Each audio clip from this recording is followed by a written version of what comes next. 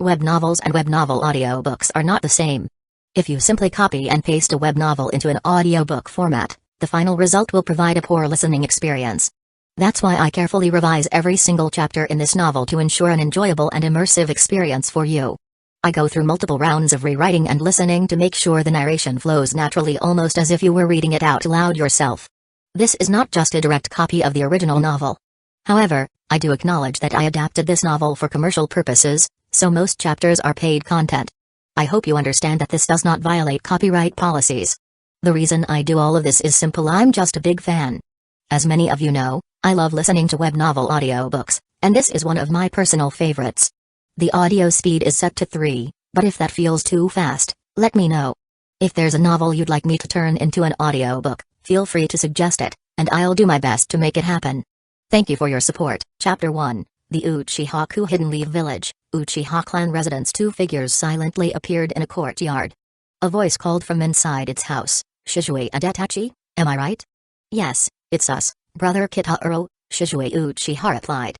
A young man, around 16 or 17, emerged from the house. His smooth, pale face was sharp and cold, but his deep black eyes carried a mesmerizing intensity.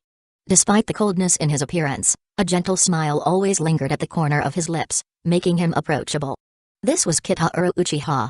Raising a hand in greeting, Kitaro said, "Shizue, Itachi, you're just in time. I've just finished cooking dinner. Join me." "No time for that, brother Kitaro," Shizue said seriously. "What you predicted has come true. Denzo really tried to take my Sharingan. If it weren't for your warning." Earlier that day, Denzo had summoned Shizue, who remembered Kitaro's warning, so Shizue, trusting Kitaro, used a shadow clone for the meeting. And just as predicted, Denzo attacked him and tried to take his eyes. Afterward, Shizue immediately informed Itachi, and without waiting, the two went to find Kitaro. Itachi added, slightly panicked, "Me too, brother Kitaro. As you foresaw, Anbu ordered me to monitor the Uchiha clan. My father has also tasked me with being a double agent between the clan and the village. What's more, Anbu's primary order for me is to watch you." "Same here," Shizue said with a worried expression. "Hidden Leaf Village's higher-ups instructed me to keep an eye on you as well, saying you are dangerous." "Brother Kitaro, what should we do now? The situation is becoming more and more complex." Usually calm and composed, Shizue now looked completely panicked. Kitaro listened with a serene smile. "Don't worry. Things haven't reached their worst yet." After a pause, he asked, "But let me ask you this, Shizue, Itachi, if the clan really goes to war with the village, which side will you choose?" The question hung in the air. Both Shizue and Itachi remained silent. They were members of the Uchiha clan, but they were also loyal to Hidden Leaf Village. They didn't want a war, but it seemed inevitable. After a glance at each other, they answered together, "We'll follow you, brother Kitaro." Kitaro had been guiding Shizue and Itachi for many years, becoming a mentor and older brother figure to them both. From a young age, they placed their complete trust in him, looking up to him not just as a powerful shinobi but as someone who understood their struggles and guided them with care. This moment serves as proof that neither Itachi nor Shizue were evil at heart. They weren't driven by malice, but by the painful reality that they had no other choice.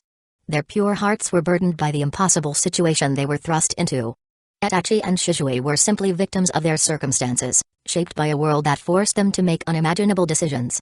Kitaro was the one constant in their lives, offering them guidance and hope. Through his presence, they found solace and trust, knowing that even in the darkest moments, they had someone to rely on.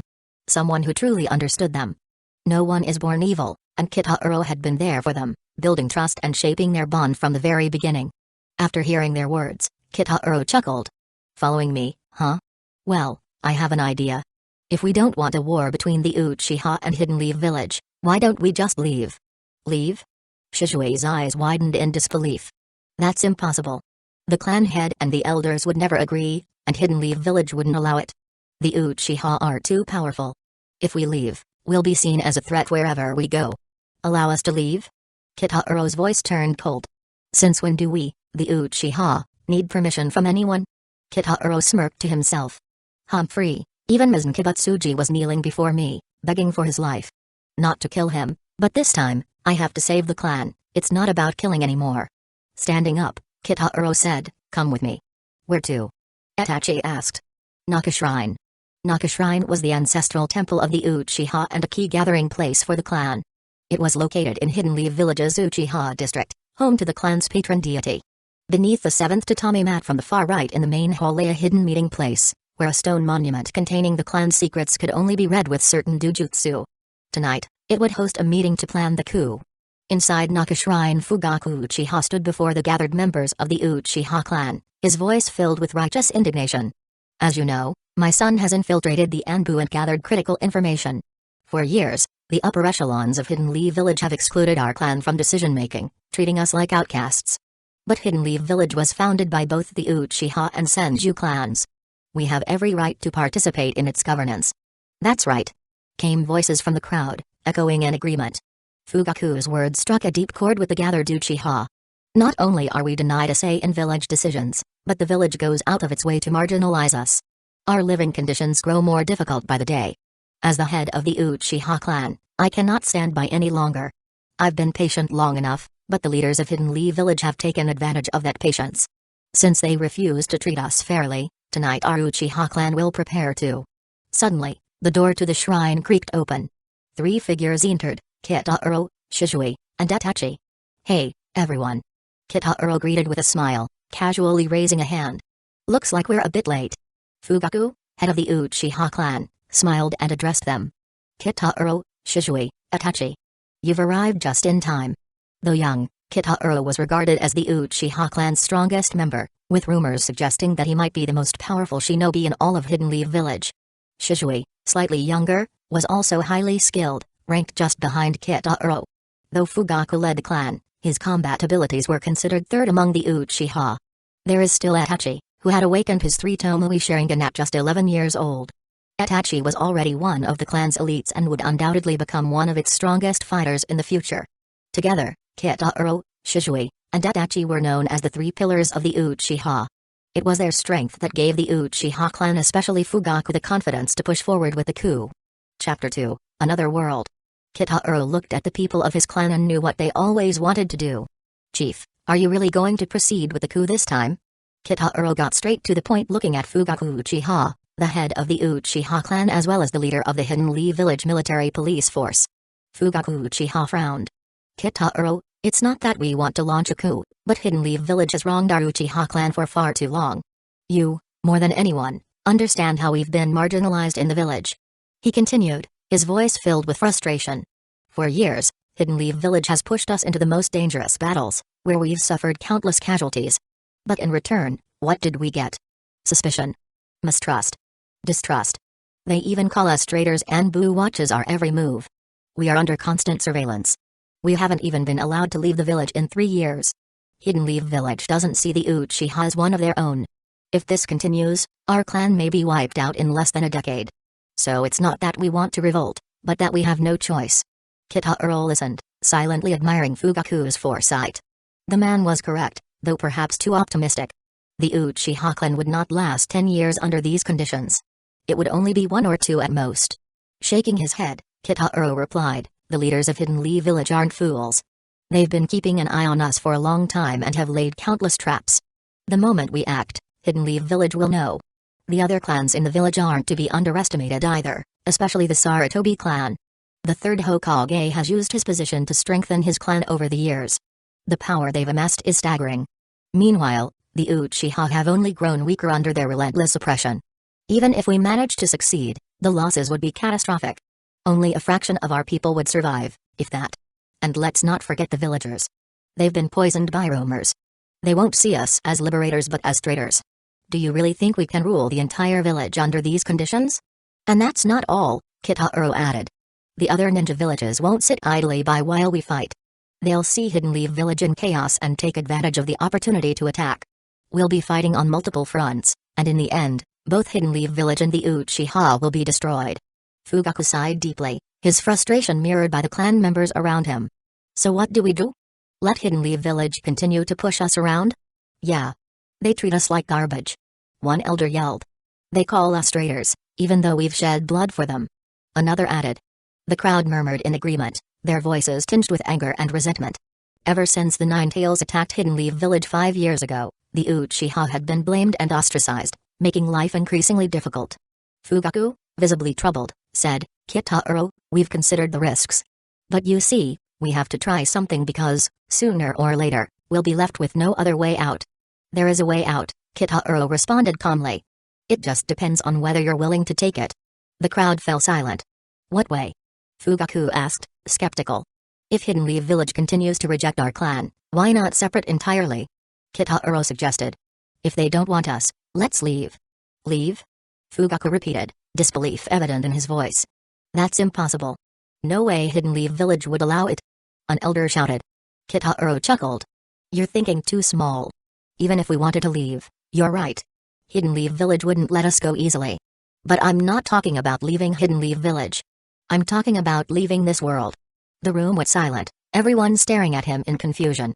What do you mean by leaving this world? Fugaku asked, perplexed. Exactly what I said, Kitaro answered. You've always wondered why my abilities are so different, why my power grows so quickly. It's because I've found something unexpected. Another world. Gasps filled the room. Even Shizui and Itachi, who were closest to Kitaro, were visibly shocked. They had never heard him mention this before and they didn't even understand what he meant. There's another world out there, similar to ours but far larger.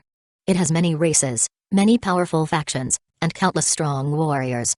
The most powerful force in that world is called the World Government, an organization made up of more than 170 affiliated nations that governs most of the world, maintaining the judicial order. As Kitaro spoke, the eyes of the Uchiha clan members widened with suspiciously and curiosity. Another world? Bigger than their own? With so many resources and power? Could something like this even be real? A whirlwind of thoughts raced through their minds. Doubt, curiosity, and excitement mixed together as they tried to grasp the possibility of such a world existing beyond their own. Could this truly be their salvation? Fugaku, though he was kidding, and asked to make sure. And you propose we... What? Go to this other world? Kitaro nodded. Yes. There, we wouldn't be bound by Hidden Leaf Village's chains. We could build a new life. A new future for the Uchiha. It's a risk, but one worth taking, don't you think? The room remained tense as the weight of Kitaro's words settled in. This was no longer just about a coup. This was about the future of the entire Uchiha clan. Chapter 3, Goodbye Hidden Leaf Village. After some time explaining and due to the immense trust Kitaro had built over the years, everyone chose to believe him. In fact, they wanted to believe him. It was like a ray of hope in the midst of their dire situation, a light that offered them a way out of the darkness. Kitaro, is what you said really true? An elder of the Uchiha clan asked, his voice trembling with uncertainty. Kitaro nodded confidently. It's true. Then why? Why didn't you tell us earlier? The elder's question was cut short as Kitaro's gaze swept the room, where many had the same query reflected in their eyes. Kitaro sighed and replied, have you considered the consequences if I had revealed this earlier?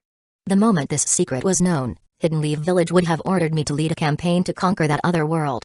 And if I refused, they would have held the lives of our clan. Your families, your children. Hostage. We wouldn't have had any chance to escape. The room fell silent, everyone absorbed in the gravity of his words. But can we really survive in that other world? Another elder asked, his voice laced with worry. There may be stronger forces there. Leaving Hidden Leaf Village and moving into a completely unknown world weighed heavily on the minds of the clan. The fear of the unknown lingered in the air. Don't worry, Kitaro reassured them. Although there are strong forces, they're not united. The world is chaotic. If our Uchiha clan grows and develops properly, we have the potential to become a dominant power ourselves. The younger members of the clan felt their hearts stir with excitement. Thoughts of new territories, new possibilities, and new futures filled their minds, far removed from the dismal fate that awaited them in Hidden Leaf Village. But to leave Hidden Leaf Village like this feels like running away, one of the older Uchiha spoke, his voice filled with sorrow. This village was founded by our clan. And now we're leaving in despair. The sentiment echoed in the room. Despite the injustice, the Uchiha clan had deep ties to Hidden Leaf Village, the village they had once built and protected. They hated the village's leadership, but many held an emotional attachment to the land itself. Kitaro spoke with calm resolve, understanding their feelings. I know it's painful, but this is the reality. If we want to rise again, we must first survive. This isn't forever. We will return, but not to secretly plot a coup in the shadows. We'll come back strong, openly reclaiming what belongs to us. Yes, we will return. A young Uchiha shouted. Reclaiming what belongs to us. The others echoed, their voices filled with new hope. Kitaro's words struck a chord, lighting a fire within them. Fugaku Uchiha, the clan leader, furrowed his brow in thought. If what Kitaro said was true, then this might be their only opportunity. He finally asked, "When do we leave?" Kitaro's response was immediate, "Now." "Now?" "Yes, the time is right. Everyone important to our clan is here.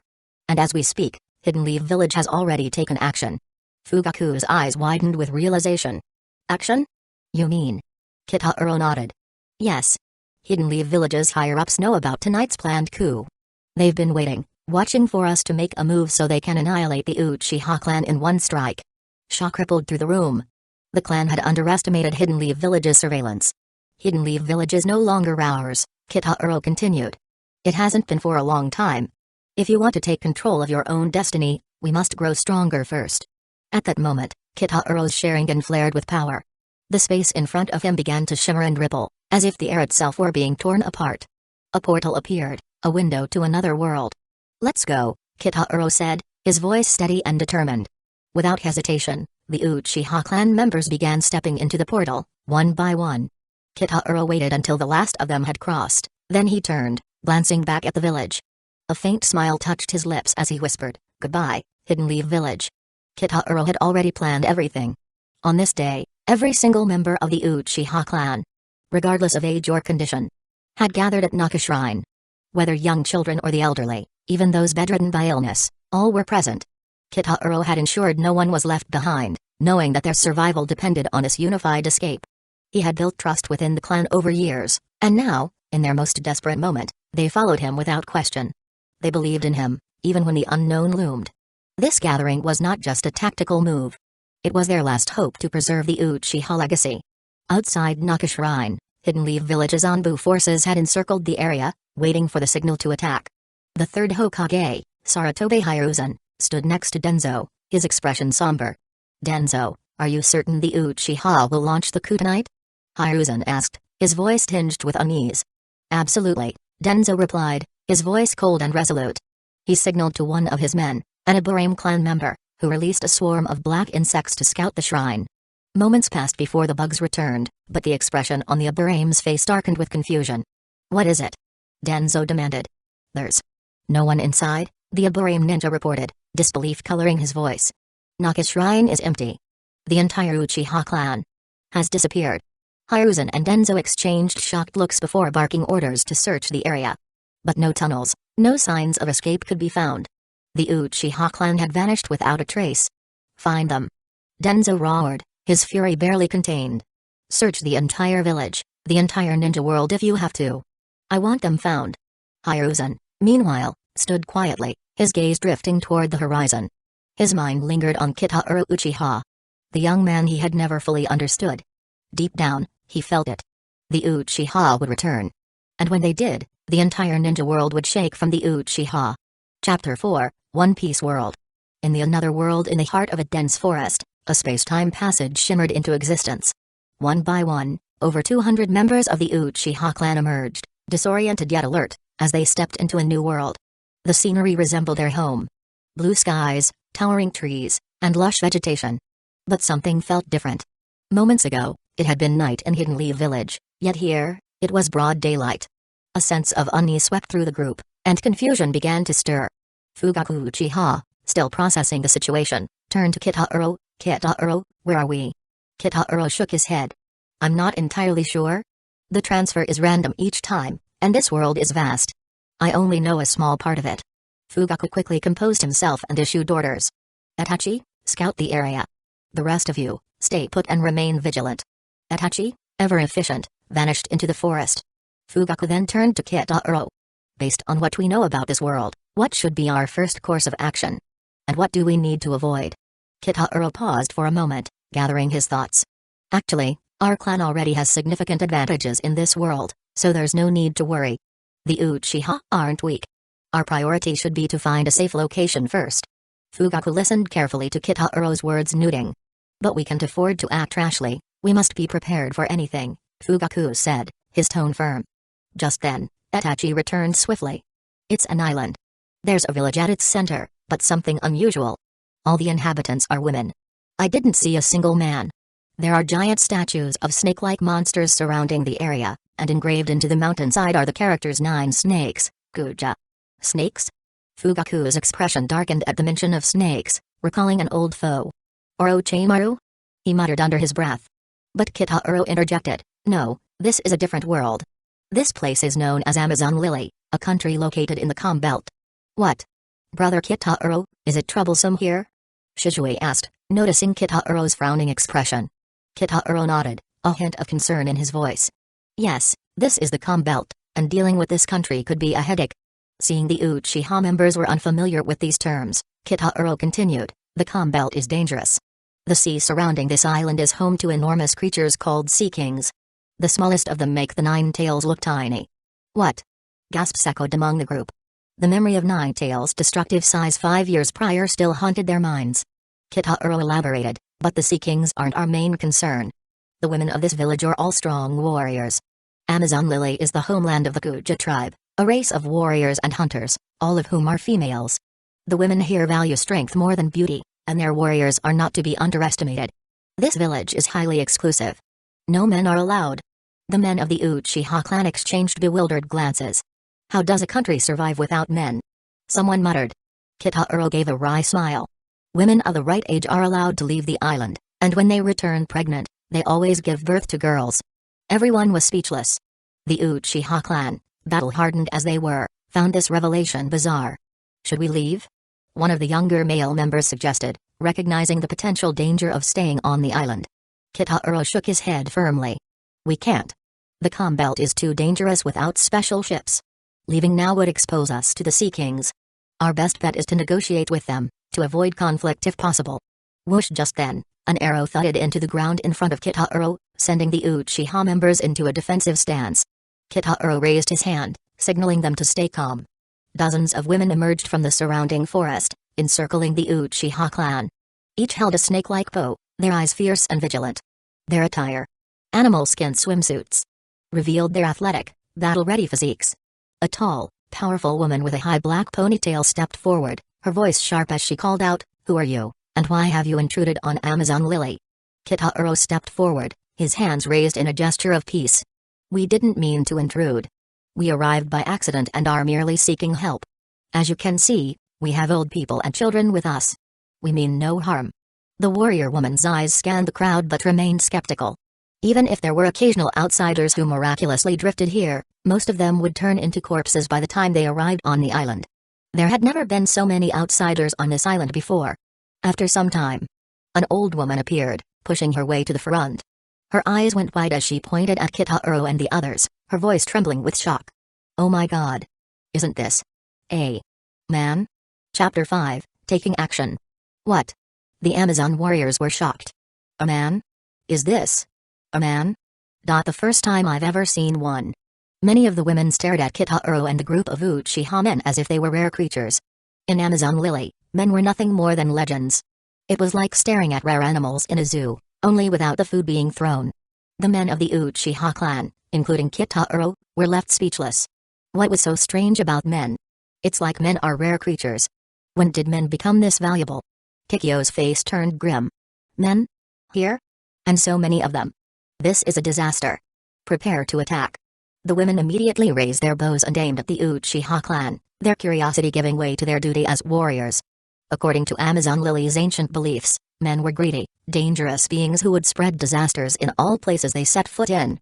The sudden appearance of so many men must mean there was an ulterior motive at play. Kitaro raised his hand calmly. "Wait a moment," he called out. "We arrived here by accident. We have no intention of causing any conflict." Kikyo scoffed. "I don't believe a word of it. This is Amazon Lily, island of women. No men allowed has been the rule here for hundreds of years. There's never been an exception." Kitaro sighed, scratching his head. He really didn't like unnecessary conflict. "Fire!" Kikyo shouted. Arrows rained down on the Uchiha, but the clan was prepared. Earth style wall." One of the Uchiha shouted, and a solid wall of earth shot up around them, shielding the entire clan. Thud. Thud.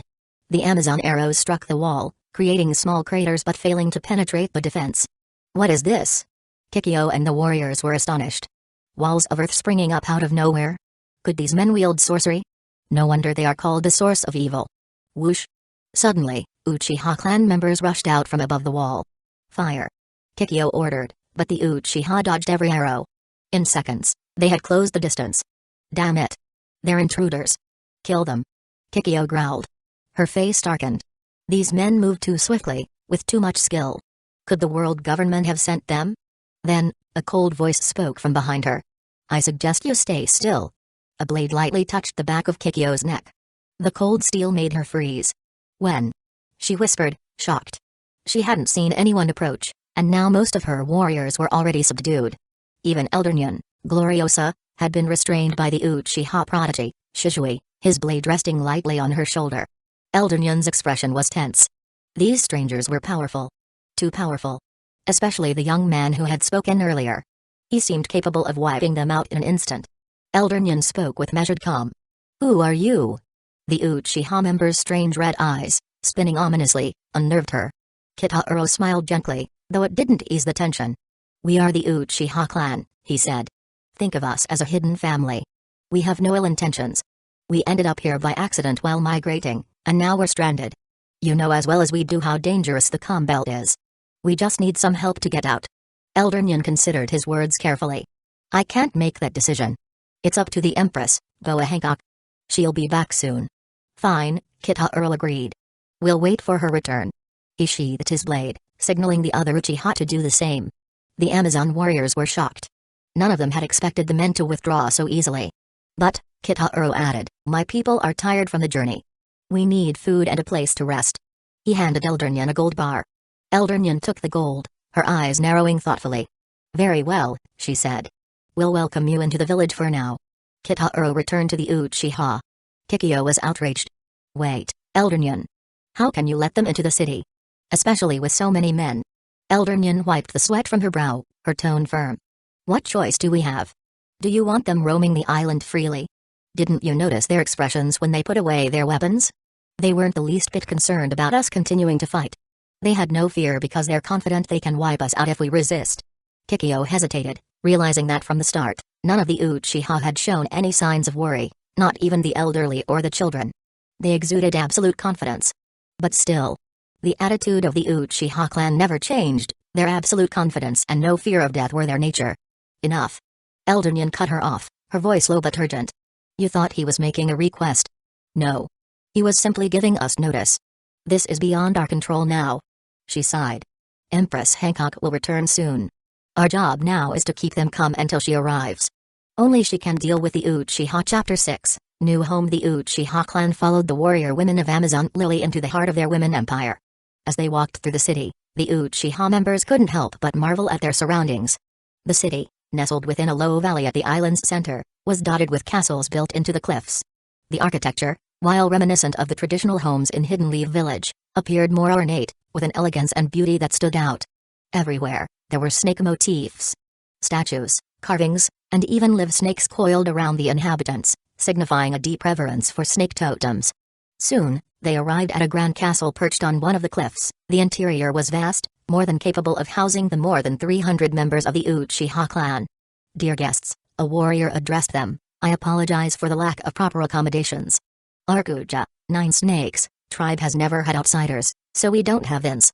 Due to your unique status, this is the best place we can offer. Kitaro nodded graciously. This is more than enough. We appreciate your hospitality. The warrior gave a small bow but warned, please stay inside the castle until our Empress Boa Hancock returns. None of the island's women have ever seen men. If you wander about, it may lead to unnecessary misunderstandings. When will the Empress return? Fugaku inquired. According to our estimates, it should be within the next 2 days. However, the sea is unpredictable, so I cannot guarantee it. Understood.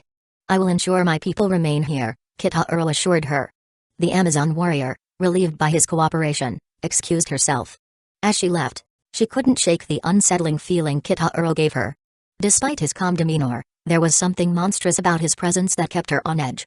Standing near Kitaro made her feel as if an immense pressure bore down on her, as though she was in the presence of a monster capable of ending her life with a single move. What she didn't realize, however, was that for Kitaro Uchiha, it would only take one move to annihilate hundreds like her. After some time. Soon, a variety of meals were prepared. For the trained senses of ninjas, distinguishing between poisonous and safe food was a simple task. Confirming that everything was safe to eat, the Uchiha clan members dined with confidence. After enjoying their fill of food and drink, The exhaustion from their sudden departure from Hidden Leaf Village the previous night began to set in. One by one, they retired to rest, their fatigue finally catching up with them. In a large room, the elders and elites of the Uchiha clan gathered around Kitaro. Kitaro, Fugaku began, this place is ideal for us. The calm belt acts as a natural barrier, and the city's layout and resources seem perfectly suited for our clan's way of life. If we were to secure this island, it would greatly benefit our future.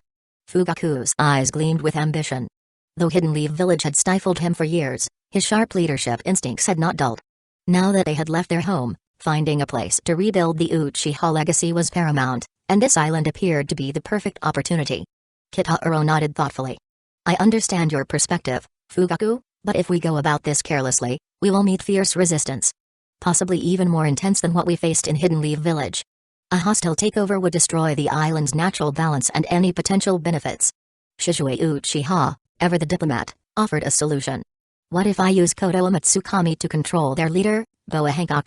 Kodo Matsukami is the distinguished heavenly god's ganjutsu that allows the user to enter the mind of any individual within their field of view, and manipulate them by giving them false experiences, making it seem as if they were doing things of their own free will. Just a slave, Kitaro shook his head. While that's an effective strategy, it's overkill for this situation. The cool-down time of Kodo Matsukami is too long, and it shouldn't be wasted here. Besides, cooperation is a far better approach than domination. At this moment inwardly, Kitaro contemplated, Kodo Matsukami should be reserved for the future. For truly critical situations. Kitaro knew that such a powerful jutsu shouldn't be used lightly, especially in this unfamiliar world where unforeseen challenges could arise at any moment. But will they even be willing to cooperate with us? Yashiro Uchiha asked, skeptical. They seem extremely xenophobic, showing much hatred of men. The Uchiha clan could easily sense the intense hatred these women held toward men. It was palpable, an undercurrent of hostility that ran deep in their expressions and actions. What struck the Uchiha most was that these women didn't seem to have encountered many men before, if any at all. Their animosity seemed almost blind, fueled more by long-held beliefs and teachings than personal experience. To them, men were evil creatures. Dangerous and vile by nature. This deep-rooted prejudice, passed down through generations, felt almost irrational to the Uchiha, but it was undeniable. The clan understood they were walking on fragile ground, aware that one misstep could ignite a conflict. Kitaro smiled confidently. Leave that to me. We don't need to worry. I've already devised a plan. From the moment Kitaro had arrived in this world, a grand plan had already formed in his mind for the future. Every step he took was deliberate, every action calculated. He knew that this new realm was just one of many that the Uchiha clan would encounter, but here, they would lay the foundation for their ultimate goal. This world, with its peculiar laws and hostility towards men, would serve as a stepping stone towards something far greater. Kitaro was not one to leave things to chance. His sharp instincts and years of battle-hardened experience had taught him that preparation was the key to victory. And now, with the vast power of the Uchiha clan at his side, his vision for their future was clear. They would not just survive in these new worlds. They would conquer them, becoming a force so great that even the gods would take notice. Fugaku raised an eyebrow. It sounds like you've got something up your sleeve. That's right, Kitaro replied with a stretch. For now, let's rest. We're going to be living in this world for quite a while. His relaxed attitude eased some of the tension among the Uchiha leaders. Just a few days, the idea of a coup had weighed heavily on their minds. Even if the coup succeeded, the Uchiha would inevitably suffer losses. But now, with Kitaro's assurance, they finally had seen hope. The future seemed brighter in this new world. One day, they believed, they would return to Hidden Leaf Village and reclaim everything they had lost. At the same time, outside the castle, Kikyo reported to Gloriosa, Eldernian. They've settled in. After eating, they all seemed to be resting. Gloriosa, although without authority, still commanded respect. Good. Keep a close eye on them, but do not provoke them. Yes, Graninyan, Kikyo replied, hesitating for a moment. But just who are they? Graninyan shook her head. I have no idea. We receive so little news from the outside world here on Amazon Lily Island, but these people. They are dangerous. A powerful clan, no doubt. Without the Empress, if we were to fight them, Amazon Lily would suffer greatly. We must avoid conflict at all costs, she warned, her voice heavy with concern. Kikyo nodded, her expression serious as she grasped the gravity of the situation. These outsiders, the Uchiha clan, were not just any ordinary intruders. They exuded a presence that was both formidable and unnervingly powerful. The moment they had prepared to fight, the entire clan radiated a bloodthirsty aura, as if they were ready to go to war at a moment's notice, without the slightest hesitation. Such a fearsome clan, she realized, was one to be avoided for the time being. They were too dangerous to provoke, and a conflict now could spell disaster. For now, maintaining this fragile peace was the wisest choice, at least until the Empress returned. In Kikyo's mind, only Boa Hancock, the pirate Empress, had the strength and authority to deal with people as formidable as the Uchiha clan. Chapter 7, System. Kitaro sat on the roof, gazing at the moonlit sky, taking a swig from a bottle of wine. 16 years. He muttered to himself. Kitaro was sitting alone recalling his past. He hadn't always been a member of the Uchiha clan. Originally, Kitaro had been an ordinary human on the earth, living a typical life, enjoying anime, reading manga, and novels like any other normal human at this time. But one day, an accident caused him to reborn in the ninja world, Naruto anime, where he was reborn as a baby in the Uchiha clan. The excitement of living in the world of ninjas and being part of the powerful Uchiha clan was short-lived. His parents were sent to fight on the front lines of the war and of course were killed, leaving him an orphan. Kitaro quickly realized that this was a world filled with danger and uncertainty, where only power mattered. The message every fanfic had shown. So determined to survive, he began training at the age of 1. Whether it was due to his background as a time traveler or sheer luck, his talent was extraordinary. When he learned of his parents' deaths, the pain triggered the awakening of his Sharingan. A feat that could cause an uproar, as a 1-year-old child manifesting such power was unheard of. However, he kept this a secret, continuing to train in silence. By the age of 4, Kitaro had awakened the Mangekyo Sharingan. His abilities mirrored those of Shizue Uchiha's Koto Umatsukami. Except his Mangekyo had another unique power, the ability to travel between different worlds. He discovered that each of his eyes could set a different world as an anchor point, allowing him to freely travel between them. The first world he traveled to was the world of Demon's Lair, Kaimitsu no Ya. There, he immersed himself in the unique breathing styles of the Demon Slayer core, mastering all the breathing techniques, including the powerful sun breathing, and using his Sharingan to copy the sword forms of every technique. In time, he helped the core defeat Mizunkia Butsuji, the progenitor of demons, as a way of repaying them for all he had learned, making Mizunel in fear in front of him. Armed with newfound strength and swordsmanship, Kitaro returned to the ninja world, earning the moniker Sword God on the battlefield, a title as feared as the 4th Hokage's Yellow Flash. He was having a bright future. However, when Obito Uchiha attacked Hidden Leaf Village with the Ninetales, Kitaro was prevented by the Hidden Leaf Village leadership from participating, as they feared his power, making it clear they didn't have any trust in Uchiha. In the aftermath of the attack, rumors spread that Kitaro had been behind the Ninetales rampage, turning him from Hidden Leaf Village's hero to its scapegoat. Despite knowing the truth, the village's higher-ups did nothing to clear his name. Kitaro realized that Hidden Leaf Village would never fully trust or accept the Uchiha clan, and his disillusionment with the village grew. Instead of dwelling on the betrayal, Kitaro continued his secret training, traveling to other worlds. One of the most recent worlds he discovered was One Piece. But before he could explore it in depth, the Uchiha clan's impending coup forced him to act. From the very beginning, Kitaro had one goal, to save his family from that tragic night. He knew the darkness that loomed over the Uchiha clan, and the events that would lead to their downfall. His first steps were to correct the perspectives of Shizue and Itachi, who were key figures in the clan's fate. At first, he thought it would be an impossible task, much like the struggles described in fanfics he had read. But after speaking with them, Kitaro realized something surprising. Both Shizue and Itachi had hearts so pure, it was almost foolish. So pure it borders on stupidity, Kitaro thought. No wonder they could trust someone like Denzo. Seeing their innocence, Kitaro began to treat them as his own little brothers, guiding and protecting them. He made a solemn promise to them, he would save the Uchiha clan, but he would also try to avoid harming Hidden Leaf Village in the process. It was a delicate balance, but Kitaro believed in their future. However, the tension with Hidden Leaf Village was undeniable. The growing distrust and looming threat of conflict made Kitaro realize that his clan needed more than just promises. They needed a safe place to thrive. With that in mind, he made the bold decision to lead the Uchiha clan to the One Piece world, where they would carve out a new home and destiny, away from the dangers of Hidden Leaf Village. Kitaro was on a good mood. Here, on Amazon Lily Island, he believed that the Uchiha clan could finally thrive without the oppression they faced in Hidden Leaf Village. This world was ripe with opportunity. Perhaps they could even establish themselves as one of the 4 emperors. As he considered the future, a sudden voice echoed in his mind, "Ding. Host detected as an adult. The system is now activating. Family rejuvenation system successfully activated. First mission triggered. Secure a new home for the Uchiha clan. Reward, 1 Tomoe Sharingan." Kitahuro was stunned. What? This is? I have a system. He had often wondered when he first arrived in the Naruto world if he would receive a cheat system like in so many online fanfic novels, but no matter what he did, there had been no sign of one. Over time, he had accepted that he had to rely on his own hard work with his amazing talent to grow stronger. Now, after all these years, it appeared that he was indeed a time traveler with a cheat after all. But what was with this reward of a One-Tomui Sharingan? He was already far beyond that, having achieved the Mengekyo Sharingan.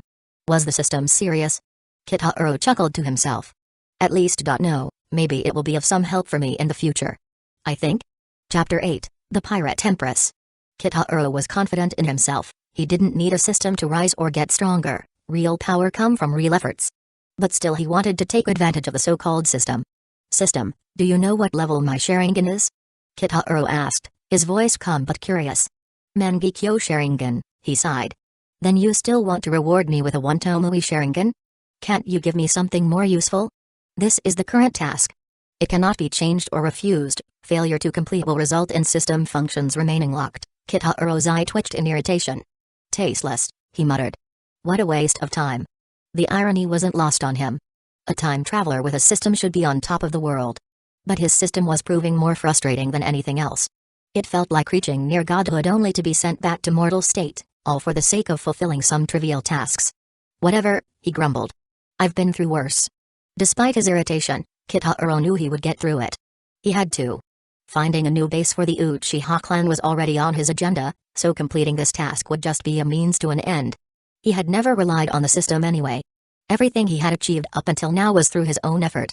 His blood, sweat, and pain were the witnesses as the moonlight bathed him in a cool glow. Kitahuro raised a bottle of wine to his lips. Some birthday gift, huh? He muttered before flipping the bird at the full moon and heading to bed. Warning, wine is harmful, even in small amounts, like it can increase the risk of cancer. So don't let the novels make it look good or a habit for the strong. In our real life, all successful people or most of them don't drink because they knew the danger of it to the mind, not to mention the body. The next morning, a loud commotion shook the Uchiha clan awake. Snake Princess has returned. Our Empress Boa Hancock has returned. The voices were so loud that everyone in the island heard it. Kitahuro groaned, pulling himself up. Shisui and Itachi stood beside him, equally curious. Outside, villagers were rushing towards the port, buzzing with excitement. What's going on? Shisui asked, glancing over at Kitahuro. Kitahuro smiled faintly. Looks like the true ruler of this place has arrived, he said, his eyes narrowing with anticipation. Shisui, Itachi, come with me. Let's go greet her. The gates in the village, nearest to the city, slowly creaked open, revealing a pirate ship pulled by two massive serpents as it sailed into the port. The citizens of Amazon Lily roared in celebration.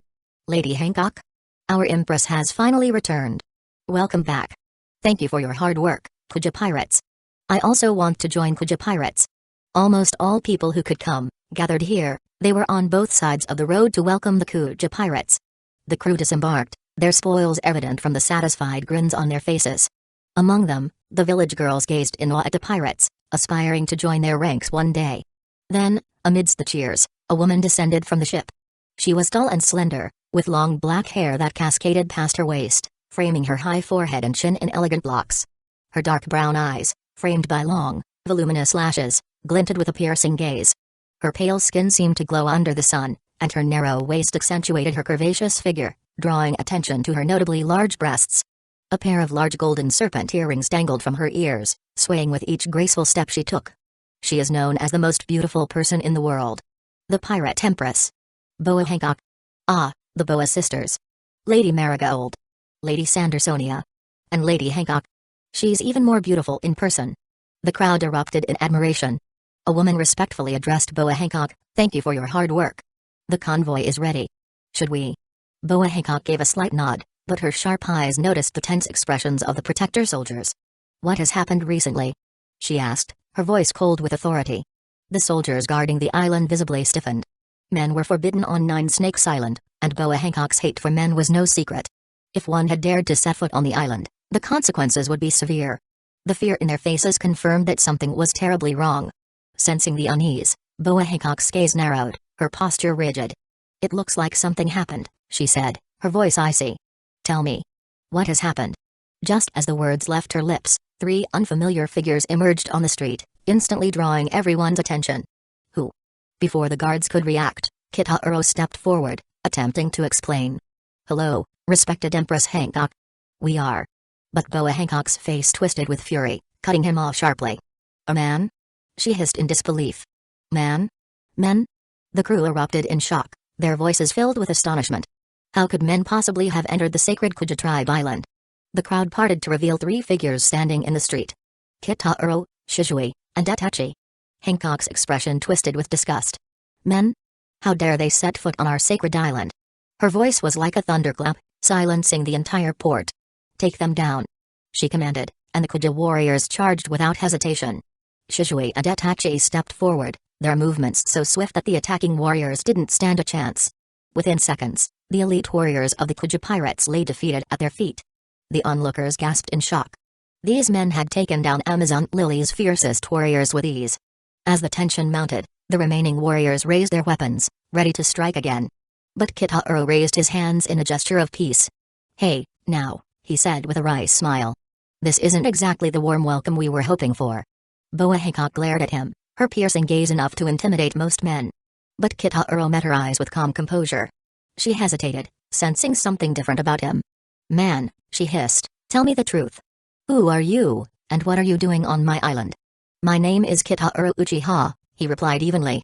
These are my brothers, Shizui Uchiha and Itachi Uchiha.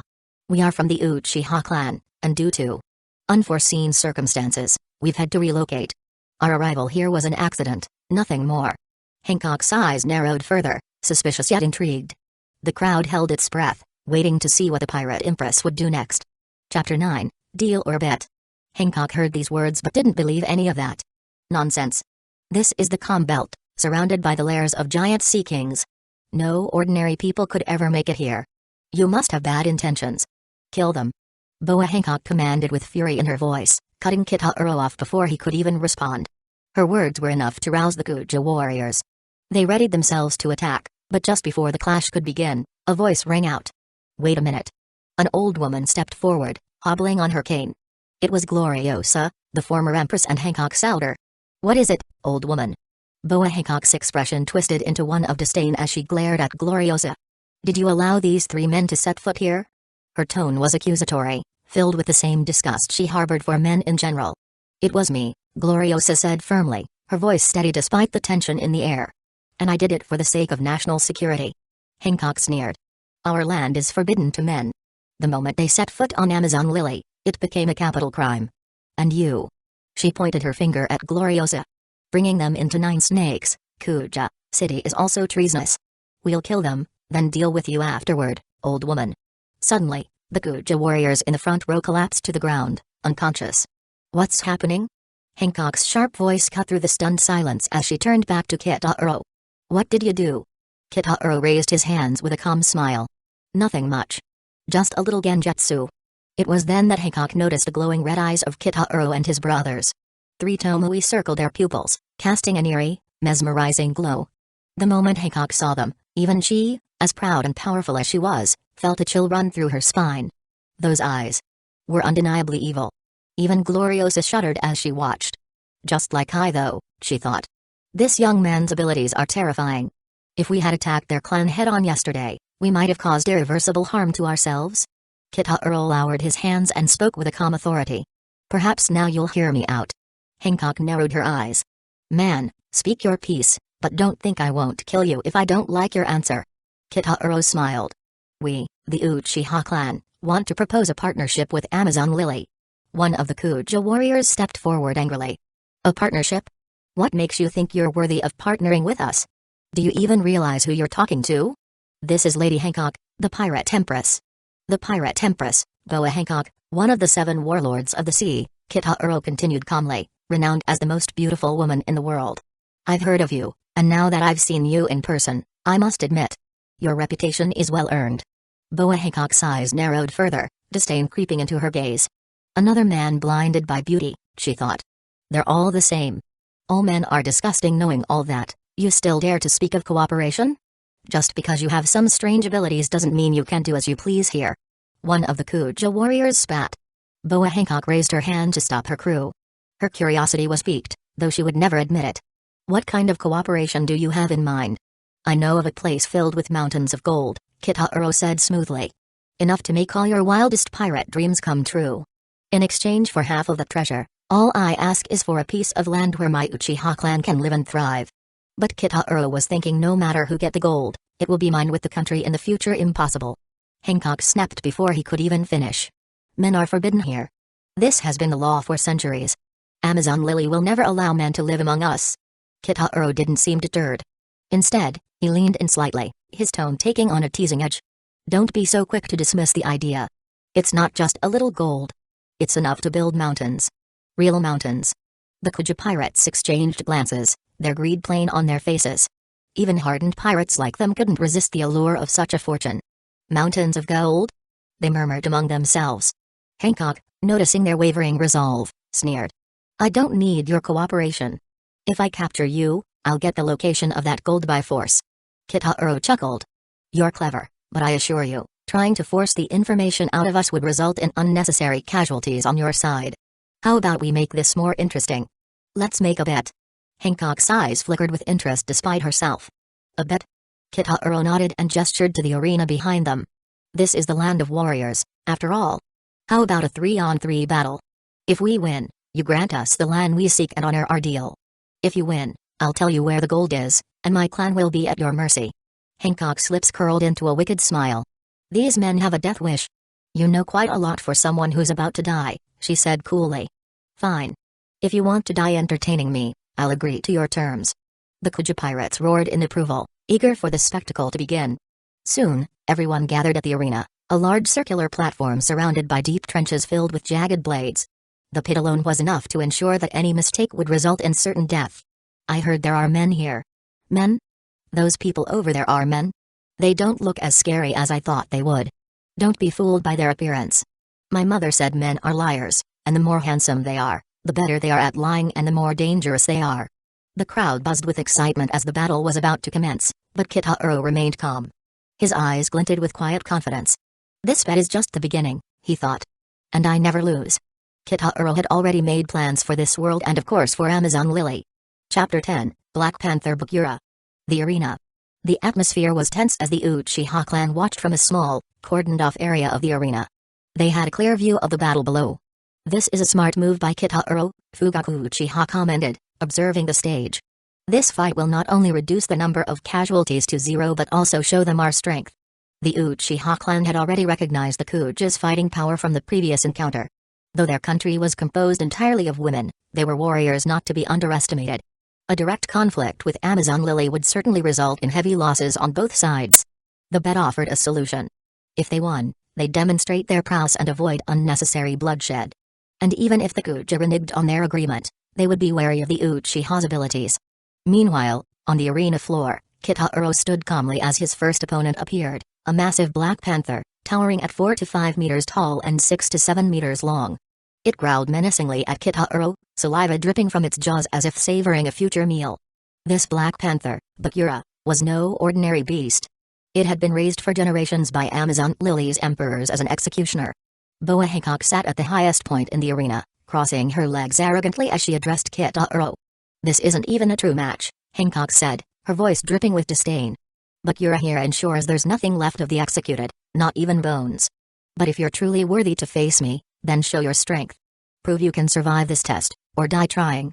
Kitaro chuckled softly, his tone playful. You're quite the clever little kid, aren't you? Gasps erupted from the crowd, and the Kuja warriors bristled with fury. How dare he insult Lady Hancock like that? Kill him, Bakura. That arrogant man has no idea who he's dealing with.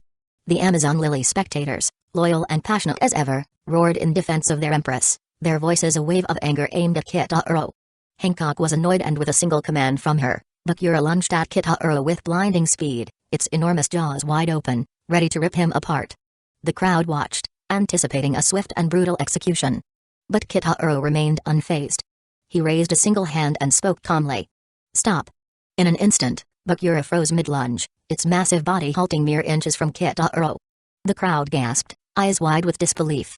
Shut your mouth, Kitaro ordered. With a soft click, Bakura closed its jaws. Sit.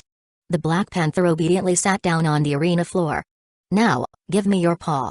Without hesitation, Bakura lifted its massive right paw, placing it gently in Kitaro's hand. Twirl around. And just like that, the fearsome executioner of Amazon Lily began spinning in circles, eliciting a stunned silence from the audience. The once terrifying beast now resembled a playful pet. Bakura! One of the Kuja warriors shrieked in disbelief. What are you doing? Why are you obeying that man's orders? How is this possible? The female warriors of Amazon Lily were in complete shock. They had never seen anything like this before. Bakura, the most fearsome creature on their island, was now prancing around at the command of an outsider. In the Uchiha section, 5-year-old Sasuke Uchiha laughed with delight. Haha. Look at that. Brother Kitaro is amazing. He clapped his hands excitedly, his face lit up with joy. At this time, Sasuke was still a carefree child, growing up in a loving family. He was kind-hearted, lively, and full of admiration for Kitaro, whom he idolized, as Kitaro was known as the strongest person in the Uchiha clan. The other Uchiha members smiled, feeling proud of Kitaro's performance. Fugaku Uchiha, watching from his seat, spoke with admiration. Kitaro's mastery of Genjutsu is remarkable. If I was in his place, I could control the panther too, but not with such ease. Mikoto Uchiha, Fugaku's wife, teased him gently. Are you jealous of him, dear? Fugaku chuckled. Jealous? Not at all. The stronger Kitaro becomes, the better. With him, the Uchiha clan may rise to the top once again, or even more than just the past goal. Fugaku, like many in the Uchiha clan, had long dreamed of restoring their clan to its former glory. Though they had made progress under his leadership, the clan was still far from reclaiming its peak status. Suppression from Hidden Leaf Village's leadership had left them struggling, but in Kitaro, Shizue Uchiha, and his son, Itachi Uchiha, Fugaku saw hope for revival. Suddenly, thud. Bakura collapsed to the ground, its massive body going limp, eyes now glazed over. Kitaro stood over the defeated panther and smiled as he looked up at Boa Hancock. Well then, Kitaro said, his voice calm but firm, let's start for real this time. Boa Hancock's face twisted in anger, her pride wounded. Moments ago, she had boasted of Bakura's ferocity, and now that very beast lay helpless at the feet of her enemy. She bit her finger in frustration. What did you do? She demanded. Kitaro's eyes glinted with mischief. It's simple, he explained. I used illusion to control it. Illusion? Is that some kind of devil fruit power? No, Kitaro corrected. This is a special ability passed down through the bloodline of my Uchiha clan. Hancock's eyes narrowed, quickly piecing the puzzle together. It's your eyes, isn't it? Kitaro smiled and nodded. Exactly. My eyes can hypnotize and cast illusions. If you look into them, you may fall under my control. The crowd murmured in shock and fear, their earlier bravado fading. Many began to avert their gazes, unwilling to risk meeting Kitaro's powerful eyes. The fight was far from over, but the balance of power had already shifted dramatically. Chapter 11, Itachi Round. At the arena. The crowd was stunned by Bakura's defeat, all too aware of the humiliating power of Kitaro's hypnosis. None of the Amazon Lily warriors wanted to meet the same fate. Being controlled like a puppet in front of their people was worse than death. Boa Hancock's composed expression faltered as she acknowledged the threat Kitaro posed. She hadn't expected his abilities to be so terrifying. Marigold. Hancock commanded sharply. A large, muscular woman with long orange hair and an imposing figure stepped forward from beside Hancock. Despite her size, she moved with surprising agility, landing lightly in front of Kitaro. With a massive sword in hand, she pointed it at him, her voice dripping with menace. Man, I'll slice off your head. But before Marigold could act, Kitaro raised his hand calmly. Hold on. Your opponent isn't me. The air grew still as a thin figure emerged from Kitaro's side. Your opponent is him. It was Itachi Uchiha, standing confidently next to Kitaro. Marigold's eyes widened with disbelief. A kid? You're sending a child to fight me? You dare mock me? Her fury was palpable, her enormous frame towering over the young Itachi. Kitaro's smile was unshaken. Do you think I would underestimate you? This battle determines the future of my Uchiha clan.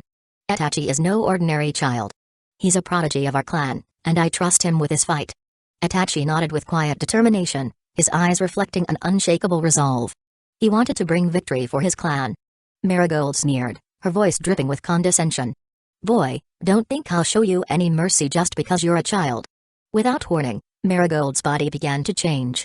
She transformed into a half-human, half-snake figure, her muscles expanding as she took on the fearsome Gorgon form. The audience of Amazon Lily erupted in cheers. Lord Marigold. The Gorgon's curse has appeared. What a powerful and majestic form. This is the mark of a true warrior, the one who defeated the legendary Gorgon. According to legend, the three Boa sisters, Hancock, Sandersonia, and Marigold, earned their titles through a heroic feat, slaying a fearsome monster known as the Gorgon. However, the Gorgon, in its death, cursed the three sisters as punishment. As part of the curse, each sister was marked with a pair of eyes on her back, and anyone who set eyes on them would be instantly petrified. This curse shaped much of their abilities and how they interact with the world.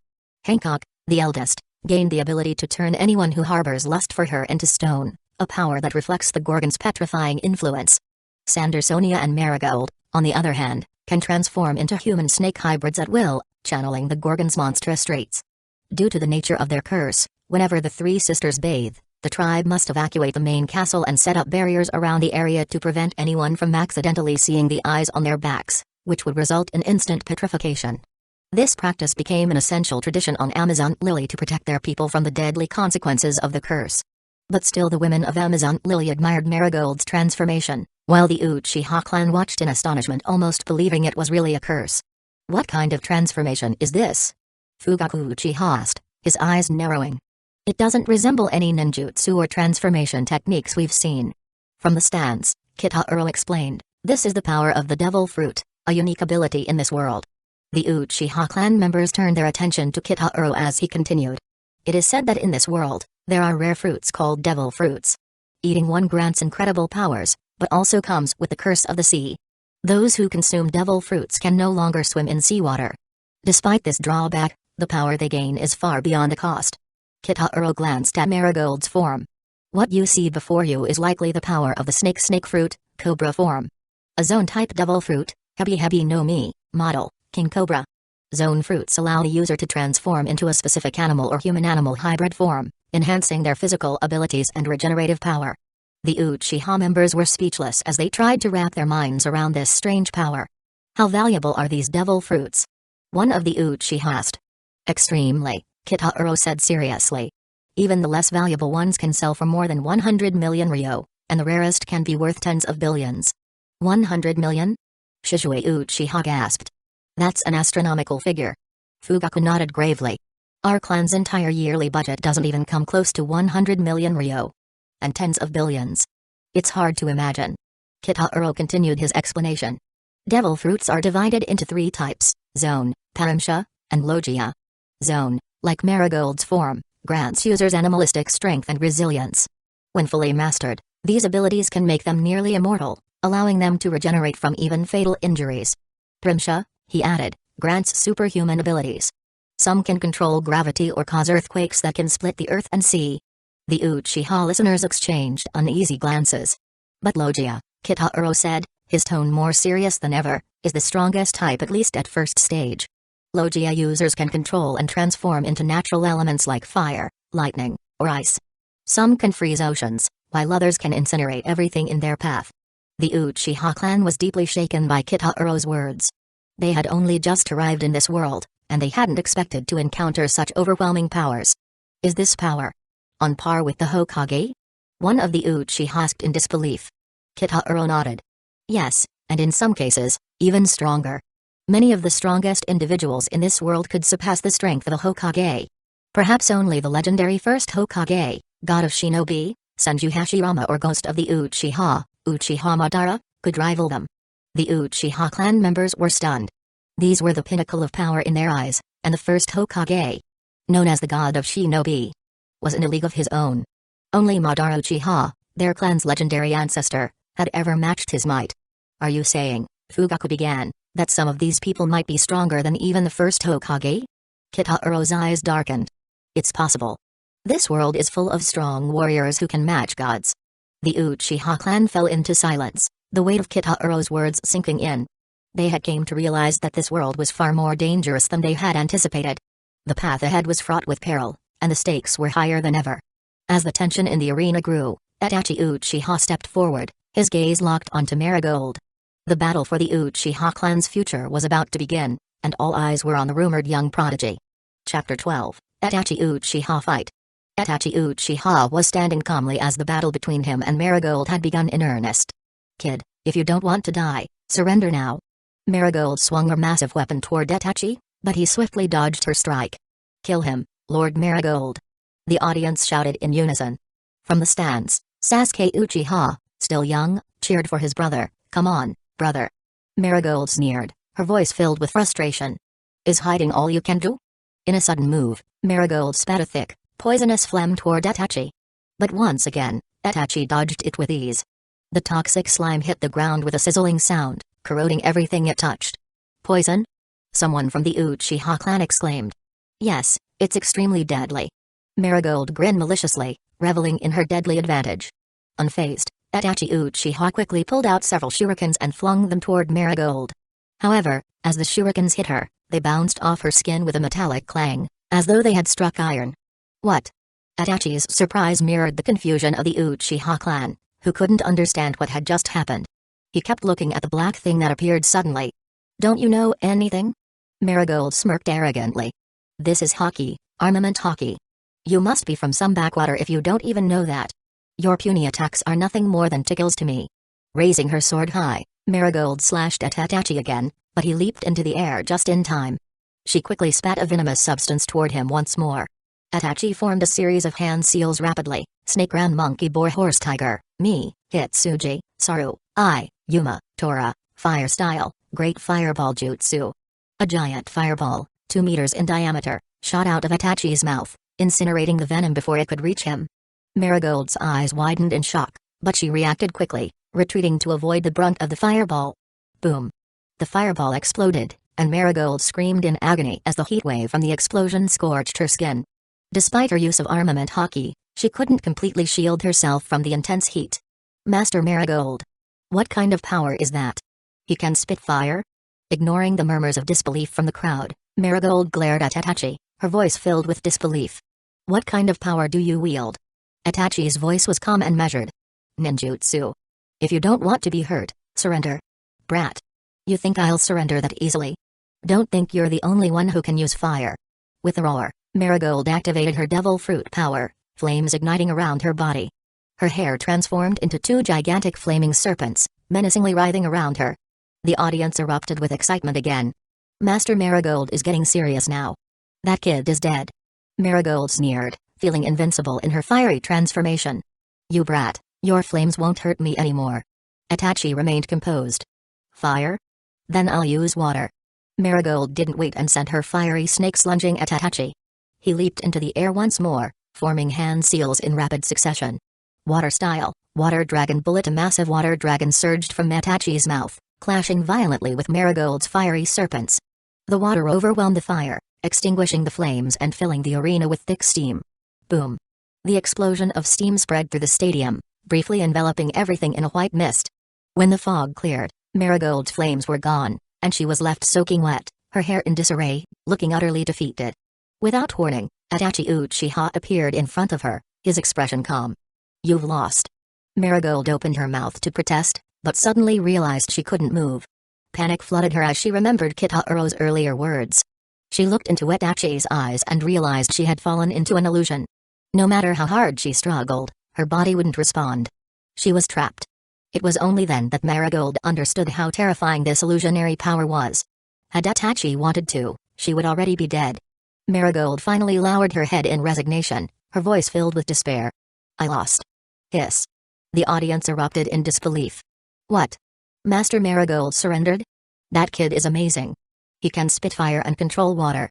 How does he do it?" The female warriors in the stands were stunned. A mere boy, no older than his teens, had just defeated one of the Amazon Lily's strongest warriors, one of the 3 Gorgon sisters. It was unbelievable. Sasuke beamed with pride, cheering loudly. "My brother is so awesome. My brother is the best." The Uchiha clan was equally surprised by Itachi's performance, but those who knew him well weren't entirely shocked. After all, Kitaro had already become famous across the ninja world by the time he was 11. Marigold, humiliated, returned to Boa Hancock, who sat silently in her throne, her expression unreadable. "I'm sorry, sister," Marigold muttered in shame. "I lost." Boa Hancock's expression darkened slightly.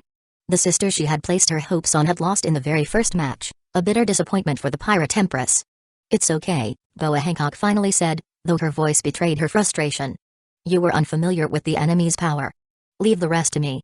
Her other sister, Sandersonia, stepped forward, her demeanor calm and reassuring.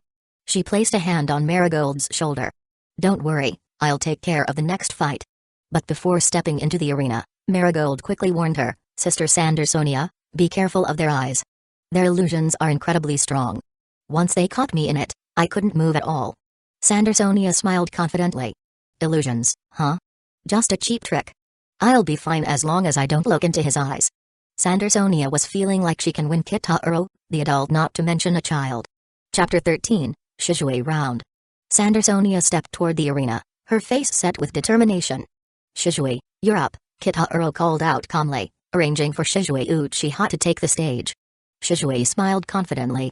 "How far should I go?" He was relaxed, knowing that Kitaro had already calculated the outcome. Their bond was deep, and Shizue had a good understanding of Kitaro's expectations. "You'll figure it out," Kitaro replied with a grin. "Got it."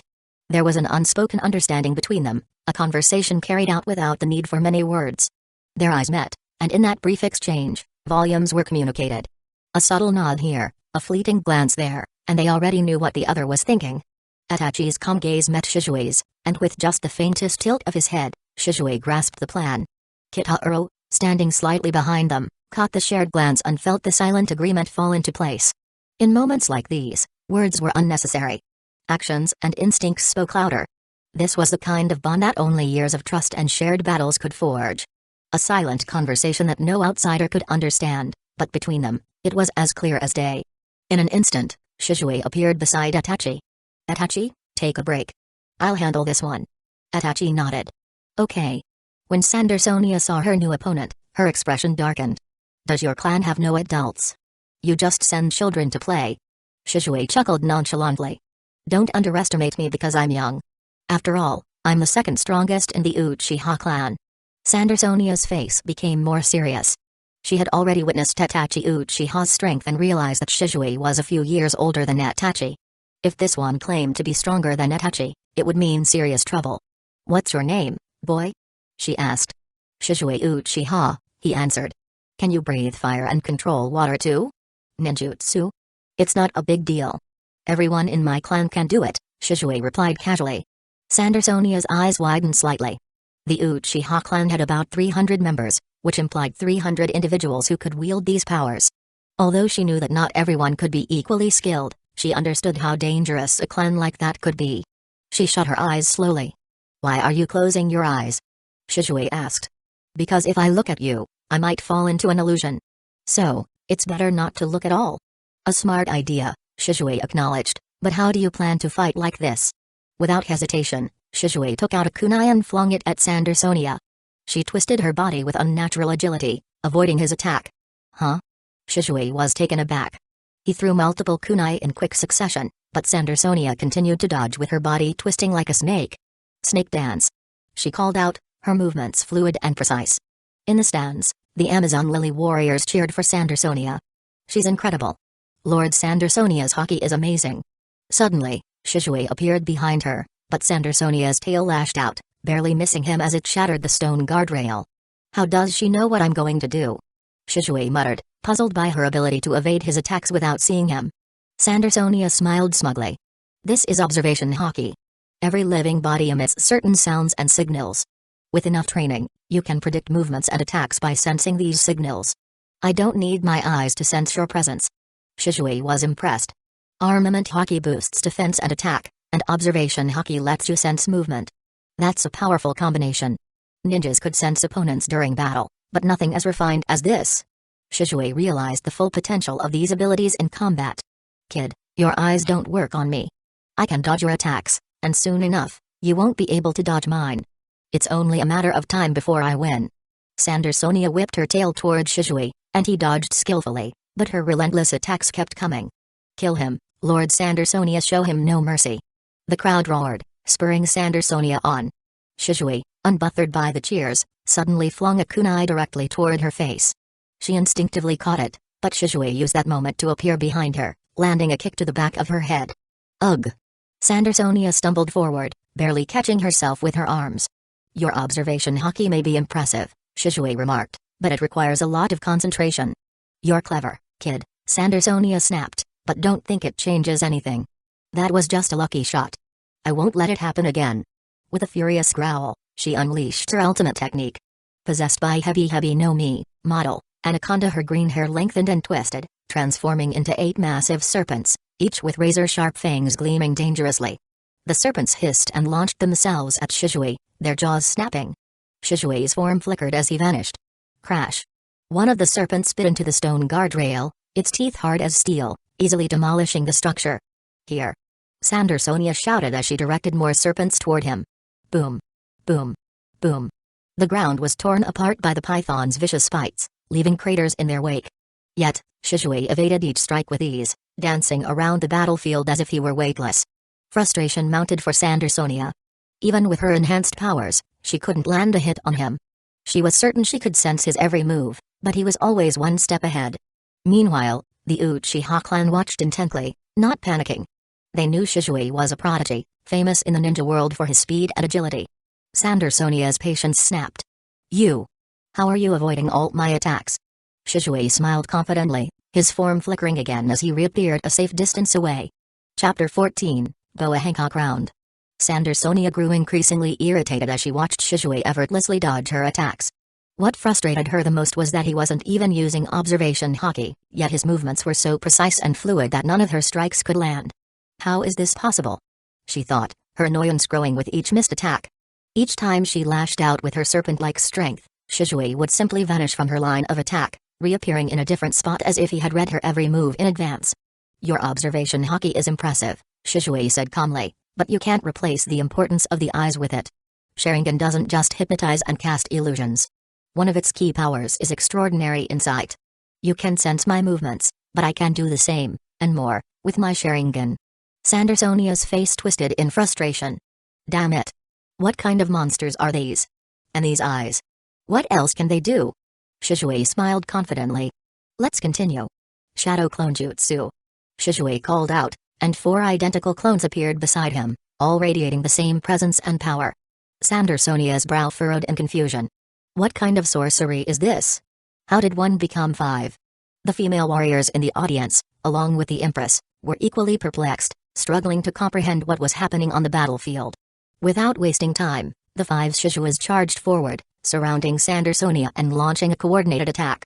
Though Sandersonia tried to defend, her observation haki, while powerful, struggled to keep up with the barrage of attacks from 5 identical opponents.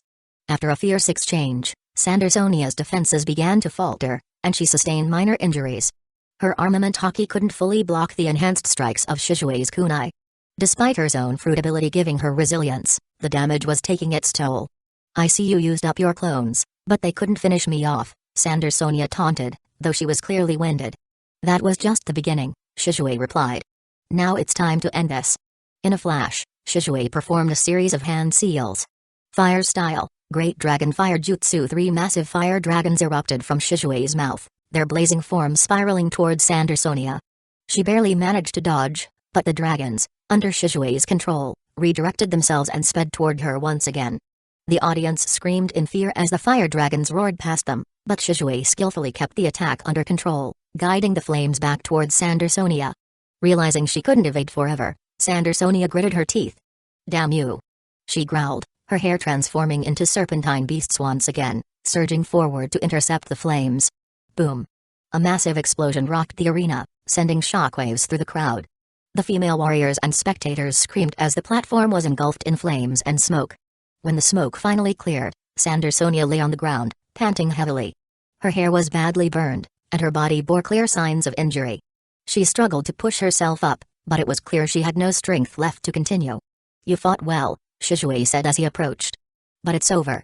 Sandersonia slammed her fist into the ground in frustration. Damn it! She cursed. If the arena weren't so small, if my form wasn't so restricted, I wouldn't have lost so badly. The crowd was in disbelief. How is this possible? Even Lord Sandersonia was defeated. Are men really this strong? The shock rippled through the Amazon Lily warriors, and a murmur began to grow. Does that mean these outsiders have won? The Uchiha clan, on the other hand, erupted into cheers. They had secured a major victory. But the Empress, Boa Hancock, was far from pleased. Her expression darkened, and she bit her thumb in irritation. These men, these disgusting men as she often called them, had dared to defeat her warriors.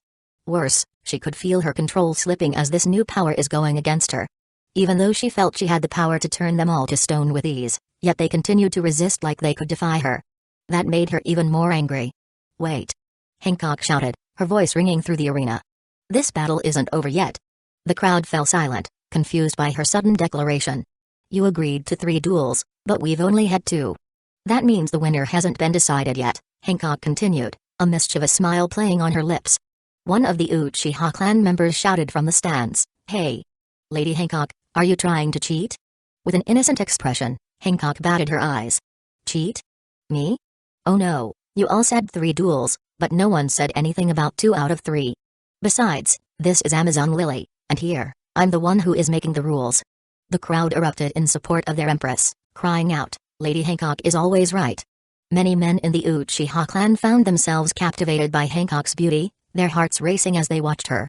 Even hardened warriors couldn't help but be drawn in by her charm. Yet, the Uchiha were born with strong spiritual power, allowing them to resist her allure, even if just barely. "I don't care if you call it cheating or feeling aggrieved," Hancock said with a playful wink. "Because I am so beautiful." Her words caused her loyal female warriors to swoon and cheer even louder. Kitahiro, seeing where this was going, sighed. "If I don't agree, will you let this go?" "No," Hancock replied simply. "Of course not," Kitahiro muttered, exasperated. With a swift movement, Kitahiro's figure appeared in the center of the fighting stage, facing Hancock directly. "Come down," he said, his voice calm but commanding. "I know that if I don't defeat you, you'll never accept this loss." Kitahiro appeared helpless on the outside, but a quiet confidence radiated from his posture. Deep inside, however, he was pleased. "Everything is unfolding just as I imagined it would," he thought, a faint smile tugging at his lips. The reactions, the tension in the air, all of it was playing perfectly into his expectations. Chapter 15, Kitahiro's Power. Kitahiro's bold declaration sent a ripple of outrage through the ranks of Amazon Lily's warriors. The tension in the air was palpable as their eyes bore into him, their expressions ranging from disbelief to outright fury. "What did you just say?" One of the warriors, a tall woman with a jagged scar across her cheek, stepped forward, her voice echoing through the courtyard. The crowd erupted in furious whispers. "How dare you speak like that about Lady Boa Hancock? Does he think he can challenge the Pirate Empress? Such arrogance." Kitahiro remained calm, his gaze steady as he met the fiery eyes of the warriors. He had anticipated this reaction. After all, Hancock was not just their leader but their idol. To them, his words must have seemed like nothing but a mockery. Meanwhile, Empress Boa Hancock, unfazed by their outcry, stepped down from her throne, moving gracefully toward the arena. "Beautiful. She's so beautiful," the warriors chanted. "We are truly honored. Lady Hancock is going to fight personally." Hancock, with her typical haughty demeanor, stood tall in front of Kitahiro, her hand resting on her hip as she pointed a delicate finger toward him. Her chin tilted arrogantly to the sky as she declared, "Man, you're destined to lose. No man can resist my beauty, and none would ever think to defeat me." Her fans went wild. "She's doing it." The famous despise pose. Extreme looking down pose, the way she looks down on people. It's overwhelming. Despite the amazement from Hancock's loyalists, the Uchiha clan couldn't help but find the whole spectacle strange. In their experience, Hidden Leaf Village had its share of eccentric personalities, but Boa Hancock's mannerisms took that eccentricity to new levels. "Maybe you're strong, and your clan has some unique powers," Hancock continued. "But with me in the ring, everything ends here. I am the Empress of Amazon Lily." As she spoke, she formed a heart-shaped gesture with her hands. "Mero Mero Mellow." She unleashed a pink heart-shaped ray from her hands, aiming directly at Kitahiro. The ray hit him. But nothing happened. Kitahiro stood in place, unharmed and unchanged. The entire arena was left in a state of disbelief. Even Hancock was shocked. "Why aren't you petrified? Are you not tempted by my beauty?" she asked, her voice filled with surprise. Marigold, standing nearby, was equally astonished. "That's impossible. No man, woman, or even child has ever resisted my sister's beauty." Sonia, still recovering from her earlier defeat, speculated, perhaps the fear of death overpowers any evil thoughts in him. "This man is lucky." Boa Hancock was growing frustrated. "Hey! Are you even a man?" she shouted in exasperation. Kitahiro's expression darkened. "You'll find out whether I'm a man soon enough." The Amazon warriors erupted into cries of outrage. "Rude. Vulgar."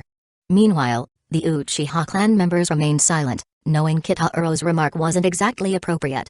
Hancock, her irritation mounting, pressed her lips gently with her finger, conjuring another small, Heart-shaped substance. Pistol kiss. She yelled, firing the heart-shaped bullet at Kitaro. Bang. Kitaro swiftly dodged, moving aside just in time for the heart-shaped projectile to explode against the arena walls. Frustrated, Hancock created a whole line of heart-shaped bullets and fired them rapidly at Kitaro. But Kitaro was too fast, evading each shot as he dashed around the platform. His movements were precise, making it look effortless. In a blink of an eye, Kitaro reappeared behind Boa Hancock. However, Hancock was prepared. She raised her leg high and aimed a kick at him. Perfume femur. She shouted as her leg shot forward. Snap. Her kick landed, and she felt the solid impact of connecting with her target. As her ability activated, she expected part of Kitaro's body to turn to stone and shatter. But to her shock, the moment her kick connected, the figure of Kitaro turned to stone. Only to break apart in a puff of smoke, leaving behind a petrified block of wood. Body replacement jutsu. Before Hancock could react, she heard Kitaro's voice from behind her. That was close. If you had hit me directly, I might have been turned to stone. Curse you. Hancock hissed. She flipped backward, planting her hands on the ground and swinging her legs like a whirlwind, attempting to catch Kitaro with a sweeping kick. But Kitaro danced out of her range, effortlessly dodging every one of her attacks. It became clear that Hancock was beginning to share her sister's frustrations. No matter how much she predicted his movements, she couldn't land a clean hit on him. You coward. Do you only know how to run? Fight me properly, or are you not a man? Hancock taunted in desperation. Kitaro stopped in his tracks upon hearing the taunt. Hancock smirked, pleased with herself. Men are such simple-minded creatures, she thought to herself. One little provocation, and they always take the bait. Seizing the moment, Hancock launched another powerful kick. Perfume femur. But Kitaro was ready. Earth style, earth wall, he called out, and an earth wall rose instantly from the ground between them, blocking Hancock's attack. The speed of the technique left even the Uchiha clan stunned. When did he form the seals? We didn't see anything. Itachi Uchiha muttered, it's the one-hand seal technique. One of the younger Uchiha members leaned in closer to another, his eyes wide in disbelief. But to master one-hand seals? That's something only the most advanced shinobi can do. It's not just the speed, another elder Uchiha added, his voice filled with respect. Kitaro's chakra control is on a completely different level. He's molding and releasing chakra in a split second. After some time. On the battlefield, Hancock's eyes narrowed as she gracefully landed back on her feet. Her tone was sharp, but there was an undeniable curiosity behind it. You're quick to react, she remarked. But do you think defense alone will win you this battle? Kitaro smiled. Defense can analyze an opponent's strength. But it's time to end this. Kitaro's eyes gleamed with the crimson glow of his Sharingan, every movement of Hancock being tracked with precision. Chapter 16, Conqueror's Hockey. At Uchiha clan gathering. Everyone stared at Itachi Uchiha, asking him about the one-hand seal technique. They couldn't help but feel admiration. Kitaro, being not only Itachi's and Shishui's elder brother but also their instructor, was an inspiration to all Uchiha members. Itachi, still in awe from Kitaro's display of the one-hand seal technique. Even though he had learned it himself, but his speed wasn't near Kitaro's level. One-hand seal? Amazing. As expected of Kitaro. Boom. Boa Hancock delivered a powerful kick that shattered the earth wall Kitaro had summoned. Hancock's eyes narrowed as she gracefully landed back on her feet. Her tone was sharp, but there was an undeniable curiosity behind it. You're quick to react, she remarked. But do you think defense alone will win you this battle? Kitaro smiled. Defense can analyze an opponent's strength. But it's time to end this, sister. Be careful. Marigold shouted from the stands as she noticed Kitaro's next move. Fire style, great fireball jutsu. Kitaro unleashed a massive fireball, forcing Boa Hancock to dodge quickly. She recognized the technique from Itachi Uchiha's earlier use of it and knew the damage it could cause. Boom. The fireball tore through the stands, leaving a gaping hole. Before Boa Hancock could react, Kitaro followed up with another attack. Wind style, vacuum sphere. He launched a barrage of wind-infused chakra bullets.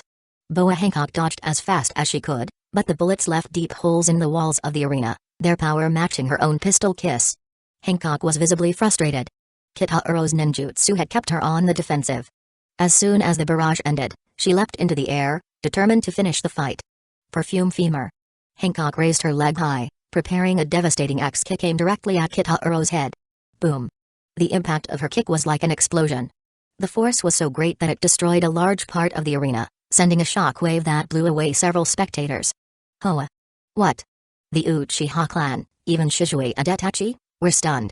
They hadn't expected Hancock's attack to be this powerful. As the smoke cleared, Boa Hancock stood alone on the devastated battlefield. "Where is that man?" she demanded, scanning the arena. "He's in the air," someone from the crowd shouted. Above the arena, Kitahuro floated calmly, his figure outlined against the sky. Hancock grinned. "Now you have nowhere to run.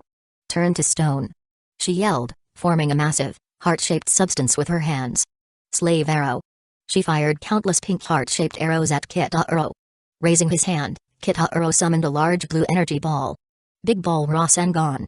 He hurled the Rasengan downwards, and it collided with the slave arrows in midair. The two opposing forces clashed violently, creating a powerful explosion. Boom. Hancock was stunned. "How?" she exclaimed, unable to believe that Kitahuro's Rasengan had matched the power of her arrows. "That's enough, Lady Hancock," Kitahuro said calmly. "If we continue, things might get serious. I can't promise to hold back forever." Hancock's expression darkened. "Hold back? Who do you think I am?" "I am Boa Hancock, Empress of Amazon Lily, one of the 7 warlords of the sea," she shouted, her voice filled with pride. Suddenly, a palpable tension filled the air. Buzz. A wave of pale white energy surged from Hancock, radiating her Supreme King Haki Conqueror's Haki. Boom. Many spectators collapsed, unable to withstand the sheer pressure of her willpower. Even some of the Uchiha clan members fainted. "What is this?" one of them muttered in confusion. "It's Conqueror's Haki." A voice from the crowd called out. The remaining warriors of Amazon Lily who were still conscious quickly recognized the power. Lady Hancock is serious now. She's using Conqueror's Haki. On the highest stand, Marigold and Sandersonia looked on with grim expressions. Marigold muttered that boy must have really pushed her to the edge. Sandersonia said. "But can he withstand it?" Marigold was in disbelief. "That boy is good, and his strength is remarkable, but do you really think he can resist our sister's Conqueror's Haki?" Sandersonia nodded thoughtfully. "The real question is, why hasn't he drawn the sword at his waist yet? That alone tells us he hasn't been fighting seriously. And look at his clan's faces. They're shocked, but not afraid. It's clear he hasn't shown his full strength." Marigold was taken aback by her sister's analysis, realizing the truth in her words. Boa Hancock, her aura of dominance radiating from her, looked at Kitahuro and said proudly, "Boy, do you see now? This is Conqueror's Haki. Something only 1 in a million can possess." Kitahuro felt the mental pressure from her Conqueror's Haki, but it didn't faze him. He smirked. "So this is Conqueror's Haki, huh?" he mused, feeling the force trying to invade his mind but finding no effect. Though unimpressed by this initial display, he knew the true potential of this power would show itself later. He had seen how, in the early stages, Conqueror's Haki was mostly used to overwhelm the weak-willed, but in the later stages, it revealed its true potential. Especially in the hands of masters who could use Conqueror's Haki infusion. Kitahuro's eyes gleamed with excitement. He longed to master this power himself, knowing it separated the truly powerful people from the rest. Only the top strong can reach it. "I've matched her strength so far, but this fight needs to end," Kitahuro thought. "It's dragged on long enough. I have other things to do in this world." Chapter 17, Thunder Flash. After Kitahuro had decided, he took a deep breath.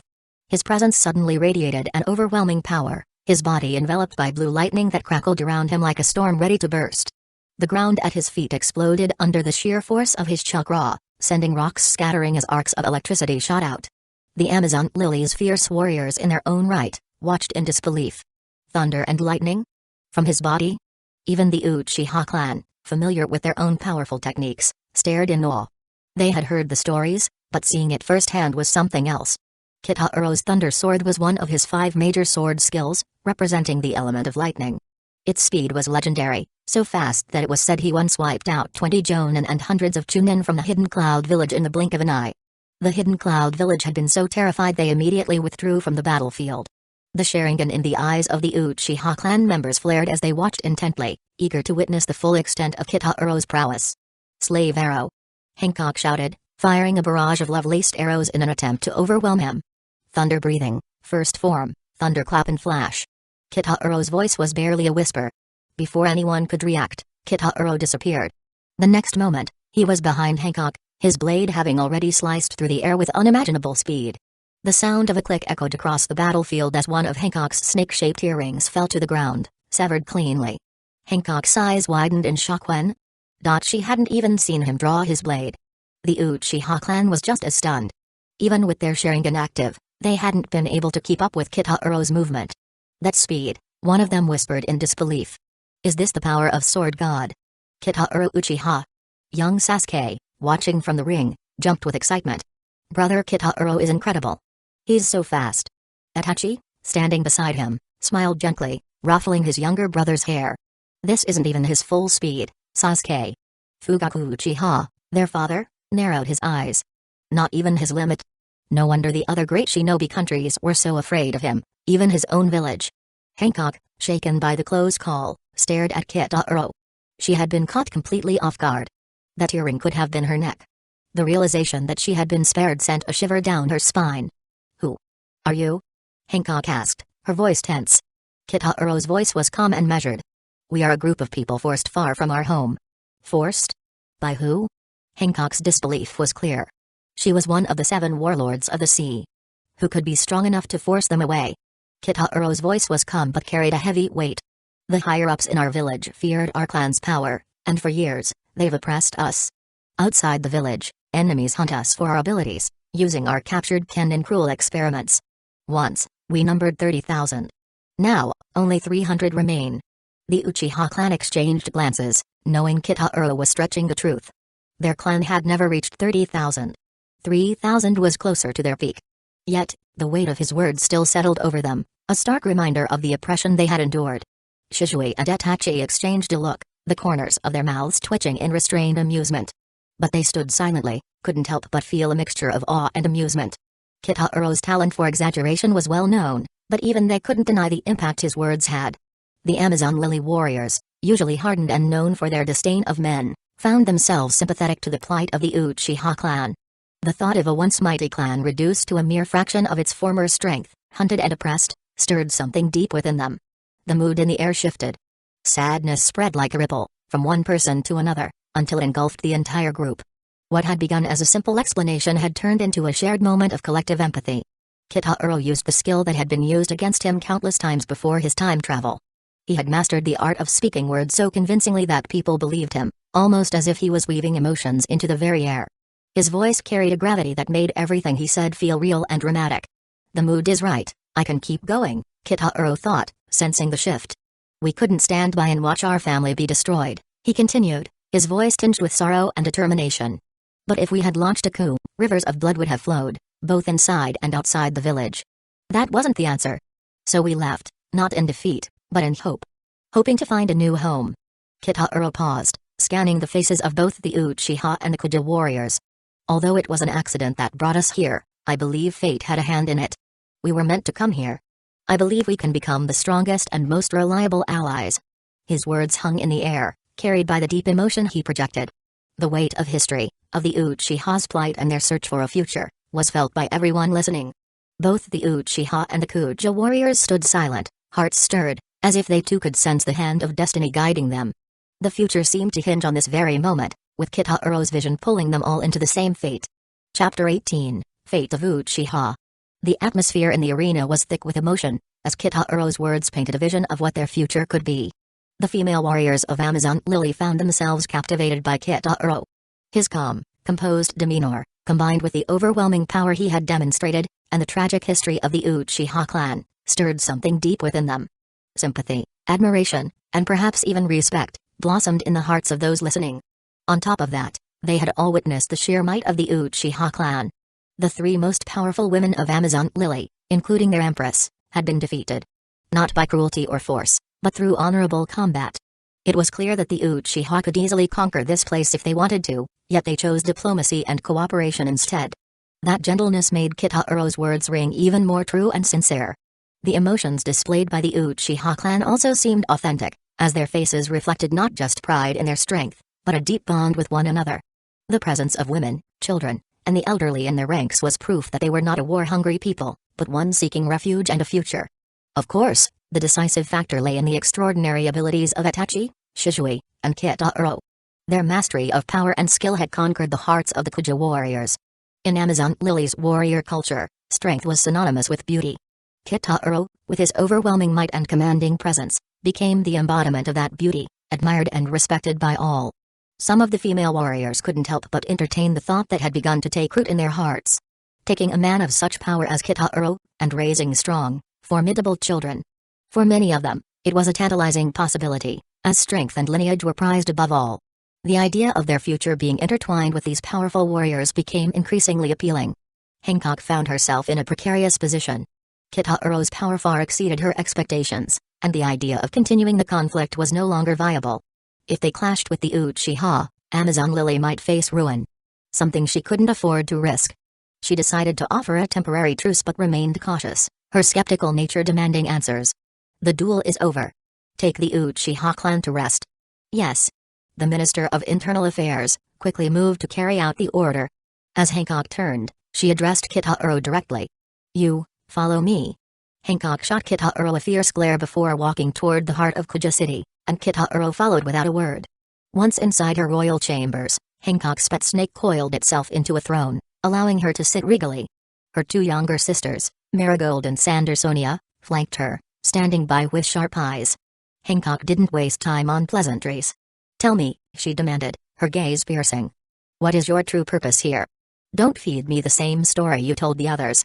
I'm not some naive girl you can deceive. Kitahuro met her eyes calmly, a small smile playing on his lips. Most of what I said was the truth. My goal is simple. It's to strengthen the Uchiha clan. Amazon Lily is an ideal location for us. It's secluded, located in the Calm Belt, away from the world's constant chaos. My people need a place to settle, and your island offers the perfect environment. He paused for effect, letting his words resonate before continuing. You don't need to worry about us taking over. If that were our intention, we would have done it by now. The Uchiha don't thrive on piracy or domination. We've always lived by cooperation. As ninjas, we were hired by our village for missions and rewarded for our success. But due to political tensions, we've been forced into defensive roles. Much like how your warriors protect Amazon Lily. Kitahuro's voice was steady, each word deliberate. Taking this island by force would serve us no long-term benefit. A mutual alliance, however, would. If we make Amazon Lily our home, we will naturally defend it if it's ever threatened. Hancock mulled over his words, torn between skepticism and reason. The Calm Belt was mostly safe, but not invincible.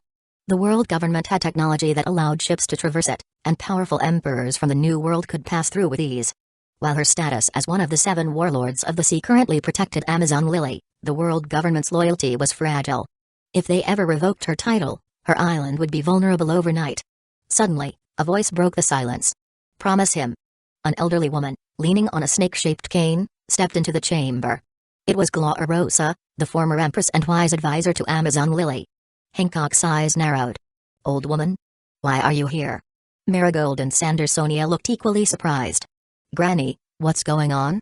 They asked in unison. Gloriosa's expression was stern. This is a matter of survival for Amazon Lily. It's my duty to be here. Hancock's irritation was palpable. As much as she respected the former empress, her pride resented the frequent meddling. How irritating. She snapped. Your time has passed, old woman.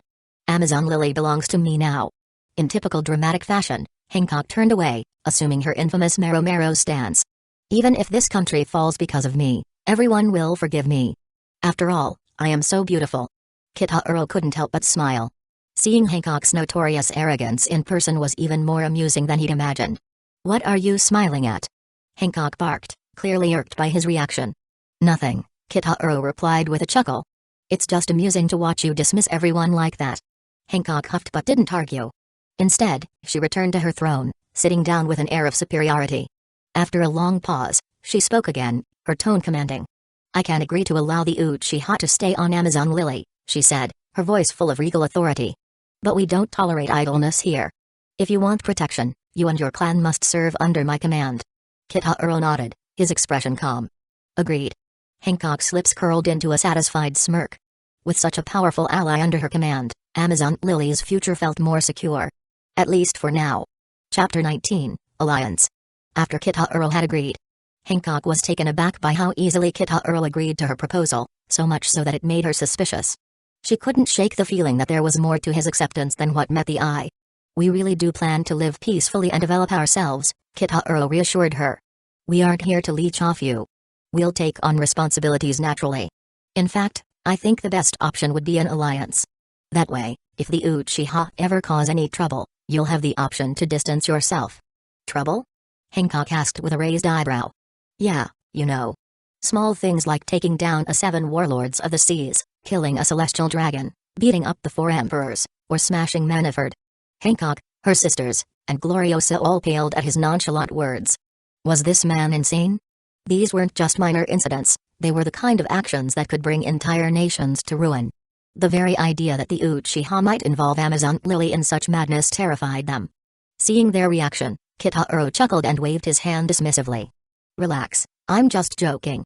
No need to take it so seriously. Bang. Don't joke about such things. The 3 Boa sisters and Gloriosa shouted at him, their teeth bared in frustration. This man was far too casual about matters that could lead to their island's destruction. However, there was a lingering tension in the air. None of them were entirely sure if Kitaro was truly joking.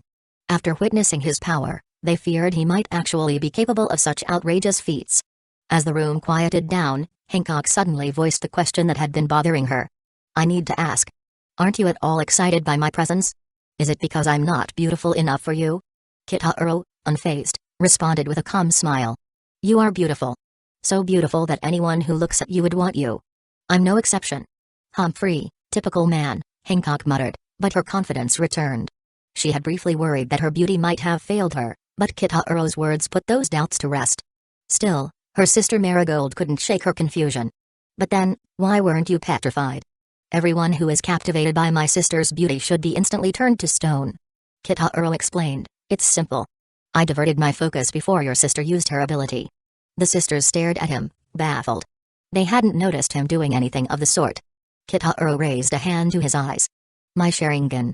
It has the ability to observe, copy, and even hypnotize. I've developed it to a level I call the transparent world. When I activate it, I can see through a person's body, down to their bones, muscles, and even blood vessels. No normal person would feel excited when looking at something like that. Transparent world. This is also one of Kitaro's biggest gains in the world of Demon's Lair, Kaimitsu no Yaiba. Although the power level of Demon's Lair, Kaimitsu no Yaiba appears lower than that of Naruto or One Piece, Kitaro understood that this difference was largely due to the presence of more potent systems like chakra and haki. However, when it came to pure skill, the world of Demon's Lair was highly refined, surpassing even the abilities found in those other universes. Kitaro had learned not to underestimate the strength of Kaimitsu no Yaiba.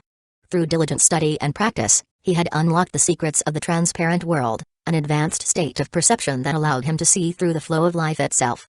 Coupled with his Sharingan, this realization elevated his abilities to unprecedented levels. His already heightened senses became sharper, his observation skills now far exceeding even the Byakugan of the Hyuga clan. With his mastery of the transparent world and the Sharingan, Kitaro had become nearly untouchable. Every movement of his opponent, no matter how subtle, was laid bare before him. He continued, in battle, I use it to see your every move. I can predict your attacks before you make them. Everything you do becomes slower in my eyes because my perception is heightened. The room fell silent as Kitaro casually revealed his terrifying ability. Hancock and her sisters couldn't help but feel a chill run down their spines. It suddenly made sense why their attacks had been so futile. Kitaro had seen through every one of them with terrifying precision. Every strike, every feint, had been anticipated. His eyes, both calm and calculating, had dissected their every move with chilling clarity. No wonder they couldn't land a hit. They realized that Kitaro's eyes were on a whole different level of awareness. He could see everything before it even happened. Even though Kitaro didn't know Haki, his Sharingan abilities were on par with, if not superior to, the strongest observation Haki. Who are you people, really? Hancock asked, her sharp gaze fixed on him. With powers like these, the Uchiha couldn't possibly be an unknown clan. Kitaro smiled. We come from an innocent origin, don't worry. While our clan is strong, we're still only about the level of the 7 warlords of the seas, and nowhere near the level of the 4 emperors. In truth, Kitaro wasn't entirely sure of his clan's strength compared to this world's powerhouses. He believed he was on par with the 4 emperors, or the marine admirals at least can retreat, but the rest of his clan was varied. Shishui, for example, was certainly stronger than most 7 warlords of the seas, while Itachi still had some training to do before reaching that level. Sasuke was still young, full of potential but not yet battle-ready. As for the clan leader, Fugaku, though he seemed ordinary, Kitaro had discovered he had awakened the Mangekyo Sharingan but kept it hidden. There was no way a man who fathered Itachi and Sasuke could be simple.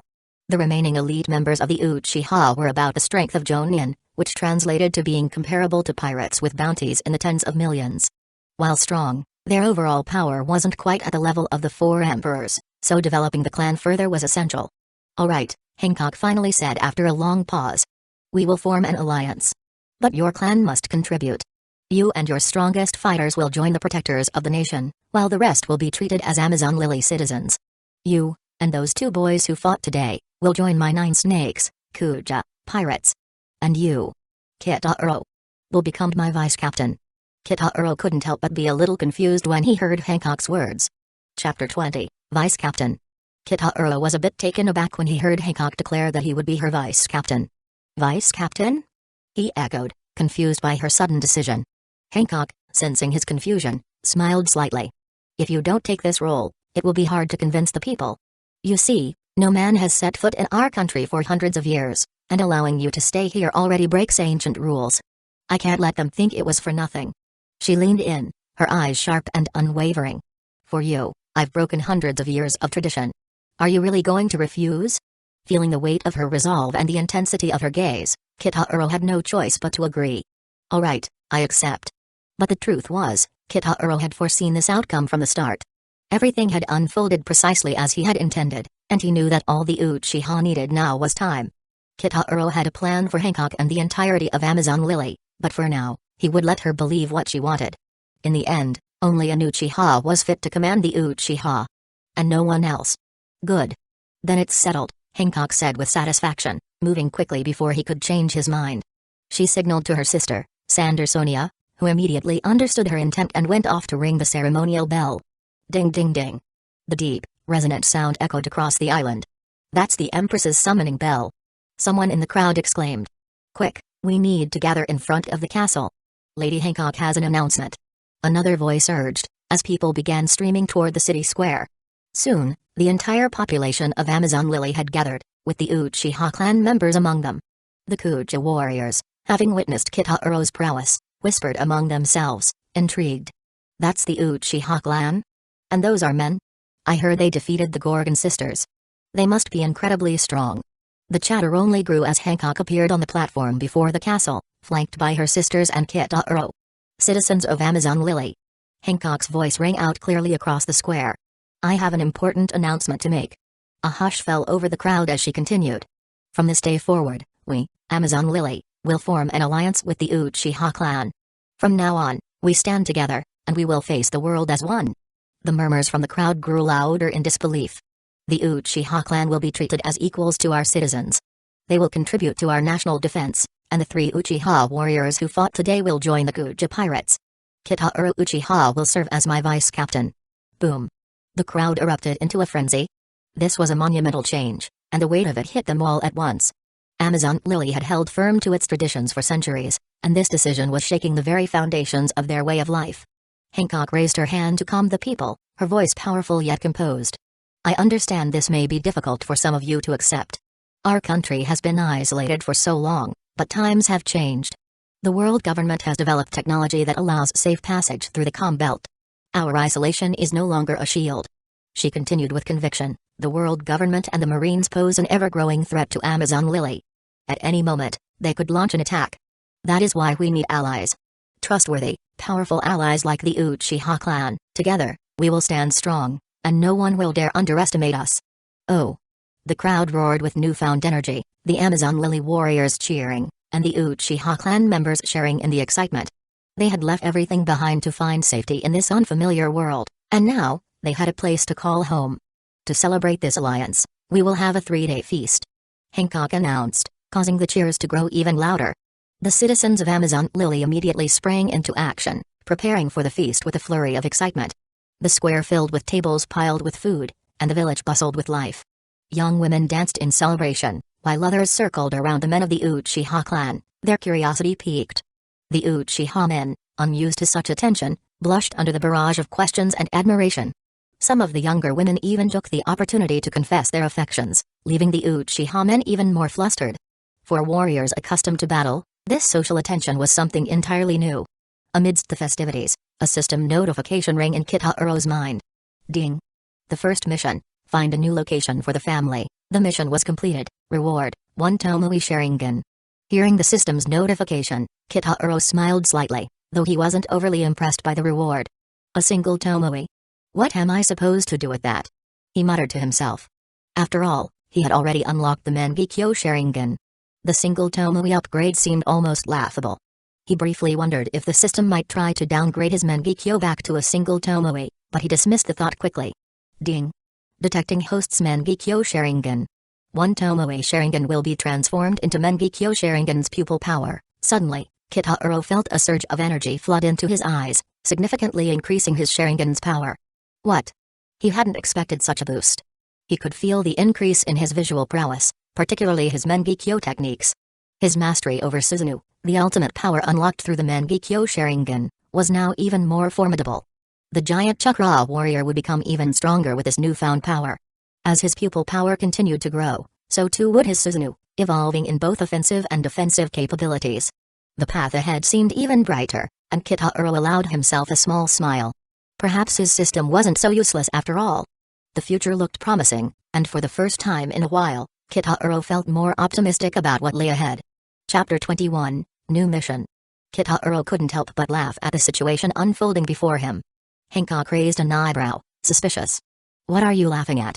It's nothing, just happy for the family, Kitahiro replied, trying to downplay his amusement. Hancock rolled her eyes, obviously not buying it. She still couldn't quite figure him out. Although they had only met today, something about him irked her. Perhaps it was the ease with which he defeated her. She had a sneaking suspicion that Kitahiro always had something up his sleeve, constantly plotting his next move.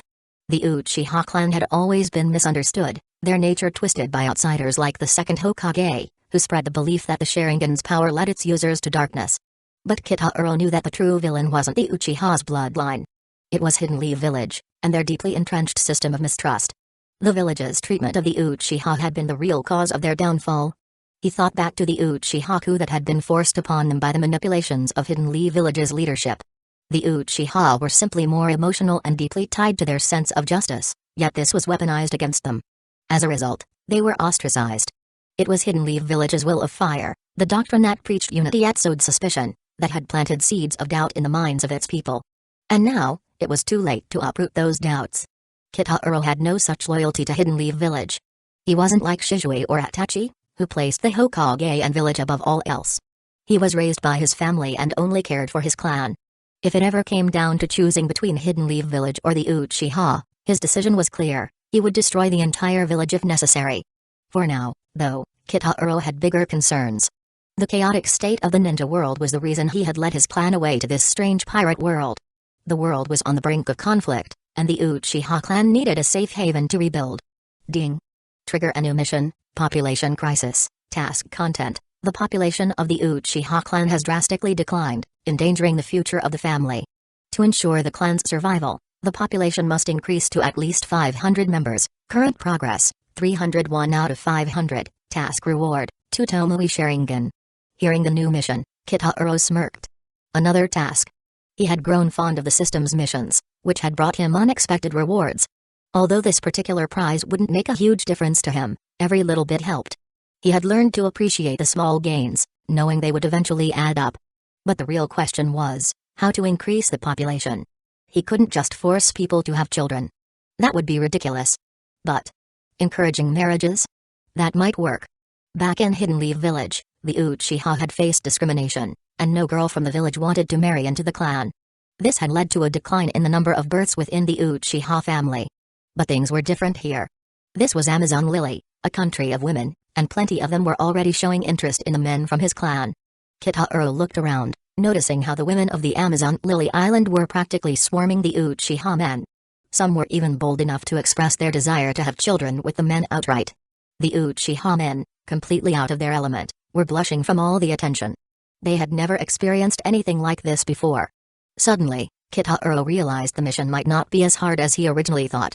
In the Grand Palace of Kuja City, Marigold couldn't help but voice her concerns.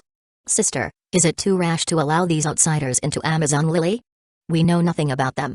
Sandersonia, her other sister, sighed. Whether it's a blessing or a curse, we can't avoid it. From what I've seen, these men aren't hiding their power, and what they've shown us is only the tip of the iceberg. She shuddered at the memory. The boy I fought. I could feel something terrifying locked inside him. If that power were to be released, I wouldn't stand a chance. Marigold's eyes widened in shock. Her sister's observation haki was second to none on the island, so if she sensed danger, it had to be real. If that's true, then the strongest of them must be Kitaro, the one who fought Hancock. His strength seemed boundless. Sandersonia nodded gravely. Yes, his strength was overwhelming. He defeated Hancock with ease, and none of us even saw how he moved. At that moment, Hancock, who had been silently listening, smirked. You two are worrying too much. Have you forgotten who I am? Marigold and Sandersonia blinked in confusion. I am Boa Hancock, the Pirate Empress. No man can resist my charm. Not even Kitaro. Both sisters paused, then exchanged knowing glances. Of course. How could they forget? Their sister was famed for her beauty, and no man had ever been able to stand against it.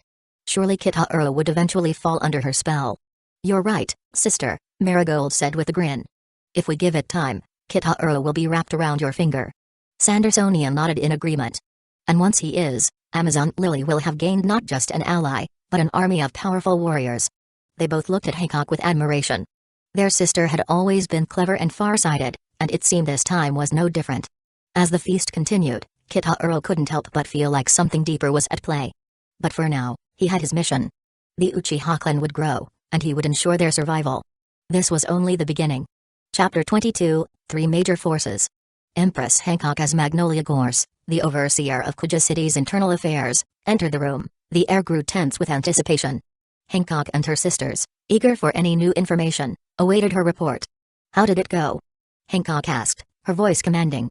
Gorse bowed slightly before speaking. Unfortunately, the adults of the Uchiha clan are cautious and tight-lipped, but I managed to gather some information from their children. Hancock's eyes sparkled with curiosity. Tell me everything. The basic details of their family seemed to match what the man, Kitaro Uchiha, mentioned. There are a few minor discrepancies, but nothing too significant. They come from a place called Hidden Leaf Village, which they describe as a ninja village. And they themselves are all ninjas. Ninjas? Hancock and her sisters exchanged confused glances. They had never heard of such a thing. Suddenly, an elderly voice interrupted. Ninjas? I've heard that Wanakuni, in the New World, has ninjas. The speaker was none other than Gloriosa, known as Graninyan, a former empress of Amazon Lily. She narrowed her eyes suspiciously. Is it possible they came from Wanakuni, Kaido's territory? Gorse shook her head. No, Graninyan. They didn't come from Wanakuni. They claim to be from another world entirely. What? The room erupted with shock. Even Hancock's usually calm demeanor faltered for a moment. Another world? Hancock's sisters, Marigold and Sandersonia, gasped in disbelief. Are you serious, Gorse? Hancock asked, narrowing her eyes at the woman.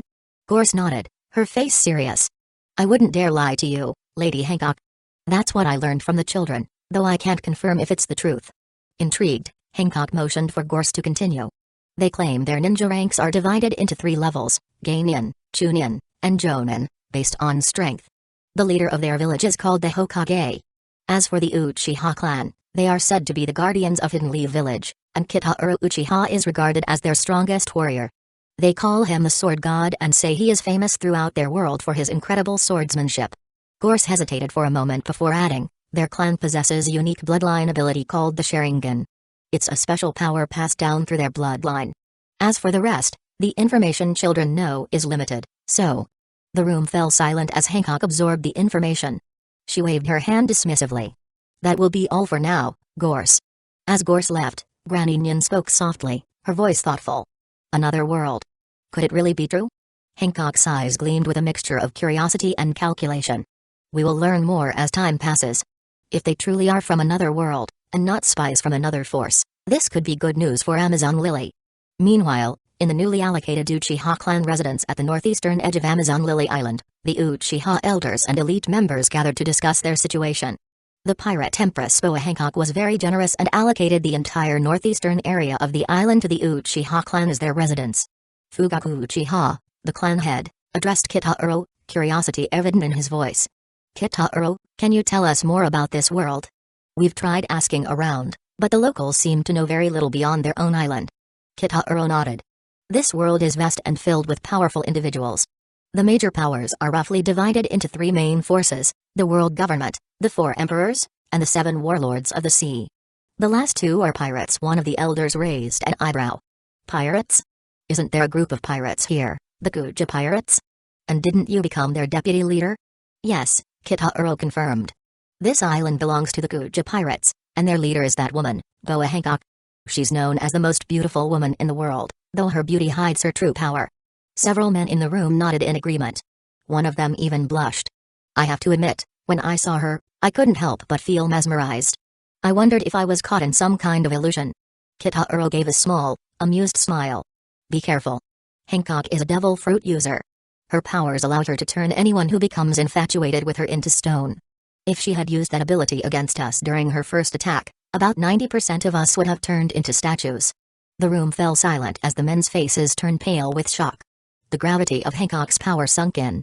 Kitahiro continued, as I said earlier, the three major forces of this world are the world government, the four emperors, and the seven warlords of the sea. The world government is the absolute ruler of this world. At its peak are the five elders, who hold highest authorities of the world government. Think of them like the daimyos from our world. In a way, they are like the shadows who control the major nations.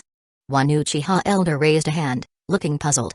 But in the ninja world, the daimyos are different from the Kage. The daimyo is the ruler of a country, while the Kage is more like a military leader. Kitahiro nodded. In this world, strength is everything. The strongest individuals rise to the top, and the weak must follow. The five elders hold power not because they are politically adept but because they command immense strength. The men in the room murmured among themselves, agreeing that strength should determine leadership. The second most powerful force is the four emperors, Kitahiro continued. They are the rulers of the new world, each controlling vast territories. Their power is so great that even the world government hesitates to act against any one of them. Lastly, there are the seven warlords of the sea. These are powerful pirates chosen by the world government to maintain some balance in the world. They aren't allies or part of a single group. Instead, they operate independently. The world government created the warlords to curb the increasing number of pirates. In exchange for their title and special privileges, the warlords must answer the government's summons and share a portion of their wealth. But aside from that, they can do whatever they like. Kitahiro paused before concluding, the woman we encountered, Boa Hancock, is one of the seven warlords of the sea. That's why she commands so much power. The Uchiha clan members sat in silence, absorbing all this new information. It was clear now that they had entered a world unlike anything they had ever experienced before. Chapter 23, Main Challenges. Upon hearing Kitahiro's explanation, the elites of the Uchiha clan were deeply shaken. The realization of how powerful the forces in this world were, especially the world government, the four emperors, and the seven warlords of the sea, forced them to reevaluate their priorities and ambitions. The mood in the room shifted from excitement to somber reflection. The sheer scale of the challenges ahead was clear, but Kitahiro wasn't done. Don't be discouraged. Yes, the other forces in this world are powerful, but the Uchiha clan is no weakling either. We have something unique, the Sharingan, and we have potential. We can rival the seven warlords of the sea, but our goal is to surpass them. The elites of the clan nodded, their spirits rekindled by his confidence. Fugaku Uchiha, the clan leader, stepped forward and asked, how do we strengthen the clan? Kitahiro's expression grew serious. Our main challenges are clear, funds, individual strength, and population. He continued, I will handle the funds, and for individual strength, I've acquired a power that will elevate the clan. It's called the breathing technique. There was a murmur of confusion. Breathing technique? Several Uchiha members echoed in unison. Kitahiro nodded and explained, yes, it's a technique I learned from the world I previously visited. It was created by a brilliant individual. By controlling and enhancing your breathing, you can strengthen your body, enhance your internal organs, and increase your physical capabilities to an extraordinary level. Ordinary people who practice this technique can reach the power of ninjas. And when paired with specific sword styles, the strength they can unleash rivals that of a Chunin. Fugaku's eyes widened as a realization dawned on him. Could it be that your swordsmanship? Kitahiro smiled. Yes, my swordsmanship originates from that world. Though their power system is weaker than ours, their sword skills are peerless. These techniques have been refined over thousands of years by countless geniuses. Paired with chakra, and especially with our Sharingan, they can unleash devastating power. The room fell silent as the implications of this dawned on the clan. If every member of their family mastered these breathing techniques and sword styles, they would grow exponentially stronger. The very thought of the entire Uchiha clan becoming elite Chunin-level warriors at least sent a surge of excitement through the group. Kitahiro felt the intensity in the room and smiled inwardly as a notification popped up in his mind. Ding. Trigger a new mission, Soaring Strength, mission, teach the breathing technique to the family and raise their strength. Current progress, 3 out of 100, reward, 3 Tomoe Sharingan. The notification piqued his interest. If the mission rewarded a 3 Tomoe Sharingan, could the next stage involve unlocking the Mangekyo Sharingan? The possibilities were endless. Clearing his throat, Kitaro's tone became more serious. The third problem is population. This is where we're most vulnerable. He glanced around the room. Right now, our family has about 300 members. That may sound impressive, but compared to other clans, it's not nearly enough. Think about it. What if our Uchiha clan had 3,000 or even 10,000 members? Who would dare challenge us then? The room was filled with gasps of shock. 10,000 members? That's impossible. Someone exclaimed. Kitaro waved a hand dismissively. It sounds like a lot, but once you exclude the old, the weak, the women, and children, only a third would be fighters. Do you know how many people are in the Sarutobi clan under the third Hokage? There was silence for a moment before someone asked, how many? Over 20,000. The response was met with stunned disbelief. 20,000? How could they support so many people? One of the elites asked incredulously. That's the hidden power of Hidden Leaf Village's high command, Kitaro replied calmly. While we, the Uchiha, have fought and sacrificed during the wars, the Sarutobi clan has steadily expanded. The third Hokage has used his position to grow his family. They train more ninjas, and those ninjas generate wealth for their clan. The Uchiha and Senju clans, who founded Hidden Leaf Village, have been in decline, while those who align with the Sarutobi have prospered. A cold sweat ran down the backs of the Uchiha elites. The realization of their vulnerable position hit them hard.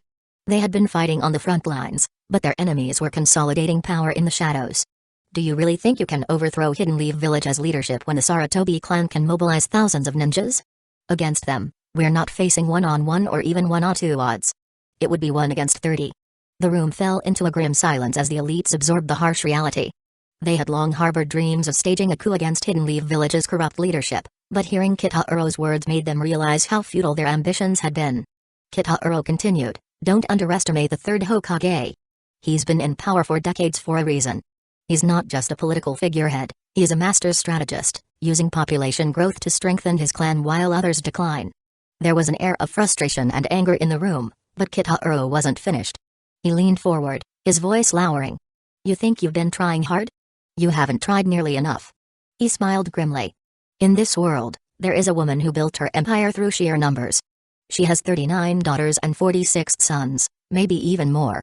And she's now one of the 4 emperors of the New World. Big Mom. The room exploded in whispers. The revelation was shocking.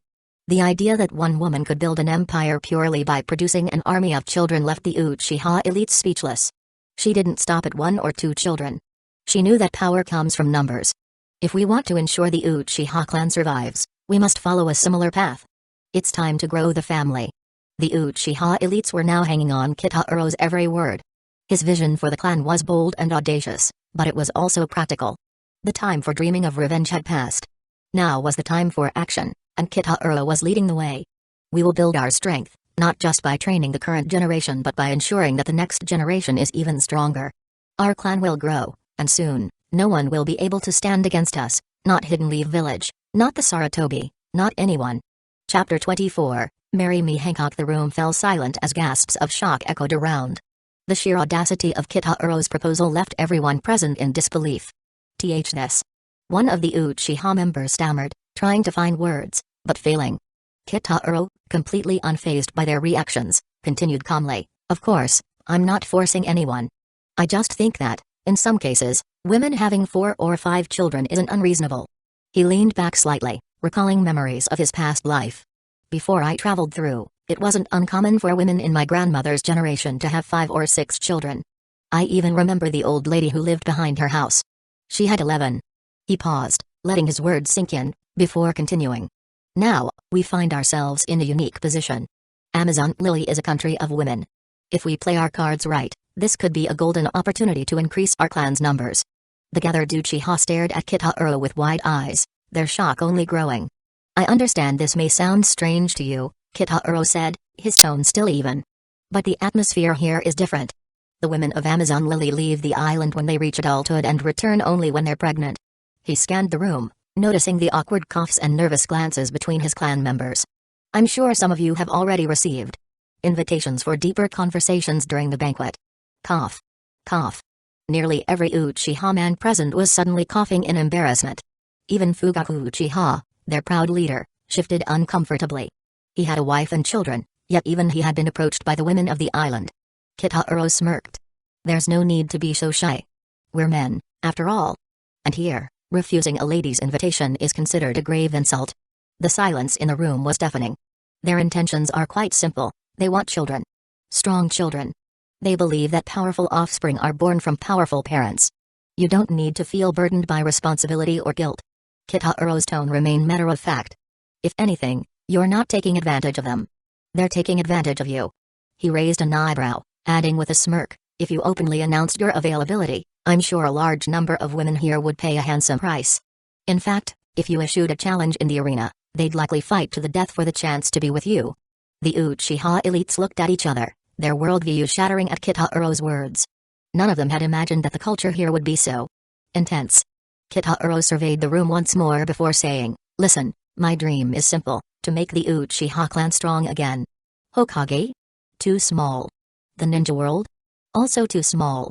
It's just a bunch of weaklings squabbling over crumbs. He raised his voice slightly, his tone filling with ambition. We need numbers. Many, many more people. And that requires everyone's effort. Fugaku Uchiha's face softened as he mulled over Kitahiro's words. As the head of the clan, it was his duty to ensure the survival and prosperity of the Uchiha. The birth rate had been in decline for years, and it had reached a critical point. They needed new blood. Leave the rest to me, Fugaku said finally. Kitahiro then turned to Shisui and Itachi, two of the clan's most promising members. Shisui, Itachi. Both young men stepped forward. Shisui smiled as he approached Kitahiro. Looks like you've finished your speech. Shall we start? Kitahiro nodded.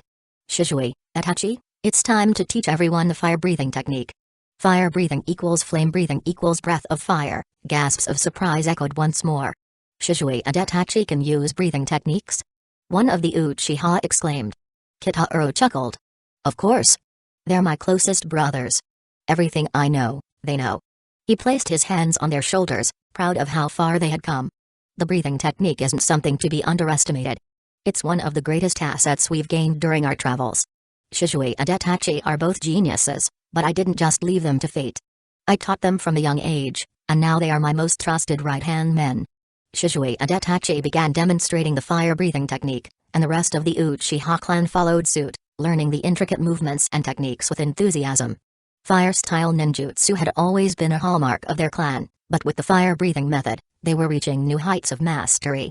Meanwhile, Kitahiro couldn't help but feel satisfied.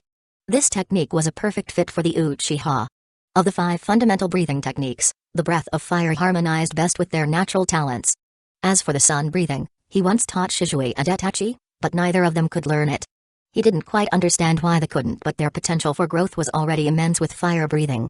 In the Grand Palace of Kuja City, also go by the name of Nine Snakes City, Hancock sat regally on her snake throne as someone entered to announce Kitahiro's arrival. Lady Snake Princess, the attendant said. Lord Kitahiro wishes to see you. Hancock frowned. Him again? What could he possibly want this time? Let him in. Moments later, Kitahiro strolled into the palace with a confident smile. Lady Hancock. It's been so long. Hancock shot him an annoyed look. It's been less than a day. Kitahiro grinned mischievously. One day without seeing you feels like an eternity. With a beauty like you, I can't help but want to see you all the time. Despite herself, Hancock felt a tiny flutter of pride. Normally, compliments from men fell on deaf ears, but coming from the one who had bested her in combat, it stirred something inside her. Glib tongue, she muttered, though not without a hint of amusement. So, what bad idea are you scheming now? Kitahiro adopted an innocent expression. Bad idea? I would never. Only good ideas. Hancock arched an eyebrow. Oh really? I'd love to hear what good ideas you've come up with this time. Kitahiro's smile widened. Simple, Lady Snake Princess. Let's get married. Kitahiro's bold declaration, let's get married, echoed through the palace hall, leaving a stunned silence in its wake. Hancock, the Empress of Amazon Lily, stared at him in disbelief. For a brief moment, she seemed to question whether she had heard him correctly. Chapter 25, Marriage. Kitahiro's bold declaration, let's get married, echoed through the palace hall, leaving a stunned silence in its wake. What did you say? Marry? Hancock was completely taken aback by Kitahiro's bold proposal. Her heart raced, and her face flushed with a mix of embarrassment and disbelief. This man was actually proposing marriage? As expected, this guy had ulterior motives towards her. Kitaro's eyes flicked briefly to Hancock, the pirate empress, standing with her usual air of superiority. He knew it wasn't time yet. There were more pressing matters at hand, and acting prematurely would only disrupt his plans. But that didn't stop him from setting his sights on her. She would be his, eventually. The key was patience, something Kitaro had mastered. Everything has its moment. For now, she was an essential piece in his game, and he would let her believe she held the upper hand. Before Hancock's thoughts could run wild, Kitaro quickly clarified, raising his hand. No. Not marriage in the romantic sense. I'm talking about our alliance, a marriage of our clans. Marriage of clans? What do you mean? Hancock frowned, trying to understand his intent. I mean it literally. A union between the Uchiha clan and Amazon Lily. It would be mutually beneficial for both of us. Beneficial? How? Hancock, regaining her composure, asked with interest. Kitaro leaned in, his voice persuasive as he painted the picture. First, it would bring our people closer. Second, you've already seen the abilities of my clan. We're born with unique powers. When the men of the Uchiha clan unite with the women of Amazon Lily, the offspring will be incredibly strong. Naturally gifted warriors. He spoke with such conviction that Hancock found herself considering the idea. As much as she despised the man's audacity, there was truth to his words. The abilities of the Uchiha clan were extraordinary. Far beyond that of most devil fruit users. If children were born with such powers, Amazon Lily's strength could skyrocket within a decade. Her ultimate goal was always to protect her people. As a warlord of the sea, she held temporary protection under the world government, but she knew all too well how fickle they could be. If they ever stripped her of her title, Amazon Lily could become a target overnight. Strengthening the nation was paramount. And what do you want in return? Hancock asked, now more serious. Kitaro smiled, sensing the shift in her tone. My request is simple. The children born from this union would be a part of the Uchiha clan. Absolutely not. That's impossible. Hancock's voice rose in outrage as she stood up, her eyes blazing with fury. The idea of handing over children born in Amazon Lily to another clan was unthinkable. Wait. Don't get upset. Let me finish, Kitaro quickly interjected, his calm demeanor keeping Hancock from storming out. Go on, then, Hancock snapped, crossing her arms. Kitaro continued. I'm not saying they would abandon Amazon Lily. What I'm suggesting is that while they would be part of the Uchiha clan, their nationality and loyalty would still belong to Amazon Lily. Think of it like the Uchiha clan planting roots here. They would belong to both. Hancock's sharp gaze softened slightly as she considered his words. Explain. Simply put, these children would be Amazon Lily citizens, but also part of the Uchiha clan. It would be similar to noble families in other nations. They would hold dual identities. The Uchiha clan would integrate into Amazon Lily, and together, we'd train these children to become the strongest warriors. Hancock sat back, pondering the proposal. She realized that this arrangement would allow her to command the children while benefiting from the Uchiha clan's knowledge and power. It was a clever solution, and one that might ensure Amazon Lily's future strength. So, I would still have the authority to command them? Hancock asked cautiously. Of course, Kitaro nodded. Hancock was quiet for a moment before finally responding, very well. I agree. Thank you, Lady Hancock, Kitaro said, relieved. He had worked hard to negotiate this alliance, and now, the path forward seemed clearer. His mission was on track, and the future of the Uchiha clan was brighter than ever. Kitaro couldn't hide the smirk tugging at the corners of his mouth as he and Hancock finalized their agreement. The Guja, known for being a land of powerful and fierce women, would soon be subject to his designs. His thoughts shifted darker, more calculating. So native, so primitive, he thought. This world, its customs, its people. They're all beneath me. Everything here will fall under my control. There's no way I'll ever allow someone to stand above me in the future. He glanced at Hancock, the so-called pirate empress, a woman whose power and beauty inspired awe in even the strongest of men. She had her pride and her people, but to Kitaro, she was just another pawn in the grand game he intended to dominate. As they sealed their pact, he silently vowed that soon enough, all of this would be his to command.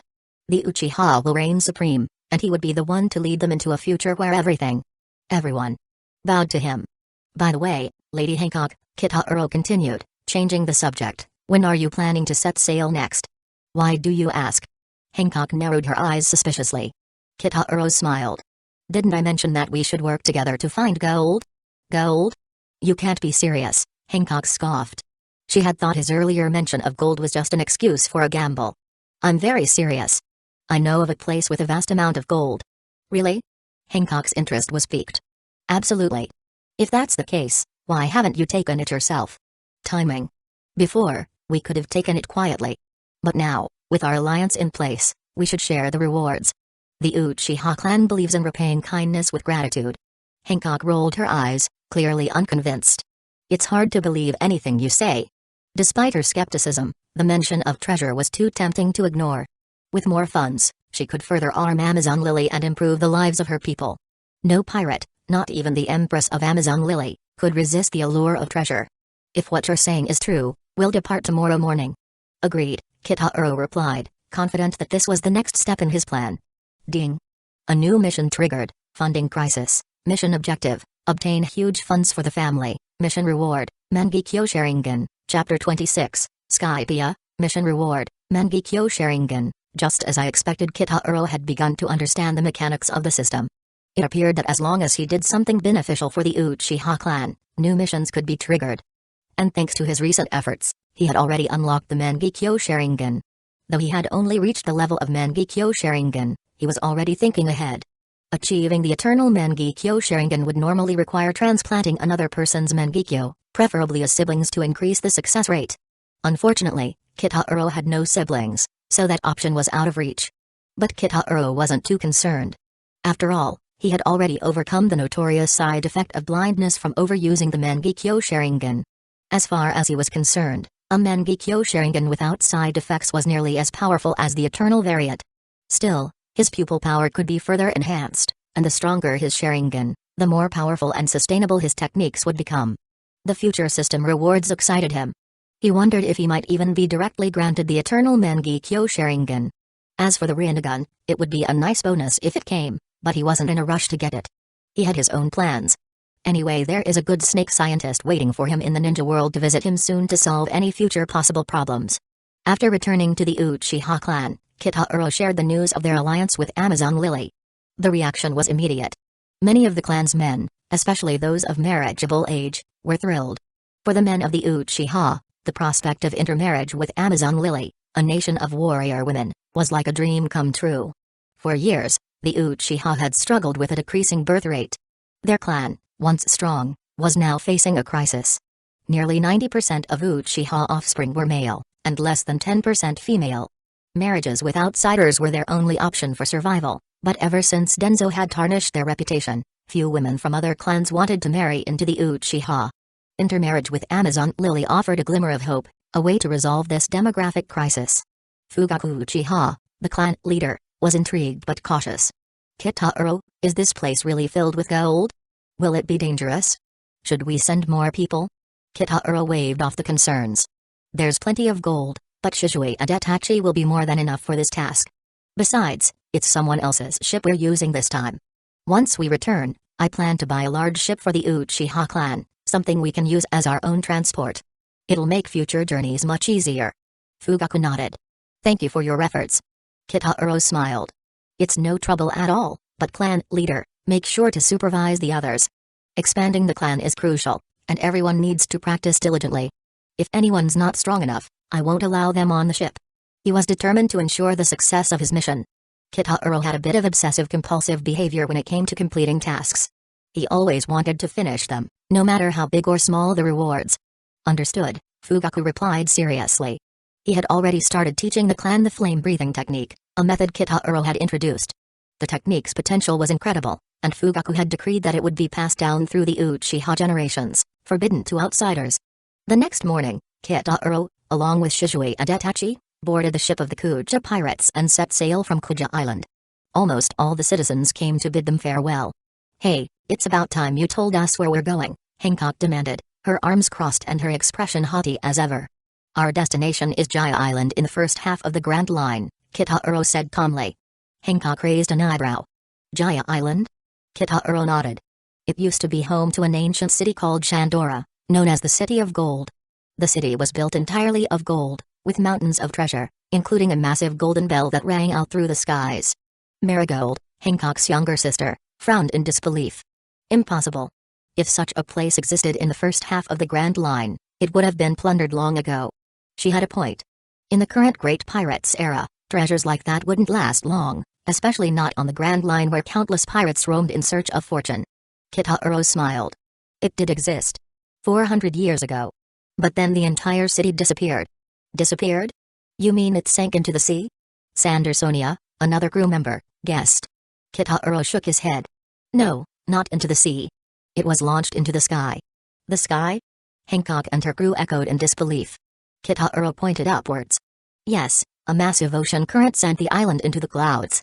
It became a sky island. Sky island? Even Shizue and Itachi, normally composed, looked surprised at the revelation. Yes, Kitahuro continued, his voice calm and authoritative. Sky Island exists within two distinct layers of the sky ocean. The White Sea is the lower part, sitting at around 7,000 meters above sea level. Above that, at 10,000 meters, lies the White Sea, where the real prize is. Skypiea, and other sky islands. He paused, surveying his audience. Skypiea holds a lot of gold, he added, his tone laced with a sense of conquest. It's a place where wealth converge, and it's up to us to take it all. Hancock furrowed her brow. How do you even know this?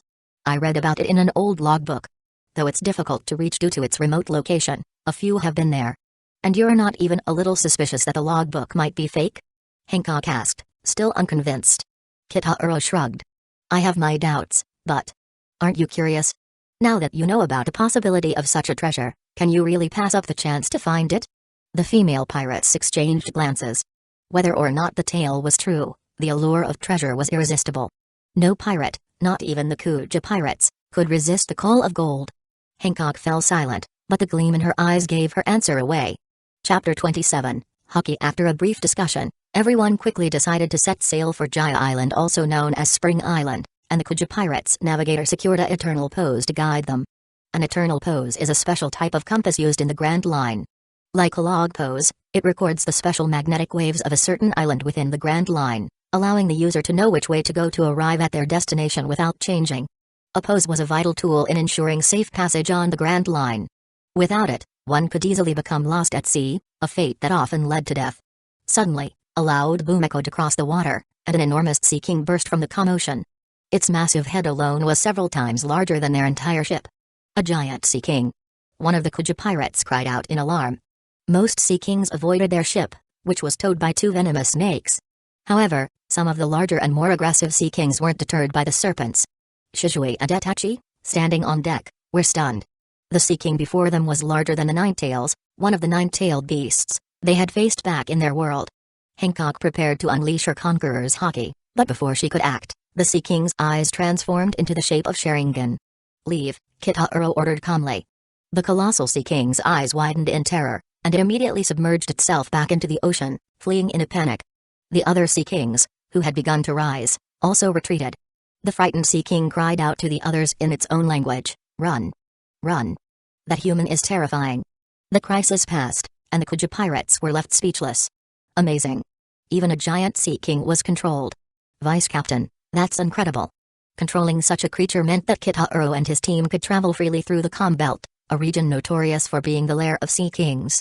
Humphrey Hancock, though impressed, felt a twinge of irritation. She was the leader of the Kuja pirates, yet Kitahuro kept stealing the spotlight. Her pride wouldn't allow her to admit it, but his abilities were extraordinary. As the excitement settled, Kitahuro approached the crew. Ladies, it's a long journey ahead, and there's something I wish to ask. The crew of the Kuja pirates eagerly listened. Vice Captain, ask away. I want to learn about hockey. Ever since his parents' deaths in the Naruto world, Kitahuro had realized the harshness of the multiverse. It was a cruel reality, and in such a world, the pursuit of power became his top priority. He would use any method to strengthen himself. Hockey, a powerful force in the One Piece world, was something he couldn't afford to miss out on. While he had the system, he refused to rely on it completely. He preferred to forge his own path. Hancock's sisters, Marigold and Sandersonia, exchanged glances. Hockey isn't exactly a rare ability in this world. Most warriors from Amazon Lily know it, and those in the New World have mastered it. If you want to learn, we can teach you. Kitahuro nodded in agreement. That would be greatly appreciated. The Uchiha clan lacks hockey in our repertoire, so acquiring it would be a significant advantage. Marigold explained, there are 3 types of hockey: armament hockey, observation hockey, and conqueror's hockey. Conqueror's hockey is extremely rare. Only 1 in a million possesses it, and it cannot be learned. Our sister Hancock has that ability naturally. I specialize in armament hockey, Marigold continued, while my sister Sandersonia excels in observation hockey. Which would you like to learn first? Let's start with armament hockey, Kitahiro decided. It seems more practical for us at the moment. Without hesitation, Marigold began instructing Kitahiro, Shisui, and Itachi. The three Uchihas absorbed the lessons with unwavering focus, eager to unlock this new power. Kitahiro had already mastered all breathing techniques, especially sun breathing, while Itachi and Shisui had both perfected fire breathing.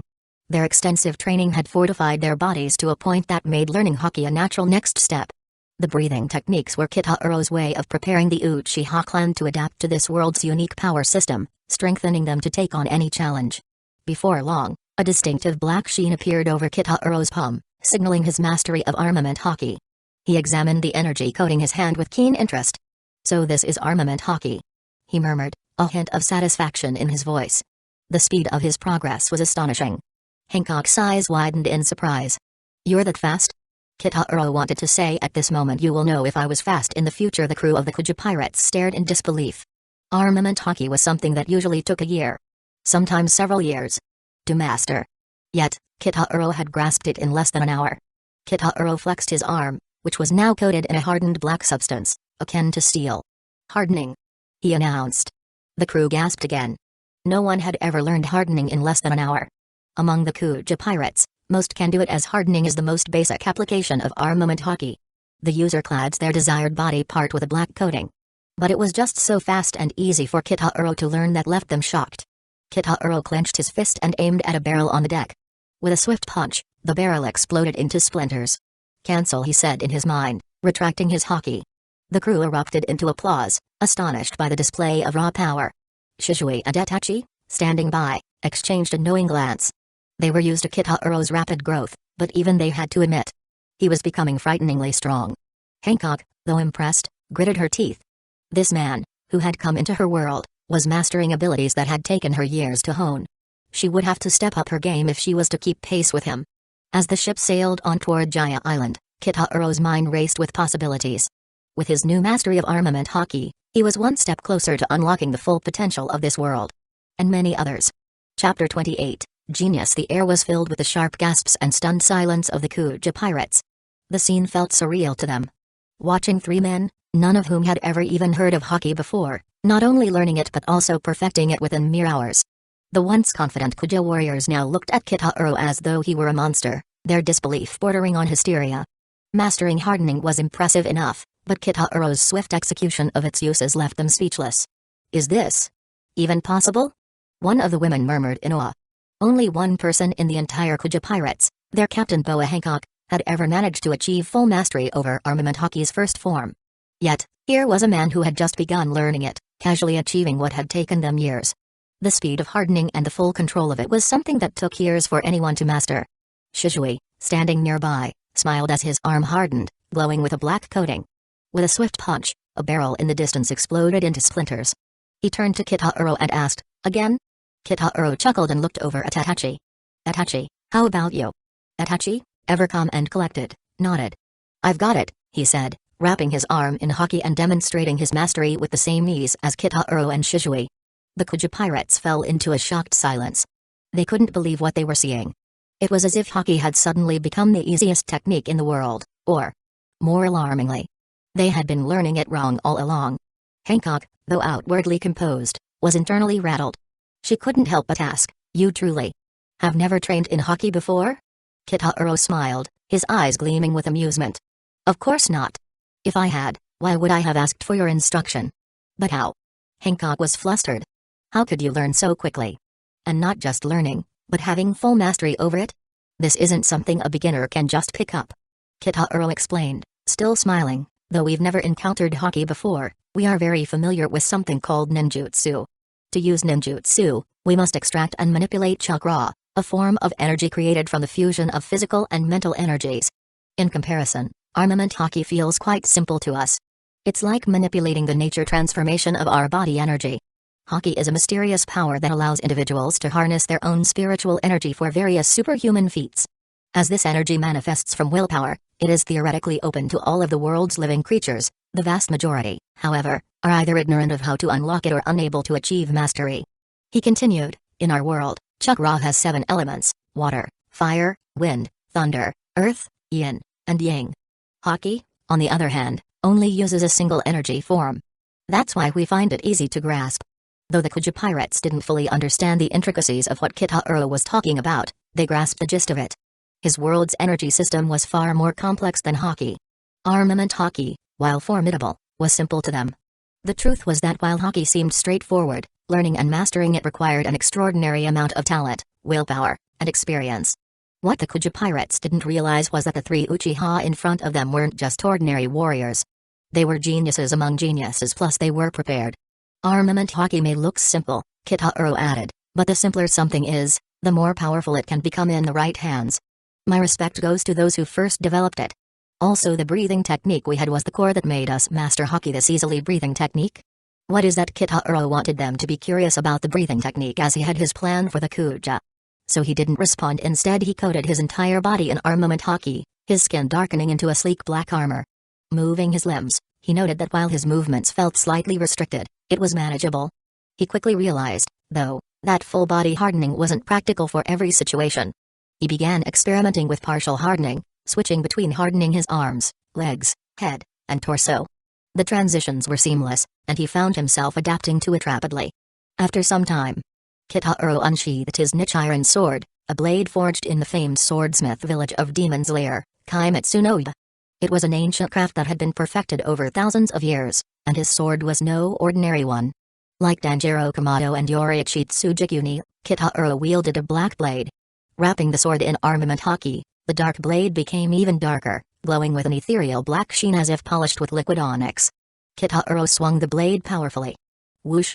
A massive, blackened slash tore through the air and sliced the ocean in half. The sea split apart, the waves forming a ravine that took several moments to fill back in as the waters rushed back together. Good, Kitahuro said, nodding in satisfaction. With Haki, my blade slashes have reached an entirely new level. No more worries about my sword breaking from my own strength. Meanwhile, Shizui and Itachi were also deep in practice, their proficiency in armament Haki growing by the second. They could now harden their entire bodies, switch to partial hardening, and even imbue their weapons with Haki, all with impressive ease. The women of the Kuja pirates looked on, dumbstruck. They could hardly believe what they were seeing. Was this even the same technique, imbuement, they had spent years mastering? Marigold, who had been assigned to teach Kitahuro, was at a loss for words. It hadn't even been long since they started, yet Kitahuro had not only caught up but surpassed her in Haki usage. She was considered one of the elites of Amazon Lily, but this shattered her confidence. The blow to her pride was immense. Is this a genius? Whispered Rindo, the best sniper of the Kuja pirates, unable to contain her admiration. In just a short period, Kitahuro and his companions had exceeded all of their expectations, surpassing the years of hard work that the Kuja pirates had poured into mastering Haki. As elite warriors of Amazon Lily, they were the strongest among many. But compared to Kitahuro, Shizui, and Itachi, they were beginning to understand the true meaning of talent. This was genius in its purest, most terrifying form. Chapter 29, Snake Breathing. After this amazing show of fast learning that left others feel unworthy, Kitahuro went to Marigold, the one who maybe taught him about the Haki. Thank you very much, Kitahuro expressed his gratitude to Marigold, his tone sincere. Marigold waved off the thanks, somewhat embarrassed. You're welcome. Armament Haki is rare in most places, but it's quite common in the New World. Even if I hadn't taught you, you'd eventually learn it from someone else. Regardless of where we learn it, we should always show gratitude to those who teach us, Kitahuro replied kindly, his words soft but meaningful. Since you've taught us Haki, I'd like to return the favor and teach you something in return, as a token of appreciation. What are you going to teach us? Asked one of the women from the Kuja pirates, eyes sparkling with curiosity. Is it that ninjutsu thing? The rest of the Kuja pirates perked up, intrigued. After witnessing the Uchiha trio's skills, they were eager to learn more about ninjutsu, a power that had thoroughly captured their imagination. Kitahuro shook his head. Ninjutsu requires chakra, which, like devil fruit abilities, can't simply be taught to someone else. However, I can teach you something else. Snake breathing, snake breathing? The Kuja pirates echoed in confusion. Yes. Breathing techniques are a method of enhancing your physical capabilities through controlled breathing. Over time, practicing the snake breathing will subtly improve your physical fitness. When using these techniques, your body's strength and reflexes will be drastically enhanced. And if you can master it, you'll be able to maintain this heightened state naturally. Snake breathing, also called serpent breathing, is a breathing style derived from water breathing. It mimics serpents, specifically their slithering motions and fast striking attacks, and replicates it with the user's movements, techniques and abilities. Most, if not all, known techniques and forms focuses on twisting and bending the sword like how a serpent slithers. The attacks are not direct and constantly meander, which can ultimately strike anywhere, which can fool opponents and catch them off guard. Hearing the explanation, the women of the Kuja pirates exchanged glances, their expressions becoming serious. They immediately understood the potential of this technique. The ability to enhance one's physical abilities through breathing alone was unlike anything they had ever encountered. This secret could shake the world if it were known. "Are you serious?" Hancock asked, her eyes narrowing in suspicion as she stepped forward. "Why don't you find out for yourself?" Kitahiro said, looking directly at her. His eyes changed to the Sharingan, the Tomoe spinning fast. Hancock found herself mesmerized for a brief moment, her surroundings shifting. She suddenly realized that she was no longer aboard the ship, but instead, standing in a lush forest. Kitahiro was there, alone with her. "Don't be alarmed. This is an illusion." Kitahiro's voice came from everywhere at once. "Here, I will teach you snake breathing and its corresponding sword techniques." In the real world, only a few seconds had passed. Hancock blinked, snapping out of the trance. She looked around, everything appeared unchanged, but in her mind, she now had a clear understanding of the snake breathing technique. "What's wrong, sister?" asked Marigold, sensing something unusual. Hancock waved her hand. "Nothing. I've learned this snake breathing. I'll teach it to you later. For now, continue teaching them observation hockey. I'm feeling a bit tired, so I'm going to rest." With that, Hancock turned and walked back towards her quarters, her footsteps slow, almost contemplative. The rest of the Kuja pirates stared after her in disbelief. If Hancock said the technique worked, then it must be true. Their excitement rose. They were about to gain a powerful new ability. For the women of Amazon Lily, strength was beauty. To be chosen as members of the Kuja pirates, they had to be the strongest among thousands. Their thirst for power was greater than that of most men. Now, that thirst burned even brighter. As Hancock lay on her bed, her heart was pounding. She placed her right hand over her chest, frowning at the unfamiliar sensation. "What is this?" she muttered. "Is it the breathing technique causing this?" But as her thoughts turned to Kitahiro, her heart raced even faster. His face kept flashing in her mind. "No, not him again," she thought, frustrated. "I can't keep thinking about that annoying man." For the first time, Hancock had a feeling that she could rely on someone. In an attempt to regain her composure, Hancock began practicing the breathing technique she had just learned, focusing entirely on mastering it. Meanwhile, back on the deck, Sandersonia began teaching Kitahiro, Shizui, and Itachi observation hockey. She explained that observation hockey enhances one's senses, allowing a person to detect the presence and emotions of others and anticipate their movements. Observation hockey can be used for a variety of purposes, Sandersonia said. It can predict attacks, sense the strength of others, read emotions, and even determine the number of people nearby. With advanced training, it's even possible to see into the future, but this is just a legend. However, using it requires great focus and mental calm. Emotional instability will disrupt it. As before, Kitahiro quickly mastered the basics, his understanding of the technique growing rapidly. In the transparent world state, he could control every part of his body and sharpen his five senses to a razor's edge. The birds in the sky, the fish beneath the water, and the members of the Kuja pirates. All their movements and locations appeared vividly in his mind. Sandersonia, who had been instructing them, continued to explain, observation hockey requires not only talent but also hard work and understanding. It's not something that can be mastered overnight. "Thank you. I've learned it," Kitahiro said, cutting her off with a calm smile. Sandersonia was left speechless once again, like her sister beside her. How could someone learn such a complex technique so quickly? Yet, there it was. Kitahiro had mastered observation hockey in a fraction of the time it would normally take. The Kuja pirates were left in awe once more, their perception of what it meant to be a genius completely shattered. Kitahiro's rapid progress, along with that of Shizui and Itachi, left them with only one conclusion. They were witnessing a new breed of prodigy, the likes of which the world had rarely, if ever, seen. Chapter 30, Mastered again. What did you say? Sandersonia blinked in disbelief, suspecting her hearing had failed her. Kitahiro smiled, his voice calm and confident. "I said I have learned it." "Impossible. Absolutely impossible." Sandersonia shook her head vehemently. "Observation hockey isn't something you can learn so quickly. It requires intense practice, and above all, talent." Her excitement was palpable. After all, even within the Kuja tribe, Few had truly mastered observation haki, and the gap between those who did was significant. Even her sister Hancock, known for her strength, didn't fully grasp its potential. Kitaro raised a hand to calm her down. Don't get too excited. I didn't say I mastered observation haki. What I've learned is a method similar to it. What do you mean? Sandersonia asked, confused. I don't fully understand observation haki yet, Kitaro explained, but I can enhance my 5 senses to such a degree that the effects are almost identical. The Kuja pirates fell silent, trying to process his words. His explanation might be humble, but wasn't that precisely what observation haki was? Suddenly, Shizue and Itachi stepped forward. Brother Kitaro, we've learned it too. Having practiced the breathing techniques and honed their awareness to extreme levels, Shizue and Itachi stood beside Kitaro, their talents just a fraction behind his own. Kitaro nodded approvingly. Indeed, observation haki is useful, but for us, it's merely supplementary. Our eyes are what matter most. His Sharingan gleamed as he spoke. While observation haki was impressive, it paled in comparison to the power of their eyes. The Mangekyo Sharingan. Both Shizue and Itachi nodded in agreement.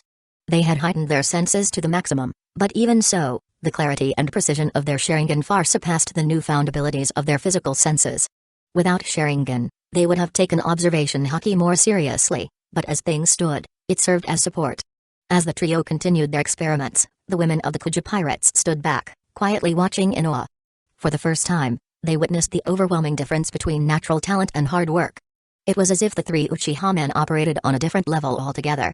Meanwhile, back in her quarters, Hancock opened her eyes, feeling a noticeable change in her body. Her physical strength had significantly improved due to the snake breathing technique. She returned to regular breathing, but an unexpected feeling of emptiness crept into her chest. It was hard to believe that merely changing her breathing could have such a profound effect on her fitness. At the same time, she realized that maintaining this breathing method would require increased lung strength. But once mastered, it could elevate the strength of all Amazon Lily's warriors. A flicker of a smile appeared on Hancock's lips. That man, she mused, he's so generous. Could it be that he likes me? She quickly brushed the thought aside, but another followed. Of course, he does. After all, I am the most beautiful woman in the world. Who wouldn't? Then she paused. I wonder how he's doing with observation haki? It's not that easy to learn. As Hancock thought about Kitaro, an uncontrollable urge to check on him took over. She tried to convince herself it was to see how he was progressing, perhaps even offer help. If he needed it, of course. Suddenly, a boom resounded, echoing like an explosion across the ship. Hancock's face tightened in concern. Are we under attack? She hurriedly made her way out of the cabin. No, Sister Hancock. Marigold exclaimed, pointing towards the horizon. Look over there. Hancock followed her sister's finger and gasped. Kitaro, Shizue, and Itachi stood in a triangle formation, not on the ship, but on the sea itself. They stood perfectly balanced, defying nature. Is this real? Hancock whispered, her eyes widening. How could anyone stand on the sea without sinking? What are they doing? She asked. Marigold explained, they were experimenting with haki earlier. It seems they decided to test it in combat, and... well, this happened. Out on the water, Shizue smirked. Brother Kitaro, we're going all out now. Don't get upset if you lose. Kitaro returned the smirk. Just make sure you don't cry when you do. I still remember how you looked when you cried as a kid.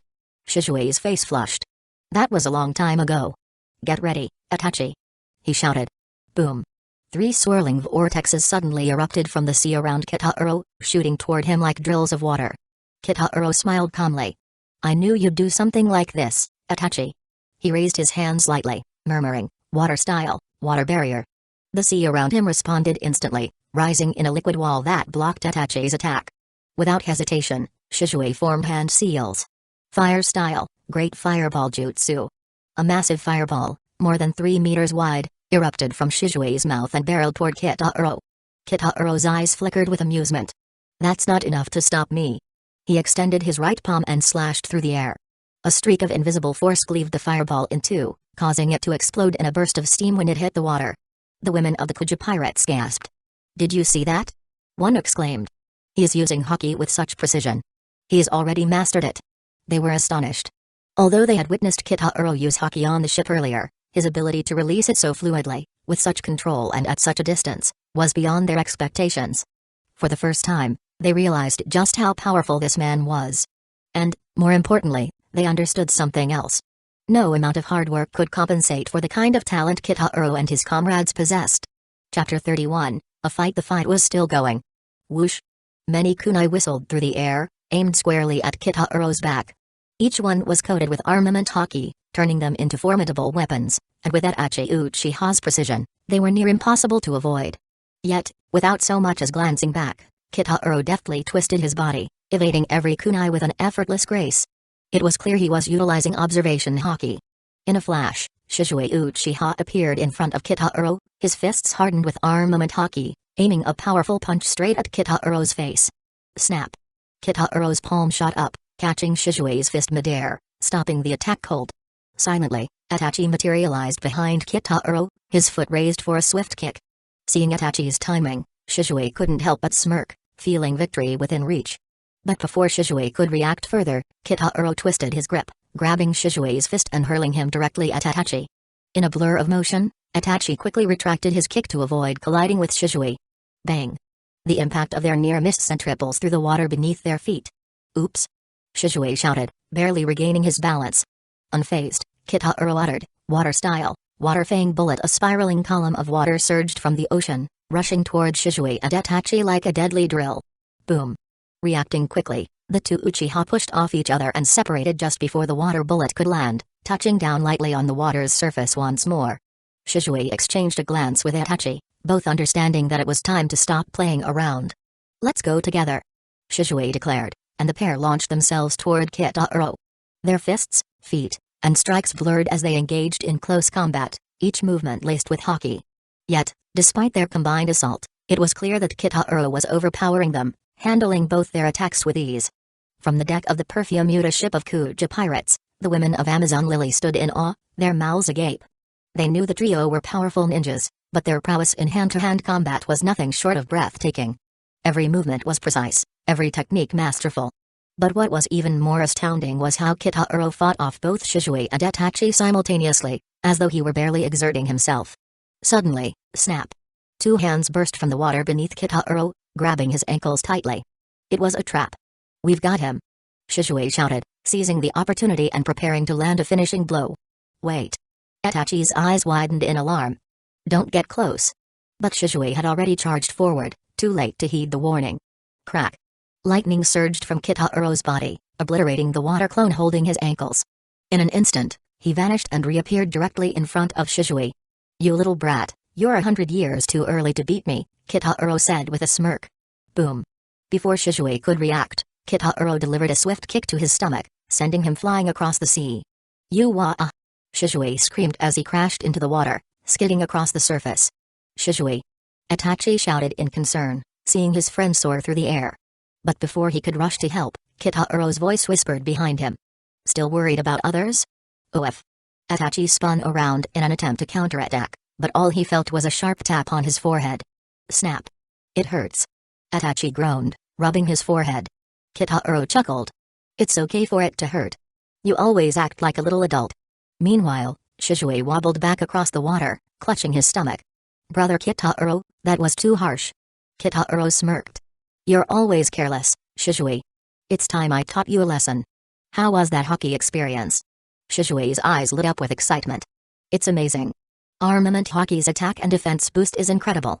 It feels purer than chakra, and I'm sure it can be developed even further. Itachi nodded in agreement. Observation hockey is also strong, but it requires intense focus. As it's easy to misread movements. Kitaro smiled and nodded. Yes, true hockey masters are extremely powerful. It's good to practice, but never forget our main strength. Our eyes. Hockey is there to cover our weaknesses, nothing more. Hockey has 3 types, each tied to a different ability, sensing others' spiritual energy to anticipate their movements, producing a protective coating of energy from one's own body, and, for a certain group of chosen ones, overwhelming the willpower of others. Understood. Shizue and Itachi responded in unison, their admiration for Kitaro clear. For both young Uchiha, Kitaro wasn't just an older brother figure. He was their teacher, their idol, the one they aspired to surpass. Alright, let's head back, Kitaro said, and the 3 of them swiftly returned to the ship. Sorry to keep everyone waiting. That was a good workout on the sea. Kitaro stretched casually. How were you able to stand on the sea? Marigold asked curiously, her brow furrowed. Some women of the Amazon lily had consumed devil fruits and were cursed by the sea. Falling into water meant losing their powers and becoming helpless. For them, the sea was their greatest enemy. Kitahuro explained, "We use chakra to stand on water. By constantly releasing the right amount, we can balance and walk on water easily." "Does that mean you could just walk on the ocean without a boat?" one of the Kuja pirates asked, her eyes widening in disbelief. Kitahuro chuckled. "It's not that simple. The sea is unpredictable, and there are plenty of dangers. But, yes, it's more convenient for us than it is for most people." The women stared at him in stunned silence. More convenient? Wasn't that the understatement of the century? They lived their lives on the sea, and they understood better than anyone how extraordinary his abilities were. They had just witnessed Kitahuro, Shisui, and Itachi master armament hockey and observation hockey within a day, wielding them with proficiency that could rival lifelong practitioners. Combined with their devastating ninjutsu and unparalleled taijutsu, they had also fought while standing on the sea without issue. It was almost too much to comprehend. These three men were getting more and more perverted with their abilities, surpassing everything they had ever known. Chapter 32, The Sky Knight. For the next few days, the giant red ship, Perfume Yuta, sailed smoothly across the ocean, cutting through the waves with ease. Meanwhile, the women of the Kuja pirates immersed themselves in practicing snake breathing, the technique Kitahuro had introduced. As they delved deeper into the practice, the immense power of the breathing method became apparent. They began to understand just how precious the gift Kitahuro had given them was. The previous distance and wariness they felt toward Kitahuro, Itachi, and Shisui melted away. In its place, admiration and enthusiasm blossomed. The three were no longer outsiders but honored comrades. "I see it. Jaya Island ahead." The lookout navigator shouted from above. "Jaya Island? Have we arrived already? Is there really a treasure trove of gold up there?" Excitement buzzed through the crew as they rushed from below deck, eager to see their destination. "But the gold is supposed to be on a sky island, 10,000 meters up, right? How are we going to get up there?" one of the Kuja pirates asked, her brow furrowed. "Leave that to me," Kitahuro said confidently as he emerged from the cabin. Hancock crossed her arms, raising an eyebrow. "How are you planning to solve this? Are you going to fly us up?" Kitahuro smirked. "You're sharp as always." "Yes, exactly. We'll fly up." Before anyone could react, Kitahuro pressed his palms onto the ship's deck, and the entire vessel began to tremble. A moment later, it slowly lifted off the surface of the sea, rising higher and higher into the air. "It's flying!" Gasps and exclamations filled the air as the crew looked around in disbelief. How is this possible? Even Hancock's usually composed face faltered in astonishment. Shisui turned to reassure the crew, "Don't worry. This is one of Brother Kitahuro's ninjutsu." "Ninjutsu? What kind of ninjutsu lets you do this? You can spit fire, water, lightning, and now you can make a whole ship fly?" Itachi, speaking more than usual, added, "That's because Brother Kitahuro is a true genius." Only Itachi and Shisui knew how terrifyingly talented Kitahuro truly was. They had witnessed his prowess firsthand, and even they, who were Uchiha elites, felt like they were barely scratching the surface compared to his potential. Kitahuro continued guiding the ship upward with the earth-style, lightweight boulder jutsu. A mastery over this technique, was able to also manipulate the weight of other targets. Kitahuro got this ninjutsu in exchange from the third Sushi Kage Anoki. The elderly Kage had initially been reluctant to trade such a secret technique and had even attempted to eliminate Kitahuro during their meeting, thinking it would benefit Hidden Stone's village to rid the world of such a gifted Hidden Leaf village shinobi. But the third Sushi Kage had sorely underestimated Kitahuro, and after suffering an injury at his hands, he realized the boy's terrifying potential. The Sushi Kage had no choice but to give up the ninjutsu in exchange for peace. Even then, he hadn't believed that Kitahuro could master it. After all, only the Sushi Kage himself had ever successfully used it. He was wrong. With ease, Kitahuro had mastered the technique, and now, the ship soared ever higher. Bang! The ship broke through the clouds, and a vast sea of white spread out before them, bathed in warm, golden sunlight. "Are we really above the clouds?" one of the women whispered in awe. The Kuja crew marveled at the sight of the white sea, a beautiful and ethereal ocean made entirely of clouds. This is amazing. I never imagined a place like this existed." Even the typically stoic Hancock found herself momentarily lost in the beauty of the skies. Kitahuro, however, narrowed his eyes. "Someone's coming." The crew turned to see a figure rapidly approaching from across the cloud sea. In an instant, a masked man wielding a shield and a rocket launcher landed on the deck. "Hey! What do you think you're doing?" one of the Kuja pirates shouted, her hand reaching for her weapon. "Destroy you!" the masked man growled, aiming his rocket launcher at the ship. Court death. One of the Kuja warriors snarled as the women sprang into action. But before they could engage, the masked attacker leaped into the air, his gun aimed at the ship below. Boom. A mid-air explosion rocked the skies, but the ship remained untouched. "If you want to attack our ship, you'll have to get past me first," said Rindo, the best sniper of the Kuja pirates, who had just fired a counter-rocket to block the attack. Rindo was the only member who prefers to use a gun over a bow and arrow or even a sword. However, the ammunition is a narrow weapon type, which was a harpoon rather than explosive rounds. Snort. The masked man growled, preparing to continue his assault. But before he could, a voice rang out from the distance. "Hold it right there." In a blur of movement, a new figure arrived, stabbing at the masked man with a spear. The masked man raised his shield just in time to block, but the force of the strike sent him tumbling into the sea of clouds below. "I'll be back," the masked man shouted before vanishing into the clouds. The newcomer landed lightly on the ship's deck, introducing himself. "I am the Knight of the Sky. A free mercenary, here to help. The sky is filled with danger, and travelers like you often fall victim to attackers like that masked man. For a fee of 5 million XTOLs, I'll come to your rescue." The crew exchanged baffled looks, unsure of what to make of the so-called Knight of the Sky. They hadn't needed saving in the first place. Kitaro, however, seemed amused, recognizing the old man. "Interesting," he murmured to himself. "It seems the protagonist group hasn't arrived here yet. Good. If they were here, my real target might have escaped." With the masked man gone and the ship now resting on the clouds, the crew looked out over the endless white sea, feeling both amazed and eager for what was to come next. Chapter 33, Illegal Immigrants. I am the Knight of the Sky. A free mercenary, here to help. The sky is filled with danger, and travelers like you often fall victim to attackers like that masked man. For a fee of 5 million XTOLs, I'll come to your rescue. Rescue us? Old man, what are you talking about? If you hadn't interfered, we would have already killed that guy, Hancock snapped, glaring at the old man. The old man was Ganfall, a god of Skypia in the past but having been usurped by Enel. So now during Enel's reign as god, Ganfall worked as a mercenary and called himself the Knight of the Sky. Kill him? Impossible. He was battle-hardened ranger. You. Ganfall stopped mid-sentence, finally taking in the Kuja crew. Most of them were women, and the 3 men, Kitaro, Itachi, and Shizui, were still young, barely past their teenage years. Old man, let me ask you. Do you know where the sky island that holds the gold is?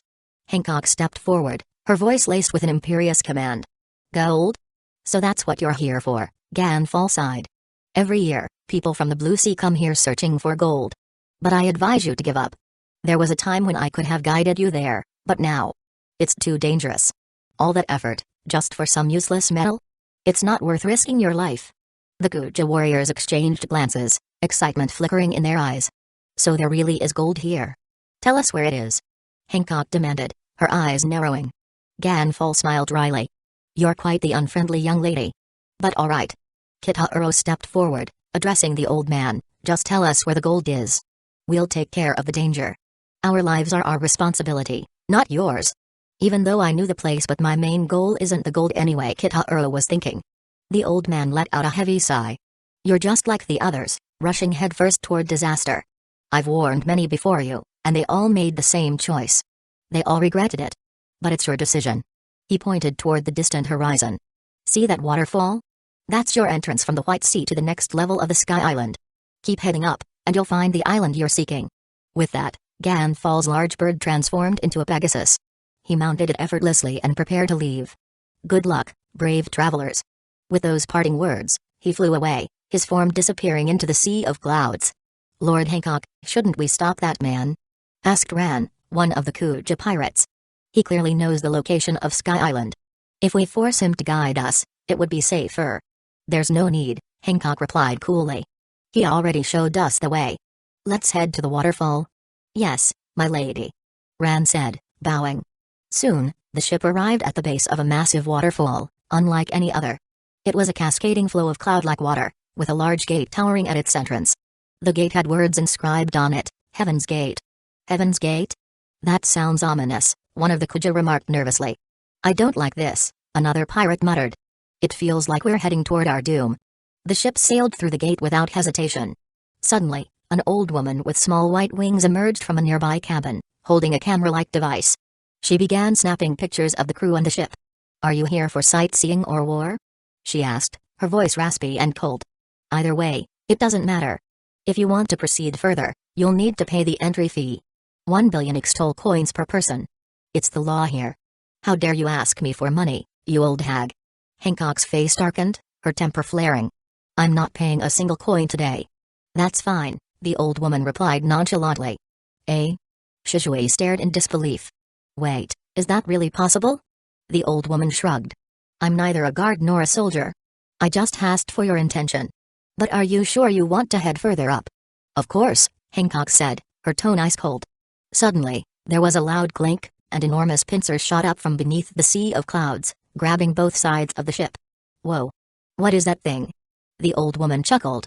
That will be the express lobster, a creature unique to the White Sea.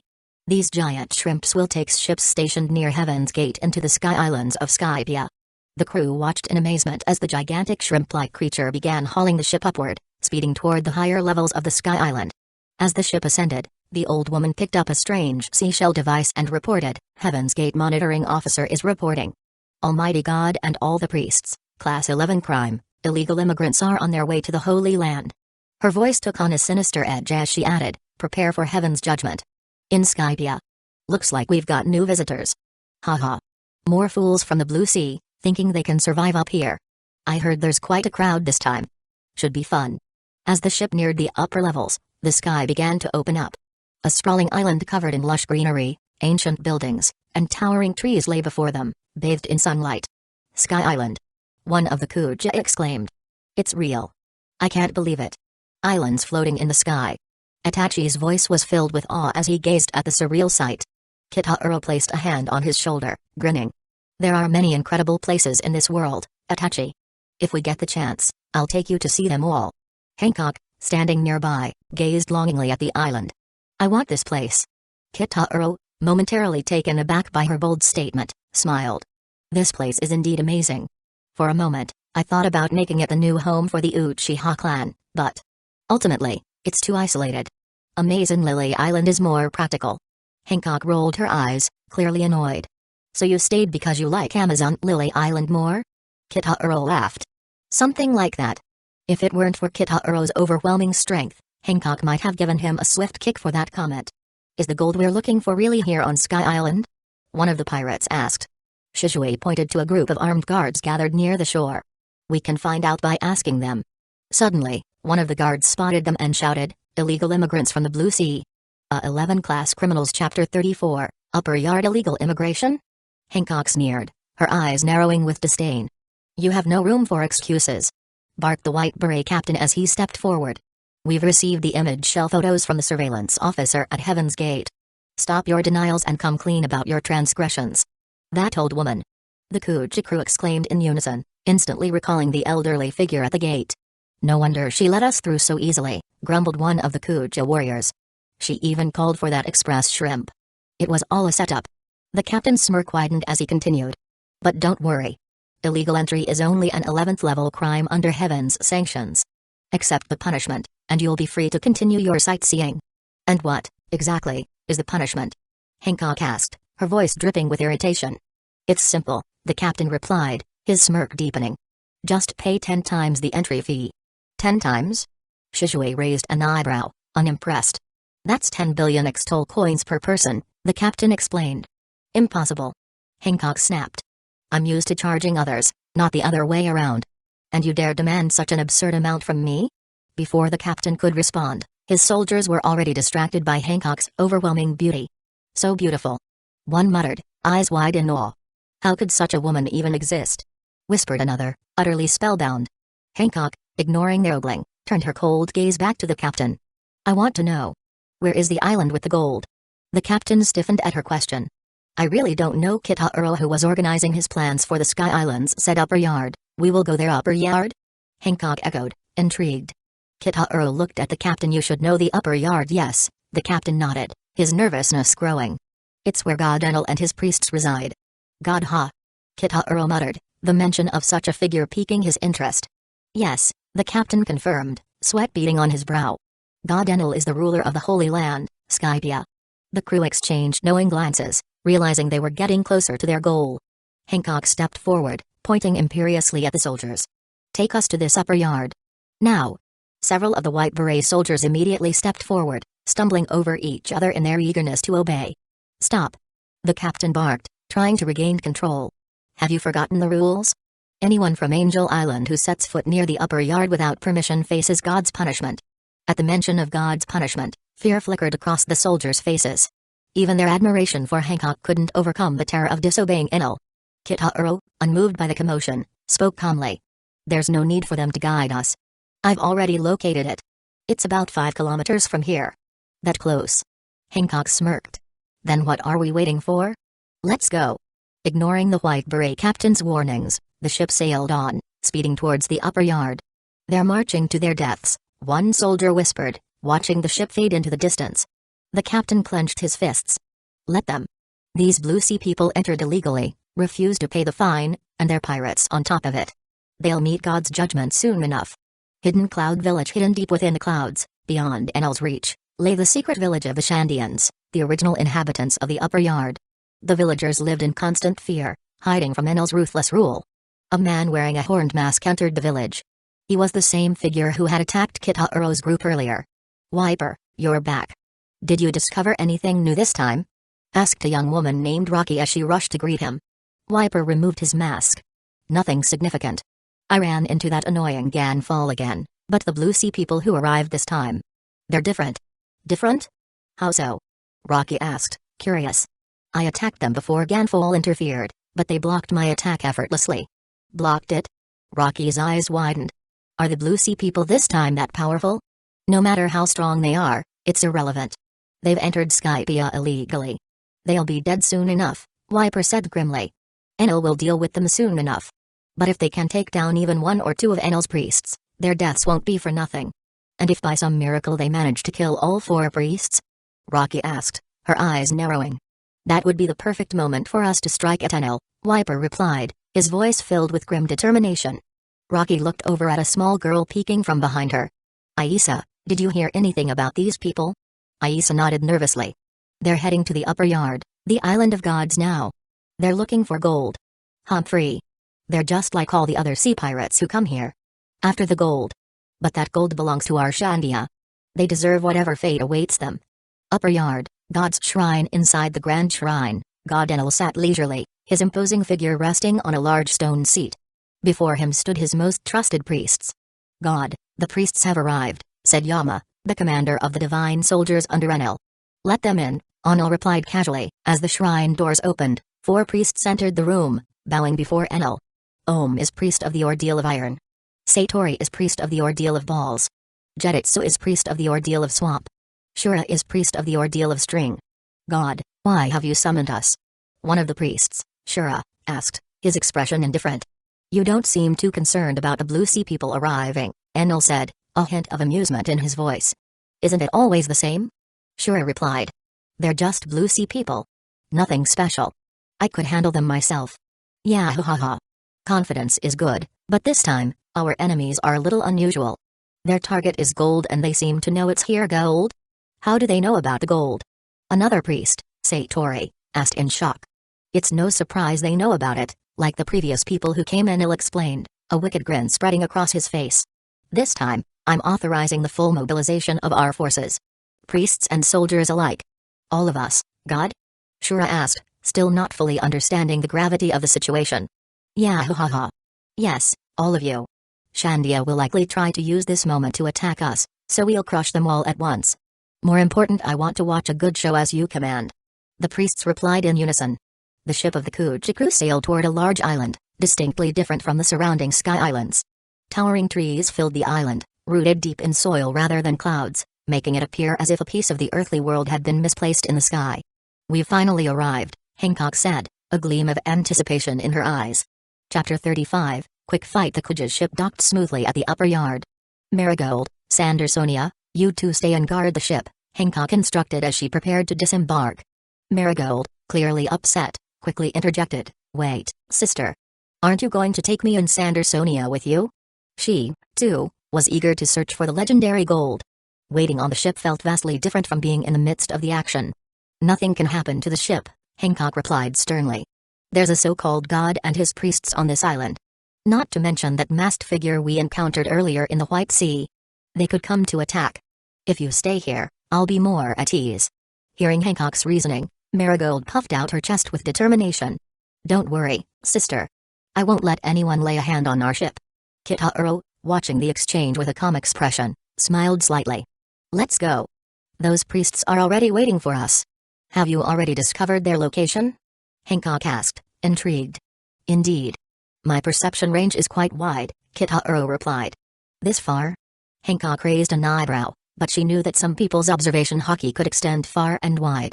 For example, the sniper window could cover an immense distance with pinpoint accuracy.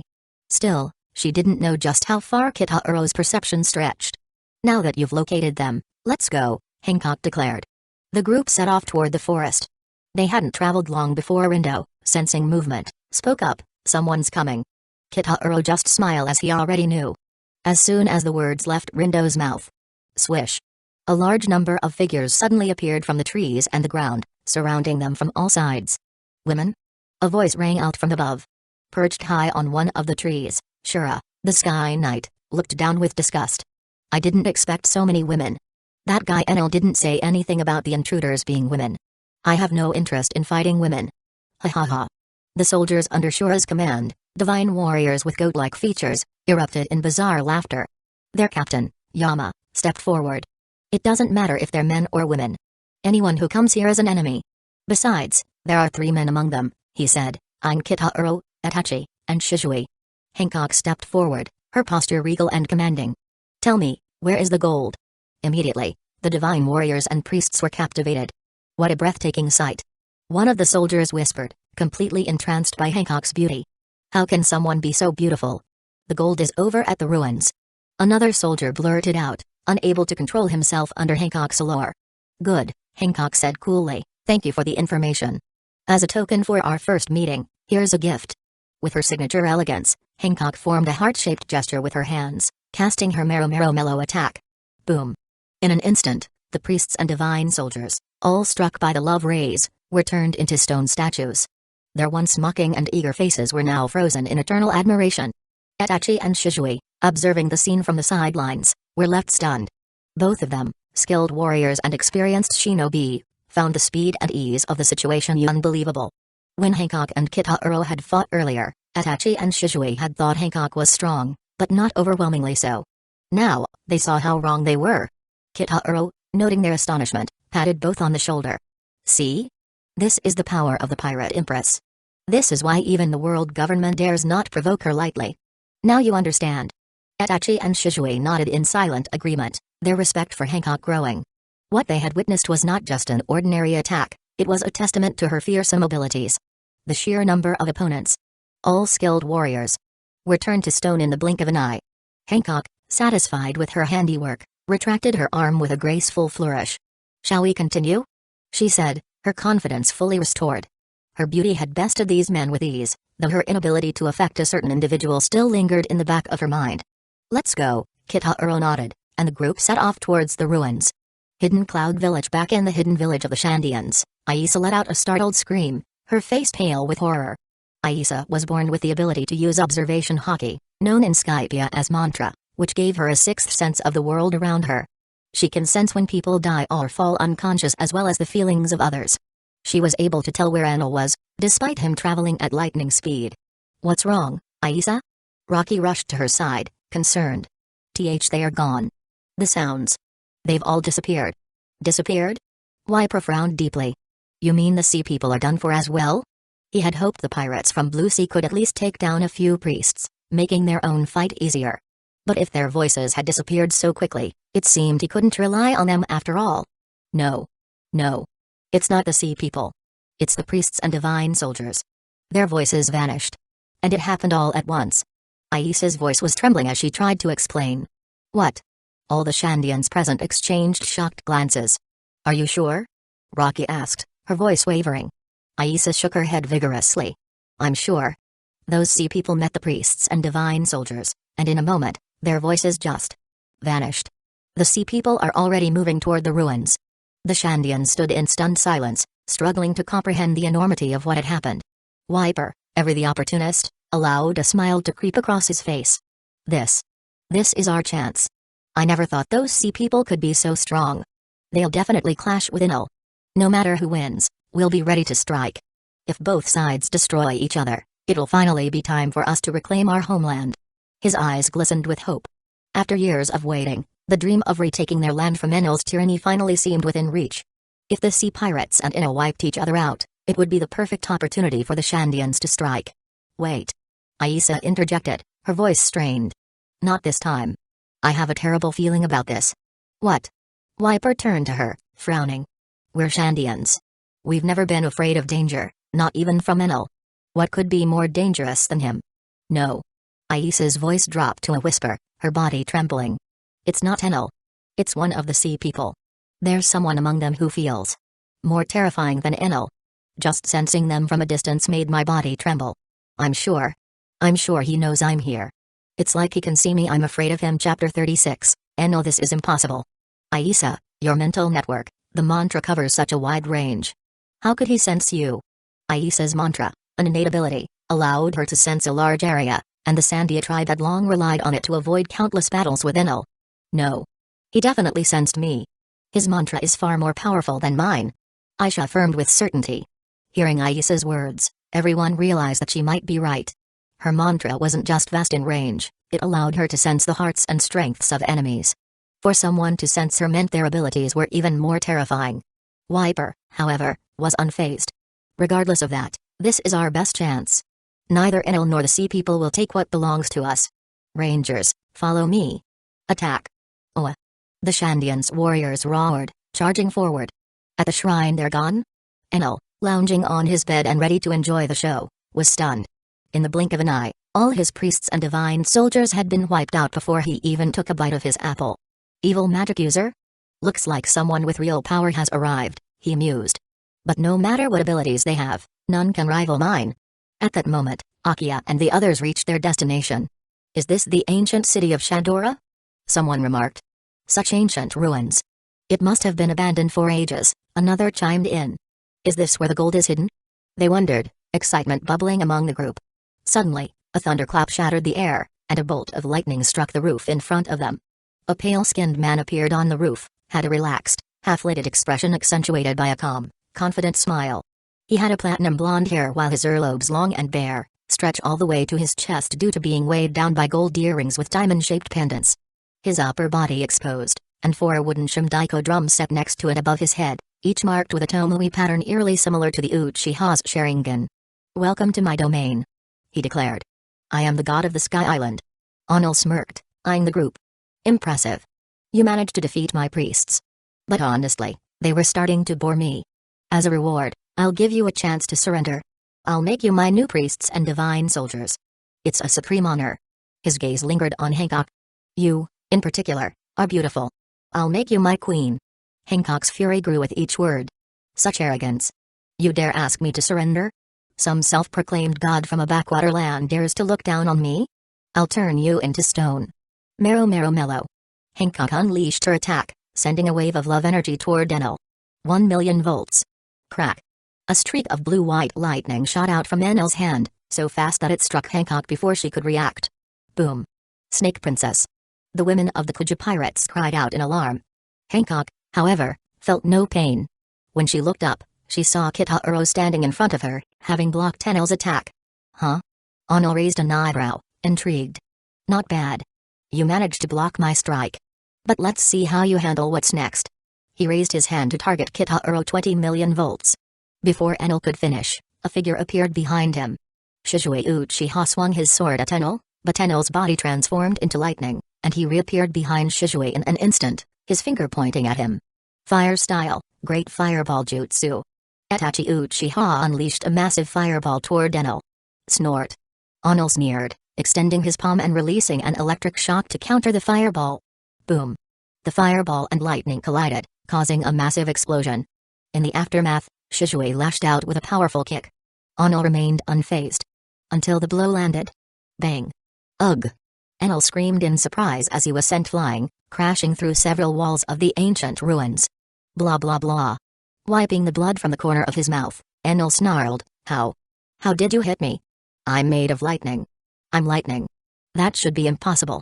Shisui, confused, glanced at Kitahuro. Kitahuro explained, Enel ate the Logia devil fruit, the rumble fruit. He can transform into lightning, making normal physical attacks useless. Only by using armament haki can you bypass his elemental form and strike his real body. He's a Logia devil fruit user? Hancock was taken aback. Logia fruits were known as the most powerful type of devil fruit, with the Navy's 3 admirals wielding Logia abilities as well. The thunder fruit, in particular, was one of the most dangerous, allowing its user to manipulate lightning. The thought made her uneasy. This man's power was formidable indeed. Enel gritted his teeth. Armament haki, huh? I didn't expect Blue Sea people to possess such a power and actually hurt me. But that won't happen again. Boom. Enel struck one of the thunder drums on his back with his staff. 30 million volts Hino, Thunderbird. A massive Thunderbird erupted from the drum, its form resembling a phoenix, and it sped toward Shisui with terrifying speed. Shisui tried to dodge, but Enel laughed. Do you really think you can outrun lightning? Suddenly, a voice called out, Rikiri. A bolt of lightning flashed, and in an instant, the Thunderbird was cleaved in half. Boom. The Thunderbird's remnants struck the ruins, shattering the walls. Impossible. Enel's eyes widened in disbelief. His lightning. Cut in half? Chapter 37, Thor Rikiri. Enel's eyes narrowed as he noticed faint traces of lightning still flickering on Kitahuro's palm. The realization hit him like a jolt. Impossible. No 2 identical devil fruits exist in the world. How are you using lightning? After Enel gained the incredible power of thunder and began seeing himself as a god, he grew curious about the source of his strength. Determined to uncover all he could about the fruit he'd eaten, he scoured every scrap of information available, aiming to ensure he would be the only one wielding such power. Through his research, Enel confirmed that each devil fruit was one of a kind. No 2 people could possess the same ability at the same time. This gave him a sense of security, fueling his arrogance as he considered himself truly unique. His investigations also revealed the devil fruit's inherent weakness to seawater, or the equivalent in the White Sea. The sea cloud. These findings reinforced his belief in his divinity, as he was now certain no one else could rival his abilities, so long as he avoided the treacherous White Sea and the depths of the ocean. Kitahuro remained calm, his tone even. It's just lightning. Nothing extraordinary. And don't worry. I didn't eat a devil fruit. The technique Kitahuro had used was Rikiri, an S-rank ninjutsu created by Kakashi Hatake. Kakashi had once used this very move to cut through lightning itself, earning it the name Rikiri, the lightning cutter. Kitahuro had learned it directly from Kakashi. Some techniques, like Rikiri or the lightweight rock jutsu, couldn't be copied by Sharingan alone. Kitahuro had studied them meticulously, mastering them through his own efforts. Seeing Enel rely on lightning, Kitahuro had been tempted to test his Rikiri against it. Shisui Uchiha, already prepared for combat, stepped forward. Brother Kitahuro, let me handle him. I know, Kitahuro smiled faintly, but I couldn't resist. I'm just itching for a fight. Shisui had activated his Mengekyo Sharingan and was more than capable of dealing with Enel. Despite being an awe-inspiring figure in Skypiea, Enel was like a frog at the bottom of a well. Isolated, limited in experience. Although in the anime he was defeated by Luffy, a newcomer to the Grand Line, Enel's power with the Thunder Fruit was actually remarkable. His reliance on his Devil Fruit power, however, left him vulnerable. Lacking true combat skills, physical prowess, or defensive capability, Enel seemed like an invincible god only because of his fruit. Without it, any New World kid would knock him out of the sky. Kitahuro's goal in coming to Sky Island wasn't just gold. His primary target was Enel. The power of the Thunder Fruit, wasted on Enel, was a pearl lost in the dust. Kitahuro had came to claim it. Enel, meanwhile, threw his head back and laughed, trying to regain his composure. Ha ha ha ha. What a slip-up. I actually panicked for a moment. Whatever magic you're using, your lightning can't compare to mine. It's a mere imitation. Do you really think you can challenge the true god? Raising his staff, Enel struck one of his shoulder drums using his staff to create a large, wolf-shaped massive lightning from it. 30 million volts, Chitin. Thunder Beast. Lightning surged from the drum, taking the form of a wolf that raced toward Kitahuro. Kitahuro stood his ground. As the Thunder Beast lunged, he drew his sword in one swift motion. SSH. A brilliant arc of lightning sliced through the beast, cutting it cleanly in half. Amazing. One of the women from the Kuja pirates gasped. He can cut through lightning this easily. It was an awe-inspiring sight, slicing through a storm of lightning with such grace. Even Hancock couldn't help but feel her heart skip a beat at Kitahuro's display of power. Boom. Enel struck the drum again, this time with more force. 60 million volts, Jambule. Thunder Dragon. A massive dragon of lightning erupted forth, destroying everything in its path as it barreled toward Kitaro. Unfazed, Kitaro raised his black blade, the blade crackling with lightning. He brought it down in a powerful slash. Slash. The blinding arc of lightning cut through the dragon, continuing its path toward Enel. Enel's eyes widened, and he barely dodged the attack as it split the upper yard nearly in half. The sheer force of Kitaro's attack left Enel momentarily stunned. His expression hardened as he stared at the long sword in Kitaro's hand, still flickering with lightning. "What is your name?" "Kitaro Uchiha," came the calm reply. "I admit, I underestimated you, Kitaro Uchiha. But this is where it ends. I'll eliminate you for good." Enel extended his hand. 30 million volts. A powerful bolt of lightning shot out toward Kitaro, but with a swift swing of his sword, Kitaro shattered the lightning as though it were glass. Not letting up, Enel raised his other hand. 40 million volts. Kitaro's sword cleaved through the next bolt with equal ease. 50 million volts. Again, Kitaro cut through the lightning, calm and collected. 100 million volts. A tremendous surge of lightning erupted from Enel's hands, but even that didn't faze Kitaro. Holding his sword with both hands, he slashed through the 100 million volts of lightning as though it were nothing. Enel, his eyes wild, raised both his arms high. "Feel the power of God. Accept heaven's judgment." A massive column of lightning gathered above Kitaro's head, casting a terrifying glow over the battlefield. Elthor.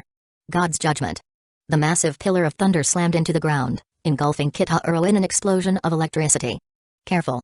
Hancock shouted, her voice filled with panic. Boom. The earth trembled as the lightning scorched a deep hole into the ground. Kitaro's figure was nowhere to be seen. Enel's manic laughter filled the air. "Ha ha ha ha. Vice Captain." The Kuja women rushed toward the edge of the crater, gazing down at the earth and clouds below, pierced by the devastating attack. "This is the fate of those who defy God," Enel declared triumphantly. "No matter how strong you are, it's futile to oppose divine power. Submit to me, or face the same fate as that man." The Kuja warriors looked grim, but Shizui and Itachi remained calm. Suddenly, a voice echoed from below. "Phew.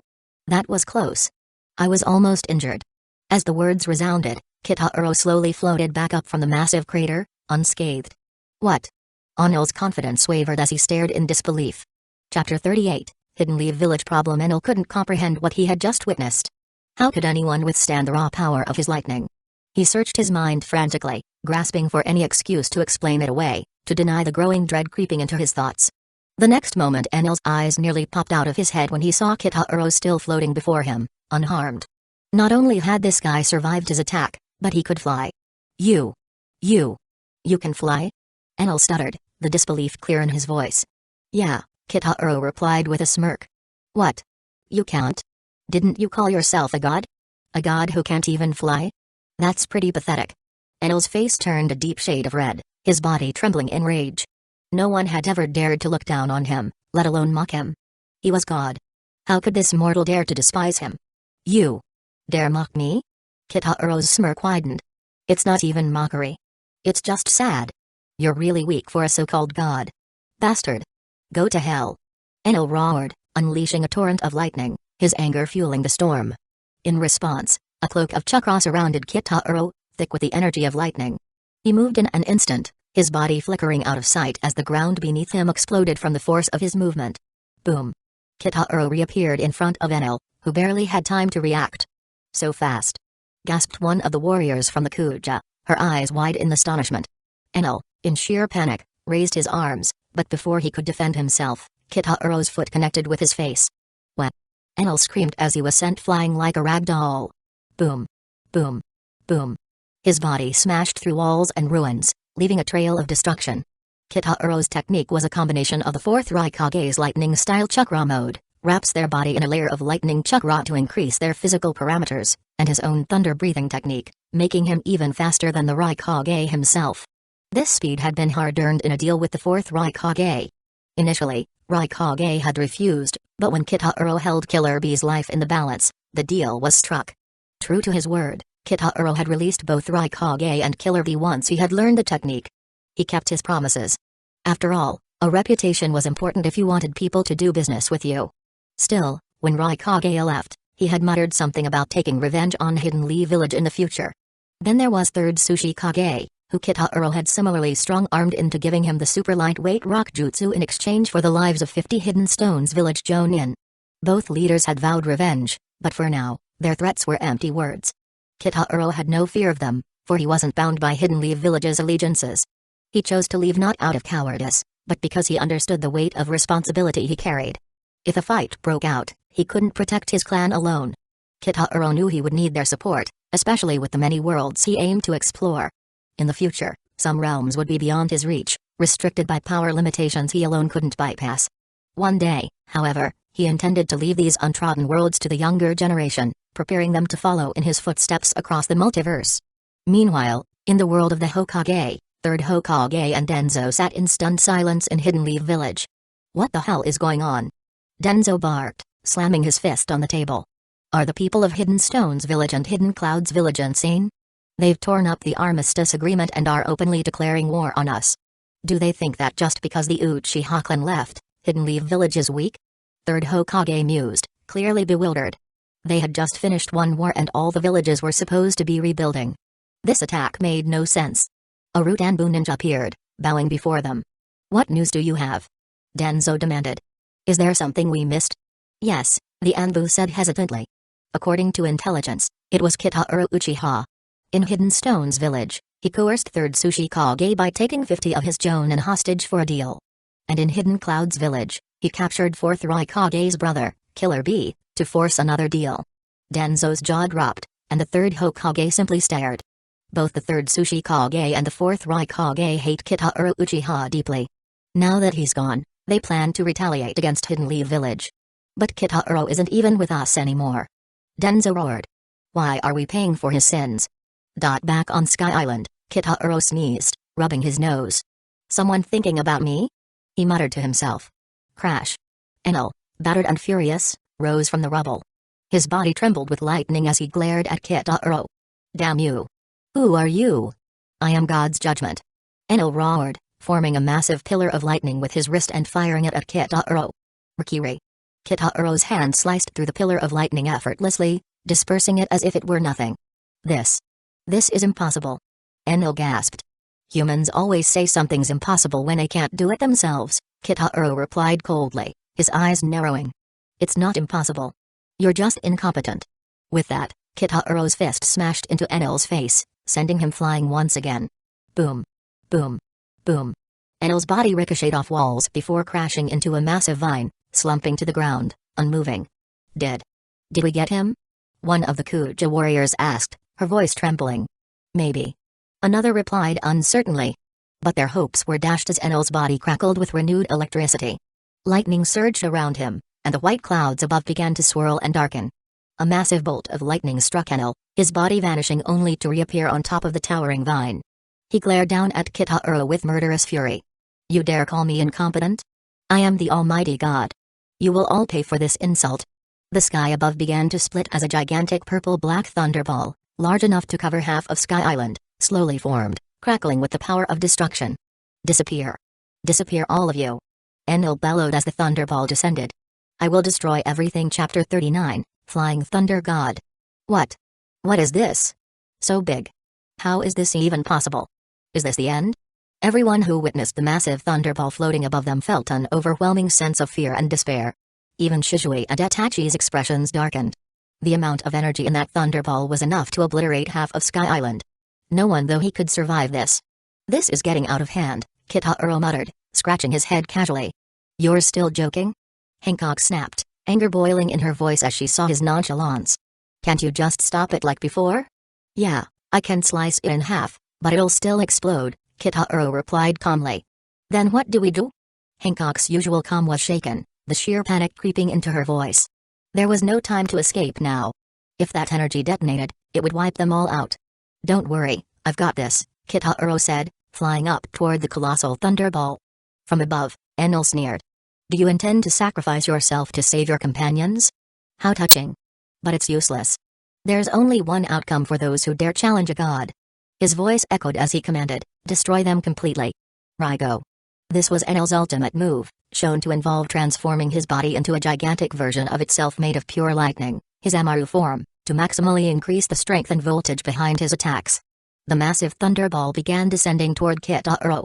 Unfazed, Kitaro pulled out a special kunai from his pocket. Attached to it was a talisman, inscribed with intricate symbols. Holding the kunai, Kitaro pressed his hands together in a series of seals, and a black spell formed in the sky. The moment the thunderball touched the black spell, it seemed to be sucked in by the magic. In an instant, the thunderball vanished without a trace. No. Impossible. Enel stammered, eyes wide in disbelief. How could Rygo disappear? Suddenly, a massive boom erupted from below, shaking the entire sky island. What? What just exploded? Hancock asked in confusion, her voice barely audible over the rumble. Shizue answered, that explosion must have come from the White Sea, about 3,000 meters below us. It must be the thunderball Enel sent, Kitaro added with a grin. Enel's face twisted in fury. What did you do? Me? Oh, nothing much. I just moved your giant thunderball to a different location. Hancock blinked, her mind trying to comprehend what had just happened. How did you do that? Shizue Uchiha stepped in to explain, that's the flying thunder god jutsu. By using marked kunai, Kitaro can teleport objects or people to a predetermined location. It's a space-time ninjutsu.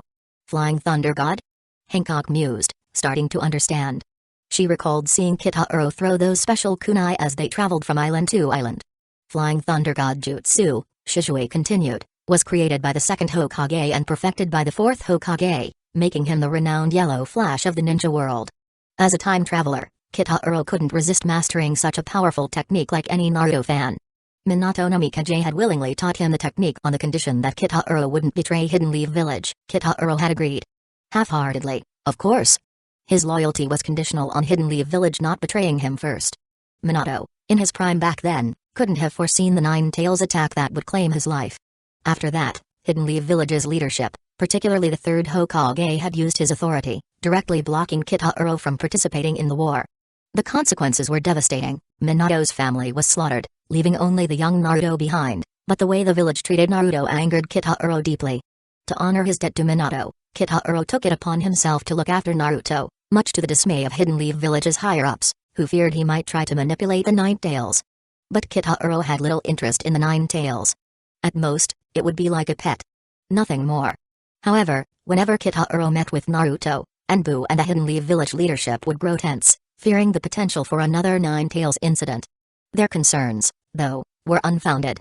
Kitaro's interest in the Nine Tails was minimal. At best, he viewed it as little more than a pet. Like Madara Uchiha. Do you have any other tricks, Enel? Kitaro asked, his tone dismissive. Bring them out. I'm getting bored. How dare you? Enel's voice cracked as his fury boiled over, thunder crackling across his body. I'll show you the true power of a god. 200 million volts Thor. In a flash, Enel's body transformed into a colossal figure of pure lightning, towering over the battlefield at nearly 50 meters tall. So big. The onlookers gasped, the sheer size of the thunder god weighing heavily on their minds. I am a god. You may have tricks, but no one can defeat the might of the strongest Logia user. Disappear. Enel roared, launching himself at Kitaro, his fist raised to strike. But as Enel's giant hand neared, Kitaro remained perfectly still. Swish. Suddenly, an arm of pure energy, blazing with the color of the sun, manifested out of nowhere, catching Enel's fist effortlessly. What is this? Enel shouted, his shock palpable as he saw an orange skeletal arm materialize around Kitaro. The orange skeleton rapidly expanded, growing flesh, and soon armor formed around it. Wings sprouted from its back, and in the blink of an eye, a massive warrior god, more than 200 meters tall, stood in front of everyone, dwarfing Enel. This was Susanoo, the pinnacle of the Uchiha clan's power. Enel, now 4 or 5 times smaller than the Susanoo, stared in terror. He, the self-proclaimed god, was dwarfed by this being of overwhelming might. Even the warriors of Kuja Island, including Hancock herself, were frozen in place, their faces pale as they gazed at the godlike figure before them. This. What is this? Hancock whispered, unable to take her eyes off the massive warrior. Chapter 40, Susanoo. Susanoo. An immense power that only those with the Mengekyo Sharingan can awaken. The ultimate technique of the Uchiha, it manifests as a giant, ethereal warrior forged from chakra, a fusion of absolute defense and defense. To those who witness it, it's often referred to as the power of God. A god? Kitaro's gaze fell upon Enel, who now trembled with fear. What a weak god, Kitaro remarked coldly. Don't underestimate. Enel's retort was cut short, as Suzunu's massive fist came crashing down. No. Enel's scream echoed as the fist connected. Boom. The entire island of gods shook violently. Birds scattered, and beasts fled in terror. Enel's thunder god form Amaru shattered like fragile glass, unable to withstand the devastating force of Suzunu. His cries of agony pierced the air as everything around him crumbled, leaving a massive shockwave that obliterated buildings and trees alike. Earth-style, earth wall. Itachi and Shisui quickly summoned a protective wall, shielding everyone on the island from the blast. The devastation was enormous, but the wall held firm as they were putting their chakra to maintain. As the dust settled and silence returned, a giant crater lay where Enel once stood. At the center of the pit was his unconscious form, beaten and defeated. Enel's voice. It's gone. A voice from the Shandia tribe broke the silence. What? The Shandians were dumbstruck. Enel, the self-proclaimed god who had terrorized their people for years, was now lying motionless. He had dethroned the original Sky Island god and ruled with an iron fist. To the Shandians, Enel's power had always seemed absolute, divine, even. But now, this god had been defeated. Enel is dead. He's dead. Someone shouted among the Shandians. For years, Enel had slaughtered their kin and ruled over Sky Island with cruelty. Revenge had seemed impossible. But now, the one they feared had been vanquished. Everyone. Enel is gone. Now's our chance to take back our home. Wiper, one of the Shandian warriors, rallied his comrades. Oh. The warriors cheered, ready to reclaim what was theirs. No, don't go. That man who killed Enel. He's too terrifying. Aisa, one of the Shandians with strong sensory abilities, quickly warned. The voices of those sea pirates are still there. Only Enel's has vanished. But how could this be? After some time Wiper clenched his fists. I don't care. This is our only chance. If you're with me, come. If you're afraid, stay behind. Without waiting for a response, Wiper charged forward. With Enel defeated, Kitahuro dispelled Suzunu. The giant ethereal warrior vanished, leaving only silence in its wake. Hancock, standing nearby, wanted to ask what that immense power was, but she hesitated. For a long time, she had believed her strength was on par with Kitahuro's, but now she realized that was far from the truth. This man, who had already joined Amazon Lily, could easily overpower her if he wished. If Kitahuro had truly desired it, not even Hancock, the Empress, could resist him. That thing, Hancock began, still hesitant. That was Suzunu, Kitahuro explained, noticing her curiosity. It's a power of our clan's Sharingan. Only those who awaken the Mangekyo Sharingan can use it. Hancock's eyes trailed up to Kitahuro's. His eyes had changed, now gleaming with the telltale signs of Mangekyo Sharingan. She shuddered at the sight. The power of a god. Hancock whispered in awe. And indeed, it was no exaggeration to call it that. Let's go, Kitahuro interrupted her thoughts. The enemy has been defeated. It's time to claim the spoils. With that, Kitahuro grabbed the body of Enel, levitating him beside him as he flew toward the large ship docked nearby. Enel was the biggest gain of this trip, so naturally he couldn't leave it here. As they approached their original destination, the crew's eyes widened at what they saw. Gold. So much gold. The ship, built in the likeness of Enel, had a massive face carved from solid gold.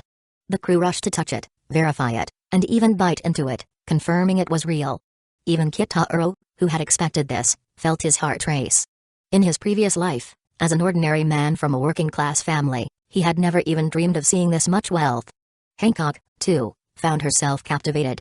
With this much gold, Amazon Lily would prosper for generations. They could fortify their island, buy arms, and secure their future. Her gaze lingered on Kitahuro, realizing how much he had changed their lives. Her heart fluttered as she stole glances at his face, her mind awash with emotions. She quickly averted her gaze when Kitahuro caught her staring. Come, take my hand, Kitahuro suddenly said, offering his hand to Hancock. What? Hancock stammered, her face flushing red. What do you mean, take your hand? Relax. I just want to show you something. Hancock hesitated but eventually reached out and took his hand. The moment their hands touched, she felt her heart race uncontrollably. Suddenly, her feet left the ground, and she soared into the air alongside Kitahuro. Panic gripped her at first, but as they flew higher and higher, she became filled with exhilaration. The sensation of flying, something she had never experienced before, filled her with a sense of awe. Before long, they ascended above the clouds, reaching the peak of the enormous vine that towered over Sky Island. This is... Hancock gasped, utterly speechless as she gazed upon the scene before her. In front of them stood a massive golden altar, flanked by two enormous golden pillars. In the center of the altar, gleaming under the sun, was a colossal golden bell. The bell was weathered with age, vines and moss creeping up its surface, but it still radiated an awe-inspiring glow. "This is the golden bell," Kitahuro said with a smile. Chapter 41, Golden Bell. The golden bell is an enormous bell housed in the great belfry of Shandora along with a Shandorian poneglyph. When it is struck, it plays a beautiful song, called the Song of the Island, and the name given to the bell by the locals is the Light of Shandora. "What a breathtaking sight!" Hancock exclaimed. Even she, known as the most beautiful woman in the world, was captivated by the grandeur of the massive golden clock. Its brilliance went beyond the gold itself. This was history, a piece of ancient civilization preserved in shimmering gold. The golden bell radiated a sense of timelessness, something that seemed to resonate even with those who couldn't fully comprehend it. Kitahuro smiled, watching Hancock's reaction. "Beautiful, isn't it? Do you like it?" "Like it? Yes," she replied, her voice softening with awe. "Then, it's yours if you want it." Hancock blinked, surprised. "What did you say?" "I said, I'll give it to you," Kitahuro repeated, pointing to the golden bell. Her heart raced, faster and faster. "Why? Why would you?" "It's just a gift," he said, smiling playfully. "Back in my previous life," he mused, "no one would give away even a trinket made of gold, let alone something this grand. But here, wealth had new uses. And besides, only the wealthiest could afford such extravagance." Kitahuro had made simple plans for Hancock but had its effect. Kitahuro lifted himself up, hovering under the golden bell as he tugged the chain, inviting Hancock forward. "Come here. This bell, which hasn't rung in 400 years, will now ring for you." Suppressing the excitement welling up inside, Hancock climbed the steps to the altar and firmly pulled the golden chain. Dong. Dong. Dong. The deep, resonant sound echoed far and wide. As the bell rang out, it filled the air with a stirring, almost otherworldly quality. "Could it be?" someone muttered from below. "It is." Another whispered in awe. "The legendary golden bell. It's the Light of Shandora." Kitahuro tapped his foot lightly, causing the entire altar to rise and slowly float downward. Shishui and the others were awestruck by the ancient treasure. A remnant of human civilization so grand it made Enel's elaborate golden face sculpture look comically inferior. "Brother Kitahuro, is that?" Shishui began. "Yes. The golden bell," Kitahuro confirmed, enjoying the reactions around him. Suddenly, a sharp voice pierced the air. "Blue Sea people. Get away from that bell. It is the sacred object that belongs to the Shandians." A group rushed forward, led by Wiper, the warrior who had clashed with them back in the White Sea. He and his companions spotted the fallen Enel and froze, their shock clear. "Enel? Defeated? By them?" they murmured. Hancock stepped forward, looking down upon them with regal authority. "Yours? No. From this moment, this golden bell belongs to me alone." Wiper raised his weapon. "Attack. Take back the golden bell." At his command, the Shandian warriors charged. The female warriors of the Kuja pirates leapt into action, having waited impatiently for a chance to fight. The Sandians fought valiantly, wielding shell weapons unique to Sky Island, but they were no match for the elite warriors of Amazon Lily, who countered with haki and refined battle skills. Within moments, several Shandians had fallen, leaving only Wiper and a few others still standing. "Where do these powerful women come from?" Wiper muttered, frustrated. Realizing he needed to turn the tide, he aimed for the leader. "Take my flame bazooka!" Wiper shouted, readying his weapon for a massive attack. One of the Shandians quickly attached a wind shell to the bazooka, giving Wiper an edge as he powered up the weapon. With the added force, the flame bazooka roared to life, fueled by the wind shell's energy. A colossal blast of white-blue flames erupted from the barrel, igniting the surrounding gas as it surged forward. The searing, intense flames lit up the space around Kitahuro and Hancock, casting everything in a fierce, blazing glow as the firestorm charged toward them. "Careful. This looks dangerous," Itachi murmured, catching the acrid scent in the air. Just as Wiper's rocket launcher fired, Shishui flashed beside him, kicking the launcher upward. The blazing flames exploded harmlessly into the sky. "Let's deal with you," Itachi added calmly, moving behind Wiper in a blur and striking him back down. As Wiper staggered, Shishui pressed a blade to his neck, steady and unyielding. Suddenly, a voice called out, "Stop!" An armored figure descended from above, riding a pink-feathered Pegasus. "Isn't that?" one of the Kuja warriors murmured. "Yes," Kitahuro confirmed, recognizing the Sky Knight who had appeared back in the White Sea. Ganfall. The Shandians and Amazon Lily warriors alike recognized him, and Wiper hissed, "Old man, why meddle again?" Ganfall ignored the jab, looking pleadingly at Kitahuro. "If I may request, let these people go. 400 years ago, the Shandians' ancestors were forced from this land, which was their homeland. I hope you can understand this spell's meaning to them. Kitaro's gaze sharpened, amusement flickering in his eyes. That's all in the past. If they were strong enough, they could have defeated Enel and taken it back. But we defeated him, and that victory belongs to us. Or do you expect us to surrender what we've rightfully earned? Ganfall hesitated. Wiper and his warriors looked on, clenching their fists. Kitaro's voice grew cold. Besides, they've attacked us. Twice now. Their plight may deserve sympathy, but not from us. If we were weaker, they wouldn't have hesitated to kill us. Show mercy to the enemy, and you show cruelty to yourself. Ganfall lowered his head, seeing that his appeal had no effect. Realizing they were outmatched, Wiper and the Shandians reluctantly retreated, carrying the weight of another loss. As the dust settled, Hancock glanced at Kitaro with admiration. Strength and wisdom together. It's no wonder you command such loyalty. Kitaro smirked. Strength inspires fear. Wisdom is what builds loyalty. Watching the Shandians, Hancock felt an unspoken pull towards the man who had the power to shape both fate and people's hearts. In time, Kitaro knew, Amazon Lily and its formidable queen would become an essential piece in his plans. But for now, he'd let Hancock believe she was simply following her heart. Chapter 42. New owner Ganfall was left speechless by Kitaro's declaration, stunned by the gravity of his words. Since everyone is here, I'll make an announcement, Kitaro began, his voice echoing across the island. From today forward, this island and the surrounding Sky Islands are now under the domain of Amazon Lily and my Uchiha clan. He smirked, raising his chin. I, Kitaro Uchiha, am the new god of Sky Island. As he spoke, an orange-yellow exoskeleton formed around him like sun. In a flash, his fully formed Susanoo appeared once more, its sheer presence casting a daunting shadow across the land. With this, Kitaro rose into the air, towering over the awestruck onlookers. He is flying. Someone whispered in awe. Sky beings and Shandians alike gaped at the sight. While they had harnessed shells and other methods to simulate flight, seeing someone hover in the air through sheer power alone was beyond their comprehension. Kitaro raised the sword in his Susanoo's hand, slicing it through the sky with a casual swipe. The dense clouds parted instantly, creating a split that ran across the horizon as if the heavens themselves had been cleaved. He split the sky in two. The crowd trembled in silent awe, their minds clinging to a single, resounding thought, God. Compared to Enel, Kitaro's display of power felt like a true vision of divinity. The Shandians fell to their knees, despair heavy on their faces. In the presence of Kitaro's might, their years of rebellion felt as fragile as sand blown by the wind. Kitaro withdrew Susanoo and hovered above them. From this day on, I will be the god of Sky Island. Unlike Enel, I have no desire to destroy this land. A place as unique as Sky Island deserves preservation, he declared, glancing down at the awestruck crowd. In fact, if I wished, I could bring more islands into the sky. But that's too troublesome.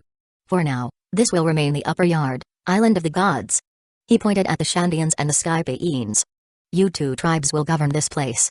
Fight if you wish, settle your conflicts as you like. I'm not here to interfere. Finally, he turned back to the altar. I'll be taking all this gold. If you want it back, feel free to come to the surface and find me. By then, the world will know the name of Kitaro Uchiha. With those final words, Kitaro landed gracefully atop the Golden Bell's altar. The entire altar rose into the air, landing on Enel's golden ark, where the Kuji crew awaited. One by one, they boarded, and the ship began its ascent. Below, Ganfall, Wiper, and the remaining Shandians watched, confused and dazed. Kitaro had defeated Enel, claimed the title of god, and yet he was leaving. Taking Enel, the gold, and their grudges with him. Wiper clenched his fists, staring up as the ship disappeared. Damn it. I swear, I'll take back the Golden Bell one day. The Shandians were silent, their resolve shaken. They had fought 400 years to reclaim their homeland, sacrificing countless lives. And now, without resistance, they stood upon it once more, barely daring to believe it was theirs again. They realized, though Kitaro had taken the gold, he had left them something far more precious, their land. On board, Hancock glanced at Kitaro, her curiosity piqued. Why let them live? She frowned, remembering her impulse to turn them to stone for their insolence. Leaving them alive costs me nothing, and gratitude, even forced, can be useful. If I need them in the future, they'll be there. Sometimes, sparing someone pays off, he replied. Besides, a live population is worth more than gold. Hancock mulled over his answer, a smirk forming on her lips. She saw the wisdom behind his choice, but she wouldn't admit it out loud. As their ship drifted lower, skimming the clouds before plunging back to sea level, everyone seemed to relax. The sea brought a sense of stability after the surreal, floating sky island. When they reached the ocean, the crew's excitement grew as they eyed the hold full of gold. For the Kuji crew, even a single box of treasure was a valuable haul. This amount of gold could enrich their entire nation.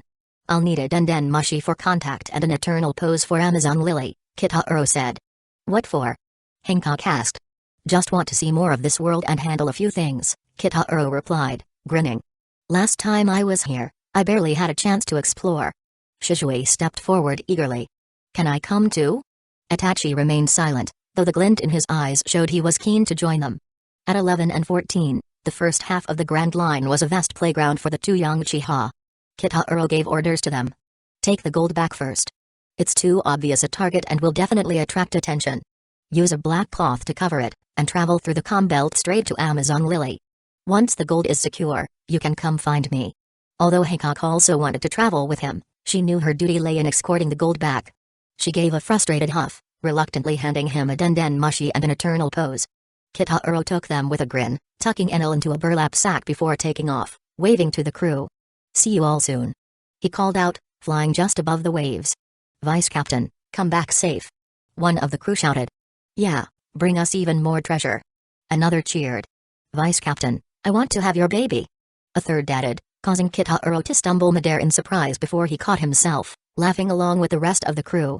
As he flew toward his next adventure, Kitaro felt a surge of excitement. The sky, the sea, and the vast, uncharted world stretched before him, ripe for exploration. The Uchiha had taken to the skies. And nothing would ever be the same again. Chapter 43, Mock Town. "Vice Captain, I want to have your baby." Kitaro flew off in a hasty escape, still a bit flustered. "They're serious," he thought, feeling a slight shiver. The Kuja women laughed heartily behind him, delighted by his reaction. After weeks together, they came to admire Kitaro deeply, seeing him not only as a vice captain in the ship but also as an impressive leader with a unique charm. Amazon Lily held strength as beauty, and to them, Kitaro, who had both, was now the most beautiful man they had ever encountered. Among them, the sentiment to bear his child wasn't just a joke. Amazon Lily's creed held that children of the strong were strong themselves, and to them, Kitaro embodied power and prestige. If he accepted, they would gladly line up to have his child. Jaya Island, Mocktown had earned its reputation as a pirate haven. The way pirates spend money is like spilling water, even though they see killing and fight as an everyday thing. Here, pirates were unchecked, but they followed a hidden rule: citizens were off limits. They rarely attacked the citizens. After all, what good is money if there is nowhere to spend it at? The town itself is built on the money that the pirates spend inside it freely. A normal person would say they hate the town, but there are not many normal people here. Kitaro strolled down the street, his senses on high alert as he scanned for his target. Suddenly, a scream rang out, breaking his focus. Ahead, a man fell from his horse, coughing and spitting blood, looking as though he were at death's door. "Little brother," the man rasped, reaching out, "please. Help me up." "Nope," Kitaro replied without a moment's pause. In his previous life, he had known the pitfalls of being too helpful. "Why not?" came a voice from nearby. "I didn't push him," Kitaro shrugged. "So why should I help?" The man on the ground, now clearly Q, gave a humorless chuckle, which devolved into a fit of coughs. Another passerby took pity, helping Q to his feet. "Oh, what a good man you are," Q rasped sarcastically, glancing sidelong at Kitaro. He pulled out a basket and offered the helpful stranger an apple. "Here, have one for your kindness." "An apple. Thank you." The stranger snatched one without hesitation, biting into it immediately. A green-haired man with 3 swords at his waist, clearly Zoro, quickly intervened. "Hey, wait. Don't eat something from that stranger." Boom. An explosion sounded from a nearby house, shaking the street. "What the? Someone ate an apple just now, and the whole group exploded," cried a terrified bystander. "It's barbaric. The shop's destroyed." The orange-haired girl beside Zoro turned pale. She grabbed a young man in a straw hat, who was chomping down on his own apple. "Luffy. Spit it out. Now." Monkey D. Luffy coughed, struggling. "Too late. Already swallowed." "Hey, you!" Zoro demanded, turning on Q. "What's the deal with those apples?" Q gave a weak laugh. "Relax. If it was one of the exploding apples, your friend would have been blown to pieces by now. Guess he got lucky." He turned to Kitaro with a half-smile. "And you, cold-hearted boy. You're lucky too." Kitaro smirked. "Luck is my specialty." He sized up Q, his grin widening as he did. Kitahuro had come here because it was the nearest spot and offered the best chance of running into Blackbeard. He figured if Blackbeard wasn't here, he could use his knowledge of the storyline to guess the next likely place. With Doku here, Blackbeard must be close by, he thought, his focus sharpening. Kitahuro's main target was Blackbeard. To his surprise, though, he'd also crossed paths with Luffy, Zoro, and Nami. Characters he had admired since his early days as a One Piece fan. He hadn't expected to meet them so soon, and the encounter made this mission feel all the more surreal. Noticing Kitahuro's intense gaze, Doku shifted uncomfortably, muttered something, and quickly slipped away with a wary glance back. Kitahuro watched him vanish, then gave a subtle nod to Luffy and his crew before moving on. Luffy's eyes lingered, curiosity flickering across his face. "What are you staring at?" Nami asked, tugging on Luffy's arm. "That guy." Luffy muttered, scratching his head. "I dunno. Never seen him before." "Then let's go," Nami urged, scanning the area warily. "I've had enough weirdness for one day."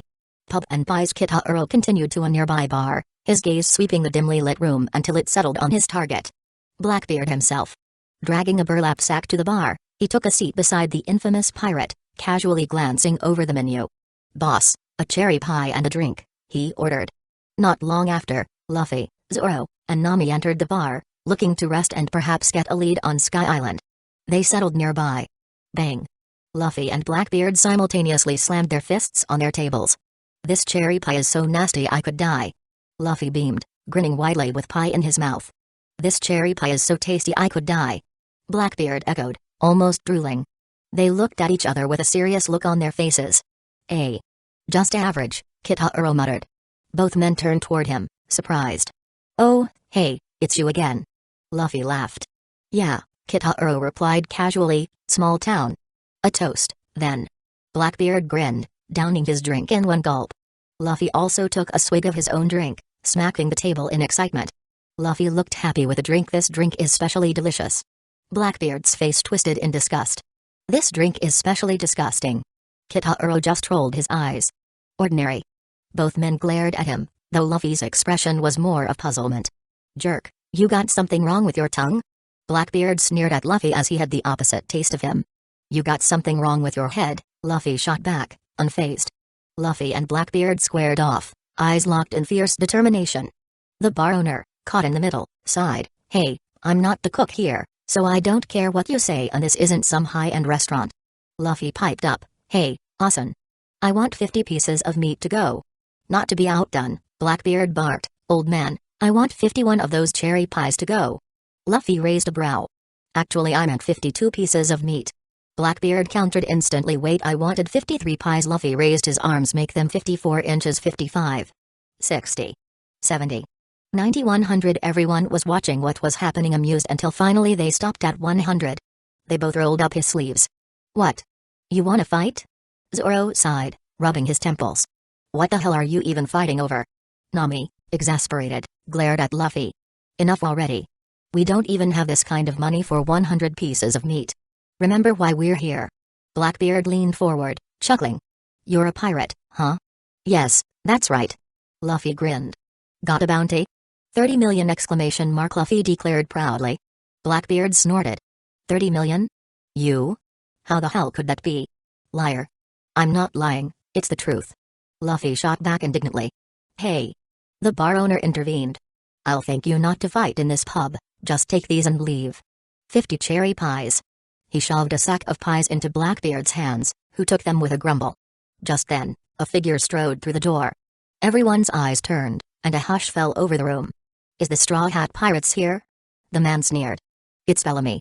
Someone whispered, glancing nervously at Luffy, the only one sporting a straw hat. Bellamy ambled over, sneering. So, you're Straw Hat Luffy? The 30 million pirate? Luffy's brow furrowed. What do you want? Zoro shifted, hand on his sword. Looks like trouble, Luffy. Nearby, Nami muttered to herself, isn't his the guy who booked out the hotel earlier? A murmur ran through the crowd as Bellamy continued his taunt. So, you really think you're worth 30 million, kid? Who knows? Luffy replied casually, shrugging off the tension. Bellamy shot the bartender a smirk. Gimme the most expensive wine you've got. And hey, get something for the big shot in the straw hat, too. Just then, a group of notorious pirates barged in, scowling at the cramped bar. The leader, A long-haired man with a crooked grin drew a knife and forced a few customers from their seats. The bar crowd, mostly unconcerned by the scuffle, kept to themselves, more amused than appalled. Pirates, after all, were no strangers to violence. When the drinks finally arrived, Bellamy grinned at Luffy. "Here, enjoy." Luffy smiled politely. "Thanks. You're not so bad after all." He lifted the glass to drink, not noticing Bellamy's hand suddenly flying toward him. "Luffy." Crash. Bellamy slammed Luffy's head into the bar, shattering it into splinters. The bar erupted in chaos, the pirates cheering on the fight as Bellamy stood laughing over Luffy. Well, Bellamy, always the rabble-rouser." One of his lackeys cackled. A blade glinted as Zoro unsheathed his sword, leveling it at Bellamy's throat. "You really wanna mess with us?" Bellamy smirked. "Oh, look at the tough guy. What are you gonna do, kid?" Nami darted forward, tugging on Zoro's arm. "Hold on, Zoro. We haven't even heard him out yet, get your hands off me." Zoro snapped, eyes flashing. "I'm just answering his invitation." Slowly, Luffy rose, wiping a trickle of blood from the corner of his mouth. "Guess you're not afraid to throw the first punch." The crowd roared with excitement. "A fight? They're actually gonna go for it?" Bellamy's laughter echoed. "Fight? Oh no, kid. This is a test. Show me what you've got." "Luffy, wait." Nami interjected, turning to the bar owner. "Sir, we need information about Sky Island. Do you know how to get there?" The bar fell silent for a split second before erupting into uproarious laughter. "Sky Island?" A pirate howled. "Wahaha. That's rich." Nami flushed, pointing desperately to her log pose. "Look. Our log pose is pointing to the sky. It's proof." A snide voice echoed from the back. "Your log pose must be broken, sweetheart." Bellamy shook his head in mock pity. "You poor, clueless idiots. Still buying into old myths? This is the new era, the age of logic and progress. Sky Island? Ha. That's just the product of some fool's dream. Think about it," he sneered. "All those weird currents? They're just freak accidents, swallowing ships and tossing them back into the sea. There's no magical island up there. You really believe in dreams? Pathetic." The crowd nodded in agreement, muttering about outdated legends. Bellamy's sneer deepened. "You call yourselves pirates, chasing after fairy tales? Listen up. The age of dreamers pirates is over. Chapter 44, Dreams Never End." Bellamy sneered. "So many fools waste their lives chasing after dreams, blinded by fantasies and too blind to see what's right in front of them." He laughed, gesturing wildly. "With strength enough to rule the seas, they throw it away for empty illusions. And those idiots who died chasing dreams? People say, they died happy, living in their dreams to the end. Ha. What a joke." He spat, looking disgusted. "Just the thought of it makes me sick." Without warning, Bellamy shattered a bottle over Luffy's head. "Luffy." Bellamy sneered, "Weaklings like you hold back real pirates. Get out of here and stop polluting our world." Soon, the crowd joined in, hurling bottles and scraps of food. "Yeah, get lost, dreamer." One shouted, while another laughed. "Bellamy's right. Trash like you shouldn't even be in this town." As the mocking voices grew louder, Nami clenched her fists, whispering to Luffy and Zoro, "Now, come on. Go beat them." But Luffy shook his head. "Zoro, we're not fighting." Bellamy's crew took advantage of this, beating Luffy and Zoro, who stood there taking the hits without resistance. Watching this unfold, Kitaro sighed in disappointment, muttering to himself, "What a crowd of idiots." He observed the different types of pirates: ruthless marauders with no scruples, those who only attacked other pirates and government forces, and finally, dreamers like Luffy and his crew, who chased adventure and the world's greatest secrets. Bellamy swaggered over to Luffy and Zoro, flicking his drink at their faces. "TCH, no more fun to be had here. The famous 30 million Bailey Straw Hat is just a fool clinging to fairy tales. Pathetic." With a mocking grin, he sneered, "Now get out of my sight." Luffy and Zoro were knocked to the ground. Nami rushed to their side, seething as Bellamy's crewmate, Sarquis, sneered, "Girl, you're wasting your time with them. Name your price, and come with us instead." Without hesitation, Nami spat, "I'd rather die." Bellamy's crew erupted in laughter, filling the tavern with cruel jeers. Finally, Nami pulled Luffy and Zoro out of the bar, confused and frustrated as to why they hadn't fought back. Suddenly, a calm voice cut through the noise, "Sky Island does exist." Nami turned, spotting Blackbeard sitting on the ground, savoring a slice of a cherry pie. "You're that guy from before," she muttered. "Haha. Cherry pie here's incredible." Blackbeard chuckled, his eyes shining. "Girl, didn't you see? Those two already won their fight just now. Nami frowned, but Blackbeard went on, those loudmouths have no idea. They may mock and scorn, but people's dreams. His voice grew quieter, almost reverent. Have no end. Luffy and Zoro were on their feet again, dusting themselves off. Bellamy's crew had been boasting that the era of dreamers was over, but Blackbeard's voice carried through the crowd like thunder. They can go ahead and laugh at us, Blackbeard chuckled darkly. But when you aim high, you sometimes come across fights not worth fighting. Isn't that right? The people in the bar whispered amongst themselves, some casting wary glances at Blackbeard as if he'd gone mad. But he ignored them, locking eyes with Luffy and Zoro. You don't need fists to stand up for your beliefs, he said firmly, taking another bite of his pie. Just then, another voice rang out, Sky Island is real. Some people, blinded by their own arrogance, will never understand it. All eyes turned to the young man who had spoken. Kitaro. Nami's eyes widened in recognition. You. Do you know where Sky Island is? Kitaro smiled slightly, I can only confirm it exists. As for finding it, that's part of the adventure, isn't it? Bellamy's crew, overhearing him, sneered. What did you just say, brat? Two of Bellamy's men leapt forward to confront Kitaro, but as he glanced at them, his eyes flashed ominously, and both collapsed to the floor. Turning his gaze to Bellamy and his group, Kitaro's Sharingan glowed with a chilling intensity, forcing them to hold their breath. I'm not here for you idiots, he said calmly, then turned his attention to Blackbeard. I'm here for you, Blackbeard.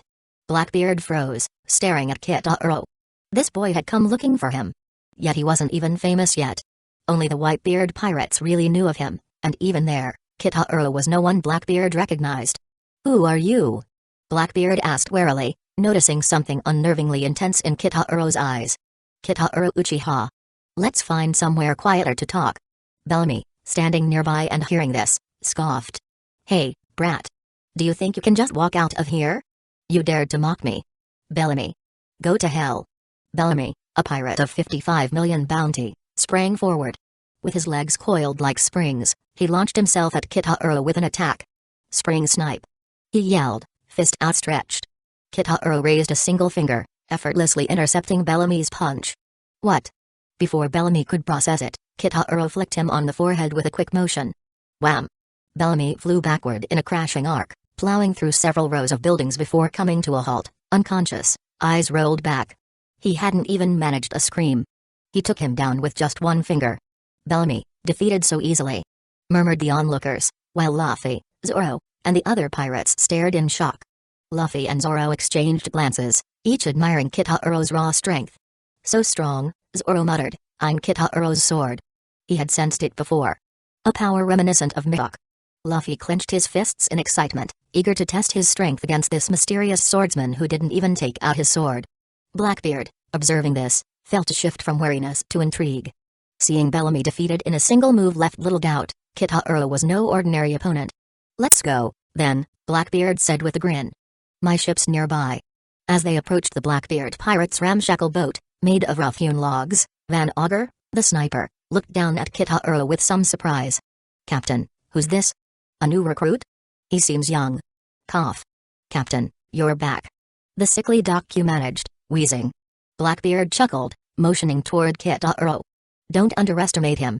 He's strong, all right. Kitaro Uchiha, I don't know how you know me, but why don't you join us?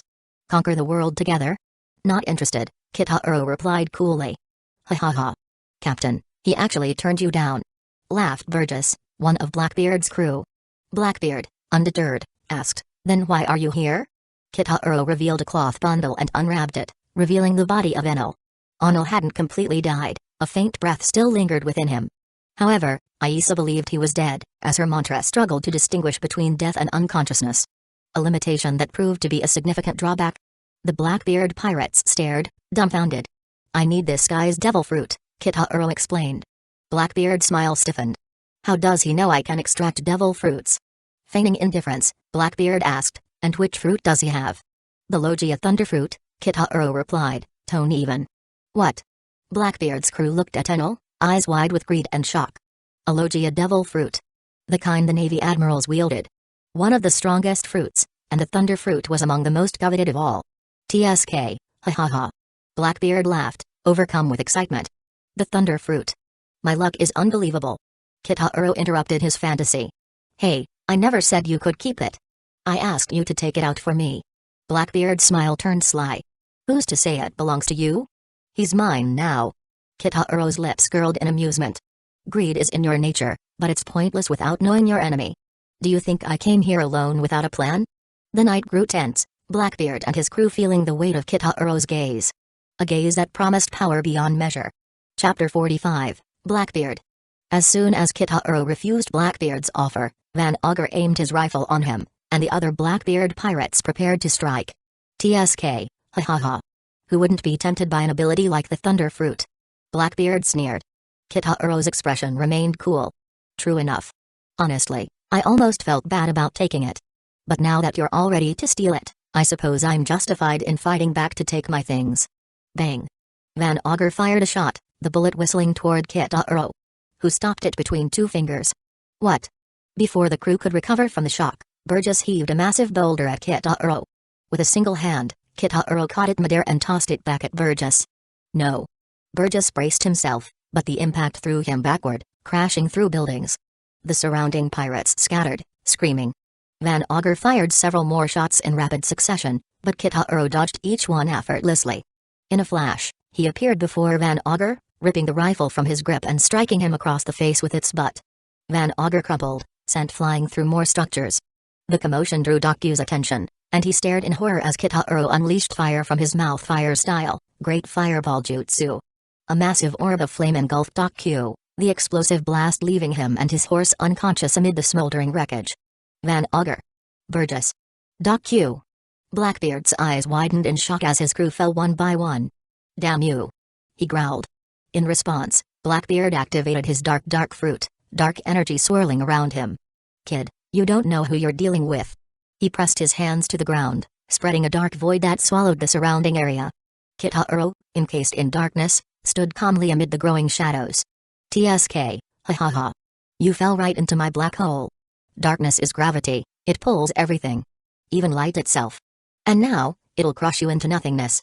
Kitaro watched Blackbeard's gloating, unimpressed. He began channeling chakra, a massive Rasengan forming in his hand. The Rasengan's swirling energy glowed fiercely. Without a word, Kitaro launched it at Blackbeard, whose smug grin vanished as the dense chakra struck his dark vortex. Boom. Darkwater Blackbeard used this move wanting to use his Devil Fruit nullification ability. The Rasengan's impact sent Blackbeard flying, unable to absorb the force any longer. Kitaro used a massive amount of chakra to let it hit. Ugh. Damn it. Blackbeard writhed in pain, clutching his side. He finally gasped, what was that power? My Darkwater didn't work. Because I'm not a Devil Fruit user, Kitaro replied, his voice calm. Blue-white arcs of lightning crackled around him as he gathered more energy. Boom. The ground shattered as Kitaro closed the distance, appearing in front of Blackbeard in a blink. Before Blackbeard could react, Kitaro drove a fist into his face, then grabbed his head, slamming him into the ground with a resounding impact. Blackbeard screamed in pain. Without hesitation, Kitaro raised his leg and stomped down on Blackbeard's gut, driving him further into the earth. Blackbeard's eyes bulged from the pain. With another swift motion, Kitaro formed another Rasengan, pressing it into Blackbeard's back, embedding the unique mark onto him. Arg! Blackbeard's scream echoed, and as Kitaro prepared to end the battle with an even more powerful attack, Blackbeard finally shouted, I surrender, please stop. Hearing Blackbeard surrender, Kitaro immediately stopped his attack. It hurts. It hurts so bad. Blackbeard writhed on the ground, clutching his side in agony. After a moment, he caught his breath. Ha. Ha. I'm alive. Blackbeard looked up, a mix of awe and fear on his face. Who are you? Blackbeard still couldn't believe that his Darkwater didn't work. He was strong man with a strong haki, but he still felt fear from this person who can use abilities without Devil Fruit. Despite his arrogance, Blackbeard had been around powerful people for decades within the Whitebeard pirates. But the strength Kitaro had just displayed was staggering. Reminiscent of a division commander's power. Blackbeard had his big plan now, he didn't want a variable into it. My name is Kitaro Uchiha, he said. Then, with a small grin, he added, and about we, the Uchiha clan? Well, we're in the security business. Security? Blackbeard repeated, confused. With that kind of strength? Yes. Security, not just guarding. Kitaro corrected him. Our company specializes in protecting items and clients. It's respectable work. Blackbeard's mouth twitched in disbelief, but he held his tongue, wary of Kitaro's Sharingan gaze. Even he wasn't foolish enough to risk another beating. "You're powerful enough to roam the world," Blackbeard argued, trying to entice him. "With strength like that, you could have anything. Money, power, fine liquor, beautiful women. Join me, and I'll make you my vice-captain. Together, we'd dominate the world." Kitaro stroked his chin as if considering it, then shook his head. "Sounds tempting, but I'll have to decline." "Why?" Blackbeard was baffled. "I'm just not into the whole fighting and killing thing. My greatest wish is world peace," Kitaro replied with a serene expression. Blackbeard stared, dumbfounded. Was this guy serious? He'd just demolished half of his crew without breaking a sweat using violence, yet now he claimed to seek peace? And there lay Enel, who'd been pummeled into the dirt. Blackbeard almost laughed out loud at the irony. But then Kitaro added, "However, since you're so interested, you could always hire our security company." Blackbeard's brow furrowed. "Hire? Security? Can I even afford it?" "That depends," Kitaro said coolly. "Our security ranks have 5 levels." He began listing them. First-level security agents are around the strength of someone with a 50 million Bailey bounty. Second-level agents are closer to 100 million. Third level? 500 million. Blackbeard was intrigued. "What about the 4th level?" 2 times stronger. 1 billion Bailey level, Kitaro replied. Blackbeard's eyes widened, his mind racing. "What about the 5th level?" Kitaro's eyes sparkled. 5th level security? That'll cost you a cool 10 billion Baileys. 10 billion? Blackbeard shouted. "That's ridiculous. The highest bounty out there barely breaks 5 billion. How could anyone be worth 10 billion? Kitaro chuckled. "Simple math, teach. 2 5 billion level people make 10 billion, right?" Blackbeard's face went pale. Did this guy mean he had people who could take on 2 4 Emperors level threats at once? With a gulp, Blackbeard asked, "And how much would it cost to hire someone at the 5th level?" 100 million Baileys. 100 million? Not bad. Blackbeard murmured, relieved. "Per day," Kitaro clarified. 100 million per day? Why don't you just go and grab it?" Kitaro shrugged with a smirk. "Because we don't stoop to robbery. Our rates are fair and much faster than robbery anyway." Chapter 46, Mangekyo Sharingan. Blackbeard's mouth twitched in frustration, barely able to hold back his curses. "Forget it. I won't be hiring you." "Not hiring anymore?" Kitaro's expression chilled. "Then hand over the devil fruit, now." Under Kitaro's icy glare, Blackbeard had no choice but to comply.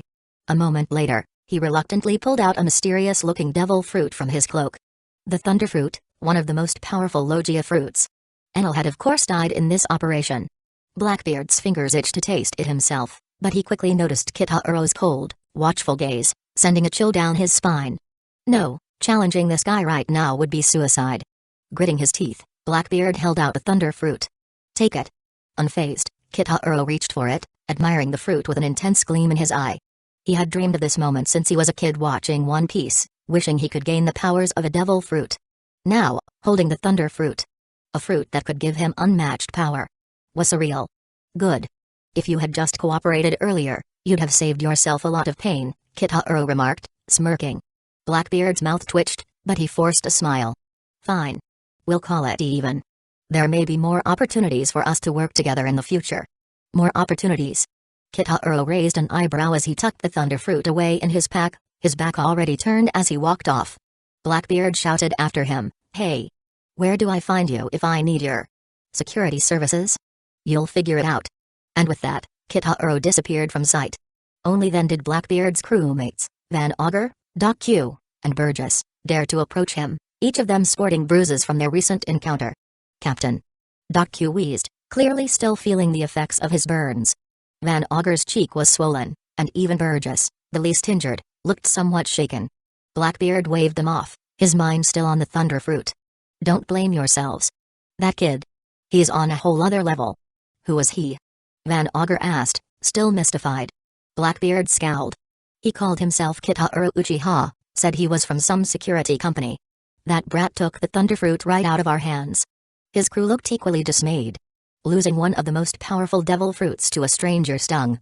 "I'm not done with him. When my plans are complete, I'll make him pay back every last Bailey. Plus interest. Kitaro Uchiha. I'll remember that name." Meanwhile, Kitaro wasted no time leaving Jaya Island, preferring to avoid its chaotic pirate-dense environment. Boarding a merchant ship, he set sail for the next town, reveling in his journey. He'd always loved traveling, and this new world offered countless wonders he wanted to experience. For the next half-month, Kitahiro visited town after town, savoring each one's unique beauty and cuisine. But just as he was beginning to truly enjoy himself, a familiar system notification appeared. Ding! The mission, Soaring Strength, completed. Reward, 3 Tomoe Sharingan. Kitahiro's face lit up with satisfaction. His clan's training had paid off. A lot of his people had quickly mastered the fire-breathing technique. Soon, a surge of potent chakra flowed into Kitahiro's eyes, and his Sharingan absorbed and fused the new power. His Sharingan was already close to its peak, but this steady grind would refine it further, bringing him closer to his full potential. Then, another notification chimed. Ding! The mission, funds are in short supply, completed. Reward, Mangekyo Sharingan. A grin spread across Kitahiro's face. His power, and his clan's reach, was growing faster than he had anticipated. Kitahiro's heart raced with excitement. He had always maintained his composure with the 1, 2, or the 3 Tomoe Sharingan, as they offered incremental boosts in power. But the Mangekyo Sharingan was entirely different.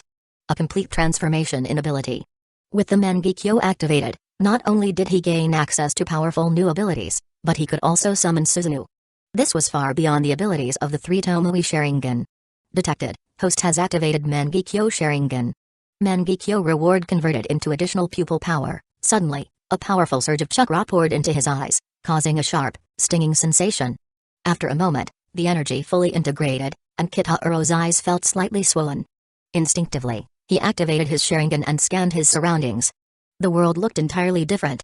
Objects in the distance became crystal clear, and as he funneled more power into his eyes, he felt the Mangekyo activate. But this time, it was unlike any activation he had experienced. Everything in his field of vision slowed to a crawl. It wasn't as though time had stopped, but everything moved with an agonizing slowness.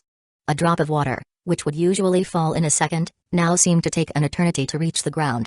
Kitahiro had experienced heightened perception before, but never to this degree. It felt as if time itself had been frozen. Testing this newfound ability, Kitahiro moved freely, though his actions felt slightly sluggish against the frozen world around him. In reality, he was moving in real time while the world lagged behind. Gradually, he eased the output of his pupil power, and the world returned to normal speed. Incredible, Kitahiro murmured, excitement building within him. This new evolution of his Mangekyo Sharingan was a game changer. To perceive an opponent's every move as if they were standing still. This would make combat infinitely easier. I think I'll call this ability Infinite Vision. His gaze sharpened. If the Mangekyo Sharingan can do this, I can only imagine what the eternal Mangekyo Sharingan might unlock. Chapter 47, Love.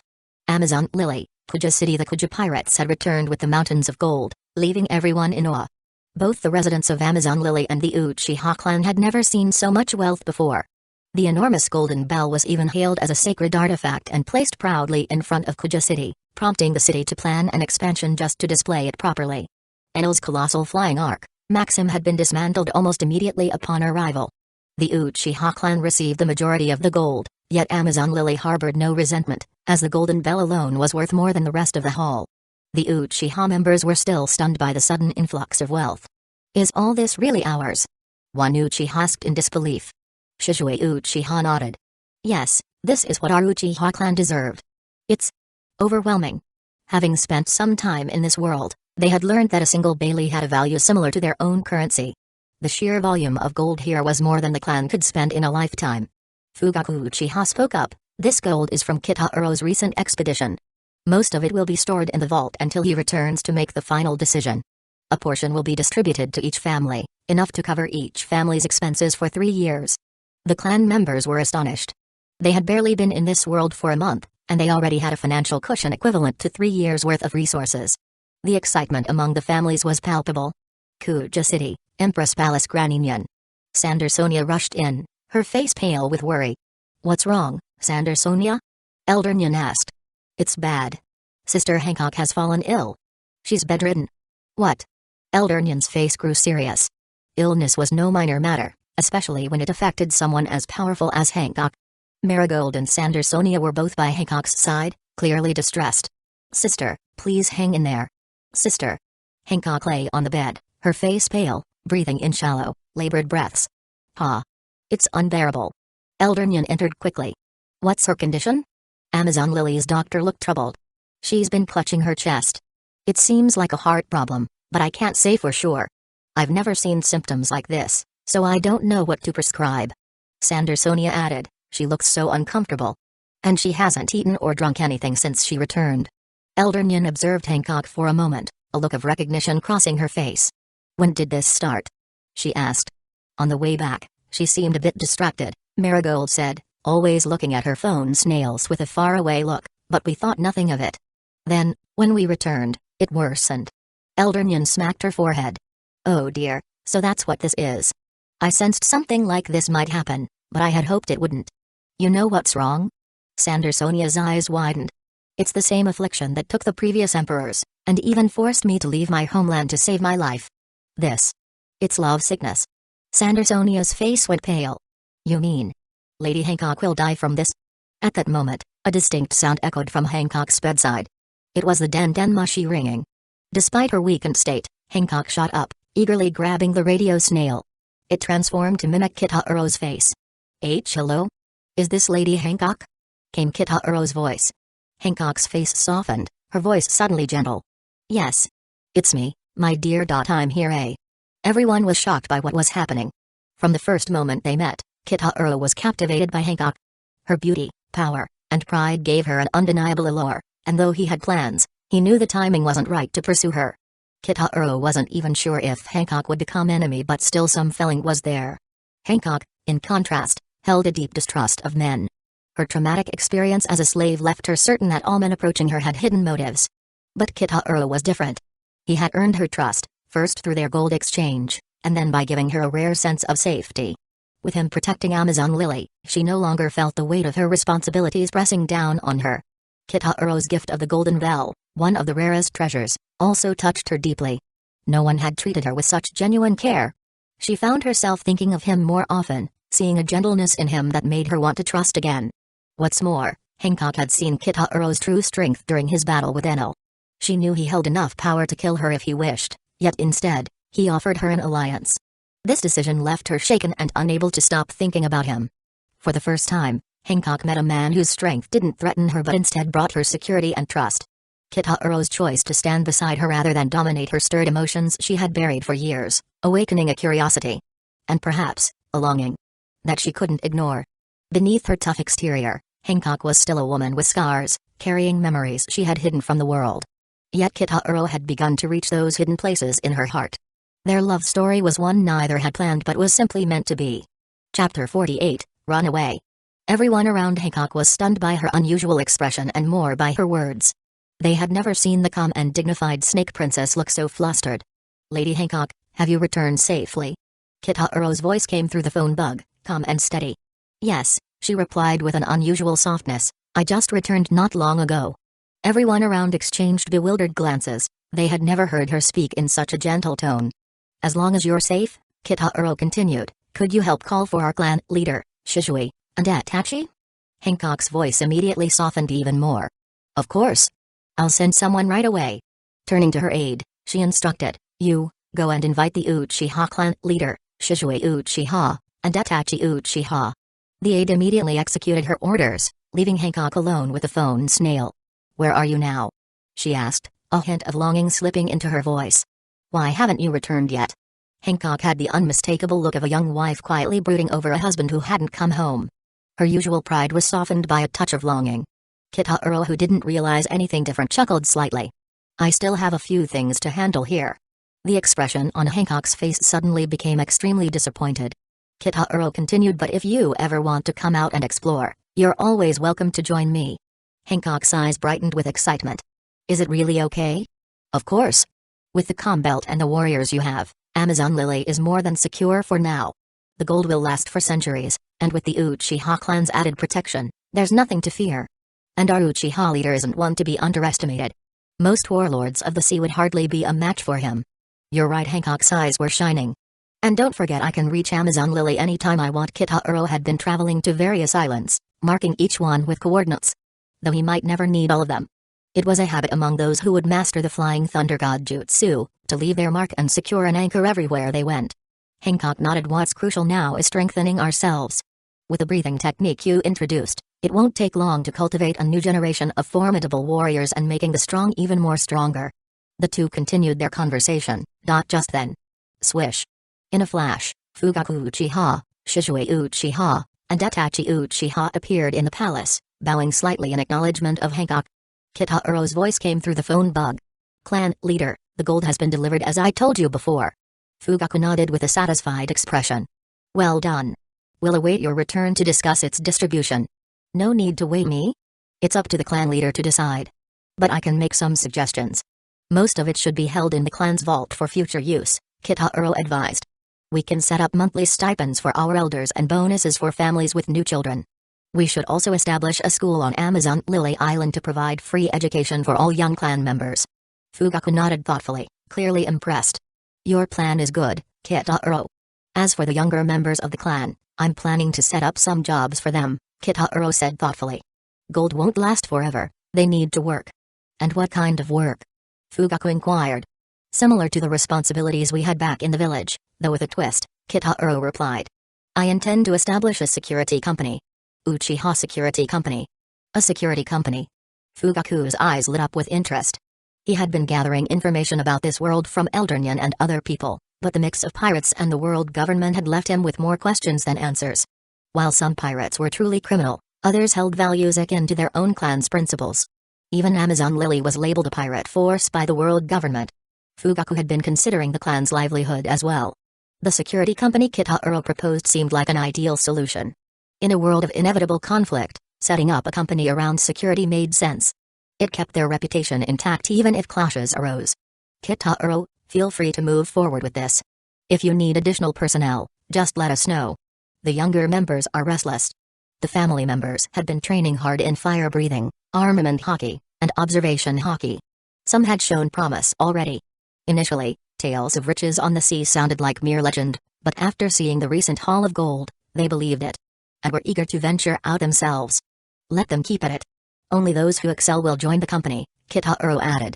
Once the company is set up, I'll return to evaluate them, and only the top 10 will be selected. Fugaku chuckled. Those youngsters won't be able to sleep after hearing that. Next Kitaro turned to Shizue and Itachi. Shizue and Itachi. I need the two of you to take some funds to Water 7. I'll need a ship and additional supplies for our journey. Yes, brother Kitaro. Shizue and Itachi were clearly looking forward to the assignment. If that's everything, I'll end the call here. Thank you, Lady Hancock. Hancock responded with an unexpected gentleness. You're very welcome, Kitaro. I'm glad I could be of help. The people around her were baffled. When had their empress ever used such a soft tone? Was this really the same snake princess they knew? Goodbye. Kitaro ended the call, and the Dendenmashi returned to its original state, along with the empress's usual demeanor. Hancock turned to the gathered clan members. From today, Fugaku Uchiha will serve as Amazon Lily's protector general, tasked with ensuring the island's safety. Fugaku blinked, taken aback by the honor. Though it wasn't Hidden Leaf Village, being appointed as the island's protector general was a significant position of trust. I humbly accept the responsibility, he replied, bowing formally. That evening, a sudden scream echoed through Kuja City. What happened? Marigold, Hancock's sister, rushed into the palace with several guards. One of the attendants, panicked and breathless, stumbled in. Lady Hancock. She's missing. Missing? Marigold gasped. What do you mean? She was resting earlier. The attendant stammered. She ran away, my lady. The Empress has run away. Chapter 49, Water 7. A scream echoed through Kuja City. What happened? Marigold, Hancock's sister, rushed into the palace with several guards. One of the attendants, panicked and breathless, stumbled in. Lady Hancock. She's missing. Missing? Marigold gasped. What do you mean? She was resting earlier. The attendant stammered. She ran away, my lady. The Empress has run away. What? The palace was in a state of chaos. The news that Hancock, their beloved snake princess, had disappeared hit everyone like a storm. Where did Lady Hancock go? One of the attendants asked in a panic. Marigold, Hancock's sister, held up a small slip of paper she had found left behind. The note read, I'm going to find Kitaro. Don't come after me. If you do, you'll regret it. Marigold's eyes widened in confusion. Why would my sister go looking for Vice Captain Kitaro? Is there something urgent? No. We must find her at once. Sandersonia shouted, her face filled with worry. Sister Hancock was still unwell. She can't just run off in that condition. An elderly voice chimed in, bringing an eerie calm to the tension. I had a feeling this might happen, murmured Eldernyan, glancing knowingly around the room. What's going on, Elder? Why would Lady Hancock act like this? Eldernyan's face turned grave as she explained, it's what we call love sickness. It's rare, but the empresses of Amazon Lily have a history of succumbing to it. A curse of love, you might say. The late emperors suffered from it too, all from falling in love and being unable to move on. Love sickness? Someone whispered in shock. Yes, it seems she's been struck by the one thing powerful enough to melt her icy heart. Eldernyan sighed, her gaze distant. The signs were there from the first time she looked at Kitahiro Uchiha. This man is not ordinary, his aura speaks of great destiny. The palace fell silent, each person contemplating what this meant for the Empress and Amazon Lily. On a small boat departing from Amazon Lily, Shizue sighed, shaking his head as he glanced at Hancock, who was seated nearby, looking serene and determined. Lady Hancock, wasn't this a bit hasty? Shizue asked, still bewildered by her sudden appearance. He and Itachi had set out for the capital of Water 7 on Kitahiro's orders, only to find Hancock insisting on joining them at the last minute. There had been no way to refuse. Hancock, draped in a cloak, looked unbothered as she lowered her hood, revealing her radiant face. This is my decision, Shizue. I left a message. They'll understand. And whatever I do, I'll be forgiven. Because I am so beautiful. Shizue and Itachi exchanged glances, both resigned and slightly amused. They knew there was no stopping her once she had made up her mind. Well, let's hope Kitahiro knows how to handle this, Shizue muttered to Itachi, who nodded with a faint smile. Meanwhile, aboard a speeding sea train bound for the Water 7 city, Kitahiro sat back, enjoying the sight of the vast ocean stretching out before him. On the table in front of him lay a small pack, within it the famed Logia devil fruit. Thunder fruit. Since acquiring it, he had debated numerous times whether to consume it himself. The raw, electrifying power of the fruit was tempting. If he could harness it, Suzanu's power would evolve into an even more formidable force of lightning. The possibilities were endless. Yet, something held him back. He wasn't certain if binding himself to this element was the best choice for his style. Oda initially designed Logia devil fruits to be the strongest type, especially those with elemental abilities. However, he later felt that Logia powers were too invincible, so he introduced armament haki, allowing characters to hit even intangible elements. Zone and Paramsha types also received unique settings, leading fans to debate which type truly held the greatest strength. Some considered Zone the most powerful due to its raw physical enhancements, while others argued that Paramsha, with its varied abilities, had the edge. Ultimately, Logia users remain exceptionally formidable, with all three former Marine admirals maintaining top-tier strength. Several times, Kitahiro lifted the fruit to his mouth, only to set it down, still torn. Beep. Dear travelers. We are approaching the city of Water 7. Please prepare to disembark and take your belongings. Hearing the announcement, Kitahiro leaned out the window to catch a glimpse of the city. The Water 7 was even more spectacular than he had imagined, with cascading fountains and sparkling waters that glistened under the sun. A giant rainbow arched over the island, giving it an ethereal beauty. As the train pulled into the station, Kitahiro stepped out with the crowd, taking in the city's unique blend of old-world architecture and modern innovation. Water ran throughout the city like veins, and all transportation seemed to be by boat, giving it a striking resemblance to Venice from his previous life but on an even grander scale. Let's see what treasures the capital of water has to offer, Kitahiro murmured to himself, smiling as he walked toward the city center. Just then, a loud shout echoed through the bustling street. Hey! Pirates are causing trouble over at Dock 1. Really? We need to get over there, fast. Kitahiro's curiosity piqued as he overheard talk of trouble brewing at Dock 1. The best dock of the Galley Law Company. He murmured with a smile. Might as well check it out. Galley Law Headquarters Dock 1. Inside Dock 1, a confrontation was heating up. The infamous Mikazuki, captain of the Big Helmet Pirates, stood with his rowdy crew, laughing mockingly at the shipyard workers. I've thought it over. The ship's fixed, yeah, but the price? Way too high. He sneered, drawing his long blade. So, I've decided not to pay a single Bailey. Ha ha ha. His crew laughed uproariously, smugly expecting the shipwrights to back down. But then, an annoyed worker hurled a piece of timber that smacked the pirate captain on the back of the head. Old boss. A nearby pirate gasped. Arg. Where are your eyes? Mikazuki snarled, drawing his sword in rage. Only to be immediately struck by a worker wielding a massive saw, drawing blood. Oops. My hand slipped, the worker said with a sly grin. A full brawl erupted in an instant. Galley law workers sprang into action, wielding everything from hammers to wrenches, clobbering the pirates without mercy. The pirates, realizing they had bitten off more than they could chew, quickly fell, collapsing under the relentless blows. The workers, unfazed by the scuffle, carried on calmly, gathering valuables from the pirates' ship as collateral. The Water Seven's shipwrights had no patience for freeloaders, and they certainly weren't shy about teaching troublemakers a lesson. Kitahuro arrived just in time to see the end of the chaos. As he stepped into the dock, a familiar voice rang out, "It's you. The gold thief." Turning, Kitahuro saw Luffy, Nami, and Usopp staring at him, expressions mixed with excitement and frustration. "Oh, it's you," Kitahuro greeted casually. "What do you mean it's you?" Nami snapped, pointing accusingly. "You stole all the gold from Sky Island. Give it back." Nami shouted angrily at Kitahuro. She, Luffy, and the others had barely escaped with their lives, riding the dangerous knock upstream to reach Sky Island. Once they arrived, however, Nami's excitement over Sky Island's legendary gold quickly soured when she learned that a man named Kitahuro Uchiha had already taken it all. Kitahuro Uchiha. The same boy they'd run into on Jaya Island below. After risking her life to get there only to find nothing left, Nami was fuming.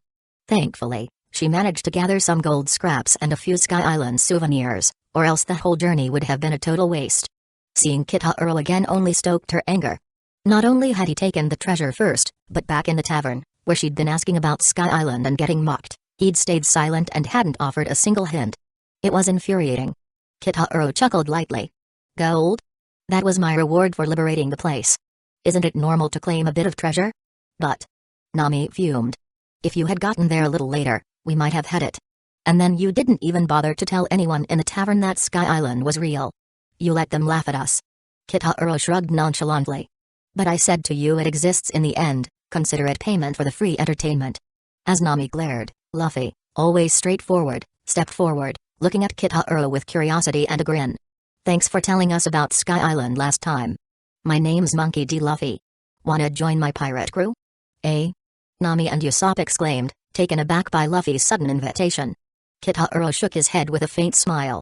"Thanks, but I'm not interested in being a pirate. And as for fighting, I'd rather avoid it. My real wish is for world peace." Nami stared, stunned by his refusal, while Luffy scratched his head in thought, processing the words. "Well, that's fair. But..." Luffy started, then trailed off with a shrug. "Guess that's okay too. But you'd have made a great crewmate." Kitahuro's gaze softened briefly. There was a time he would have leaped at the chance, dreaming of joining Luffy's adventures. But those were childish fantasies, memories of a boy who had long since grown up. Some things, he thought, watching Luffy and his friends, are better left in the past. Chapter 50, Iceberg. Nami and Usopp exchanged incredulous looks at Kitahuro's proclamation of wanting world peace. They had both seen him take down a pirate with a 55 million Bailey bounty effortlessly. This guy wasn't fooling anyone. "Yeah, right. Peace-loving, huh?" Usopp muttered, rolling his eyes. "Don't believe it." Nami scoffed. Luffy, unfazed, simply shrugged, taking Kitahuro's words at face value as always. "Aw, that's too bad," he said cheerily. "Hey! Keep it down," came an annoyed voice. The group turned to see the legendary shipwright, Mr. Iceberg, approaching. Nami jumped up, holding out a slightly crumpled letter. "Ah, you're Mr. Iceberg. This is a letter of introduction from Grandma Kokoro. Can you help us repair our ship?" Iceberg took one look at the paper, with its sloppy handwriting and a big lip print at the end, and swiftly tore it to shreds. "Hey! We're serious," Nami protested. "We'll pay." Iceberg sighed, ignoring the torn-up letter. "Fine, where's your ship?" "It's over at Rocky Cape," Nami replied. "But it's kind of far, you know." "Kaku, check it out," Iceberg called to one of his employees. A young man with a squared-off nose stepped forward and immediately took off at breakneck speed toward the cliff. Within seconds, he was gone from sight. Nami, Luffy, and Usopp gaped at the speed. Did he just run off a cliff?" Iceberg laughed. "Don't worry. That's Kaku, foreman of Dock 1, known as Mountain Wind. 10 minutes is plenty for him." There was 5 foremen in Dock 1, Pali, Peeply Lulu, Tilestone, Rob Lucci and Kaku. Kitahuro watched Kaku disappear over the cliff with a thoughtful smile. "The 6-row Kushiki. Interesting," he murmured, admiring the speed and control. Learning techniques like that would be a nice addition to his skill set. Just then, Khalifa, Iceberg's assistant, returned with a report. Mr. Iceberg, we've confirmed the identities of the Straw Hat crew members, Monkey D. Luffy, Pirate Hunter Roronoa Zoro, and Nico Robin. Their combined bounties are 239 million Baileys. Ah. We're exposed. Usopp stammered, looking around nervously. Califa then looked over at Kitaro. As for this gentleman, it doesn't appear he's affiliated with any pirate crew. Iceberg turned his gaze to Kitaro. What can I help you with, sir? My name is Kitaro Uchiha, he replied. I'd like to commission a large ship. Something sturdy and grand. Iceberg nodded, and Califa quickly pushed up her glasses. Mr. Iceberg, in 10 minutes, you're scheduled for meetings at the Sand Dunes Hotel and the Glass Factory, followed by a speech in the shopping district. Afterward, you're meeting with Chief of. And finally attending a press interview. Cancel all of it. Iceberg declared, exasperated. Understood, Califa said without hesitation, jotting down the changes. Usopp's eyes bulged. Isn't this a bit too easygoing? I'm the mayor here, Iceberg shrugged. I can cancel whatever I want. Seeing the casual way Iceberg handled matters, Kitaro decided to make his own request. I was actually considering opening a branch office here. Are there any requirements? Iceberg gestured to Califa. Califa, take care of it. Califa took out her notepad. What's the nature of your business? Security, Kitaro replied. The company's focus will be protection services for people, property, and goods. And the name of the company? Uchiha Security Company. With that, Califa took out a document, had Kitaro sign it, and handed him his new business license. You're all set. So fast. Nami gasped, hardly believing her eyes. Califa adjusted her glasses. With Mr. Iceberg's authorization, things can happen swiftly here in the Seven Waters City. Well done, Califa. It's my job. Sir Luffy turned to Kitaro, his eyes wide with curiosity. So you're a security guard, huh? How much would it cost to hire you? Kitaro smirked. 100 million. 100 million? Everyone's jaws dropped. Per day, Kitaro added. 100 million a day? Why don't you just go and grab it? Usopp, Nami, and even Luffy blurted out, echoing the same reaction as Blackbeard when they heard Kitaro's 100 million a day price. Kitaro shrugged casually. Is robbing as efficient as making money this way? That left everyone silent for a moment, unsure of how to respond. Iceberg suddenly let out a hearty laugh. Ha ha ha. Quite the bold statement, young man. You must be incredibly confident in your skills to charge such a price. I'd be interested to see if you're worth it. With a faint smile, Kitaro replied, simply put, if you hire me, no one in the world can touch you. Not the 7 warlords of the seas, the 4 emperors, or even the 3 admirals. For a few stunned moments, the entire dock went silent, then burst out in laughter. Ha ha ha ha. This kid sure talks big. 7 warlords of the seas? 4 emperors? Admirals? As if. The dock workers laughed, shaking their heads. Names like those weren't thrown around lightly. These were the world's top combat forces. Powerful enough to crush cities and entire nations. One of the dock foremen, who was handling the rigging and mast fittings, chuckled, clearly amused. Kid, have you even seen the 7 warlords of the seas, the 4 emperors, or an admiral? Kitaro shrugged. I've seen 7 warlords of the seas. Haven't crossed paths with the admirals or 4 emperors yet, though. The foreman scoffed. Talking big without knowing the reality. Don't blame us for laughing. Laugh all you want, Kitaro said, unfazed. It's not like I lose anything. Suddenly, a soft yet commanding voice cut through the chatter. Kitaro. That voice stopped him in his tracks. He turned, surprised, to see a woman in a hat and robe approaching.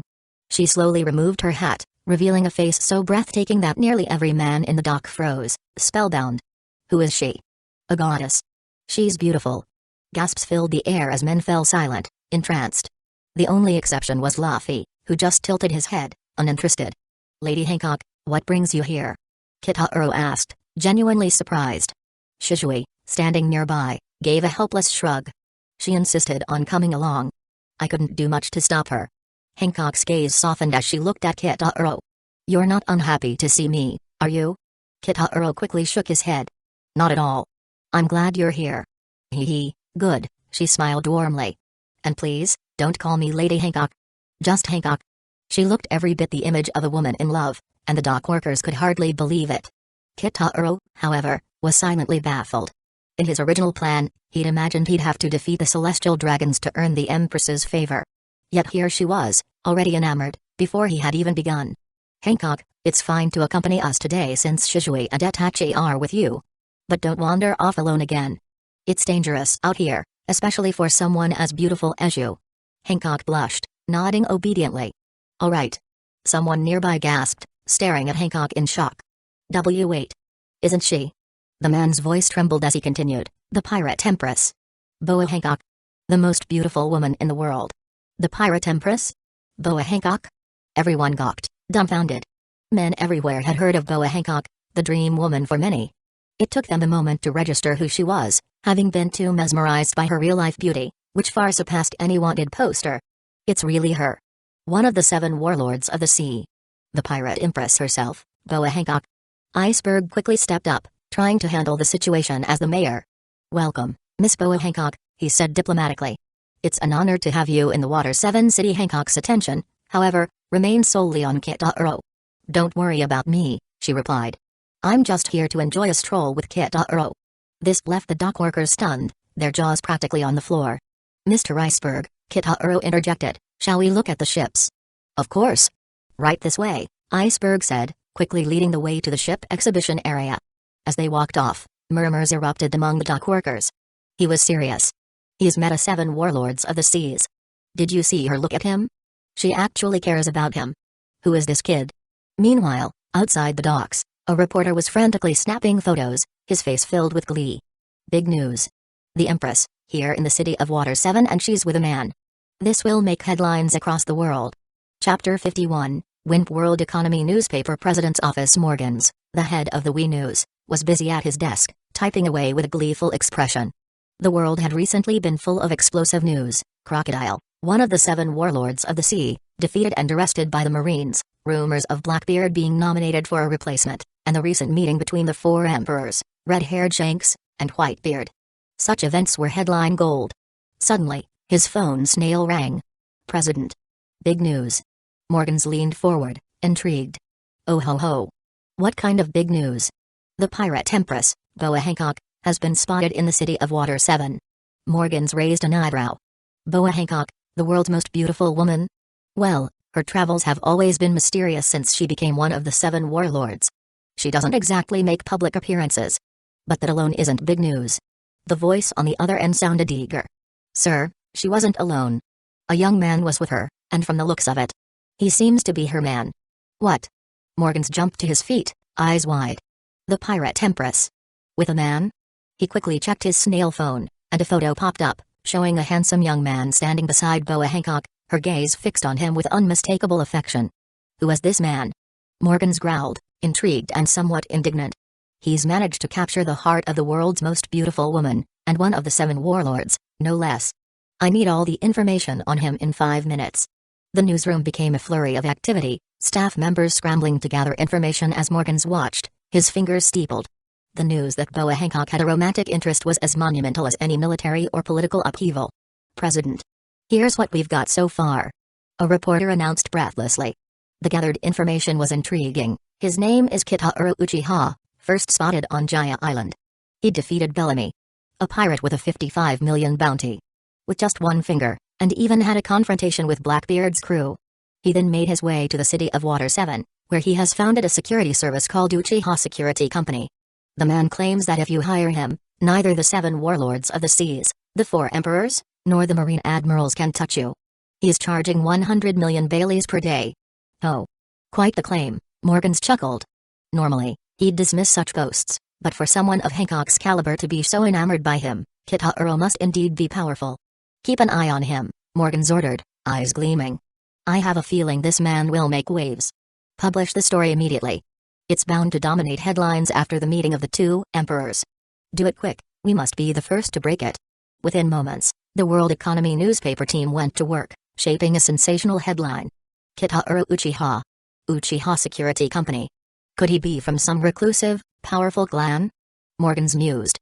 The fact that the Pirate Empress, a warrior from Amazon Lily and ruler of the Calm Belt, was enamored with this young man indicated a strength and mystery beyond appearances. Maybe this young man was one of those rare, hidden monsters with power that could really rival the admirals. Of course Morgans didn't believe Kitaro could be this powerful but was hoping for it to be true because he could make another headlines at that time. Wahahaha. Morgans laughed, excitement crackling through him. This world is becoming more and more unstable. And I love it. City of Water 7 Iceberg led Kitahuro and his group through the shipyard, pointing out various vessels. The shipbuilding skills here were world-renowned, and Kitahuro's eyes gleamed as they settled on a large, beautiful ship. It was majestic and sturdy, with ample space and the fastest technology Water 7 had to offer. Everything could be customized to his liking, and the quality was impeccable. This was like walking into a luxury car dealership. Before he knew it, Kitahuro had ordered the ship and opted for every additional feature. He'd gone through his funds fast, but with his recent fortune, he could afford to splurge. Soon, the ship would be his. A ship fit for his travels through the Grand Line and beyond. He couldn't help but feel a surge of satisfaction.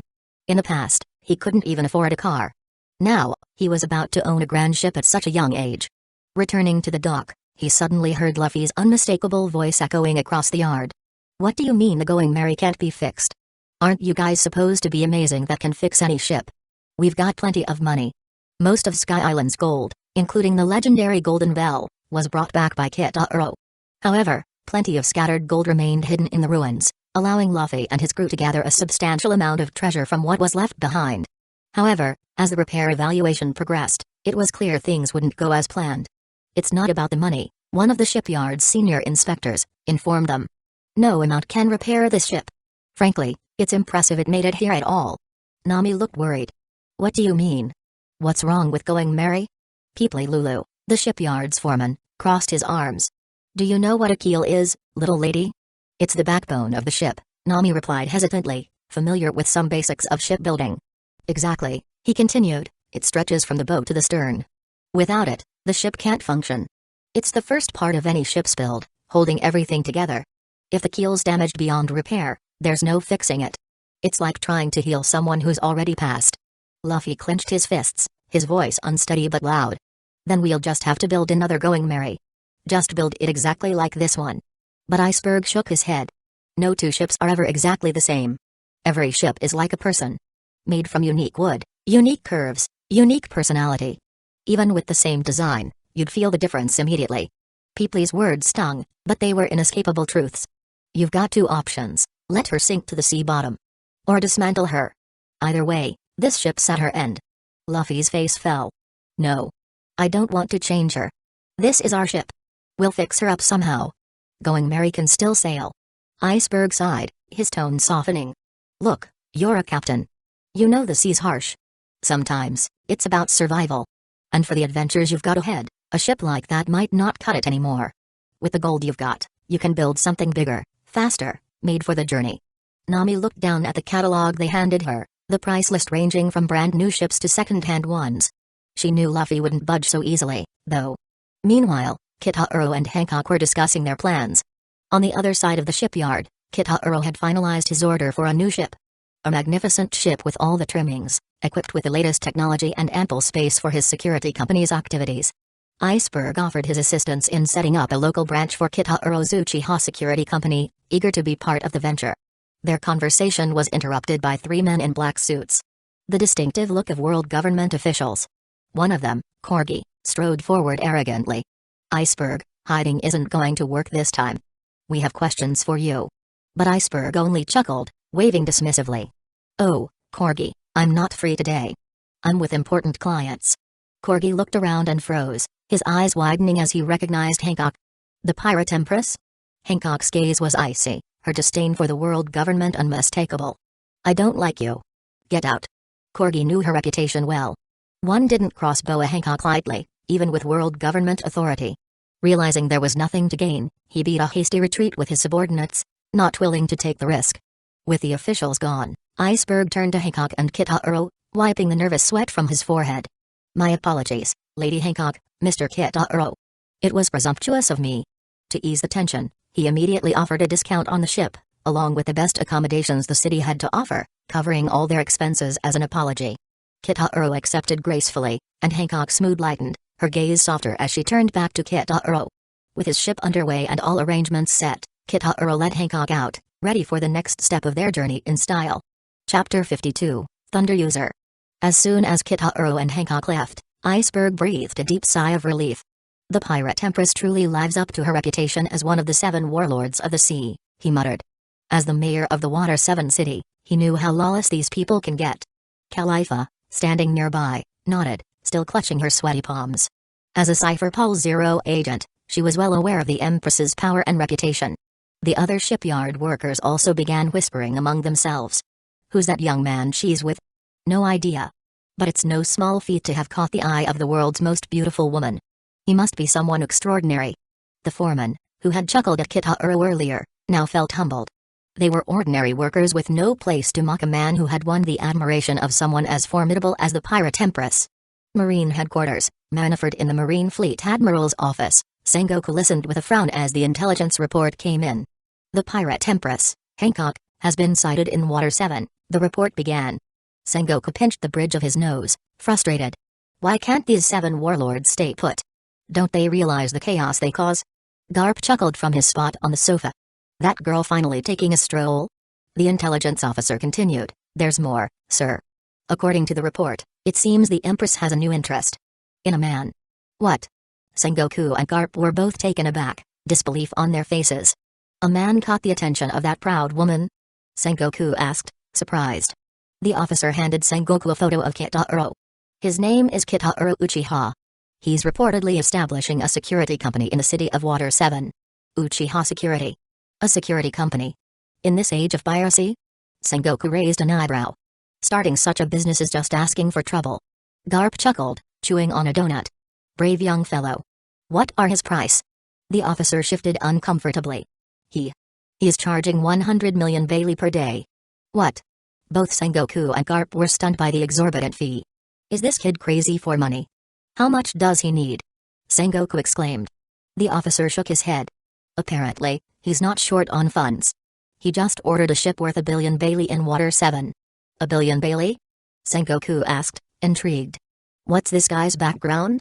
According to our intel, he defeated Bellamy, a notorious pirate with a 55 million Bailey bounty, on Jaya Island using a single finger. He's also had a confrontation with the Blackbeard pirates. Blackbeard? Sengoku murmured. That's the one who defected from Whitebeard's crew. And I believe someone recently suggested him as a candidate for the 7 warlords. What happened in that clash? The scene was reportedly chaotic. Witnesses say the Blackbeard pirates took a major hit from this young man. The room fell silent. They didn't yet know Blackbeard's full capabilities, but he was no weakling. For Kitahuro to come out ahead in a confrontation with Blackbeard said much about his strength. He may be more than just brave, Sengoku mused. He could easily be on par with the 7 warlords, if not stronger. Garp grinned. What a remarkable young man. Just keep an eye on him. Make sure he and Hancock don't stir up too much trouble. Sengoku shot him a glare. You should talk. Your grandson is causing trouble right now. The officer stepped forward. Vice Admiral Garp, according to our intel, your grandson, Straw Hat Luffy, is also in Water 7 and has been in contact with Kitahuro Uchiha. What? Sengoku threw his hands up in frustration. Garp. Your whole family's a headache. Your son, your grandson. All of them. Unbothered, Garp picked up his donut and chuckled. Guess I'll just have to go grab him myself. He dashed out, leaving Sengoku fuming in his office. City of Water 7, Hotel Kitahuro, Hancock, Shizui, and Itachi had spent the afternoon exchanging their gold for cash, strolling through the city's bustling streets before settling at the best hotel for a meal. After a satisfying dinner, Kitahuro unwrapped a mysterious-looking fruit and placed it on the table. Shizui, curious, reached for a knife. Brother Kitahuro, what's this? But Hancock's expression changed instantly. That's a devil fruit. Shizui and Itachi exchanged surprised glances. They had heard from Kitahuro about the devil fruit's legendary powers, capable of granting remarkable abilities to their users. Kitahuro grinned. You've already seen it in action. Enel's Logia-type devil fruit, the thunder fruit. Shizui's eyes widened, realizing its significance. So this is the devil fruit that allows its user to wield the power of lightning? Kitahuro nodded, his eyes glinting with anticipation. The choice of who would wield this power could shape their journey in unimaginable ways.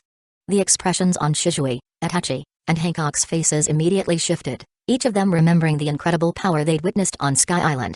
Although Enel hadn't lived up to the fruit's potential, its abilities, world-shaking power, elemental invulnerability, and blinding speed, were undeniable. Hancock looked at Kitahuro, disbelief clear in her eyes. How did you get your hands on it? Kitahuro smiled. Remember how I took Enel with me when we left? I had someone extract the thunder fruit from his body. The shock was obvious, especially for Hancock. Someone who can rob the power of a devil fruit? Who has such a power? His name is Blackbeard, and he leads the Blackbeard Pirates. Blackbeard? Hancock frowned, unfamiliar with the name. The only beard she knew of was Whitebeard, the most powerful man in the world. He was part of Whitebeard's crew until he defected. If you ever run into him alone, stay cautious. But don't worry. I'll make sure he knows better than to provoke you. Shizue glanced curiously at the fruit.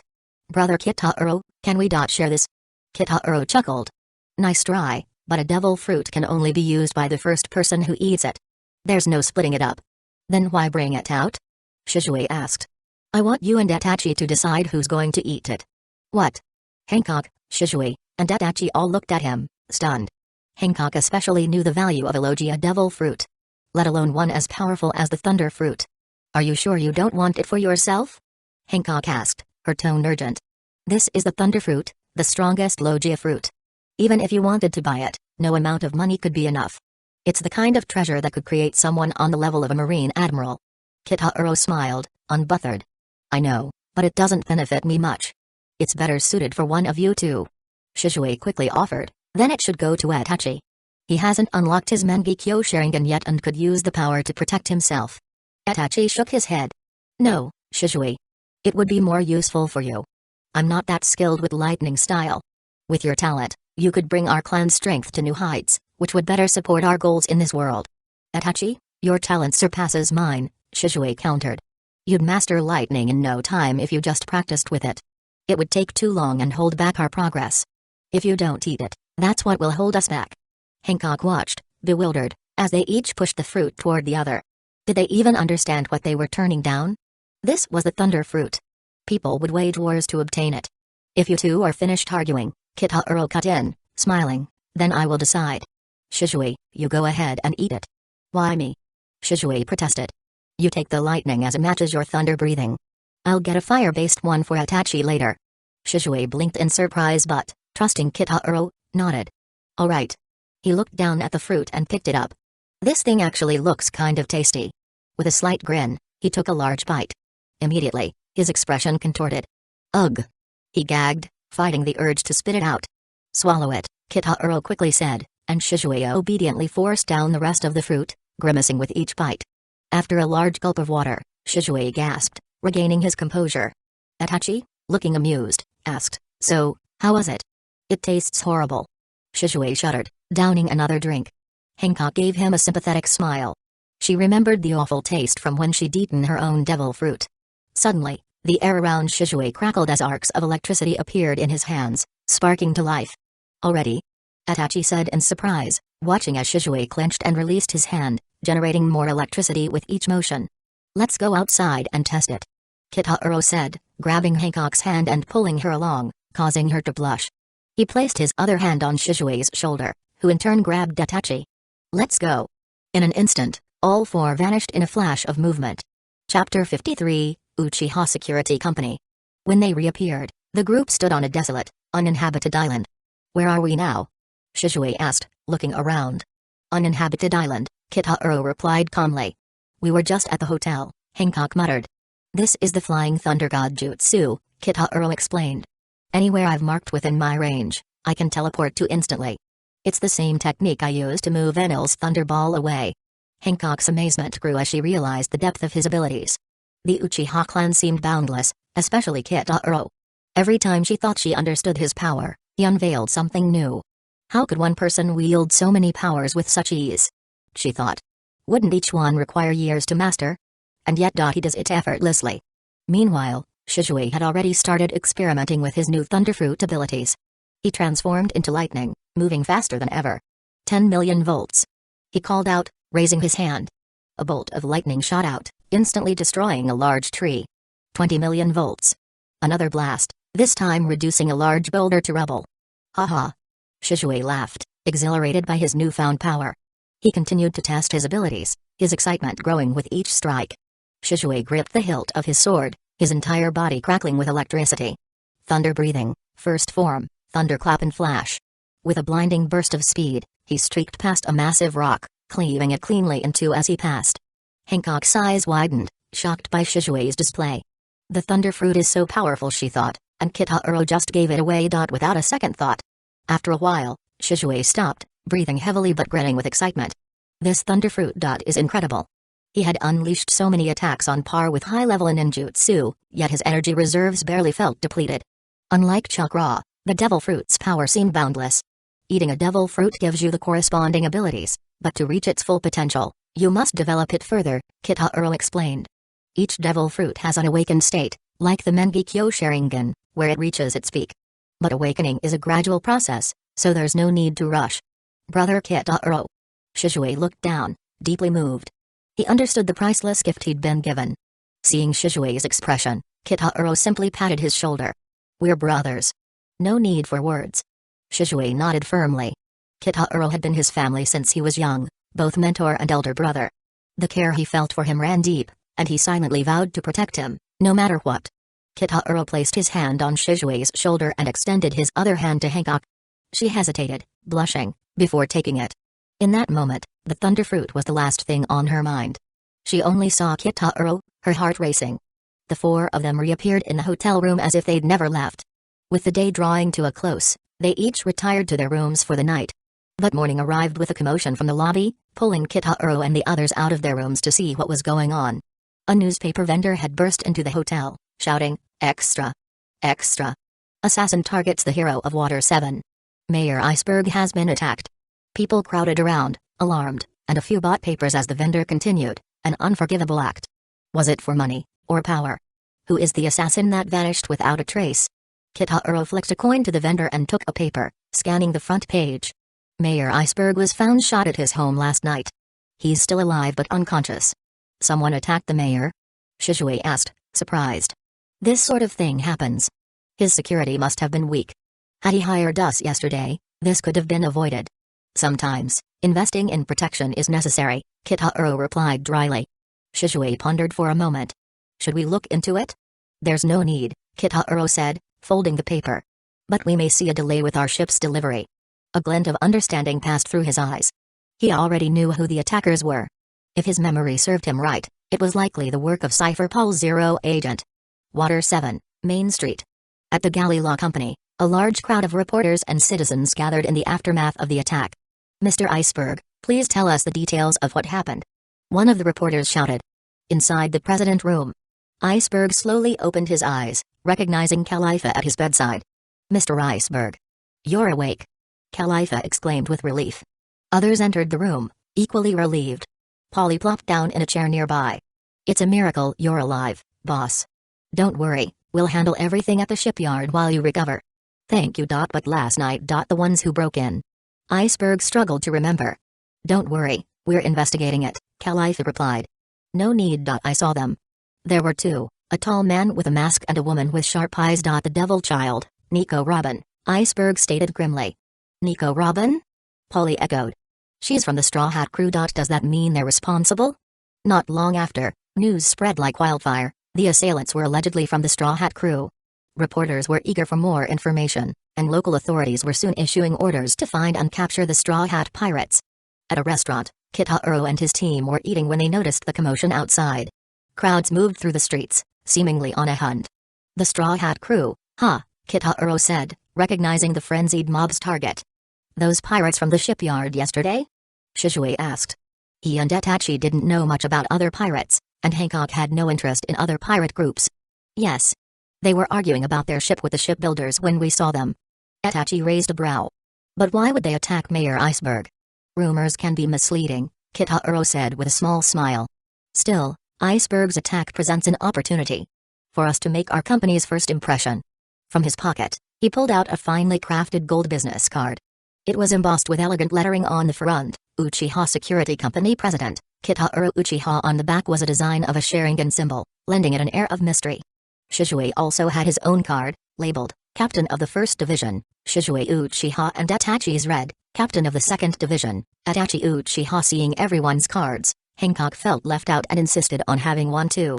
Kitaro eventually relented, presenting her with a matching card. Vice President, Boa Hancock. Pleased with her card, Hancock tucked it away with a satisfied smile. Kitaro felt she was cute, and he wouldn't refuse someone who wanted to work for free. With the company established and their roles set, Kitaro raised his glass. To the founding of Uchiha Security Company. Cheers. The others chimed, clinking glasses. From here, their next steps were to attract clients and recruit more members. Once the people from clan joined, the company would be fully operational. Meanwhile, the weather outside grew stormy, with waves crashing against the coast as strong winds howled through the city. Back at Galley Law Company, the shipwrights of the shipbuilding company had lined up in full force, armed and ready.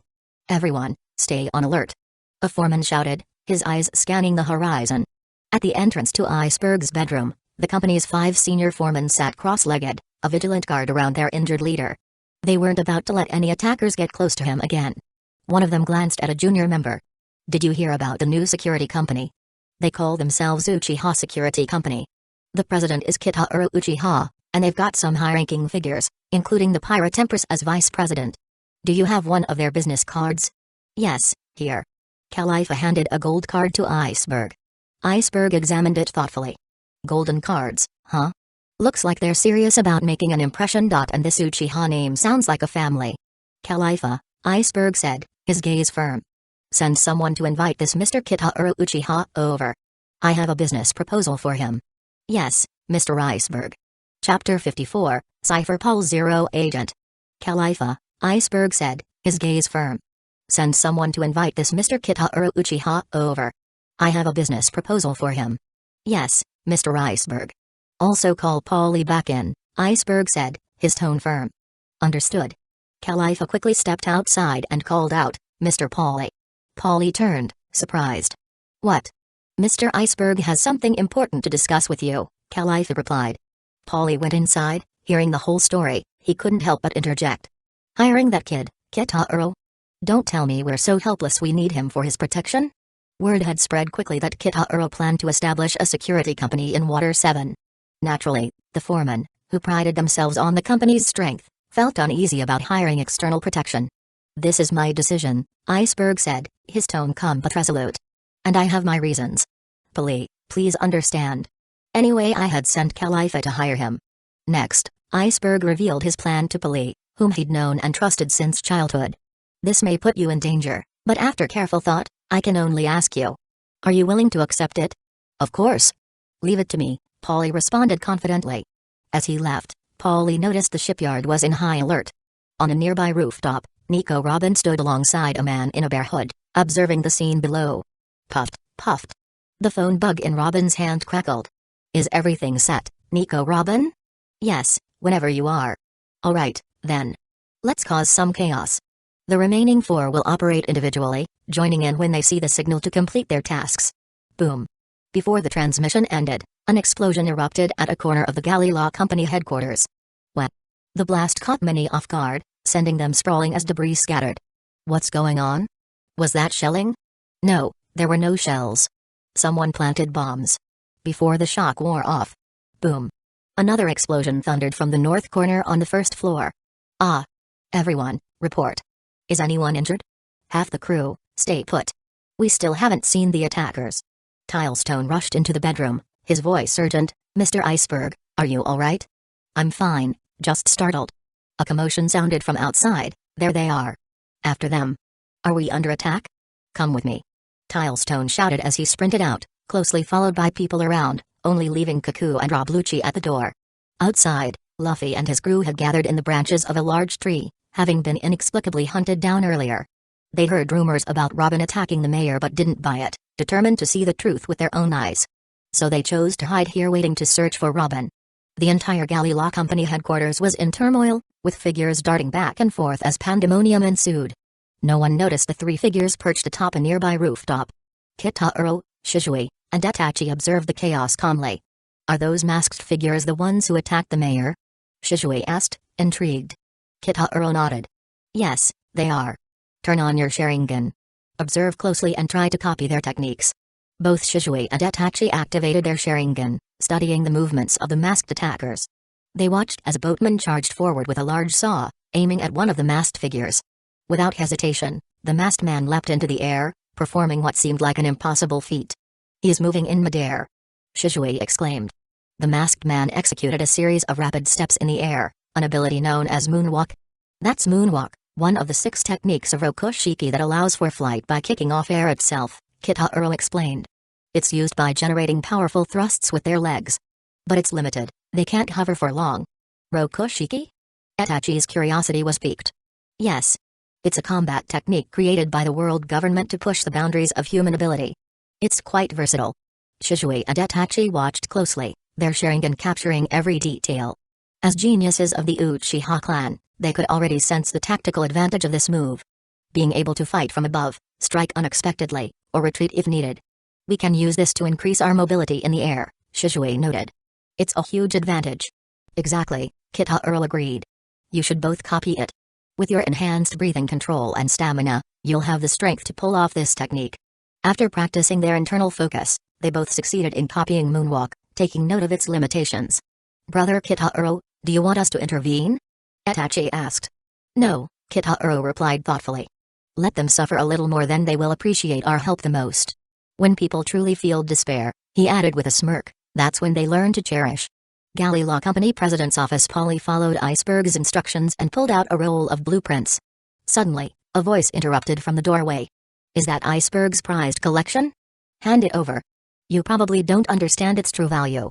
Polly spun around, startled to see two masked figures standing before him. Who are you? How did you get in here? He demanded. One replied. But we're here for justice. Cypher Paul 0 agent. No matter where you got in, you'll be met by our men soon enough, Paulie said, trying to keep his voice steady. The building was packed with his people, and though the masked men wouldn't stand a chance. The masked figure held up a blood-stained hand and smirked. We've already run into some resistance. Can't quite recall who they were. So you're not even trying to hide anymore, you want more, Paulie challenged. Maybe, as no one said we couldn't, the masked man replied. Now, hand over Iceberg's treasure. Or die for knowing too much. Meanwhile, in Iceberg's private room, a hidden door on the wall creaked open.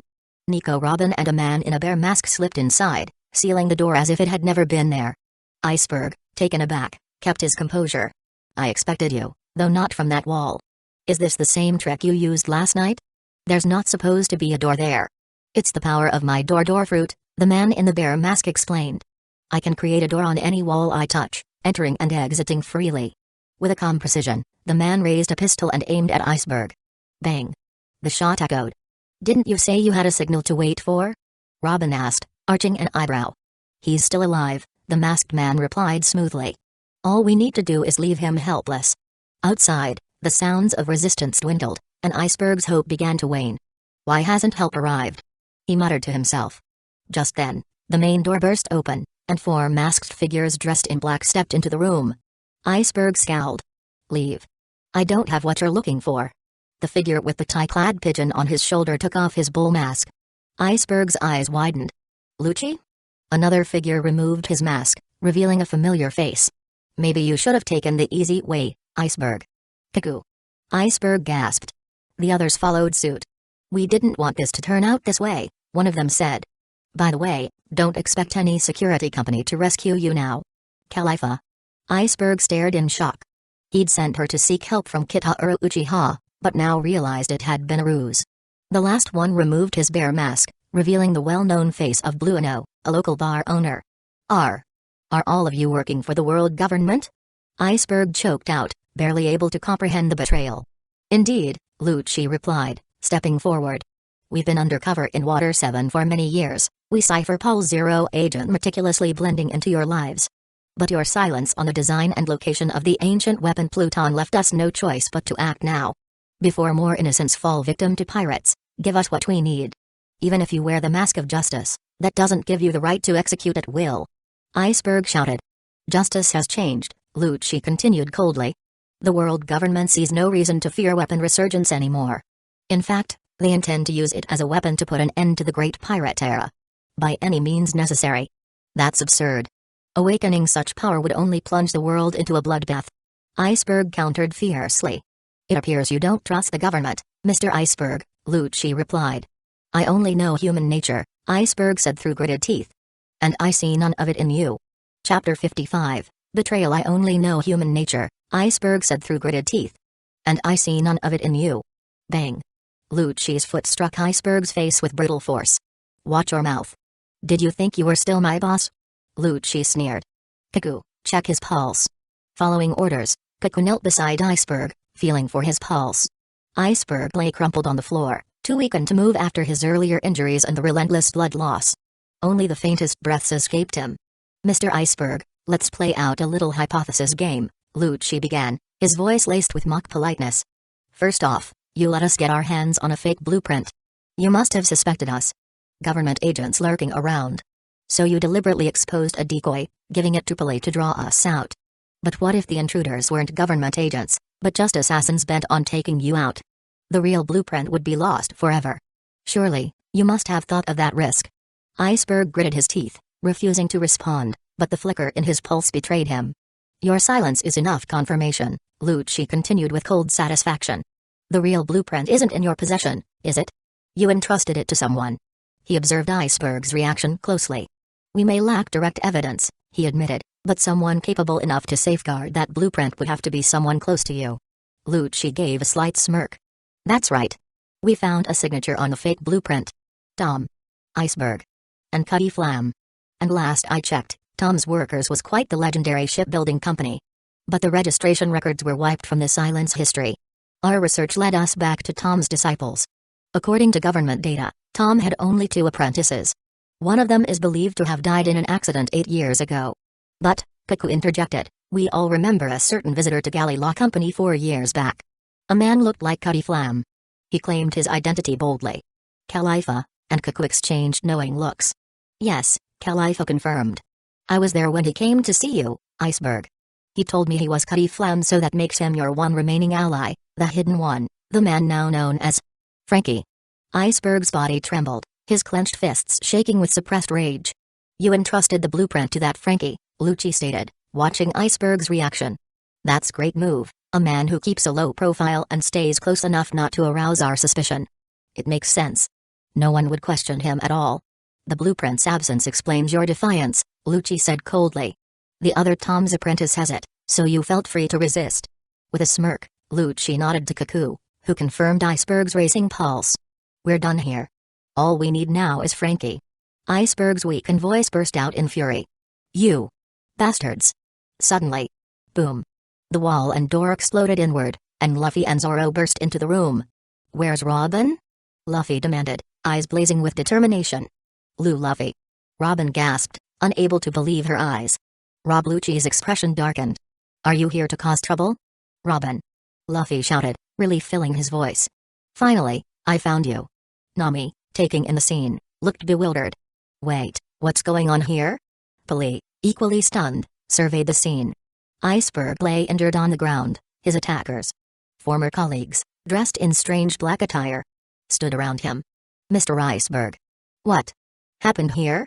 Polly asked, his voice shaking. What are you doing, Iceberg? With great effort, rasped Polly. I told you to escape with the blueprint. Why did you come back if you failed? Polly looked at him, horrified. What's going on here? Why are you all dressed like this? Polly's voice cracked as he recognized familiar faces. Khalifa. Blueno. Kaku. Lucci. Stop this insane joke right now, you bastards. Even Luffy, usually oblivious to faces, recognized them. Wait. Aren't these the people who work with you? That one's the guy with the pigeon, Luffy said, pointing. And the one with the square nose. Zoro added, recalling Kaku, who'd checked the ship's hull. Nami's eyes widened as she pieced it together, horror dawning on her face. Could it be? The assassins are one of their own? Pele, we're actually government intelligence agents. But if we apologize, would you even forgive us? Lucci's voice was cold, and any pretense of friendship had vanished.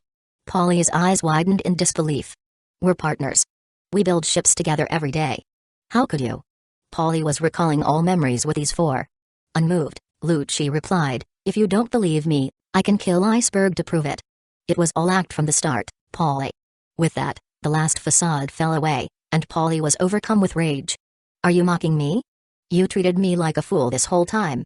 Polly whipped his rope with a spiraling row of knives tied to it, towards Lucci. Rope action, pipe hitch knives. Finger pistol.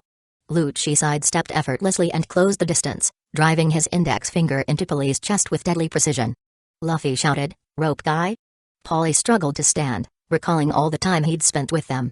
Khalifa, the sexy woman he admired and wanted to confess his love to, Blueno, his bar owner friend, Kaku, his fellow craftsman, and Lucci his dear friend. It was all lies. Forget it, Lucci said coldly. You can't escape death anyway. Polly. Polly's friend, Iceberg roared in horror as he saw his condition. Stop it. Luffy sprang forward, attacking Lucci, Gamu Gamu no pistol. But Lucci caught his arm with one hand. Iron body. Gamu Gamu no pistol shot. Luffy's fists pounded Lucci like a barrage, but each strike failed to penetrate his steely defense. Lucci grunted, unfazed. You're annoying, he muttered, vanishing in an instant with instant transmission. Disappeared. Luffy gasped. Lucci reappeared in front of him. Finger pistol. A sharp stab to Luffy's throat left him coughing and gasping for air. If you weren't rubber, that would have been fatal, Lucci said dismissively. Desperate, Luffy stretched his arms to pull Polly to safety. I won't let you kill him, not after everything you two went through together. That was then, Lucci said. Things have changed. Luffy then focused on his partner. Robin. What are you doing with them? Robin looked at him, a cold resolve in her eyes. I've said my goodbyes. Didn't someone tell you? Chopper wailed, I told everyone, but we can't accept it. Why, Robin? I have a dream, one I can't achieve with all of you. And I will do anything to reach it. Lucci cut off their arguments, his tone cold and dismissive. Enough. We don't have time for this. We have someone important to find, and frankly, this building.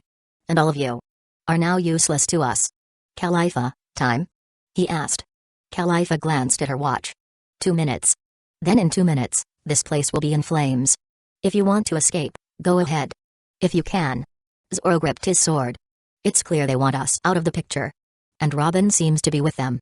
Luffy, will you just let her go? Never, Luffy shouted, determination burning in his eyes.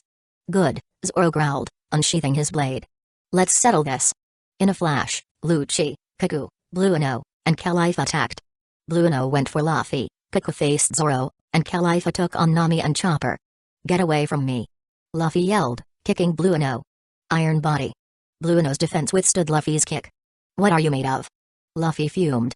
Our bodies are tougher than steel, Blueno replied with a sinister grin. Gamu Gamu no shotgun. Luffy shouted, raining punches. Paper arts. Blueno's body moved fluidly, dodging each strike effortlessly. He stepped behind Luffy, his voice mocking. I'm not just defense. Gamu Gamu no shotgun. Luffy tried again, but Blueno vanished with instant transmission, only to reappear behind him, mocking Luffy's attempts. Damn it. Luffy cursed, swinging wildly. Meanwhile, Khalifa swiftly knocked Nami and Chopper to the ground. Nami. Chopper. Zoro shouted. Roronoa Zoro, Kaku sneered, do you really have time to worry about others? He unleashed a brutal finger pistol strike. Bang. Kaku's attack pierced Zoro's body like a bullet. Zoro. Lucci seized the opportunity, his hand closing around Luffy's face. Tempest kick. With a calculated strike, he slashed across Luffy's body, drawing blood despite Luffy's usual immunity to blunt force attacks. You. Who are you?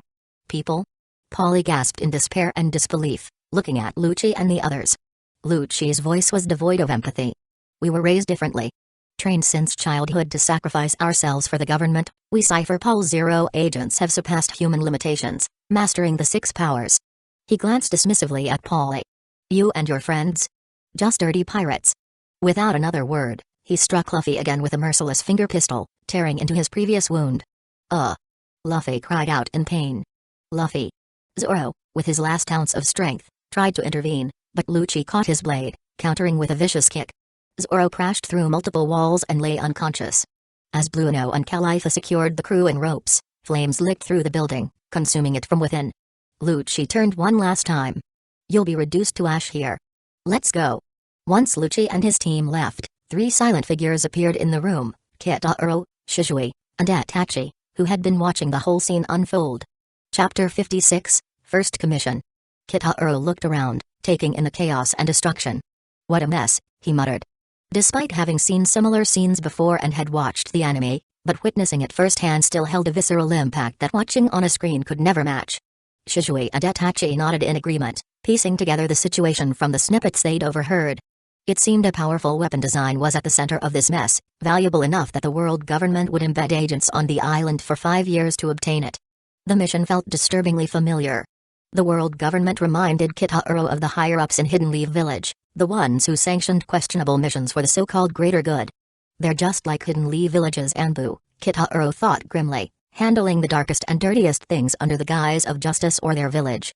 Turning to Shizui, Kitahiro asked, "Got all that copied?" Shizui nodded, a slight smile touching his lips. "They practically showed us everything. The 6 styles should be useful, both for us and for training the clan back home. Jutsus like these could boost their strength significantly, and Kitahiro had no intention of leaving them unmastered.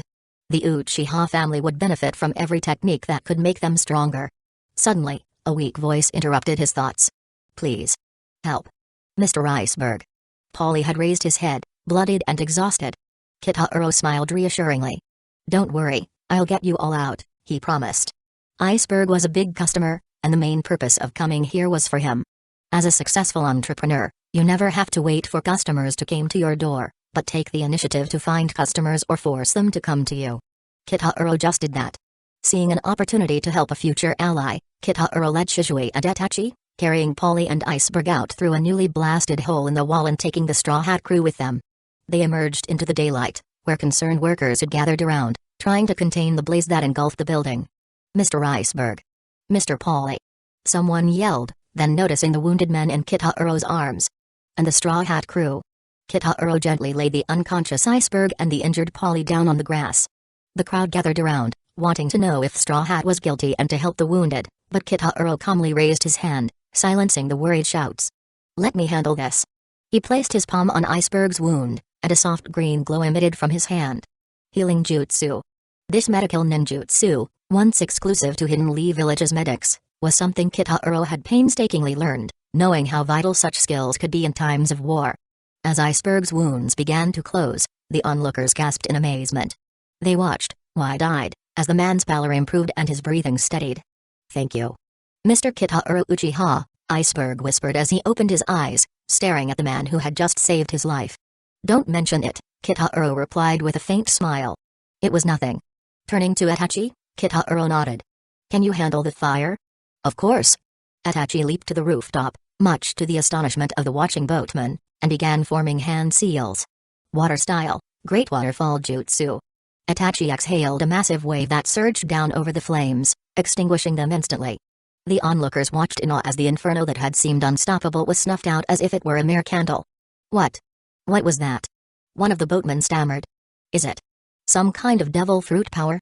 Kitahiro shook his head with a smirk. "That was ninjutsu, a technique unique to our Uchiha clan. Kitahiro had crafted a plan for this world, one that required revealing some of their powers. After all, it would be inevitable once others saw what each clan member was capable of through ninjutsu." Iceberg, now fully conscious, sat up with a look of newfound respect. "Mr. Kitahiro, you're incredibly strong, aren't you?" Kitahiro shrugged, a small grin creeping onto his face. "Strong? Perhaps. But if you had hired me sooner, maybe this whole thing could have been avoided." Iceberg looked down, clearly troubled. His own secretary and most trusted aides had been government agents, waiting patiently by his side to seize the Pluton blueprints. With a resolute expression, Iceberg met Kitahiro's eyes. "Mr. Kitahiro Uchiha, I would like to hire you for something important." Just then, a soft chime echoed in Kitahiro's mind. Ding. Side mission triggered. First commission, mission reward, Ijutsu, Amaterasu. Kitahiro's eyes lit up at the voice in his mind. The system, though he'd once doubted its usefulness, had proven its worth through several rewarding missions. His Mangekyo Sharingan, which he earned previously, had greatly enhanced his pupil power. Even better, he had discovered that system-granted abilities didn't override his original skills. They stacked together, empowering him further. Amaterasu. The thought of wielding those black flames was thrilling. Though it wasn't a skill he'd use often, its sheer power made it too good to ignore. The idea of igniting the grand city of Mary-Ejo's in black flame was tantalizing. After all, having it is better than needing it and not having it. Just then, Luffy woke up, shouting Robin's name. The others were disheartened as well, especially Zoro, who had been the last one conscious and watched Robin leave with the government agents. Why did she do this? Luffy and the others wondered aloud, their confusion clear. Iceberg stepped forward, addressing Luffy. "I have something to tell you about Robin," he said, then began explaining everything. Robin had made a deal with Cypher Paul Zero agent. She would frame the Straw Hat crew for an assassination and surrender herself to the government. In exchange, the Cypher Paul Zero agent commander, Spandam, promised not to use the Buster Call on her friends. A deadly call that could summon 5 vice admirals and 10 warships. She chose to protect the lives of a few pirates over the safety of the world, Iceberg said solemnly.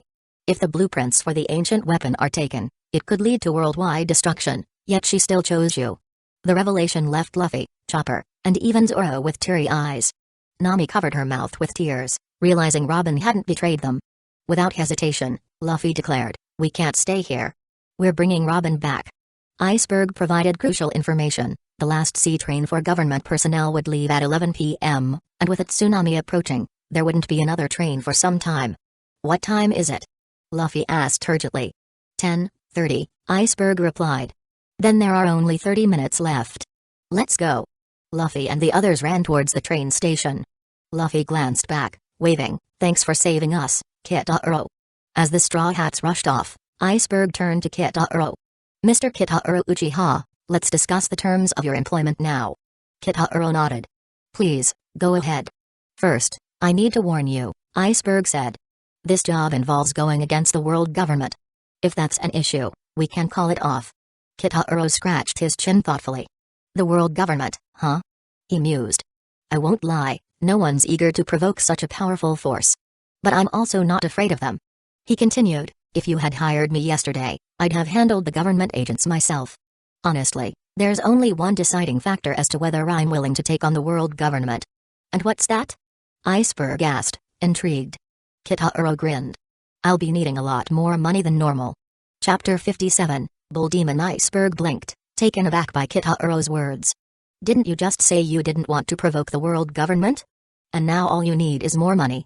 To be honest, Iceberg never thought much about money. As president of the world's largest shipyard and a key contractor even for the world government, he had wealth beyond what he could ever spend, so he often gave to charity just to use it. Even a daily fee of 100 million Baileys wouldn't faze him.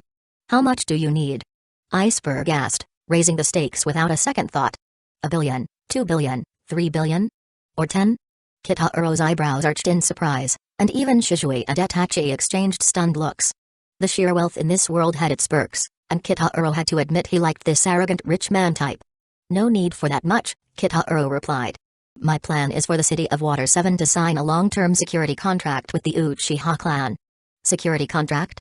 Iceberg repeated, intrigued. "Exactly.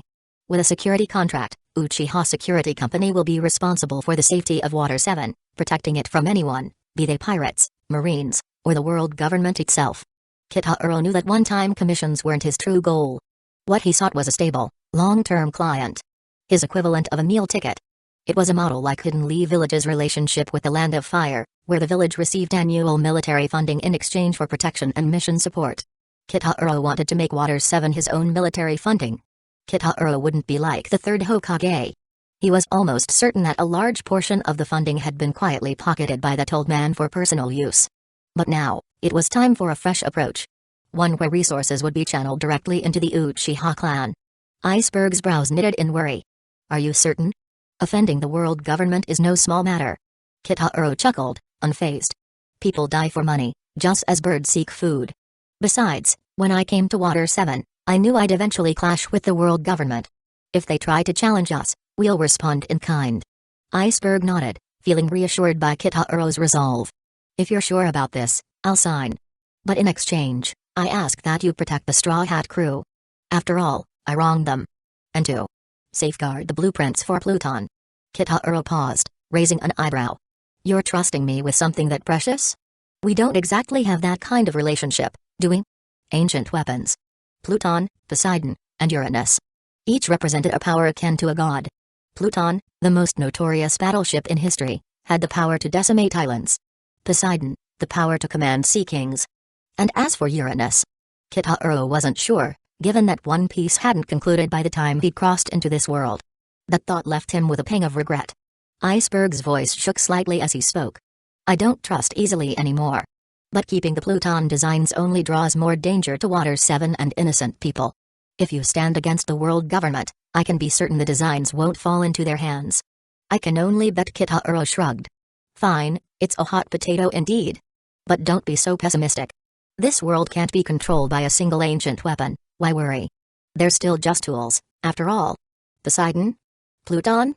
Kitaro mused, considering the ancient weapons. He wasn't entirely sure about Uranus, but he suspected it might be under the control of the world government. Or, more precisely, the one pulling the strings behind them, the elusive figure the five elders called Imu. The only one who made Kitahuro feel fear in this world was this Imu, as he couldn't understand him. He didn't know how powerful he is. Unknown is always the most feared. Poseidon and Pluton, however, were less enigmatic. Poseidon was, after all, just a crying mermaid girl. A truth few knew. And as for Pluton, it was a battleship, powerful but ultimately destructible. Iceberg's expression softened as he considered Kitahuro's words. True. The world government already controls most of the world. Destroying it would be self-defeating. Their real targets are those who won't bow to them. The warlords, the four emperors. Kitahuro nodded. Exactly. The four emperors may be adversaries, but they're no pushovers. Iceberg relaxed, the weight of his worries easing for the first time in a long while. Sorry, I lost my temper a little. Understandable, Kitahuro replied with a smile. Pleasure doing business with you. You still haven't told me your price. Kitahuro smirked, brimming with confidence. We'll discuss that after this is over. At the entrance of the Blue Station, a group of Marines and world government officials gathered in anticipation. Cypher Pol Zero agent will arrive soon. An official announced, glancing toward Nico Robin. Get in first. Robin stared ahead, expression unreadable. Hurry up and get her inside. Barked Corgi, the world government official who'd pressured Iceberg the day before. Frustration tinged his words. If only Iceberg had handed it over sooner. What a fool for risking his life over such a trivial matter. Amid the commotion, Sanji watched from a shadowed corner. She's surrounded. Couldn't she escape if she wanted? Or is something keeping her from running? The voice of another Marine rang out. Mr. Corgi. Cypher Pol Zero agent has arrived. Rob Lucci and his team approached, with Blueno hefting both Usopp and Frankie on his shoulders. Frankie struggled, shouting, "Let go of me, you bastards. You won't get away with this." The assembled Marines exchanged uneasy looks upon recognizing Lucci, Blueno, and the rest of Cypher Pol Zero agent, realizing they had been hiding in plain sight for years as shipwrights. Now, seeing them as agents of the notorious Cypher Pol Zero agent, the Marines quickly snapped to attention. Government officials and Marines all lined up to welcome them. A young Marine quickly draped a coat over Lucci's shoulders. Here, sir. Lucci frowned. We're not here to play dress up. Focus on the mission. Everyone, we need to leave immediately. His tone was strict, as he wanted to avoid a conflict with one of the 7 warlords of the sea unless absolutely necessary. Understood. Everyone, board the sea train. We're heading to an ice lobby. Hidden from view, Sanji narrowed his eyes, tense with frustration. With Usopp's recent departure from the crew over the ship dispute, Sanji knew he couldn't abandon him now. Timing was critical, and he hurried to slip aboard the train unseen. In the first-class compartment, Califa let out a sigh. Mission's pretty much complete. Lucci scowled. Don't jinx it before we're done, fool. Sorry, Califa stammered. Though he'd spent 5 years building ships on Water 7, Lucci had no fondness for the island. Those years had been a waste, a mask over his true skills. He despised the place, even more so shipbuilding itself. As the train prepared to leave, Luffy and the rest of the Straw Hat crew finally arrived. Robin. Luffy shouted, his voice carrying over the train's rumbling engines. Robin looked out the window, surprise flickering in her eyes as she spotted Luffy and the others racing toward the station. Luffy? Straw Hat? Lucci murmured, stunned to see them. They're still alive? Kiku turned to him. Want us to take them down? No need. Aqua Laguna is coming. The Marines can stop these pirates while we're out of here. The Marines left behind took up defensive positions as the train let out a loud whistle and began to move. It's Straw Hat. Open fire. Bang. Bang. Luffy darted forward regardless while Zoro deflected the coming bullets with his sword. What's wrong with them? Bullets aren't working. A Marine cried. Gamu Gamu no. Bazooka. Luffy's attack sent a cluster of Marines flying backward. Suddenly, a thunderous voice called out, stand up. Don't be afraid. Every Marine turned to see a man with a face as fierce as a skull, clad in layers of armor and wielding a massive blade. Captain T-Bone? Bone roared, you are Marines. If you fall here, innocent lives will suffer. Stand tall. In this unjust world, we are the last shield of justice. Even if we fall, we fight to the last. Yes, Captain. The Marines were bolstered by his words, rallying to push back the pirates. Get out of my way. Give me back Robin. Luffy shouted as he charged forward. Zoro clenched his sword in his teeth. Luffy, leave him to me. Go after the train. Bone glared at Zoro. Roronoa Zoro, of the Straw Hat Pirates. You'll be cut down. Sandro, Juki Yuzume. Bull Demon. Zoro's swords flashed, slicing clean through the Captain T-Bone's blade in his body, making him fell backward, defeated. Gamu Gamu no. Luffy's arm stretched out, grabbing onto the guardrail at the back of the train. But before he could pull himself up, a swarm of Marines piled onto him, pinning him down in a desperate struggle. We won't let you on board.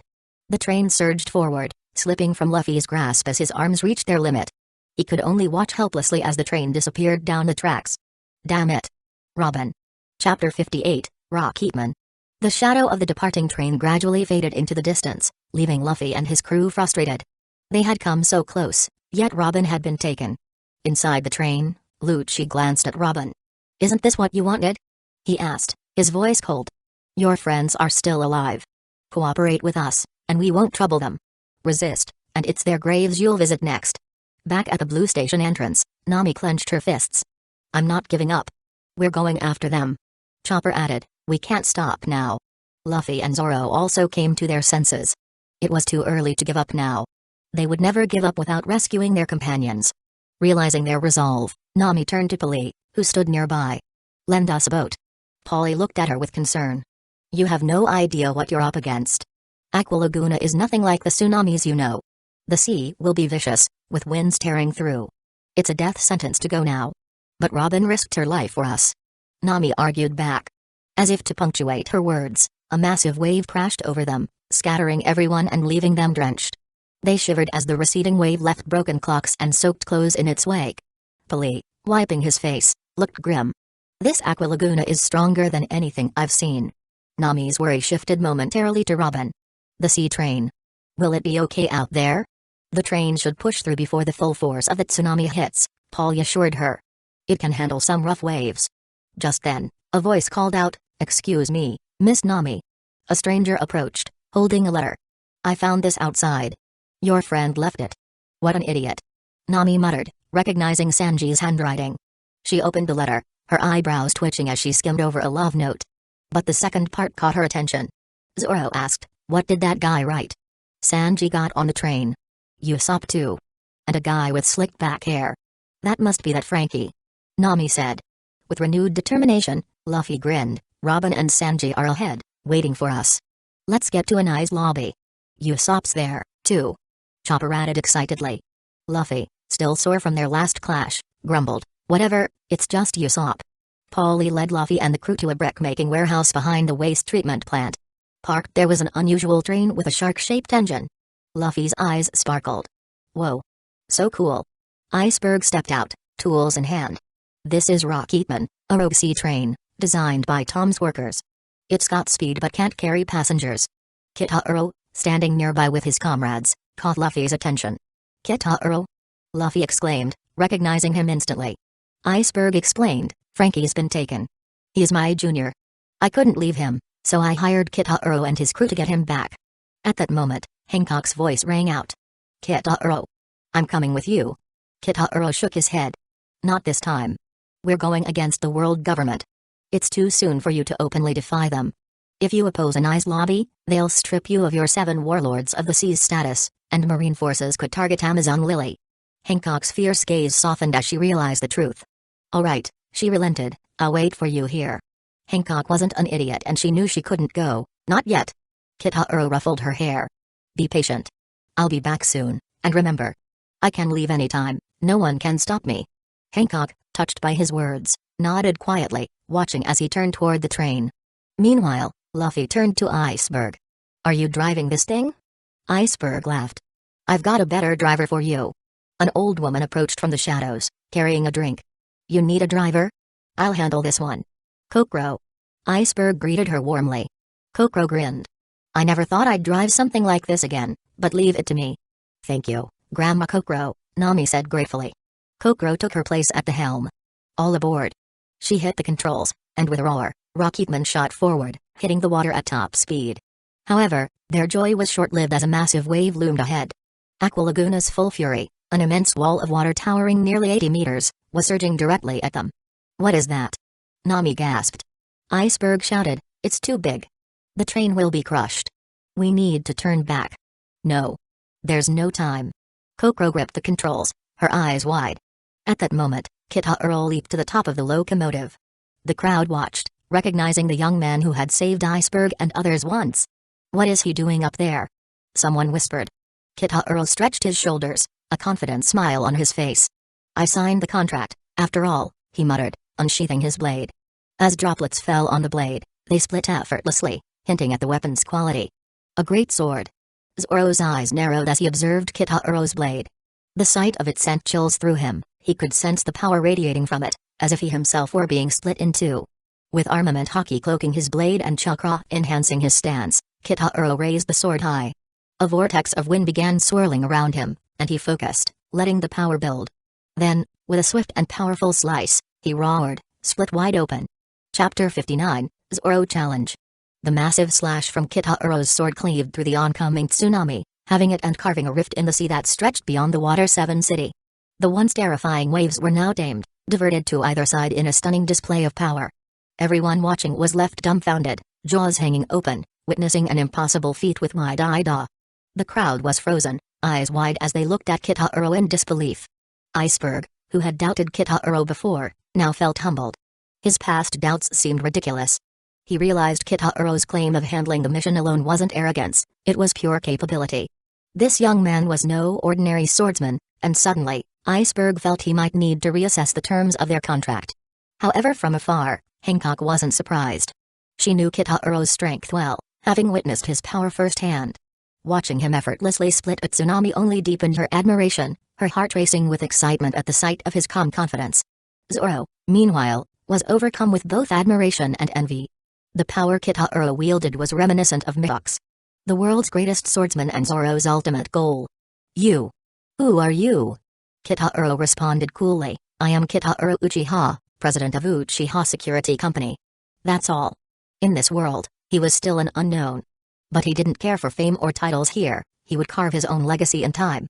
Driven by his own ambitions, Zoro called out with a loud voice, "I want to challenge you. Fight me." The foremen who heard Zoro froze, shock coloring their faces. They watched Kitahuro, a man who could split seas, and felt that challenging him was a fool's errand. But Zoro wouldn't be swayed. This was about more than survival. It was about his dream. "Why?" asked Kitahuro with a calm glance. "Because it's my dream. And my promise to one person. If I don't challenge a swordsman like you, I'll regret it for the rest of my life." "Forget it. You're too weak," Kitahuro replied. "Come back when you've trained for a few more years." "I'm coming."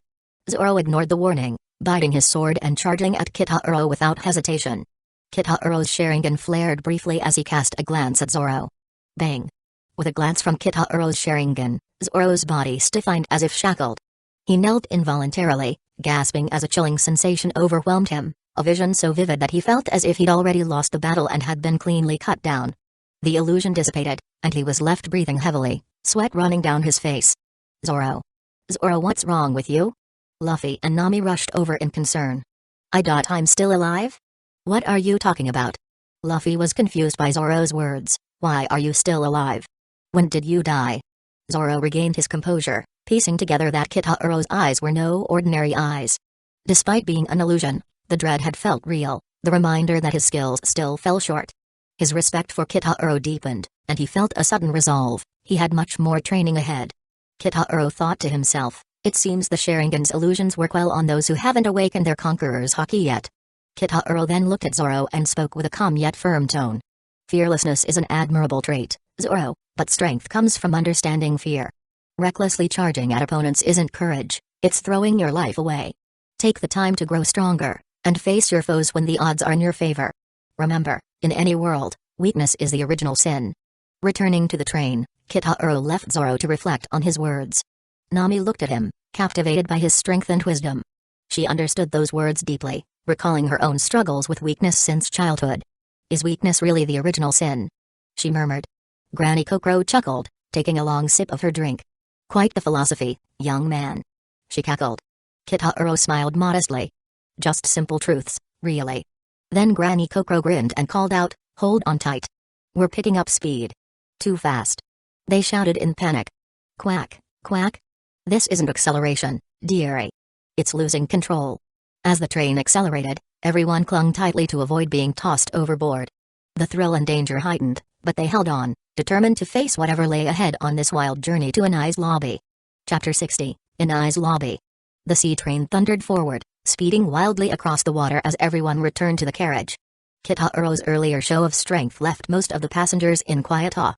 Only Shizui, Itachi, and Granny Kokoro seemed unaffected by the tense atmosphere. Nami cautiously broke the silence.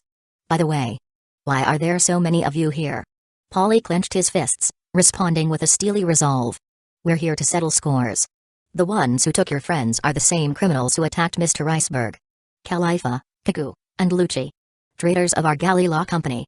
We can't let this slide. Yeah. The scum who hurt Mr. Iceberg have it coming.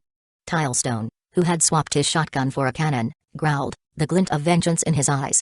Peeply Lulu, pressing down his unruly hair, echoed the sentiment, Iceberg's injury is our burden. But betrayal won't be forgiven lightly. And what about you, Mr. Kitaro? Asked one of the foremen, glancing over at the young Uchiha. Kitaro replied calmly, we're here because Mayor Iceberg hired us. Our main job is to protect you, so don't worry about us too much. Protect us? Nami's brow furrowed, puzzled. Aren't you going against the world government? Breaking into Anai's lobby meant becoming enemies of the world government, a move that could be catastrophic for Kitaro's security company. Kitaro chuckled. I don't want to antagonize the world government. But Mayor Iceberg gave us a deal that was too good to refuse. With his long-term contract, the Uchiha clan's influence in Water 7 was poised to grow, securing resources to train new talent. For Kitaro, it was an opportunity not just for funds but for power. And, truthfully, Iceberg's payment wasn't the only incentive.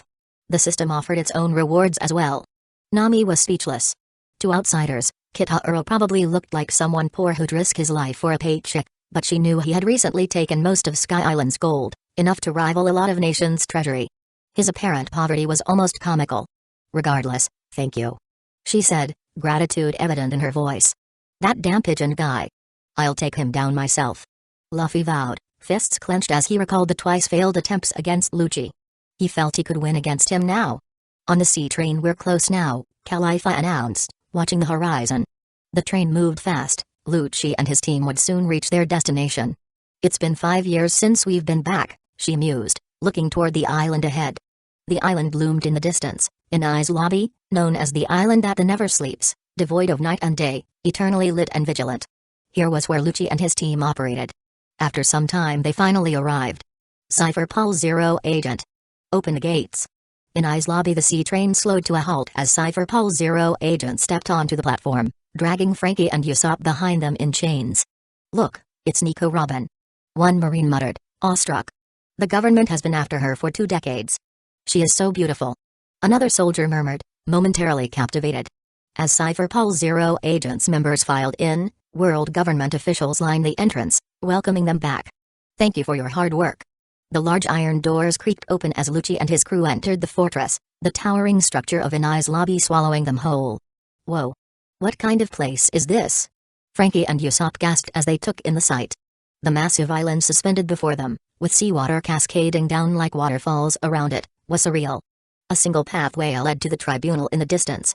On the train, Sanji saw all the people outside and couldn't help but light a cigarette for himself. How should I get out now? Tower of Justice. Cypher Paul 0 Agent's chief, Spandam, sat smugly at his desk with his den mushi, grinning as he welcomed his team back. Ah, Lucci. You've returned. And brought us some presents, I see. Today's a big day. After 5 long years, our elite team is finally whole again. But his grin faded as he skimmed a report on his desk, his eyes narrowing. Wait. What's this? I ordered the elimination of 3 revolutionary targets, but you ended up killing 23 people. Care to explain yourselves? One of the agents, Fukaru, a towering figure sprawled on the floor like a massive frog, stammered, my deepest apologies, sir. I take full responsibility. Jabber threw him an exasperated look. Fukaru, get up. A man shouldn't bow his head so easily. Let me explain to the chief. You understood, Fukaru mumbled, reluctantly sheathing his weapon. Chapapa. Spandam scowled. Enough theatrics. Just explain already. Fukaru, zipper-mouthed and nervously chuckling, finally spoke up. Chapapa. We did infiltrate as ordered, but... the operation's details got leaked. He glanced away, sheepish. I may have mentioned the plan to some townsfolk without meaning to. Chapapa. Jabra slapped his forehead in disbelief. You didn't mean to, again? What's the point of that zipper on your mouth if you can't keep it shut? Rocketman, look. Inai's lobby is just ahead. Granny Kokoro slowed the train as they neared the imposing gates. Everyone gawked at the sheer size of the iron gates, an imposing barrier marking the entrance to Inai's lobby. That's the main gate, Granny Kokoro explained. But the important thing is to look there at the end of that bridge. It's the gate of justice. Once inside, prisoners face nothing but despair. That door stays shut, except when prisoners are brought through. Beyond it is the Sea-King-infested calm belt. Regular ships wouldn't last a moment out there. Then we have to get our people before they go through that gate, Nami said firmly. Kitahuro, Granny Kokoro said, glancing over at him. As the security professional here, do you have a plan for rescuing the hostages? The others looked to him expectantly. Plan? Kitahuro shrugged, a small grin crossing his face. Not necessary. We're going in head-on. Chapter 61, Intruders. Who needs a plan when faced with overwhelming strength? That was Kitahuro's take on the matter. Plan? Only the weak need one. We have the power, we will just rush in. Polly stammered, taken aback. Just rush in? There are thousands. Maybe tens of thousands of people there. Polly had been here several times for railway projects and had a good sense of Inai's lobby's sheer population. Then let me go first and start cutting? Kitahuro offered calmly. The rest of the group exchanged glances, imagining the impact of his words. After the recent tsunami incident, everyone understood what a slash from Kitahuro really meant. If he swung, Inai's lobby might very well split in two. Stop overthinking, Kitahuro said, just turn Inai's lobby upside down. His words brought a smile to everyone's faces. With someone like Kitahuro leading the way, they felt invincible. Luffy began first, stretching his arms to grab a guardrail before launching himself toward the wall with immense force. What was that? Did something just fly past the gate? Intruder alert. Open fire. Gunfire erupted as guards targeted Luffy. Outside the window, Sanji watched the commotion and saw Luffy disappearing into the main gate. Luffy just jumped inside. One of the guards frantically reported, the intruder has breached the main gate and is headed for the main island. It's just one intruder. Stay calm and take care of him, Spandam snapped over the receiver, dismissive. After all, this was Inai's lobby, a fortress of the world government. Kitahuro turned to Shisui and Itachi. Alright, let's go have some fun. Shisui grinned. How far do you want us to go? It's just for fun, Kitahuro replied. Think of it as training. For Shisui, who had activated his Mengekyo Sharingan and now wielded the power of the Thunder Fruit, training here was almost unnecessary. With his current strength, even an admiral might struggle against him. Shisui and Itachi moved in a flash, appearing at the platform. Who's there?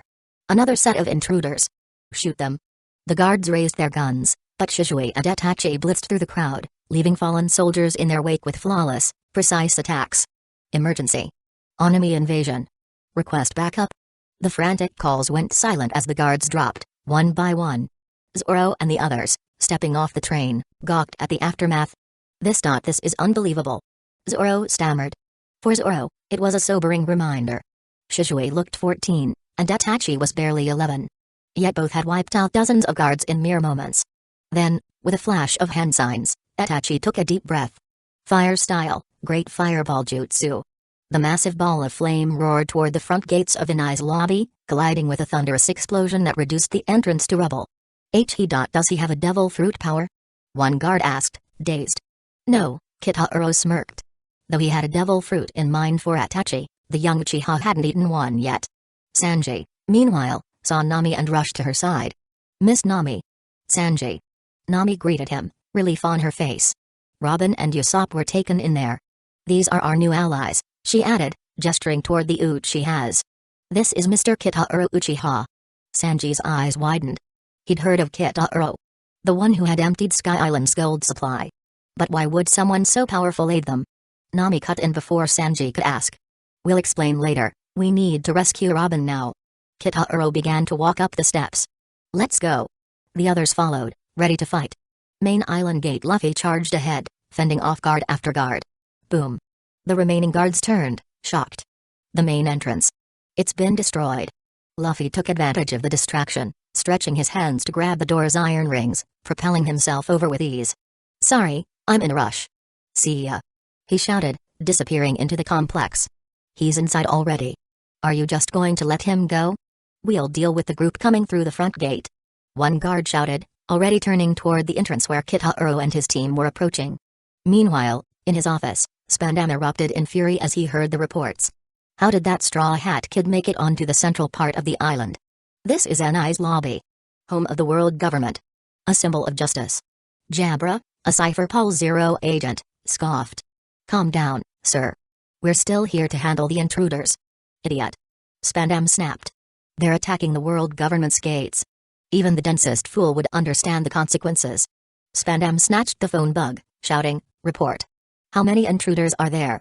Where are they? The guard's frantic voice came through. Moshi Moshi. This is the front gate. The situation is. All the guards outside the gate have been defeated. What did you say? All guard at the front door was defeated? Huh. Then who are you? Spandam's eyes widened as he realized his guards had been taken out, making him question how he was even getting this report. Me? Just an intruder. Kitahuro chuckled over the line, watching as the last of the guards collapsed in front of him. Damn it. Do you know what you are doing? Who are you? Kitahuro Uchiha, president of Uchiha Security Company. I'm here because my employer paid me handsomely to save some people. A mere security company daring to attack Anai's lobby? You're insane. Do you really have any idea what you're doing? I know, Kitahuro replied smoothly, but with what my employer paid, who could say no? Dead. You're all dead. Every last one of you. Spandam screamed. Kill them all. Itachi. Kitahuro called out. Itachi Uchiha nodded, quickly forming hand seals. Fire style, great fireball jutsu. A massive fireball blasted from Itachi's mouth, slamming into the main gate of the island with a deafening crash. Inside, the dense ranks of guards, who had already surrounded Luffy, turned to stare at the destruction. Haha. You've come fast. Luffy grinned widely, raising a hand to greet Kitahuro and the others as if they'd just met at a party. Spandam's voice echoed over the loudspeakers, laughing. Fools. There are 10,000 guards in Anai's lobby. You've sealed your fate. All guards, kill the intruders. At his order, the guards raised their weapons and fired. Gamu Gamu no storm. Luffy roared, his fists flying like a rainstorm onto the guards. 3-sword style, Hyaka Aki Pound Ho. 108-pound Phoenix. Zoro's flying slashes cut down waves of enemies. Sanji joined in, sweeping the guards aside with powerful kicks. Meanwhile, Shisui and Itachi moved seamlessly through the ranks, eliminating opponents left and right with almost effortless precision. Even the foremen, Peeply Lulu, and Tilestone, joined the fray, though they couldn't help but feel a bit overshadowed. They were used to being the strongest, but against Itachi and Shisui, they looked like amateurs. In the middle of the chaos, Spandam's phone rang again. What now? Moshi Moshi, things are heating up. Another 1,000 of your guards have fallen, Kitahuro's voice taunted through the receiver. You again? Spandam snarled. Yeah, funny meeting you again. Stop calling me, stupid. Spandam slammed the phone down. Muttering, he scoffed, 1,000 guards, they say? Bah, there's no way. We have 10,000 guards, it's only a matter of time. Spandam brightened up, waving the team in. Lucci. Kaku. Blueno. Califa, adjusting her glasses, deadpanned, you're sexually harassing me. Spandam's grin dropped. I was just saying your name.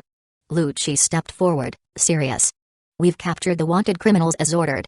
Nico, Robin and Frankie are in custody. Excellent work.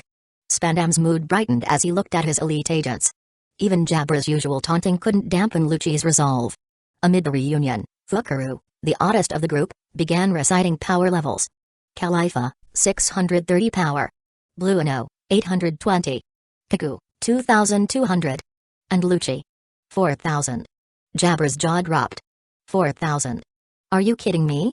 The phone suddenly rang again, interrupting their banter. Spandam picked it up, but his face immediately twisted with anger. Who is it now? Still me, Kitahuro's voice echoed smoothly. By the way, 3,000 guards down. Are you ready yet? With a snarl, Spandam slammed the receiver down again. Who does he think he is? Kitahuro Uchiha, murmured Lucci, Kaku, and Califa, looking troubled. Spandam glanced at them. Do you know him? Lucci's face turned stony. Not personally, but he's the young consort of the pirate empress, Boa Hancock. Chapter 62, Buster Call. The most beautiful woman in the world, the pirate empress Boa Hancock. Has a man? Spandam spluttered in disbelief, nearly dropping the stack of portraits he kept of her. His idol. His goddess. Was taken by some nobody? We encountered him in the water 7, Lucci explained. He was with the Pirate Empress back then. If this Kitaro Uchiha accepted Iceberg's request, it makes sense he'd be here now. The team nodded grimly, recalling how Iceberg had mentioned contacting Kitaro Uchiha's security company. If Iceberg had indeed hired them, their presence here could change everything. It's possible Hancock's here too. That would complicate things, Kiku muttered. Spandam clenched his fists. Unforgivable. It's absolutely unforgivable. The doors swung open, and Frankie and Nico Robin were escorted in. Spandam's mood soared as he taunted them. Well, look who survived the Water 7 incident. Cutty Flam himself. And the infamous Nico Robin, the world's most dangerous criminal. The sacrifices we made today are all for peace. Everyone who stands in our way will be erased. Like that fish man. He didn't want to talk, he deserved his execution as a traitor. Frankie's temper snapped. Mr. Tom sacrificed everything to protect the blueprint. Just to keep it out of the hands of scum like you. He lunged forward, sinking his teeth into Spandam's head. Ow! Someone help me. Spandam yelped, flailing. His guards quickly restrained Frankie, pinning him to the ground as Spandam delivered kicks to his side, venting his rage. Meanwhile, on the main island, groups of guards fell one by one as Luffy, Zoro, and Sanji fought their way through. Between the three of them, they had defeated nearly 2,000 guards. Polly and the others managed a decent 400, but it was Shisui and Itachi, each taking down over 2,000 guards themselves, that truly had the Anai's lobby forces in disarray. Suddenly, a booming sound echoed as two towering figures stomped onto the scene. It's Soimo and Kashe. The giants are here. The guards, nearly broken, rallied at the sight of their towering reinforcements. Shisui and Itachi stared up at the giants, momentarily impressed. They'd seen big creatures, but this was on another level. Haha, is this a joke? Little ants, ready to be crushed? One of the giants sneered, raising his enormous axe and bringing it down toward Kitaro. Look out! Nami shouted in alarm. With a ground-shaking boom, Kitaro caught the giant's axe with one of his hands. Shock rippled through the guards. He caught it?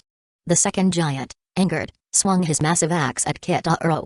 Kitaro raised his other hand and stopped the attack, holding both weapons with his hands. You giants are strong. But I prefer to be the one looking down. With a flash, Shisui and Itachi appeared above the giants, delivering simultaneous kicks coated by hockey to their heads. Boom. The giants fell with thunderous crashes, their heads embedded in the ground, knocked out cold in a single blow. What just happened? The guards stammered, frozen in shock. The giants, their island's long-standing guardians, had been defeated effortlessly by two teenagers. Inai's lobby's defenders, who had relied on Oimo and Kashe for 50 years, were left dazed and broken. Luffy, Zoro, and the rest of the Straw Hats stood back, awed by Shisui and Itachi's strength. Kitaro's younger brothers were proving to be on a monstrous level. Kitaro stepped over the fallen giants, barely sparing them a glance. Let's keep moving. In the Tower of Justice, Spandam's furious kicking continued as he vented his frustrations on Frankie. This guy had damaged his face and had just dared to bite him. If he didn't need him alive, he'd have shot him right here. Suddenly, the chamber doors burst open, and a government official rushed in, pale-faced. Sir Spandam. Sir. It's not good.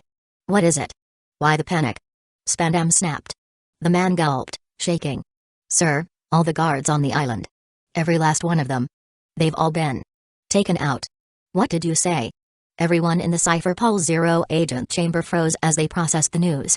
Spandam rushed over, gripping the messenger by the collar. What did you say? 10,000 guards on this island, all taken down? How many enemies are here? The official stammered, 10. There are only 10 enemies in total. 10? Spandam's voice rose to a screech. You're telling me 10 people defeated all 10,000 guards? Do you take me for a fool? I swear it's the truth, the official replied shakily. The Cypher Pol Zero agents exchanged uneasy glances. Something was very wrong. They moved quickly to the balcony, looking out toward the main island. The entire area lay quiet, guards sprawled motionless across the streets. Then, figures appeared on a nearby rooftop. The Uchiha brothers, the Straw Hat crew, and the remaining members of the crew. It's really them, muttered Kiku. Spandam's face drained of color, the reality of the situation sinking in. When Paulie spotted Lucci and the others, he erupted in fury. Lucci. Kiku. Blueno. Califa. I can't believe you did that. You traitors. His shout echoed across the yard. Lucci regarded them calmly. Pali, Tilestone, Peeply Lulu. I didn't expect you to come this far.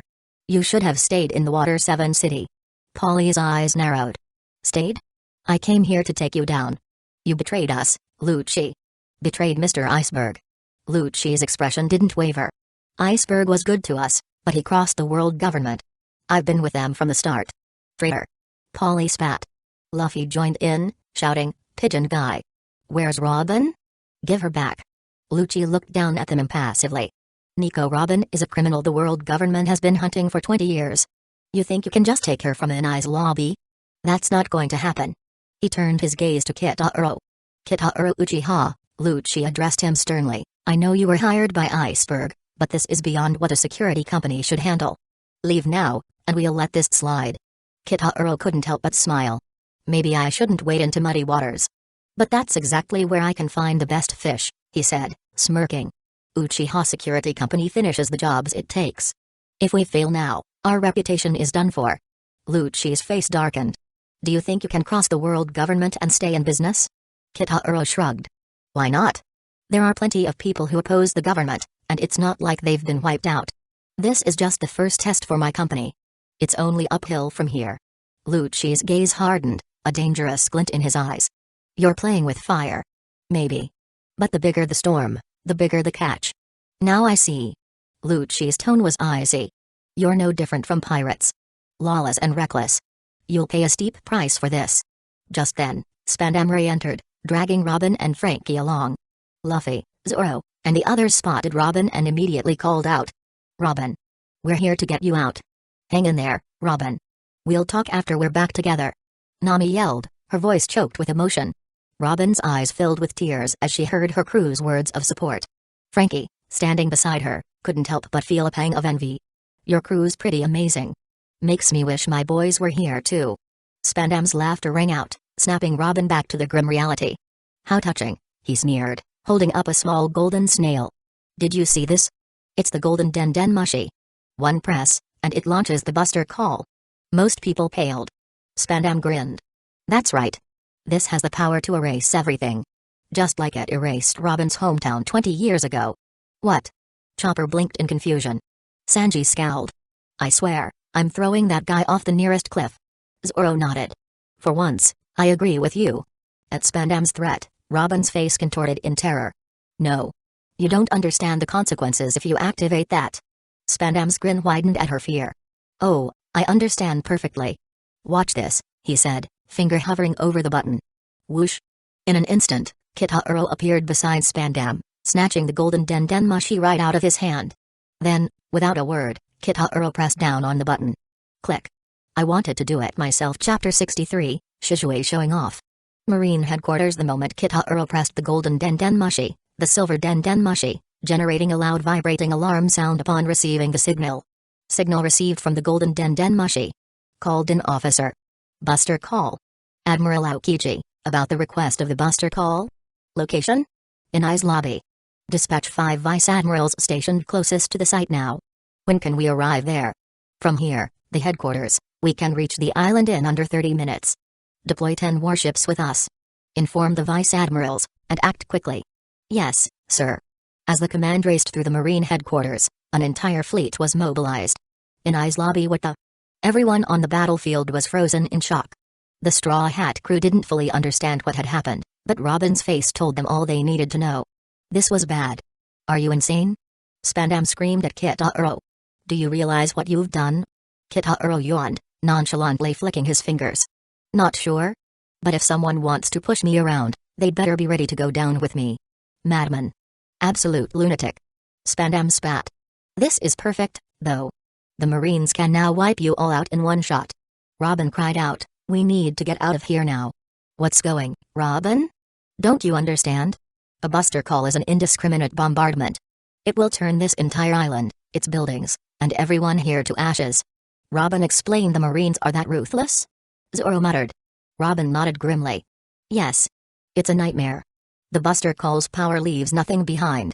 Everything. Destroyed. Spandam, now pale, gulped as he realized the full extent of what he'd brought down on himself. I need to get out of here. He grabbed Frankie and Robin, intending to flee. They were the key to his promotion. Losing them was not an option. Kitaro stepped forward, blocking Spandam's path. Mayor Iceberg hired me for a reason, To bring back Frankie and Nico Robin safe and sound. If I let you take them, my Uchiha security company would lose its name.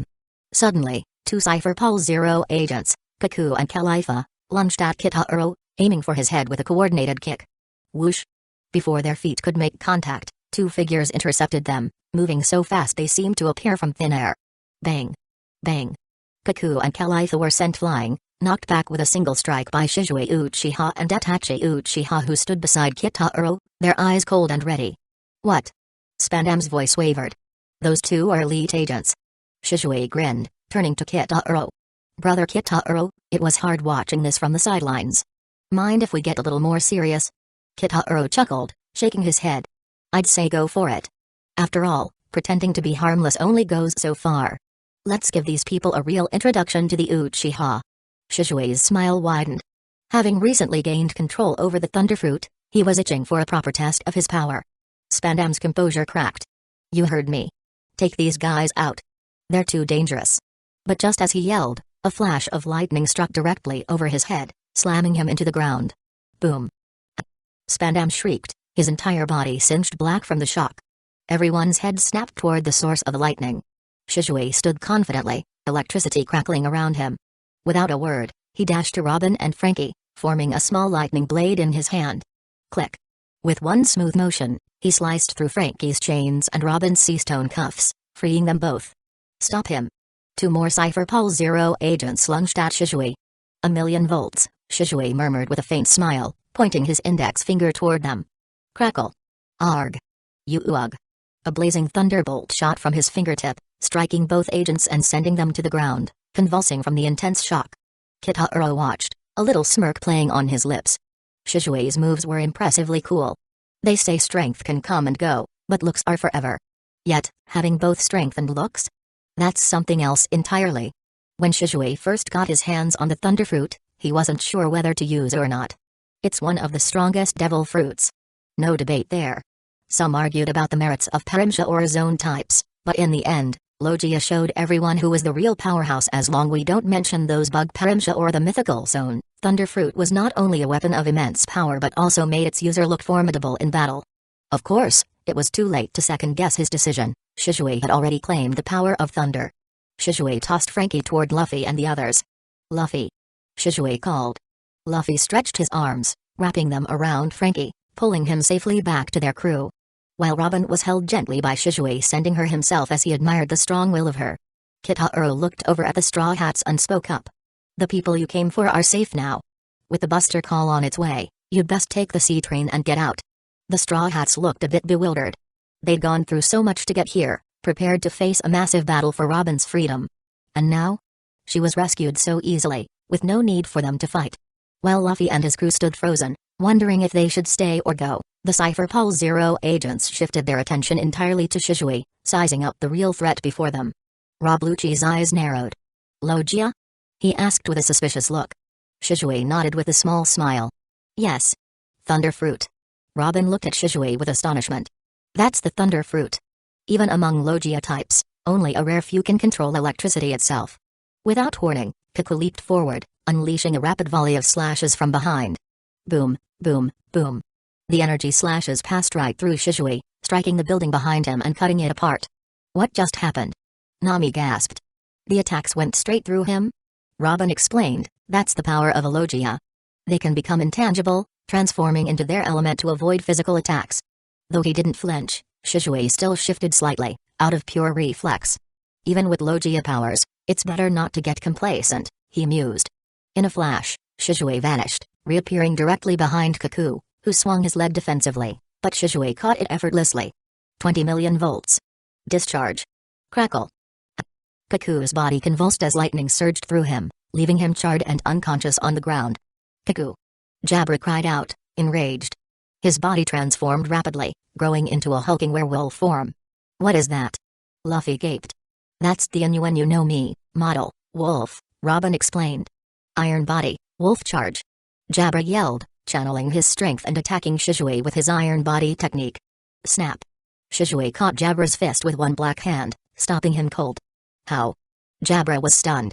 He'd spent years training to become a killer, yet this young ninja blocked his attack effortlessly. Shishui's other hand tapped Jabra lightly on the abdomen. 30 million volts. Discharge. Crackle, crackle, crackle. Jabra was launched backward, his werewolf body spasming uncontrollably as electricity overwhelmed him. In a swift motion, Shishui's body dissolved into lightning, reappearing beside Khalifa, who instantly recoiled. Damn it. Instant transmission. She muttered, attempting to escape. But Shishui's Sharingan caught her movement in an instant. 30 million volts. Discharge. With a small explosion, Khalifa was sent flying, her screams echoing through the air. Blueno tried to take advantage of Shishui's distraction, lunging with his finger pistol. Shishui dodged, countering with a punch that sent Blueno flying across the battlefield, knocking him out cold. In mere moments, Shishui had eliminated every Cypher Pulse Zero agent. Only Rob Lucci remained. The Straw Hats stared in shock. They knew how strong Lucci and his team were, having barely survived an encounter with them back at the company. Yet here was Shishui, treating them like toys, his attacks efficient and merciless. Nami looked at her crewmates, her voice barely a whisper. The gap in strength. It's just too big. Chapter 64, Rob Lucci. Lucci's expression was dark, his eyes narrowed as he assessed the situation. All his allies had been defeated, yet he was a world government agent, bound to complete his mission. Even if he had to face these Uchiha alone. Kitahuro Uchiha, do you really intend to defy the world government? Kitahuro's gaze was calm, almost amused. We've crossed that line already. You always speak of going against the world government, but have you ever considered what it means to go against us, the Uchiha clan? Lucci's eyes narrowed, catching sight of Kitahuro's and Shishui's blood-red eyes. Thinking so, it's a special clan. I have to inform the world government of this. Don't think having a Logia devil fruit user in your team makes you untouchable. I can't handle that one with the thunderfruit, but if I bring you down, the leader, my mission is complete. Without further warning, Lucci transformed, his body shifting into a massive leopard hybrid. He also has a devil fruit ability? Luffy exclaimed, taken aback by the sudden transformation. With a quick instant transmission, Lucci vanished, reappearing in front of Kitahuro in a blur. His strategy was simple, take out the leader, and the rest would fall apart. Finger pistol. He snarled, driving a finger toward Kitahuro's neck. In a split second, Kitahuro's index finger met Lucci's. Bang! The sheer force from the clash sent shockwaves rippling outward. Luffy and his crew watched in disbelief as Kitahuro mirrored Lucci's move flawlessly. What? Lucci's eyes widened. Then, without missing a beat, they both unleashed Tempest Kick at the same time, sending waves of slashing energy toward each other. The two slashes collided midair, shattering nearby walls and spraying debris everywhere. This can't be happening, Lucci stammered, realizing that his techniques were being used perfectly. How can you use the 6 styles? Those techniques are the product of grueling training, and you're not even part of the government. Kitahuro just smirked. Where did I learn it? From watching you. Lucci's face twisted in anger. Ridiculous. Years of training. Impossible to copy at a glance. Not wasting a second, Lucci launched into his next technique, Tempest Kick, Leopard Tail, a spiraling slash mimicking a leopard strike. Almost simultaneously, Kitahuro mirrored the attack, creating another devastating clash. No. Lucci's mind was reeling. His special move. Copied and cancelled out again. This has to be coincidence. Desperate, he shot a bird-like slashing wave, Tempest Kick, Victory Bird, only for Kitahuro to mirror it perfectly. The impact of their clash split the Tower of Justice in half, sending it toppling into the waterfall below Inai's lobby's main gate. Everyone watched in awe as Kitahuro proved his words true, copying every technique Lucci threw at him in real time. Kitahuro grinned, seemingly entertained. Anything else? I'm learning some useful moves here. Lucci felt his composure slipping. How could this man possess such skill? Shishui chuckled from the side. You thought you could take on Brother Kitahuro? Now you know why he's the president of Uchiha Security. Shishui's words hit Lucci like a hammer. Gritting his teeth, Lucci's face twisted in defiance. I don't believe it. He surged forward with a blinding flurry of finger pistol strikes, a relentless barrage aimed to overwhelm. Finger pistol, Madara. He shouted. Shishui and Itachi was stunned hearing this name, thinking it must be a powerful skill. But Kitahuro met every one of his attacks, matching him blow for blow, finger strike for finger strike, perfectly blocking each of Lucci's attacks. Showing them it's another normal move. Finally, Lucci vanished in a flash using Razor, a combination of instant transmission and moonwalk, to appear behind Kitahuro and aiming a kick at his neck. But Kitahuro disappeared in response, mirroring the Razor technique and appearing behind Lucci, mimicking his every move. Lucci's confidence was beginning to falter. How? How is this even possible? With a powerful blow, Kitahuro struck, sending Lucci's body flying like a cannonball. He smashed into a building on the island, the impact obliterating it and leaving him sprawled in the rubble. As the dust settled, the overwhelming gap in strength between Lucci and Kitahuro became painfully clear. Lucci staggered, his vision blurry, but he forced himself to stay conscious. He was Rob Lucci, the strongest agent in history, in Anai's lobby for 800 years under the world government's rule. If he fell, so did the justice he stood for. In the name of dark justice. He would not allow that. Boom. He rose from the rubble, determination blazing in his eyes. In front of him, Kitahuro stood calmly, his form appearing to blur in and out with the drifting leaves around him. How did you learn my moves? Lucci demanded, glaring at Kitahuro. Careful about staring into my eyes. It can be dangerous. Kitahuro smirked. But, since you're curious, I'll tell you. This is called the Sharingan. A unique power of my Uchiha clan that lets me instantly copy others' techniques. Lucci felt an odd relief wash over him. It wasn't just talent or some unnatural skill. There was a reason. It couldn't be helped. Lucci scoffed, confidence flaring back into his voice. Kid, you may have copied my techniques, but people are different. Even if you know the moves, the power lies in the skill behind them, not in the imitation. With that, Lucci activated Life Return Paper Art Fighting form, reducing his leopard form to a lean, powerful shape while retaining his enhanced abilities. This brat may be fast, but he can't beat me in pure physical prowess, he thought. Flying finger pistol sting, Bucky. Lucci fired an air bullet with a flick of his nail, aiming for Kitahuro's head. He then vanished with a razor move, closing in at lightning speed. But as he swung for Kitahuro's head, the latter dodged as if he'd seen it coming, effortlessly avoiding the blow. What? Lucci's shock turned to fury as Kitahuro grabbed his arm and hurled him into a nearby building. No one's ever kept up with me like this. Hateful. Lucci hissed, leaping out of the rubble and darting into the air. Tempest kick. He launched a flurry of slicing waves at Kitahuro. Each slash carved into the ground, but Kitahuro nimbly danced through the onslaught, avoiding every strike. Tempest kick, victory bird. Lucci charged, unleashing a massive, bird-shaped slashing wave toward Kitahuro. But Kitahuro calmly raised his hand, catching the energy blade midair. With a single squeeze, he shattered the slashing wave, the impact shaking the area and shattering nearby windows. Lucci's face paled, realizing his slashes had been deflected so effortlessly.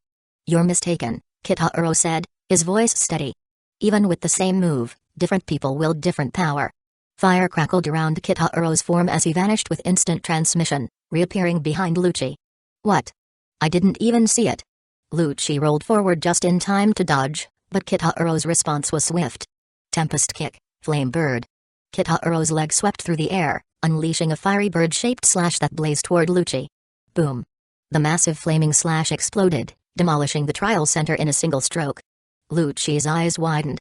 The attack was a tempest kick, yet it carried flames and a force far beyond anything he'd seen. This isn't possible. My tempest kick doesn't have this kind of power. Kitahuro's gaze glinted with satisfaction. A new move, integrating tempest kick with breath of fire. I've been using breathing techniques to enhance slashes, and it seems to work well here too. To him, Lucci was practically a treasure trove of inspiration. The original 6 styles were potent, but Kitahuro's additions had turned them into something even deadlier. You. Who are you? Lucci's disbelief was evident as he stared at this unpredictable warrior. Kitahuro's lips curved into a smirk. Me? I am Kitahuro Uchiha, president of the Uchiha Security Company. I may not be known worldwide yet, but I believe that will change after today. Chapter 65, Arrived Buster Call. Rob Lucci's expression shifted between confusion, fear, and anger before finally settling into his usual cold resolve. Kitahuro Uchiha, you're strong, but don't underestimate me. Any evil will always fail before my justice, he declared, charging at Kitahuro with renewed ferocity.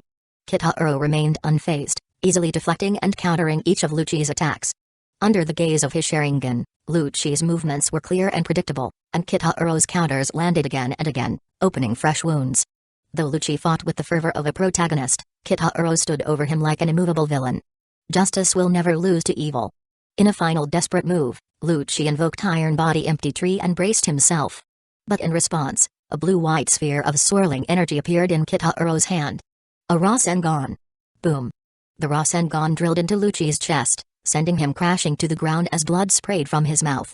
What is this? Lucci gasped, feeling as if his insides had been crushed. His vision blurred, and Kitaro's figure became an indistinct shape above him. Idiot.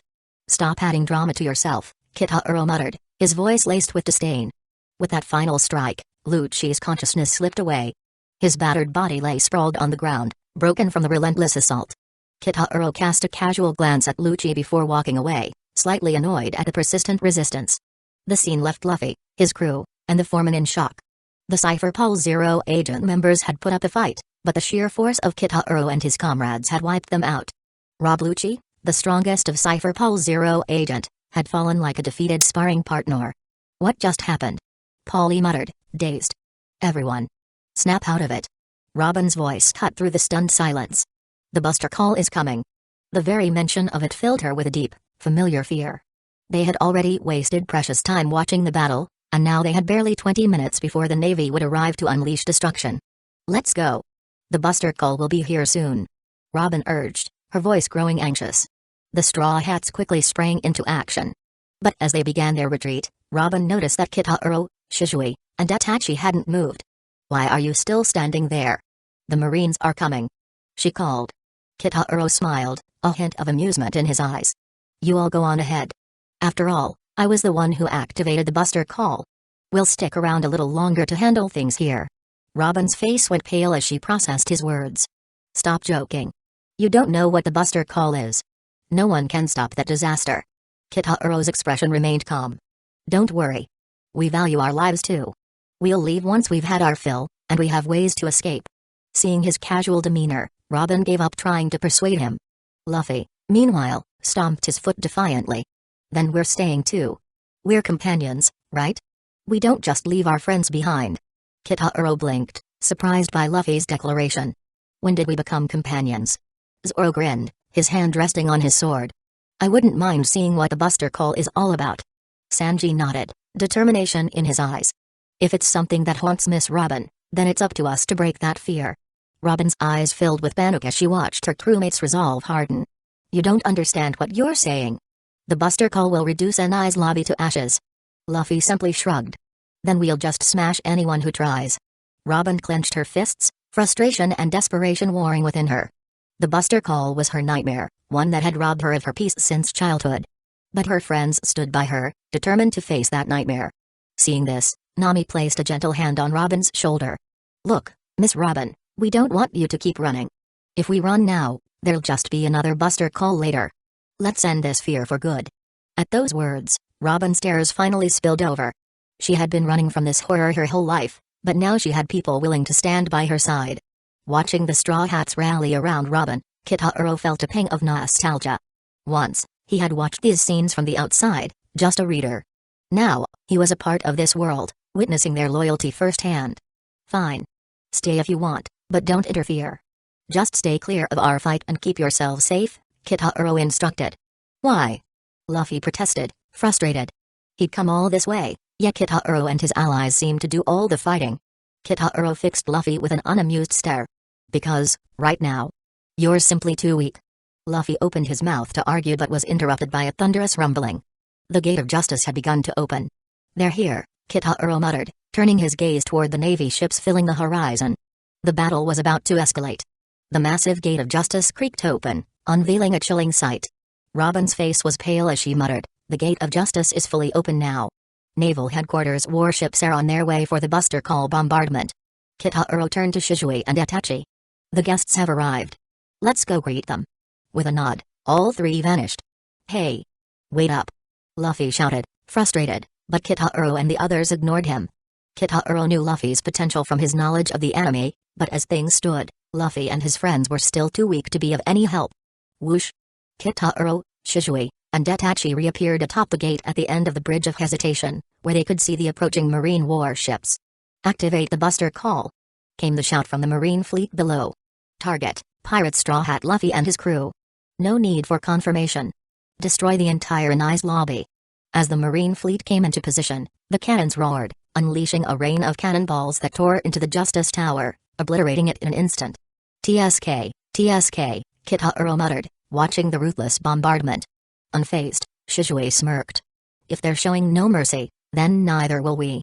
Go, Shisui. Make the world tremble before Uchiha. Shizue raised his arm, letting an arc of blue lightning crackle through his fingers before he launched it into the sky. Is that lightning? A marine soldier stammered as the lightning intensified. Shizue, without saying anything else, went releasing a massive thunderbolt that crashed down onto a battleship. Boom.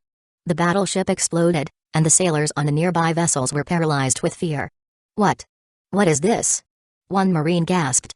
Others were horrified as another marine vice admiral recognized the attack. Logia devil fruit power. Thunder fruit. He shouted. Only a Logia devil fruit could generate lightning this powerful. Onigamo, another vice admiral, gritted his teeth. Enough. Cover the island with artillery fire. And aim at those three on the bridge. In a heartbeat, the Marines followed the order, firing another volley of cannonballs toward the bridge. But Itachi finally unsheathed his sword. With his Sharingan glowing, he whispered, flame-breathing, second form, rising scorching sun. He unleashed a series of precise flame slashes, each one cutting through an incoming cannonball midair, detonating them before they could reach the bridge. Boom. Boom. Boom. Each explosion lit up the sky, but Itachi's blade didn't let a single cannonball slip through. And then, with a loud crack, another thunderbolt fell from the sky, striking another battleship with pinpoint accuracy. Boom. Luffy and his crew arrived in time to witness the destruction, their faces pale with shock. So much power. Nami stammered as she stared at the wreckage.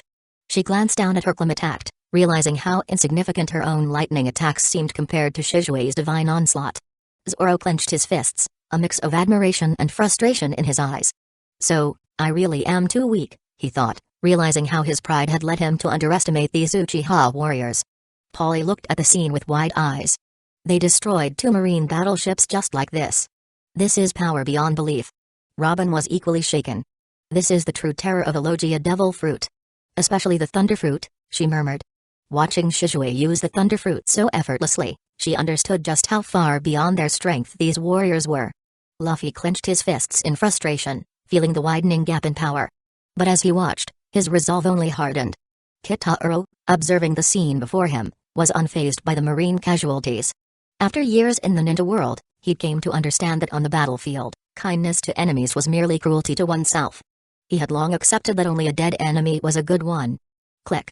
Another thunderbolt streaked down, obliterating a 3rd battleship.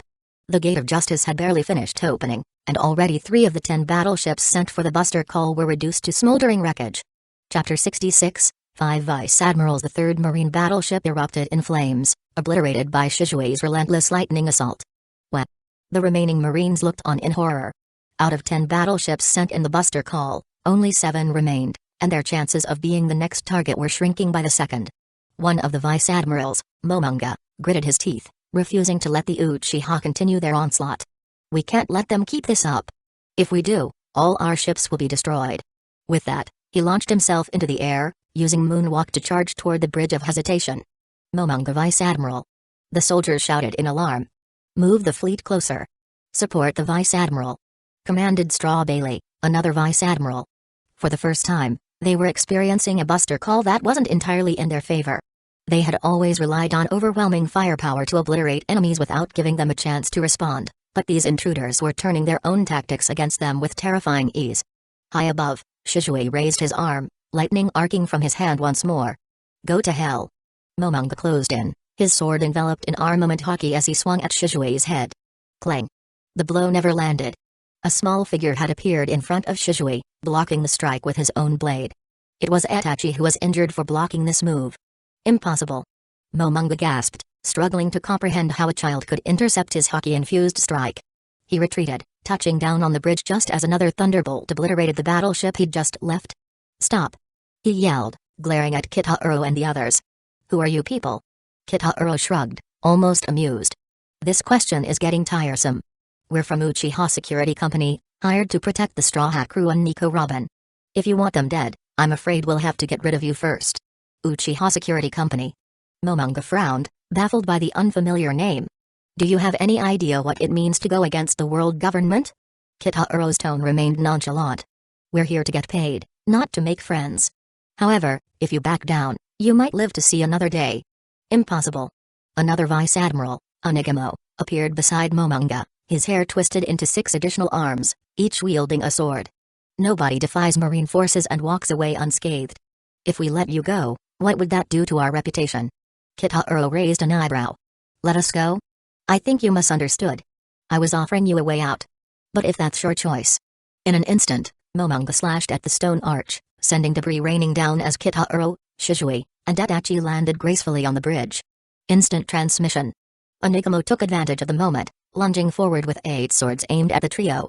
Itachi stepped forward, his sword enveloped in armament haki and flame. Fire breathing, 4th form, blooming flame undulation. Clang. The swords clashed with a blinding flash. Onigamo, expecting an easy victory, was immediately on the defensive. This kid? Onigamo thought, stunned by the child's exceptional strength, speed, and swordsmanship. Despite his mastery of 6 styles, life return, armament haki, and observation haki, he found himself being pushed back by someone barely in his teens. Just thinking of the need to be serious to beat him was humiliating. Just at this moment Itachi used Sharingan, illusion. With a rapid series of strikes, Itachi severed Onigamo's extra arms, one by one. Impossible. The surrounding Marines gasped in disbelief. The Vice Admiral Onigamo. Being overwhelmed by a child? Nearby, Momonga was engaged with Shizui, trying desperately to land a hit as Shizui dodged effortlessly. In a flash, Shizui appeared directly in front of him, too fast for the Vice Admiral to react. 30 million volts, discharge. Shizui shouted, his palm pressing against Momonga's chest as an intense current surged through the Vice Admiral's body. Ah! Momonga screamed in agony, collapsing to his knees, his body convulsing and singed from the electricity. Momonga Vice Admiral! Yelled Doberman, Yamakaji, and Straw Bailey as they rushed in, attempting to strike Shizui down. Crack! Shizui transformed into lightning, reappearing a safe distance away as the 3 Vice Admirals' slashes struck only empty air, leaving deep gouges in the bridge. Momonga, are you alright? Doberman asked as they regrouped around him, noting his badly trembling form from the recent electric shock. Momonga's voice was barely a whisper. Damn. Them dot their eyes. Shizui raised his palm towards the group of Marines. Crack. Shizui's wrist transformed into lightning. Not good. Someone shouted. God's sanction. Shizui couldn't resist the name. It sounded too cool not to use. A thick pillar of lightning shot from his hand, targeting the location of Vice Admiral Momonga and the others. Boom. The impact destroyed part of the hesitation bridge. Chaos erupted as Marines scrambled to react. Whoosh. Vice Admiral Doberman appeared behind Shizui, attempting a surprise attack with his sword. But Shizui, prepared, shifted his body into pure lightning, dodging the strike effortlessly. As Doberman's blade cut through empty air, Shizui caught the sword by the hilt with his bare hand. Crack. Realizing his mistake, Doberman quickly released his grip. But Shizui just smirked and kicked him in the abdomen, sending Doberman flying backward. Bang. Doberman crashed into a nearby Marine warship, causing it to shake under the impact. Doberman Vice Admiral. A Marine cried out. Bang, bang, bang. The Marines opened fire on Shizui, but the bullets passed through his elemental form. Don't shoot. It's useless. Yelled Straw Bailey. Logia users are immune to normal attacks. Only bullets with armament haki can harm him. Under Straw Bailey's orders, the Marines redirected their fire towards Kitaro, who had yet to join the fray. Really, can't I just get a moment to rest? Kitaro muttered. He raised his leg and executed Tempest Kick, Flame Bird. A wave of energy shaped like a fire phoenix shot from his kick, striking a warship and sinking it instantly. The 5th warship lost to the Uchiha trio. Half of the Buster Call's ships were now destroyed. Screams filled the air as Marines were thrown into the sea by the explosion's impact. Commodore's level forces, move out. One Marine ordered. Around 200 Marine Commodores, elite soldiers from Naval Headquarters, jumped onto the hesitation bridge, ready to engage. The trio didn't flinch. With their Sharingan and observation haki, they dodged the attacks with ease, countering in kind. Even Shizui, using only his hands, displayed taijutsu mastery, delivering blows that sent the Marines staggering. Fire style, great fireball jutsu. Itachi formed a quick seal and unleashed a massive fireball from his mouth, scattering the Marine ranks as the flames exploded. What's going on? He can spit fire? A Marine shouted, bewildered. It's like he's another type of that extinct tribe. Meanwhile, Vice Admiral Yamakaji attempted a sneak attack on Shizui. But Shizui, sensing his approach, turned and formed a one-handed seal. Thunderbird. A giant thunderbird formed from lightning shot forth, striking Yamakaji and leaving him scorched. Vice Admiral Yamakaji. A Marine cried out. 2 Vice Admirals were now incapacitated, and a 3rd injured. Panic started to spread among the Marines. Damn it. Don't be afraid. Onigamo yelled, trying to rally his men. Itachi stepped forward, blade at the ready, and activated Breath of Fire, 5th form, Flame Tiger. Roar. With a powerful swing, Itachi unleashed a blazing slash in the shape of a tiger. Onigamo raised his sword in defense. Boom. The shock wave from the impact sent nearby marines sprawling, and cracks appeared beneath Onigamo's feet. Crack. The bridge shattered beneath him, and Onigamo fell into the sea below. Onigamo Vice Admiral. Amid the chaos, Straw Bailey seized the chance to launch a sneak attack on Kitaro. But with a flick of his hand, Kitaro shattered Straw Bailey's swords with his bare fists. Sneak attacks? Not my style, Kitaro remarked coolly. Straw Bailey paled but quickly recovered his composure. Against criminals, there's no need for honor. Crack. With a flick of his finger, Kitaro shot a lightning spear, piercing Straw Bailey's chest. What a coincidence, Kitaro said. I feel the same way. Straw Bailey collapsed to the ground, clutching his wound. The Marines were stunned. 5 vice admirals and half of their warships had been defeated by only 3 people. On the other side, the Straw Hat crew looked on in awe. Robin's eyes were wide with disbelief. Buster Call. Actually broken. Zoro clenched his fists, watching Itachi's flawless swordsmanship. He had spent years honing his skills, but seeing Itachi, a mere child, so adept, made him question his own progress. Suddenly, a biting chill filled the air. Whoosh! In the blink of an eye, the entire sea was frozen solid, transforming the waters into an expanse of ice. Kitaro raised his brow. So, you're finally here. A calm voice sounded from nearby. Ah. Sorry about that. Brother, could you let him go? That guy is my subordinate. It was Admiral Aokiji, standing amidst the frozen sea, his gaze fixed intently on the Uchiha trio. Chapter 67, Lightning vs. Ice. Marine Admiral Aokiji? The sight of the tall, dark-skinned man with curly hair and a green eye patch made everyone tense. Luffy and the others recognized him immediately, remembering the harrowing encounter on Long Ring Long Land. They had barely escaped then, only because Aokiji had shown mercy. Now, seeing him again was like watching their worst nightmare come to life. Robin's face turned pale, dread tightening in her chest.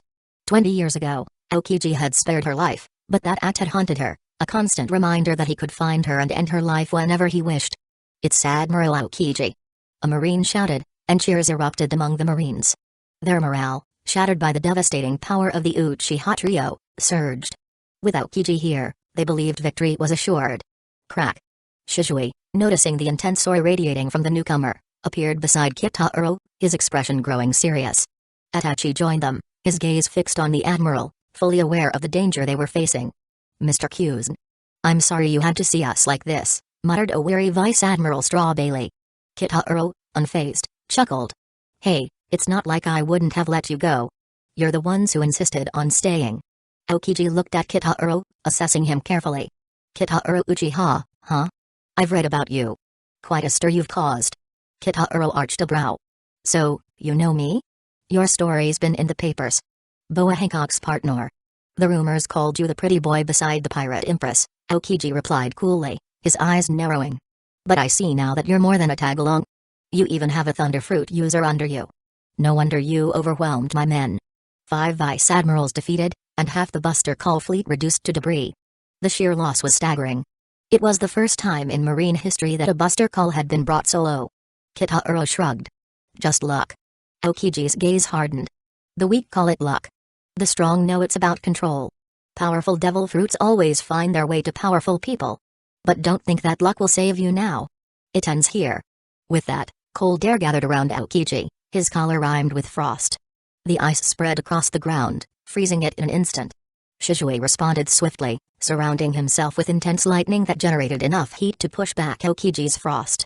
The opposing forces clashed, filling the air with hissing frost and vapor. Boom. Itachi, already prepared, formed a single-handed seal. Fire style, Great Fireball Jutsu. He expelled a massive fireball that cleared the frost around them, blazing toward Aokiji. Aokiji raised his arm, freezing the fireball on contact until it solidified into a giant ball of ice. So, you use fire as well? No mercy, then. Aokiji's face darkened as ice began condensing along his arms. Crack, crack. Electricity surged around Shishui's arm, snapping and sparking as he prepared to counter Aokiji's next move. Ice block, Raving Pheasant Peak. Aokiji's hand shot forward, conjuring a massive wave of ice in the form of a giant pheasant, its piercing cold sweeping across the battlefield. 30 million volts Thunderbird. Shishui called out, unleashing a massive, eagle-shaped bolt of lightning that crackled with deadly energy. The two powerful attacks collided midair, thunder crashing against ice in a blinding explosion of white and blue. A shockwave spread outward, scattering the broken remnants of the frozen bridge of hesitation and splintering it like glass. The Marines could only watch in stunned horror as Shishui held his ground against a Marine admiral, a feat they could scarcely believe. Aokiji landed nearby, his demeanor more serious than before. Era. Looks like I'll need to take you more seriously. You're quite a formidable opponent. He leapt up, his arms forming several massive ice spears in the air. Ice block, partisan. He shouted, hurling them at Shishui and his allies. Shishui reacted instantly, weaving a quick hand seal that combined his chakra with his devil fruit power. Lightning Dragon.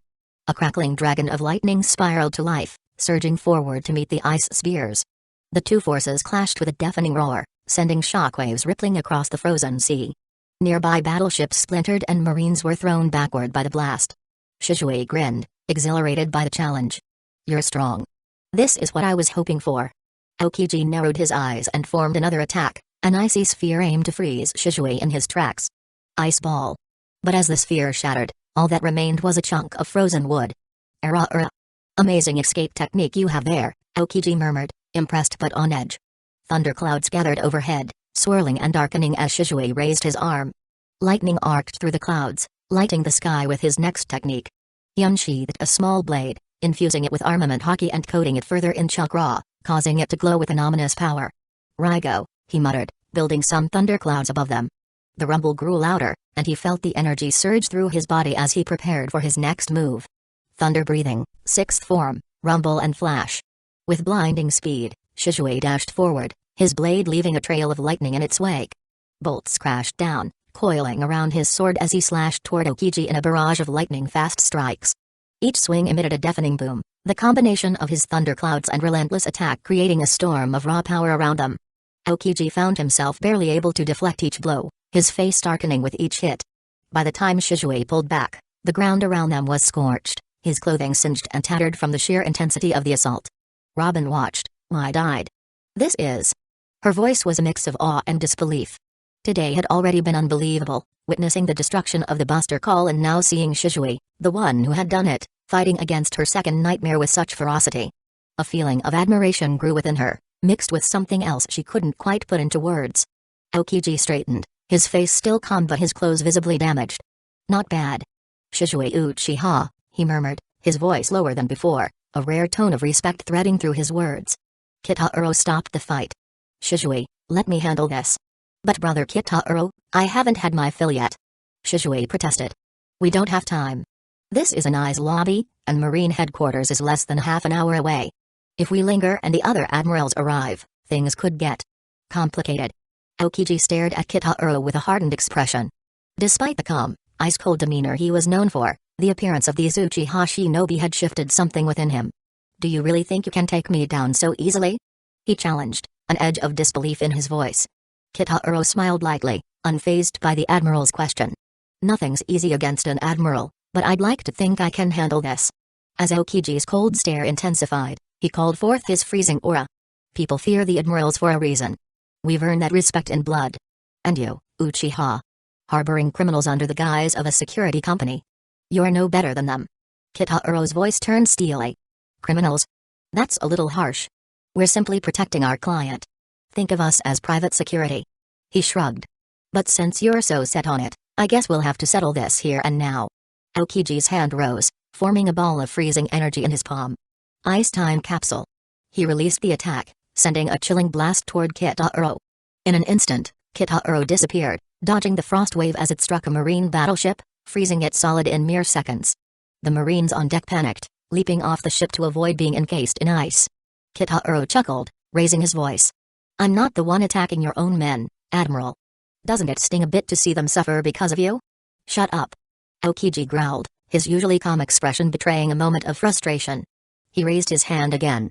Ice block, pheasant peak.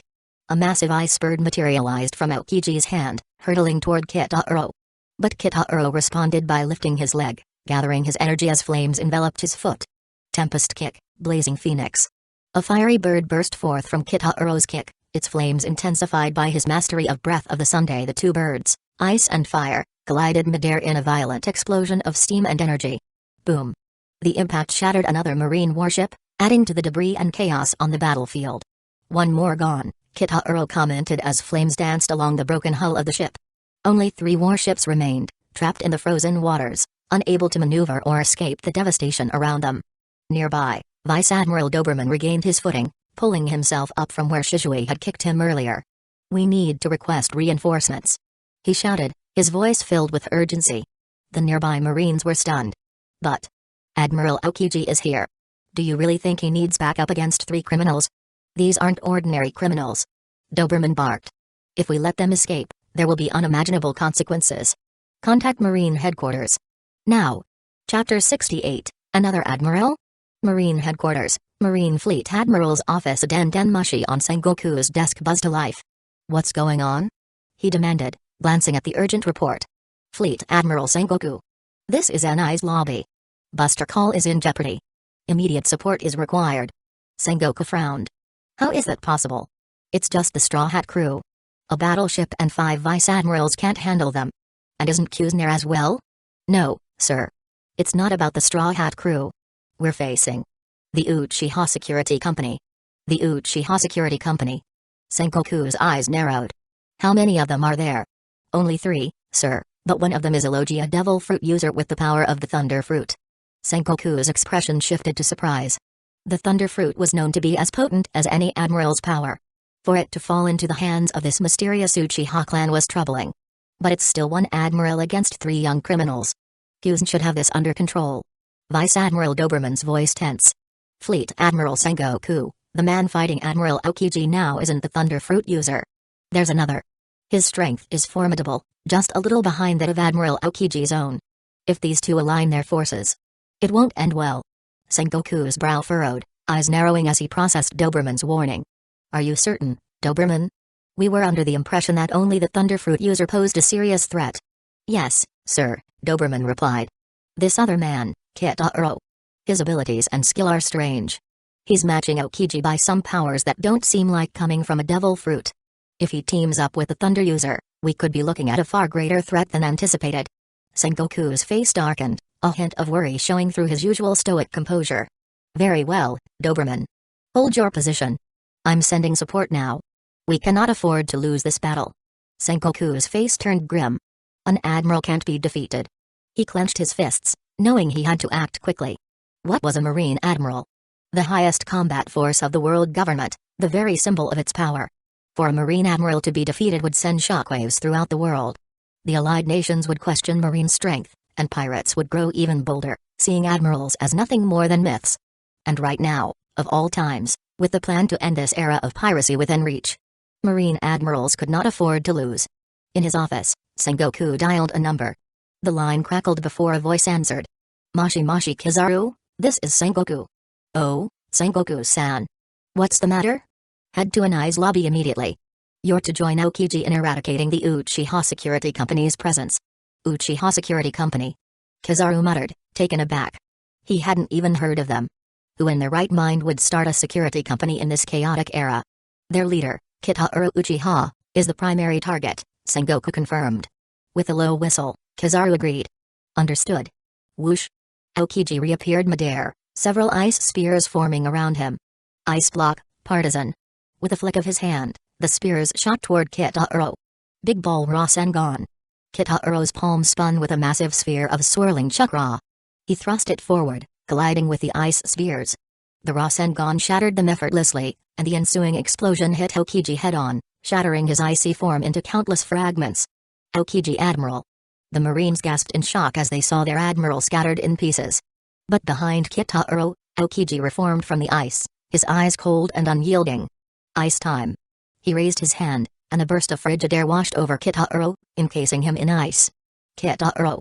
Luffy and his crew gasped, eyes widening. "Now what do we do?" "He's frozen solid. Do we stand a chance against an admiral?" They remembered the crushing defeat Aokiji had dealt them on Long Ring Long Land.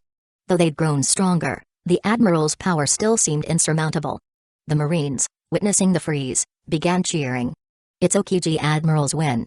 But in the distance, Shishui Uchiha and Itachi Uchiha remained still, Expressions come as they watch the scene unfold. Kaka. Crack. Suddenly, cracks formed across the ice encasing Kitaro. In one explosive movement, the ice shattered, and Kitaro emerged unscathed, shaking off the last remnants of frost. What? Marine jaws dropped. The Straw Hats stared in disbelief, especially Luffy, who had once been laid low by that very technique. Aku. Kitaro rubbed his nose. Brr. That was colder than I expected. If I'd known, I would have avoided it entirely, he said, shaking out his shoulders. Aokiji's frown deepened. Not afraid of being frozen to death? Kitaro shrugged. Oh, I am. But it's not every day you get to face a Marine Admiral. I thought I'd see how far you'd go. Aokiji was visibly irritated. You're playing with fire, kid. Do you understand what you're getting yourself into? Show some respect. Kitaro nodded, his tone respectful. It's no wonder you're the world government's top force. Marine admirals truly live up to their reputation. Yet, there's no fear in your eyes, Aokiji observed, eyes narrowing. Kitaro met his gaze steadily. Fear? It's just a bit troublesome, nothing worth fearing. Annoyance flickered across Aokiji's face. Troublesome? You're awfully arrogant. Didn't your parents ever teach you some humility? Kitaro's eyes darkened. Parents? Both of mine died in the war when I was barely a year old. Everything I know, I've learned on my own. Many have tried to teach me their life principles. And now they lie in graves with grass growing over them. Aokiji snorted. So, a tragic past justifies harboring criminals and breaking the law?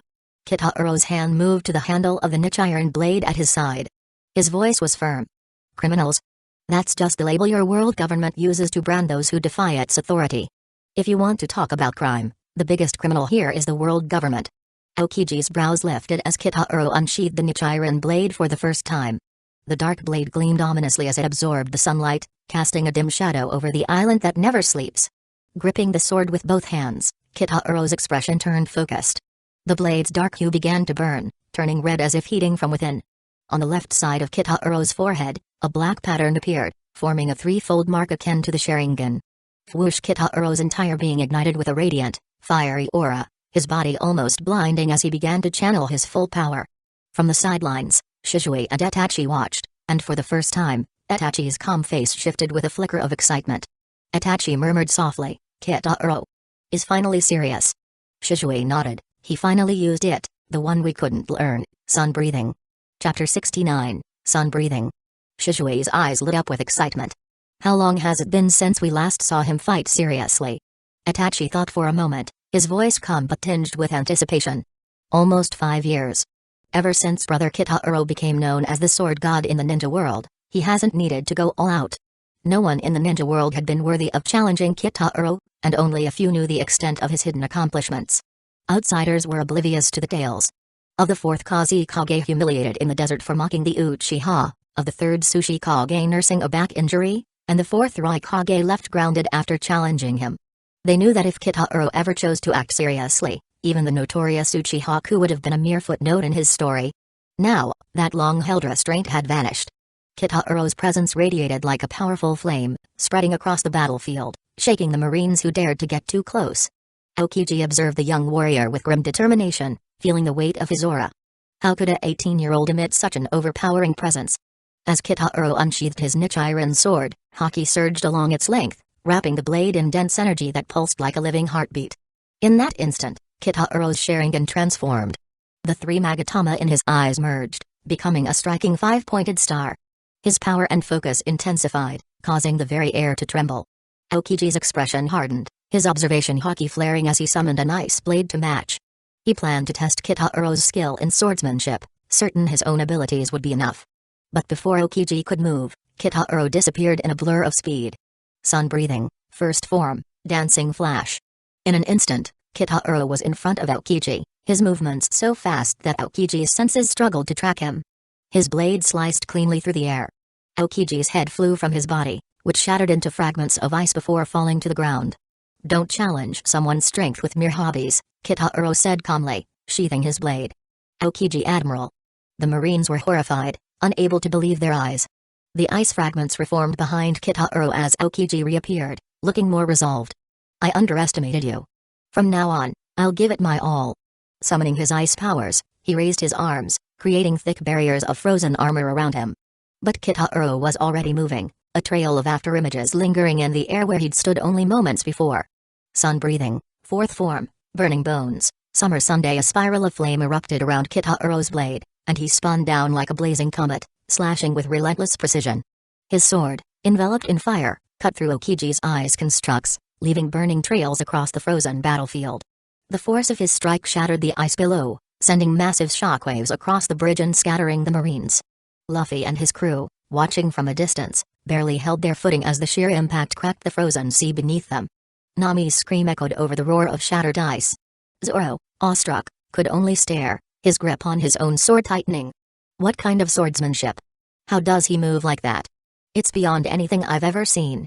As the dust and ice fragments settled, a vast crater stretched across the battlefield, and in its center stood Kitaro, his form radiating heat like a living sun. Across the way, Aokiji emerged from another block of ice, his breathing heavier, his usually calm face now marked by a hint of tension. Is this guy a monster? He is only 18? Aokiji murmured to himself, recognizing the vast difference between them. While he had trained and achieved his power through hard work, the young man before him wielded his strength with effortless brilliance. I bear the title of the strongest in the world government, Aokiji said, clenching his jaw. I can't let myself lose here. With a swift whoosh, Aokiji reappeared behind Kitaro, leveraging the ice-covered battlefield to shift his position instantly. Ice block, Pheasant Peak. Kitaro reacted just as quickly, unleashing a spiraling wave of flame to intercept. Sun breathing, sixth form, solar heat haze. The clash of hot and cold produced a thick cloud of steam, enveloping the area. Before it cleared, Aokiji emerged from behind, his palms transformed into hardened ice fists. He swung at Kitaro with the skill of a marine trained by Garp himself. Kitaro dodged with a quick backflip, bringing his blade down on Aokiji's back as he spun. A deep cut appeared, though Aokiji had reinforced his back with armament haki. That sword. It cuts through my haki like paper, Aokiji muttered, his usual calm shaken by the realization. Kitaro didn't stop. Ninth form, Sun Halo Dragon Head Dance. Flames whirled around him, and he moved like a dragon, striking at Aokiji from every angle. Each swing was swift and relentless, creating a seemingly endless rhythm of attacks. Aokiji finally evaded these attacks and started attacking Kitaro, who was in midair. Kitaro shifted into another stance midair. 11th form, Fake Rainbow. With a fluid motion, he evaded Aokiji's counter-strike, delivering a sweeping slash that took Aokiji's head clean off. But Aokiji's body quickly reformed, shifting away as shards of ice scattered from where he'd been. Watching from a distance, Zoro's eyes widened with awe and revelation. A cycle? Each sword form flows into the next, creating a seamless rhythm. He clenched his own sword, exhilarated by the possibilities. Swordsmanship like this goes beyond mastery. It's a cycle of absolute control. A peak of the swordsman. Aokiji continued dodging, releasing freezing attacks as he tried to gain ground, but he found himself at a disadvantage. The relentless sequence of sword forms had left him with multiple minor wounds, and he couldn't find an opening. Growing desperate, Aokiji took to the air, launching 5 massive icicles downward. Ice spears. Kitaro countered, swinging his flaming blade in a wide arc. Sun breathing, 7th form, Sunflower Thrust. The icicles shattered under the sheer heat and force, scattering into fragments before they even reached the ground. Aokiji steeled himself, his mind racing as he struggled to keep up with Kitaro's fluid and unbreakable flow of attacks. In the distance, Marine soldiers could barely stand as the shockwaves from the clash spread across the ice. Vice Admiral Doberman ordered, "Retreat farther. We're not ready to handle this battle." The battlefield was chaos. Other vice admirals like Onigamo and Momonga had been subdued by Shizui and Itachi, both of whom guarded their positions with unwavering intensity. The Marines, exhausted and wounded, anxiously awaited reinforcements from Marine headquarters.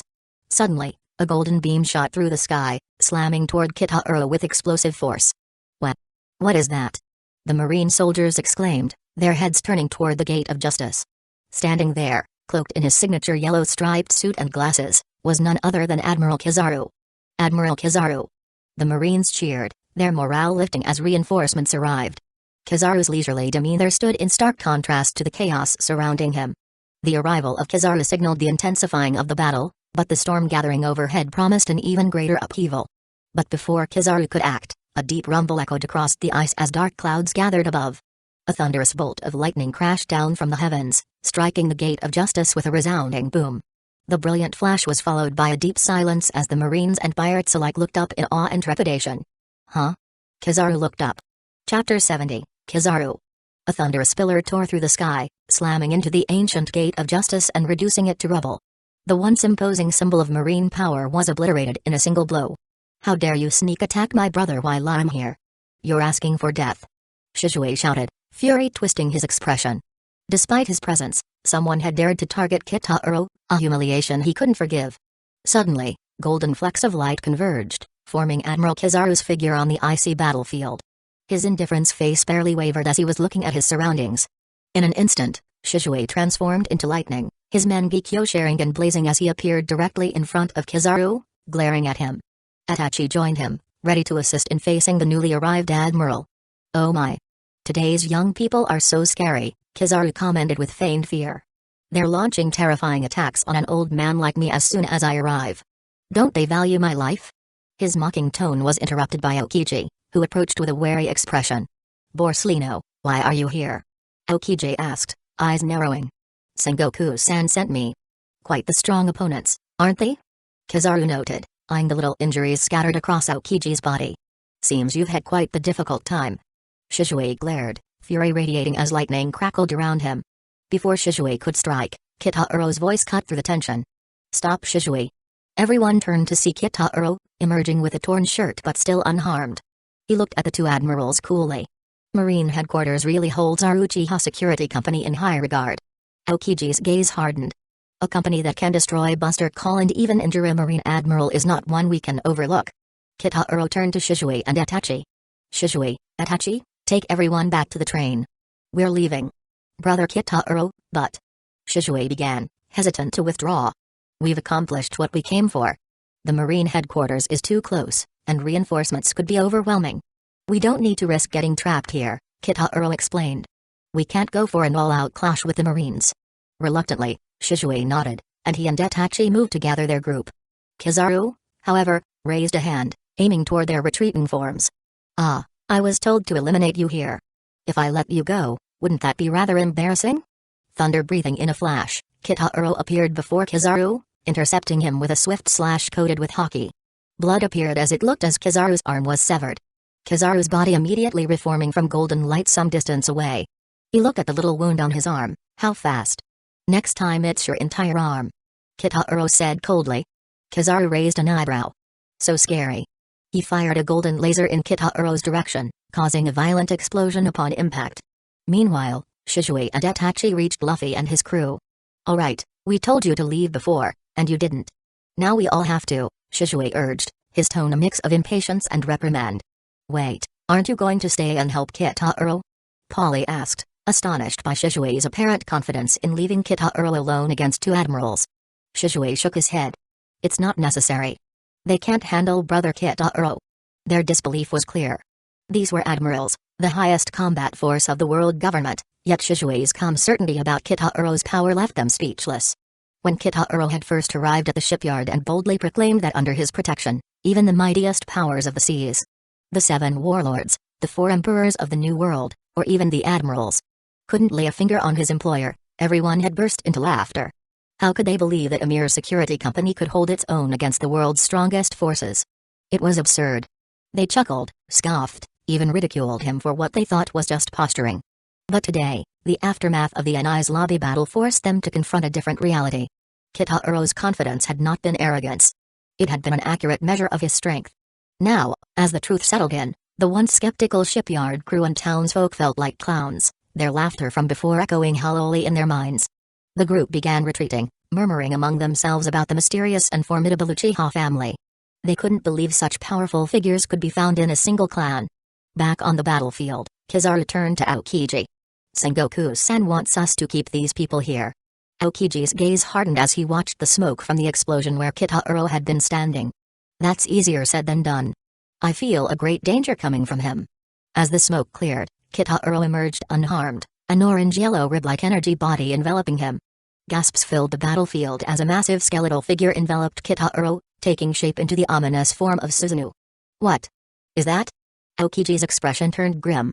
He hadn't anticipated such power from this young man, realizing Kitaro was far from an ordinary foe. Kitaro's voice carried across the icy landscape, cold and resolute. "Just because I said we're leaving doesn't mean I'm afraid of you." Kizaru narrowed his eyes. "Things are getting a bit troublesome, aren't they?" He raised his arms, unleashing a flurry of golden light bullets, Yasukani no Magatama. A torrent of deadly golden light particles shot towards Kitauro, filling the sky with searing light. Susanoo. Kitauro's Susanoo expanded, developing a full exoskeleton, layers of muscle, and finally a Tengu armor on the outside, forming into its fourth stage. The imposing warrior figure towered over the battlefield, effortlessly absorbing Kizaru's attack in a cascade of explosions. Witnessing the onslaught, Luffy and his crew, now nearing the sea train, looked back in awe and horror. "That's unbelievable," muttered Luffy, his usual bravado fading in the face of Susanoo's overwhelming presence. Kizaru looked momentarily unsettled. Even his Yasukani no Magatama hadn't made a dent. "So scary," he murmured. In response, Kitauro's Susanoo gathered 3 glowing, orange-yellow light in its massive hand. Yasukani no Magatama.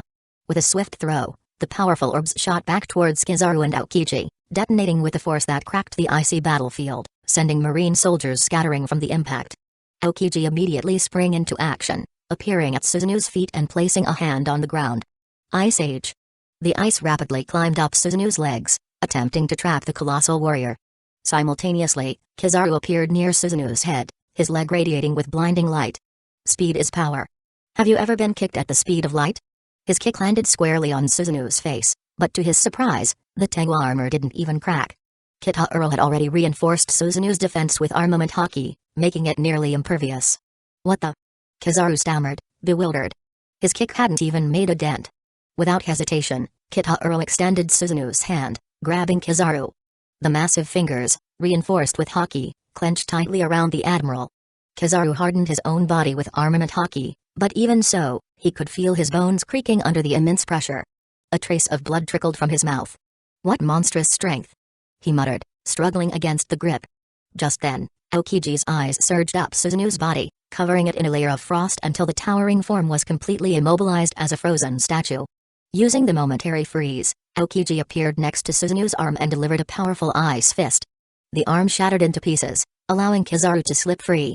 Taking his chance, Kizaru aimed a finger at Susanoo's head, releasing a concentrated laser. Boom! Susanoo's head exploded, cracks spidering across its icy form. The colossal ice sculpture shattered, pieces of ice scattering across the battlefield.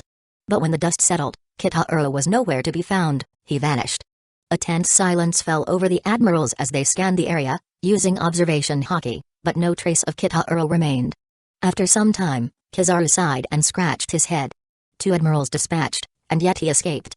Quite the joke, isn't it? Aokiji's expression was equally troubled, reflecting his uncertainty. That young man. He's terrifyingly strong and has a lot of strange abilities. Plus the one with the thunder fruit is close to an admiral's level. They glanced around at the remnants of the battle, the silence heavy with realization.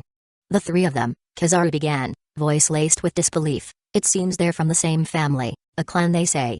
Aokiji nodded. "It's hard to believe, but it's true. The Uchiha clan. Today, their name will spread across the world." Chapter 71, Big News. Water 7. The legendary Rock Eatman, a modified sea train known for its rampaging speed, sat quietly on the tracks. The creaking doors opened, and a steady stream of people began stepping off, their faces filled with disbelief and confusion. "Wait. Where are we?" Luffy's crewmates murmured, glancing around at the familiar but unexpected surroundings. "The brickmaking warehouse behind the garbage plant?" Sanji blurted out, his eyes widening. "How are we here? We were just in Anai's lobby. How can we come here?" In instant, still reeling from their narrow escape, Luffy, Robin, and the others were piecing together how they had suddenly returned to Water 7. The last thing they remembered was Shisui and Itachi ushering them onto the train, urging them to retreat with the arrival of the another Marine Admiral. Though tempted to stay and fight, they knew they couldn't be of any help and then entered the train, but the next moment they appeared here. They was feeling a lot of emotions. Robin, who had been ready to surrender. Yet, to her amazement, Shisui had single-handedly held back Aokiji, then Kitauro fighting both Kizaru and Aokiji, giving her and her friends the opportunity to leave unharmed. Now, standing back on familiar ground, the Straw Hats felt a sense of safety wash over them. It wasn't an illusion. They had truly returned. Kitauro stepped forward, glancing at the crew with a hint of reproach. "I told you to leave earlier. Instead, you insisted on staying and making things more complicated." He shrugged, then continued. "But the mission's done. You're safe here, so do as you wish. As long as you stay on this island, I'll ensure no harm comes to you. Step outside of it, though, and you're on your own." Luffy and his crew, with a newfound respect and relief, turned to thank Kitahuro profusely. "Thank you.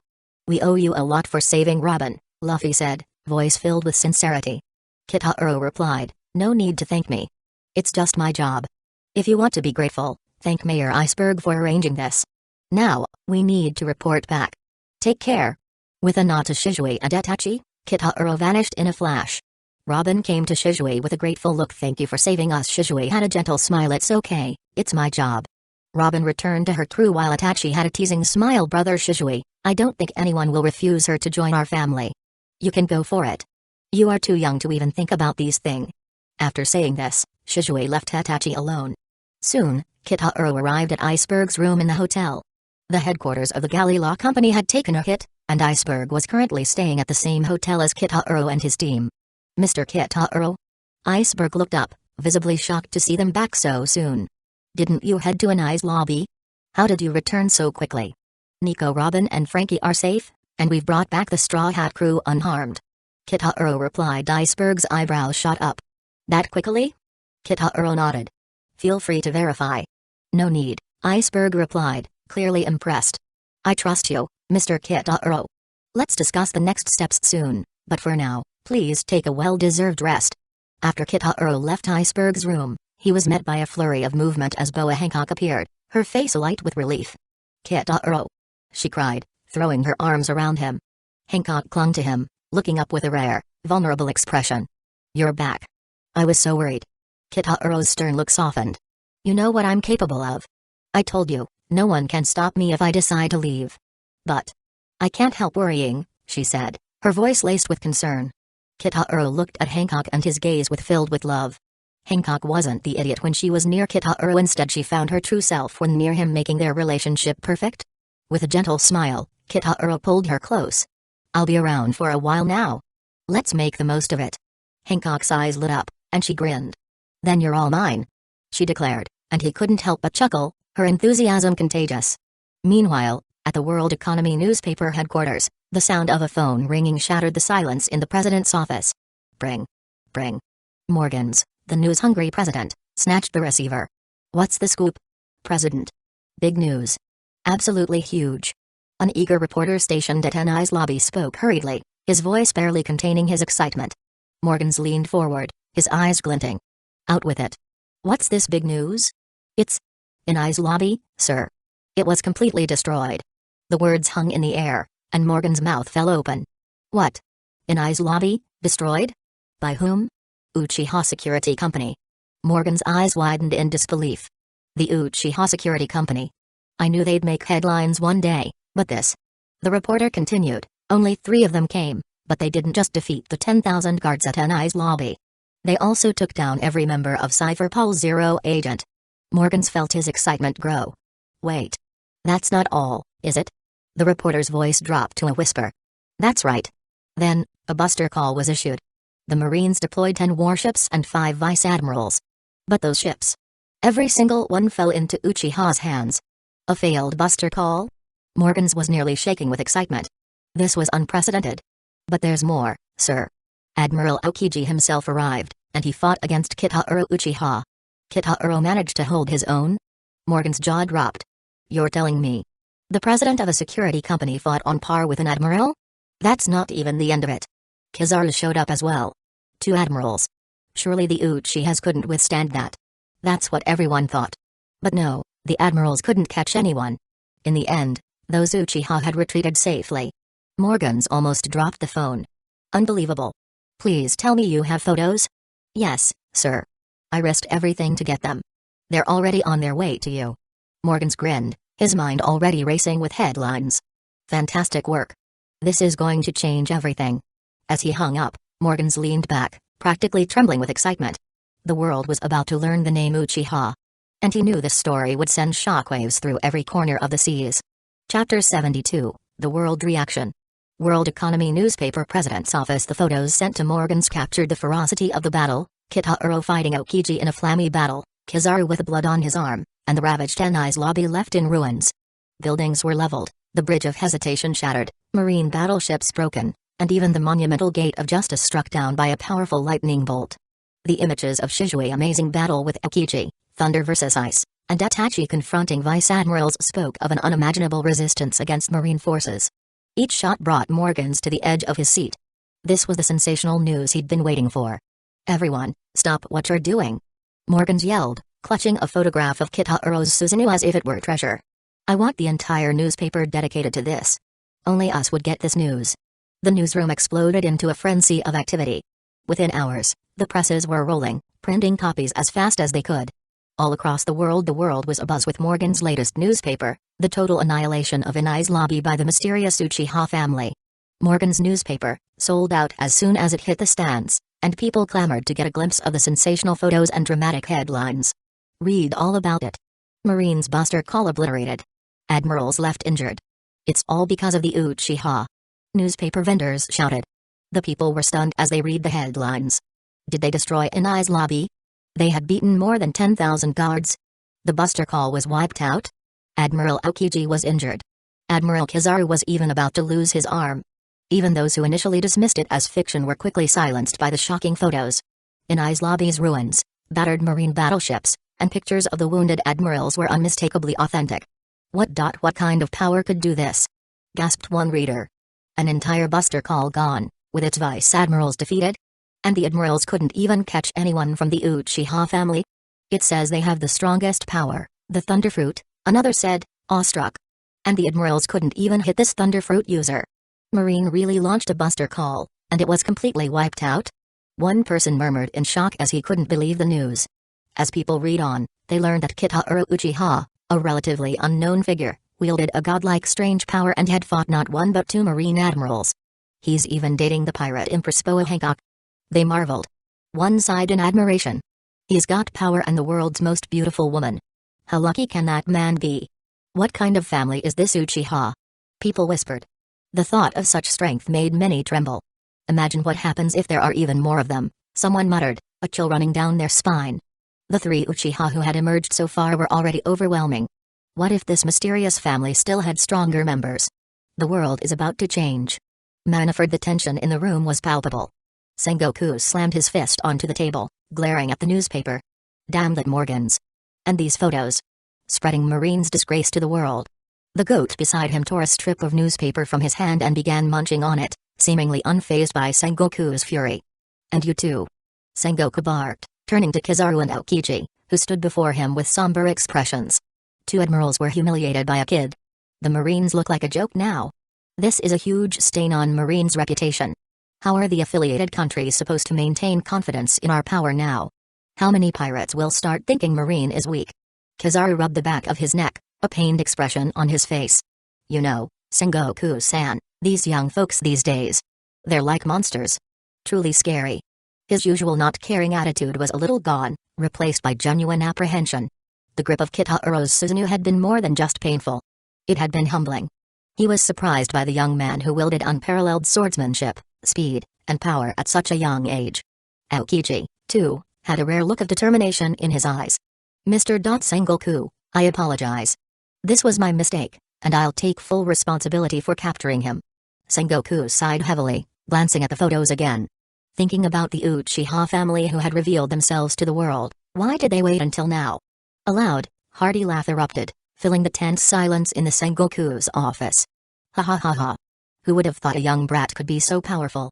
Garp chuckled, lounging on a sofa with a donut in hand. Sengoku glared at him. Is this funny to you, Garp? The news stating that two admirals were defeated, Inai's lobby reduced to rubble. This isn't a joke. Do you realize what this means? The world now has a new force growing, maybe we'll be on par with the four emperors in the future. Unfazed, Garp shrugged, biting into his donut. Relax, Sengoku. They're a security company, not pirates. We shouldn't be that worried. Security company. Sengoku growled. They dared to challenge the world government. This Uchiha security company is nothing more than a lawless group of criminals. And they must be stopped. New World, Whole Cake Island. In a dim room at the heart of Big Mom's territory, her daughter, Charlotte Pudding, approached the massive figure lying on the bed. Mom. Big news. Something huge happened. She announced, holding a newspaper. Big Mom's scarlet eyes gleamed. What's the excitement, Pudding? Inai's lobby. It was destroyed, Pudding reported, her voice brimming with intrigue. Big Mom scoffed. Inai's lobby? That's nothing. I could send one of my sons to do that. But then she paused, her interest piqued as Pudding continued. It wasn't just in I's lobby, Mom. Marine launched a buster call. Yet it failed. Admiral Aokiji and Kizaru both showed up. And were defeated. Big Mom sat up suddenly. Is that true? She demanded, eyes narrowing as she took the newspaper from Pudding. Her face turned serious as she scanned the pages, noting the pictures of Kitauro Uchiha and the mysterious Thunderfruit user, Shizue Uchiha. This Uchiha family. They're not like anything I've seen before. She licked her lips, her interest growing. A new power want to rival the four emperors. She cackled, imagining the possibilities. Uchiha Security Company. The three Uchiha. I want them. Her eyes sparkled with a hunger that promised a fierce pursuit. New World, Wano Country, Onigashima on the island fortress of Kaido of the Beasts, the world's strongest creature. The news was met with joy. Aokiji and Kizaru got beat up?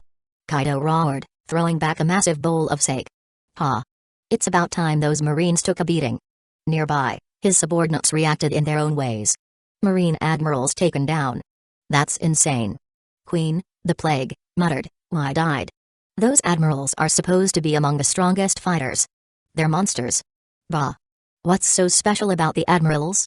Growled Jack, the drought. We'd kill them if they crossed us. Queen shook his head. You brute. You think it's that easy? In the corner, King, the conflagration, his eyes narrowed thoughtfully. Those three Uchiha has such a remarkable and unique swordsmanship. Queen stared at him. Why are you focusing on that? Kaido waved his hand dismissively. Just another power, nothing more. The world is full of strong forces. This Uchiha clan is nothing we haven't seen before. If they want a place here, let them try to take it. Red Hair Pirates' laughter filled the Red Hair Pirates' ship as Shanks read the headlines, unable to contain his amusement. Ha ha ha ha. The admirals really took a hit this time. Serves them right. Shanks slapped his knee, the rest of his crew laughing along. Ben Beckman, though, was pensive as he skimmed through the article. This Uchiha Security Company. They came out of nowhere, yet their strength is undeniable. From what we know, they seem connected to that Hancock, the pirate empress. Shanks patted Ben Beckman on the shoulder casually. What does it matter? This world is like a pool of stagnant water. More variables will just make things more interesting, right? Ben Beckman shook his head, slightly exasperated. His captain had always been the carefree, while he was the one considering the possibility of future conflicts. All right, everyone. Get ready to set sail. With so much happening in the world, we can't just sit around. Chapter 73, Huge Benefits. Holy Land Mary Joais. The five elders gathered in a quiet yet tense room, their expressions grim as they discussed the latest events. I's lobby was destroyed, our buster call failed, and two admirals failed to change anything, murmured the bald, bespectacled elder, holding a samurai sword. When did such a family as the Uchiha even come to exist? Nothing of their kind has ever been documented, said Saint Topman Warkery, the bald elder with a very large white mustache as well as birthmark spots on his forehead and right cheek. How could we miss something this strange? Saint Marcus Mars, the elder with the thick white beard and long hair, added thoughtfully, these strange powers used are enough to only put them under the four emperors. Their existence alone threatens the balance we've worked so hard to maintain. Another elder, wearing a suit with a blonde hair and beard, sighed. This Uchiha Security Company, if allowed to rise, could spark a worldwide upheaval. Yet any direct action would mean dedicating 3 admirals at the very least. A costly move that leaves us vulnerable elsewhere. As their tense silence settled, a government official rushed in, breathless and panicked. 5 elders. We've just received word. Red-haired Shanks and white-beard Edward Newgate are set to meet in the New World. The elders exchanged troubled glances, fully aware of the significance. Saint Jaga Ursha Saturn voiced their shared concern. The world balance we've fought to maintain is unraveling faster than we can contain. Meanwhile, in the Whitebeard Pirates Camp Gorura, those 2 boys, Aokiji and Kizaru, got a real beating. That's the best news I've heard in a while. Edward Newgate, Whitebeard laughed heartily, oxygen tubes, intravenous tubes and life support systems attached to him. Marco, Whitebeard's 1st Division commander, looked up with curiosity. This Uchiha clan, Dad. Where did they even come from? Fighting against 2 admirals isn't something just anyone can do. Who knows? Whitebeard grinned, the hint of mischief in his eyes. But the world's about to get real lively again. By the way, any word on Ace? Not yet. Knowing him, he won't come back until he finds and catches Teach. Marco replied. In the Blackbeard Pirates camp in a dimly lit room, Blackbeard was fuming. Damn that Kitauro Uchiha. That bastard. The Thunderfruit is mine. He slammed his fist on the table, teeth clenched. Not only did he steal it, but he didn't even use it for himself. Gave it away like a cheap trinket. One of his subordinates looked skeptical. This guy fought 2 admirals? Is he really that strong? Blackbeard scoffed angrily. Never underestimate the man who forced me to retreat. I couldn't beat him last time because of his strange abilities, and I don't think he even showed his true power. His swordsmanship alone was enough to fight against Aokiji. He's fiercely powerful. Though he thirsted for revenge, Blackbeard knew he would have to wait for now. Better to let this kid run wild a little longer. In the city of Water 7, I can't let the world government view me as a threat to its rule. Not yet.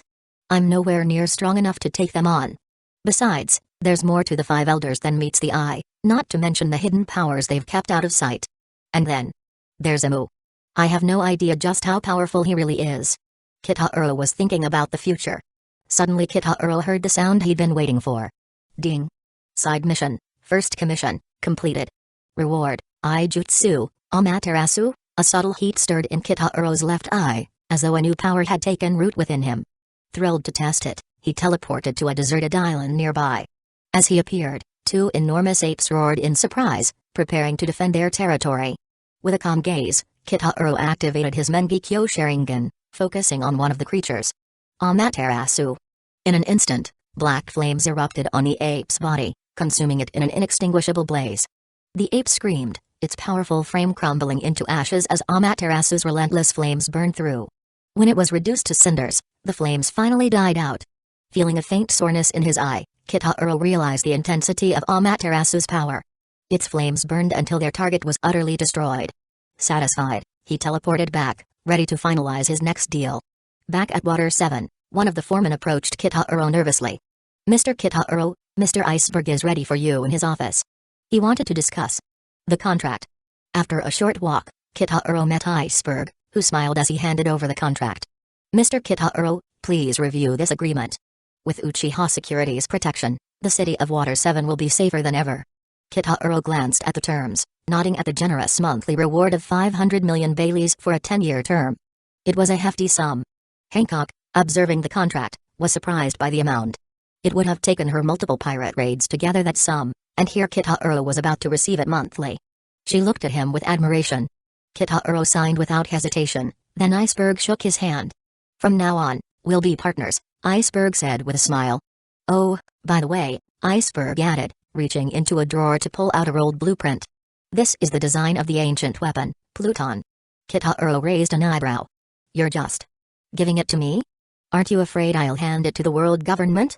Iceberg chuckled. I trust you, Mr. Kitahiro. My master always said that this blueprint is a counterbalance. Something to protect against others misusing Pluton if it ever resurfaces. I lack the strength to guard it, but with you, I believe it's in the right hands.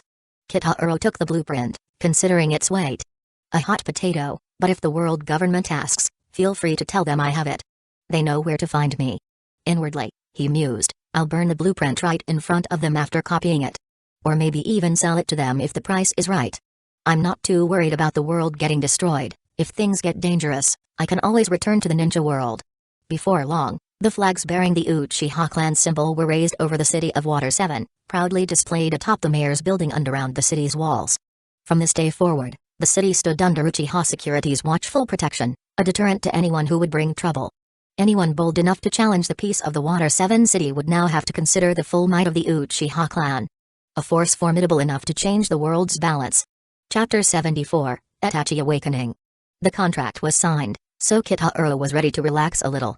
Over the next few days, he went on a shopping spree across the Water 7, gathering various items, including a collection of den mushi. As the fastest means of exchanging information, these communication devices would be invaluable. Alongside these, he bought several daily essentials, knowing that the supplies on Amazon Lily Island still lacked certain items. Just as he was organizing everything, Shizue and Itachi hurried over. Brother Kitahiro. Kitahiro turned, surprised by their energy. What's wrong? Shizue grinned, nodding toward Itachi. Good news. Itachi's eye power has reached its limit. Kitahiro's eyes lit up. Is that so, Itachi? Itachi nodded, calm as ever. Yes. My eyes nearly reached their limit a month ago, but I wanted to polish them further. Now, they're fully saturated. That's excellent. Kitahiro said, thrilled. He repeated his excitement several times, his pride evident. Itachi's talent truly required no extra praise. If he could awaken the Mangekyo Sharingan, his combat power would leap to new heights. Mangekyo Sharingan would grant Itachi formidable techniques, including Amaterasu, renowned as the most powerful physical attack, and Tsukuyomi, hailed as the ultimate mental assault. Additionally, he'd gain Susanoo, the ultimate defense and offense in one. Kitaro's mind raced with excitement. With a little more training, Itachi could stand among the ranks of the admirals of Marine headquarters. Just then, an idea sparked in Kitaro's mind. Itachi, there's someone here who can help you unlock your eyes. Let's go. He led Itachi and Shizue to Nico Robin, the infamous archaeologist who played a pivotal role in the Anai's lobby incident. After briefly explaining his plan, they approached her. Robin, noticing them coming over, seemed a bit puzzled. Mr. Shizue. What can I help you with? Kitaro was speechless but remained silent. Shizue offered a calm smile. Miss Robin, we need your assistance. Robin tilted her head, confused. My help? What can I do? Just sit down, Shizue reassured her gently. You don't have to do anything.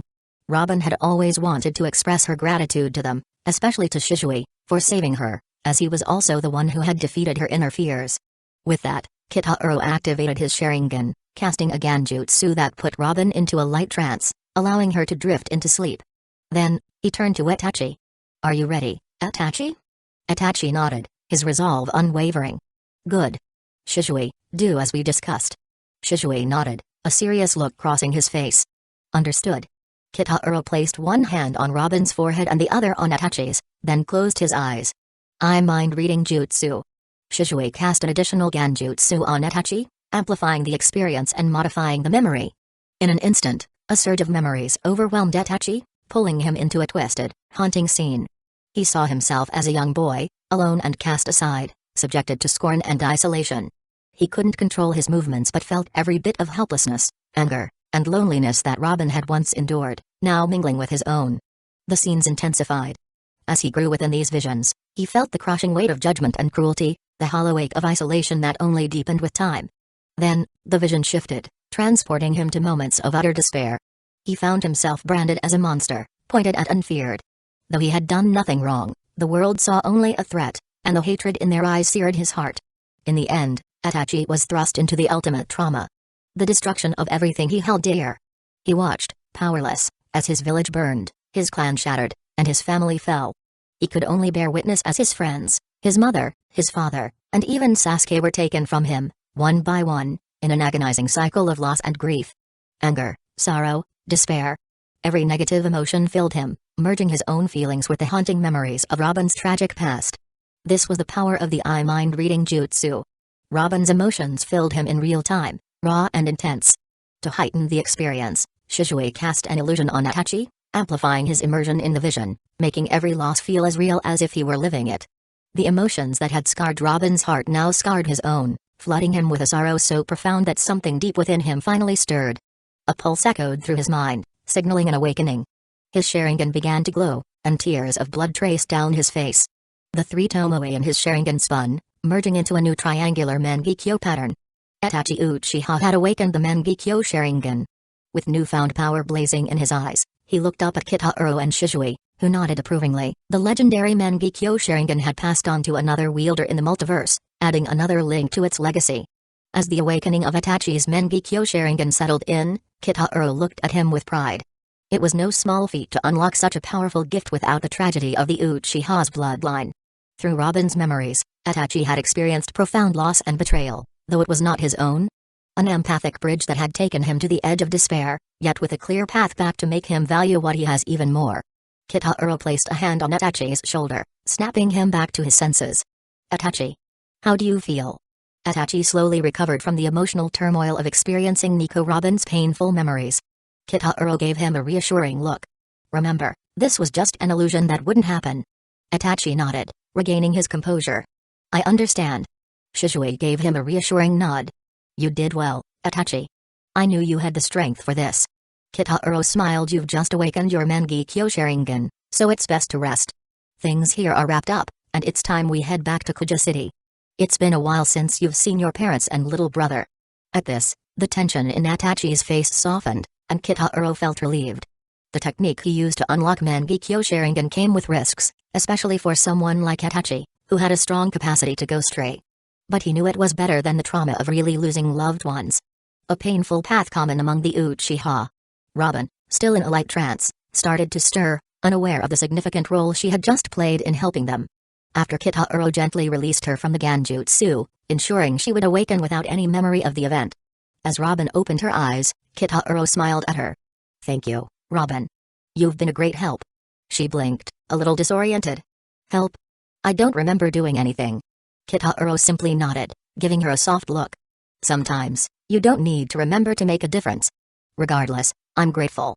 And if you ever need help in the future, consider it a debt I'd gladly repay." Robin was taken aback but accepted a note with his contact information. She understood the weight of his offer, knowing these Uchiha brothers were powerful enough to hold their ground against two marine admirals. She tucked the note away thoughtfully. As a new member of the Straw Hat Pirates, it could come in handy someday. Chapter 75, Back Again. Amazon Lily Island, Uchiha clan residence. With a sudden flicker, Kitaro, Shizui, Itachi, and Hancock reappeared, accompanied by two large containers full of supplies. Their sudden return did not go unnoticed. "Kitaro is back.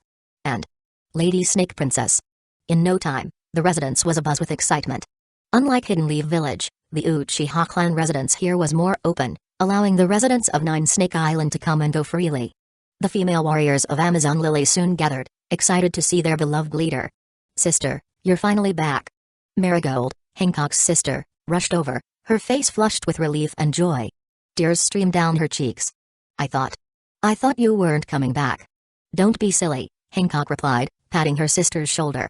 "I was only away for a few days." Eldonyan hobbled over, shaking her head. "You're the Empress, Hancock. Running off like that, even for love, is far too reckless." "What's next? Abandon Amazon Lily?" Hancock smirked. "And what could you know, old woman? Unlike some, I would never abandon my people." With that, she turned to the containers she'd brought. She opened one, revealing her purchases, a trove of high-quality weapons she'd gathered for the island's warriors. "These are gifts for all of you," she announced. "Take them and use them well." The female warriors gasped in delight as they looked at the fine weaponry. Strength was beauty on Amazon Lily, and weapons were highly valued, yet often scarce due to the island's lack of mineral resources. "You're amazing, Lady Snake," one warrior said, admiring a new blade. "Thank you, Lady Hancock. You thought of us even while you were away." Hancock's face softened. She had missed her sisters in spirit and in arms, and seeing their excitement warmed her heart. Just then, she turned to Kitaro. "I'll go back to the palace to tend to some matters. Promise me you won't leave again without me." Kitaro gave her a warm smile and nodded. "Don't worry. I'll be here. Next time, you'll be with me." As Hancock left, blushing slightly, the crowd's admiration only grew. Kitaro and Lady Snake seems to be a perfect match. They're so romantic. Only he's worthy of her. Kitaro merely smiled, watching the scene with a sense of belonging that was as rare as it was cherished. He knew that this was only the beginning of what they could achieve together on this island. They will soon begin traveling the multiverse together. As Hancock departed with a group of her people, carrying large boxes of weapons, a familiar voice sounded behind them. "Good, you all are back." The Uchiha patriarch, Fugaku, emerged from the gathering with Mikoto and the beaming young Sasuke beside him. Brother Kitaro. Brother Shizui." Sasuke's excitement bubbled over as he dashed forward to greet them. Seeing his little brother's enthusiasm, Itachi's usually stoic expression softened, a rare smile crossing his face. Awakening the Mangekyo Sharingan had left Itachi steeped in a lot of negative emotions, but he knew that his family was still intact. Not like he saw. What he didn't know was that all of this was thanks to Kitaro's intervention. If Kitaro hadn't been there, preventing the Uchiha clan's coup, he would have lost everything. "Brother, I have great news for you," Sasuke exclaimed. "I'm going to be a big brother soon." Kitaro, Shizui, and Itachi exchanged stunned glances, then turned to Fugaku and Mikoto with wide eyes. "Clan leader. Aunt Mikoto. You." Kitaro began, his surprise unmistakable. "Mom, is that true?" Itachi asked with an excited expression. Mikoto looked slightly embarrassed, while Fugaku chuckled with a hint of awkwardness. "I'm simply leading by example," he said. "As clan leader, I must contribute to the clan's future." Shizui grinned. "This is great news. I didn't expect you'd be so still young, clan leader." "What do you mean, Shizui?" Fugaku replied, pretending to be offended. He was only 38, And without the usual pressure from Hidden Leaf Village's politics, he had begun to look and feel more relaxed. Sasuke was the most excited. I'm going to be a big brother. Ha ha ha. The joyous news filled Itachi with warmth as he processed what it meant, a new member of the Uchiha family. Then, Kitaro spoke up, surprising them all further. Clan leader, since we're sharing good news, I have some to add. Itachi has awakened the Mangekyo Sharingan. The entire Uchiha clan stared in shock. After Kitaro had enlightened the clan about their bloodline's potential, everyone knew how rare and powerful the Mangekyo Sharingan was. It marked a transformation beyond the three Tomoe Sharingan that few could achieve, even with talent, effort, and a bit of luck. Fugaku's eyes widened. Is this true? He asked, scarcely believing it. In response, Itachi's eyes shifted, and the iconic, triangular pinwheel pattern of the Mangekyo Sharingan appeared. It's true. Fugaku's face broke into a broad smile as he shouted, wonderful. Just wonderful. Fugaku's pride in his son swelled. Itachi had awakened the Mangekyo Sharingan at only 11, an accomplishment that placed him among the clan's pillars. Now, counting himself, Shizui, and Kitaro, there were 4 Mangekyo Sharingan wielders in the Uchiha clan. More than at any other time in their history. This milestone wasn't just a sign of recovery, it hinted at the Uchiha clan reaching new heights. Sasuke gazed at his older brother with admiration. Brother, you unlocked the Mangekyo Sharingan. That's incredible. Itachi patted Sasuke's head with a fond smile. It wasn't something I did alone, he said. Kitaro and Shizui helped me. Without them, it would have been much harder. Kitaro nodded. This power is something you earned through your own strength and resilience, Itachi. I only gave you the opportunity. To avoid the tragedies of their past, Kitaro had chosen not to disclose the exact method of awakening the Mangekyo to the clan. Instead, he had promised that when a member felt their Sharingan had reached its limit, he would assist them, preventing those with extreme personalities from resorting to dangerous measures. Fugaku, overjoyed, invited Kitaro inside, and several family members gathered around. As they caught up, Kitaro recounted the recent battle against the Marines and other events, thrilling the clan with tales of his adventures. I didn't realize so much had happened in such a short time, Fugaku remarked, shaking his head. Kitaro, what brings you back to us? The security company is established, Kitaro replied. This is the foundation of the Uchiha clan in this world. To support and expand our work, I'll need some manpower. The clan members buzzed with excitement. As fighters, many were eager to take on new challenges, knowing the outside world held strong opponents. How many people will you need? Fugaku asked, seeing this as a chance for his clansmen to gain experience. Only 10 for now, Kitaro explained. Right now, we're focused on the City of Water 7. We'll expand gradually and we'll need more people then. Fugaku nodded approvingly. Slow growth is wise. We don't want to overreach. With that settled, Kitaro inquired about the clan's situation. Fugaku shared surprising news. 54 women in the clan, including those from Amazon Lily, were now expecting. Since the Uchiha men were the only ones on Amazon Lily Island, these pregnancies signaled a new generation of Uchiha was on the way. The future of the Uchiha clan had never looked so bright. Chapter 76, Great Love. Kitaro was genuinely surprised to learn that the Uchiha clan's population would increase so soon. This expansion meant their strength and legacy would grow. A vital goal for any clan focused on preserving its heritage. It must be because the clan leader set such a good example in a short time. And, Aunt Mikoto, you and Fugaku are truly the heroes of our clan, Kitaro said with a teasing smile. Mikoto's face flushed, and she found herself at a loss for words.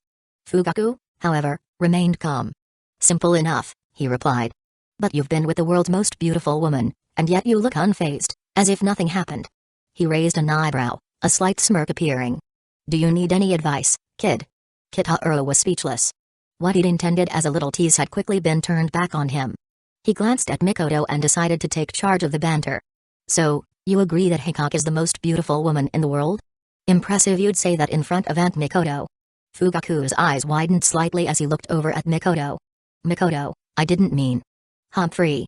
Mikoto gave him a pointed look and turned to check on Itachi, clearly unimpressed. Just then, Shizui stepped in to ease the situation. Hey, everyone, we brought back some amazing things from the trip. He gave Kitaro a knowing look. Kitaro unpacked the supplies they had gathered, revealing a variety of items. But the most essential tools were the Denden Mushi. Baby Denden Mushi, Black Denden Mushi, White Denden Mushi, Visual Denden Mushi, Projector Denden Mushi, and Surveillance Denden Mushi. All invaluable for intelligence gathering and communication. In the ninja world, Transmitting information often meant risking lives. Here, these snails made everything so much more convenient.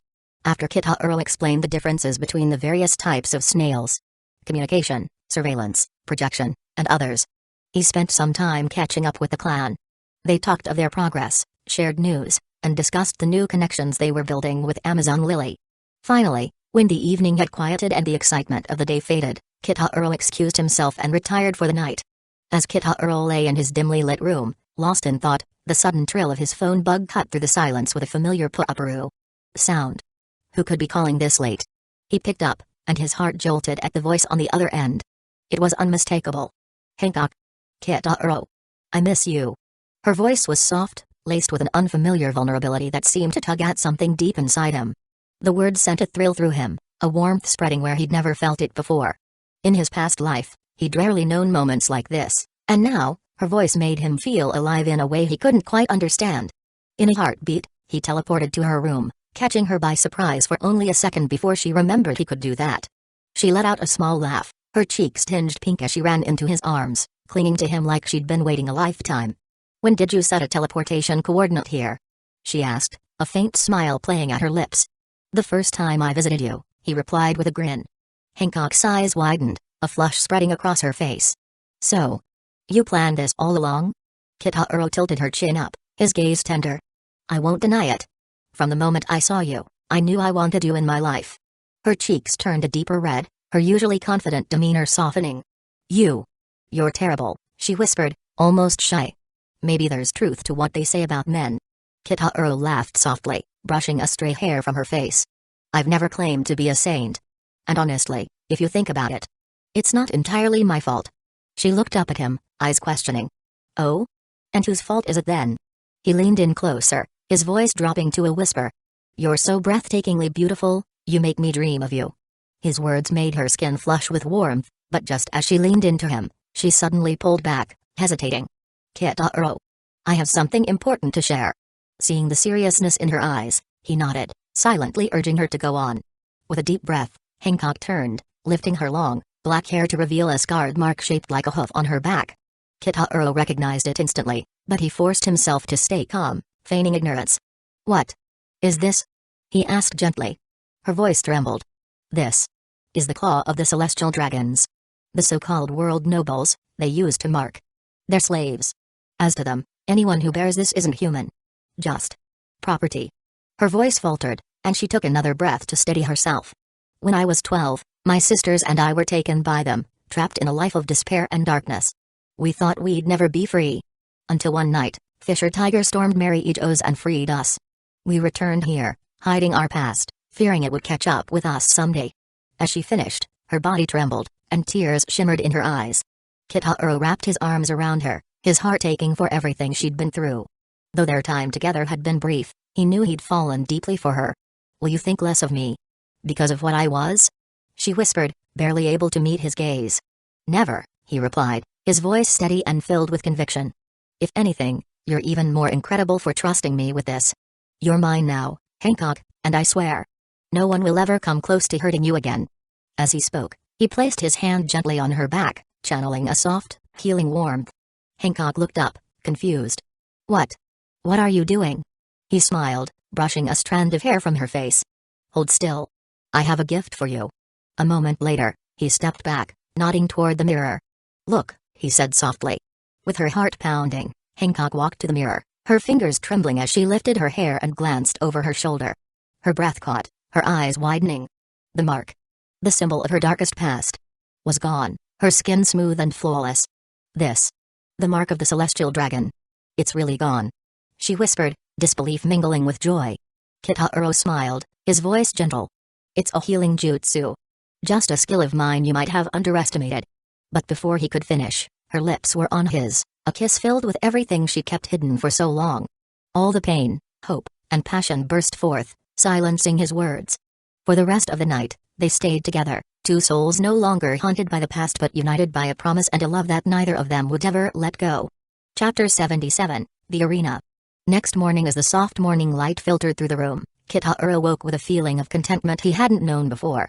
Hancock, the Empress, the woman whose beauty was famed throughout the world, lay peacefully on his chest, her face calm and serene, her lips curved in the faintest of smiles. She looked genuinely happy, a rare sight that brought a warm smile to his face. He hadn't expected Hancock to be so bold, so willing to show him her true feelings. But with all reservations cast aside, she had placed her trust in him completely, letting him become her confidant and protector. Looking down at her, Kitahiro felt an overwhelming sense of gratitude and affection for the incredible woman by his side. He silently vowed to always keep her safe, to make her feel cherished and free of fear. Hancock shifted slightly, her face nuzzling closer to his warmth, her breathing soft and even. The liberation she felt in his embrace was unlike anything she'd known. All her life, she carried burdens, fears, and scars.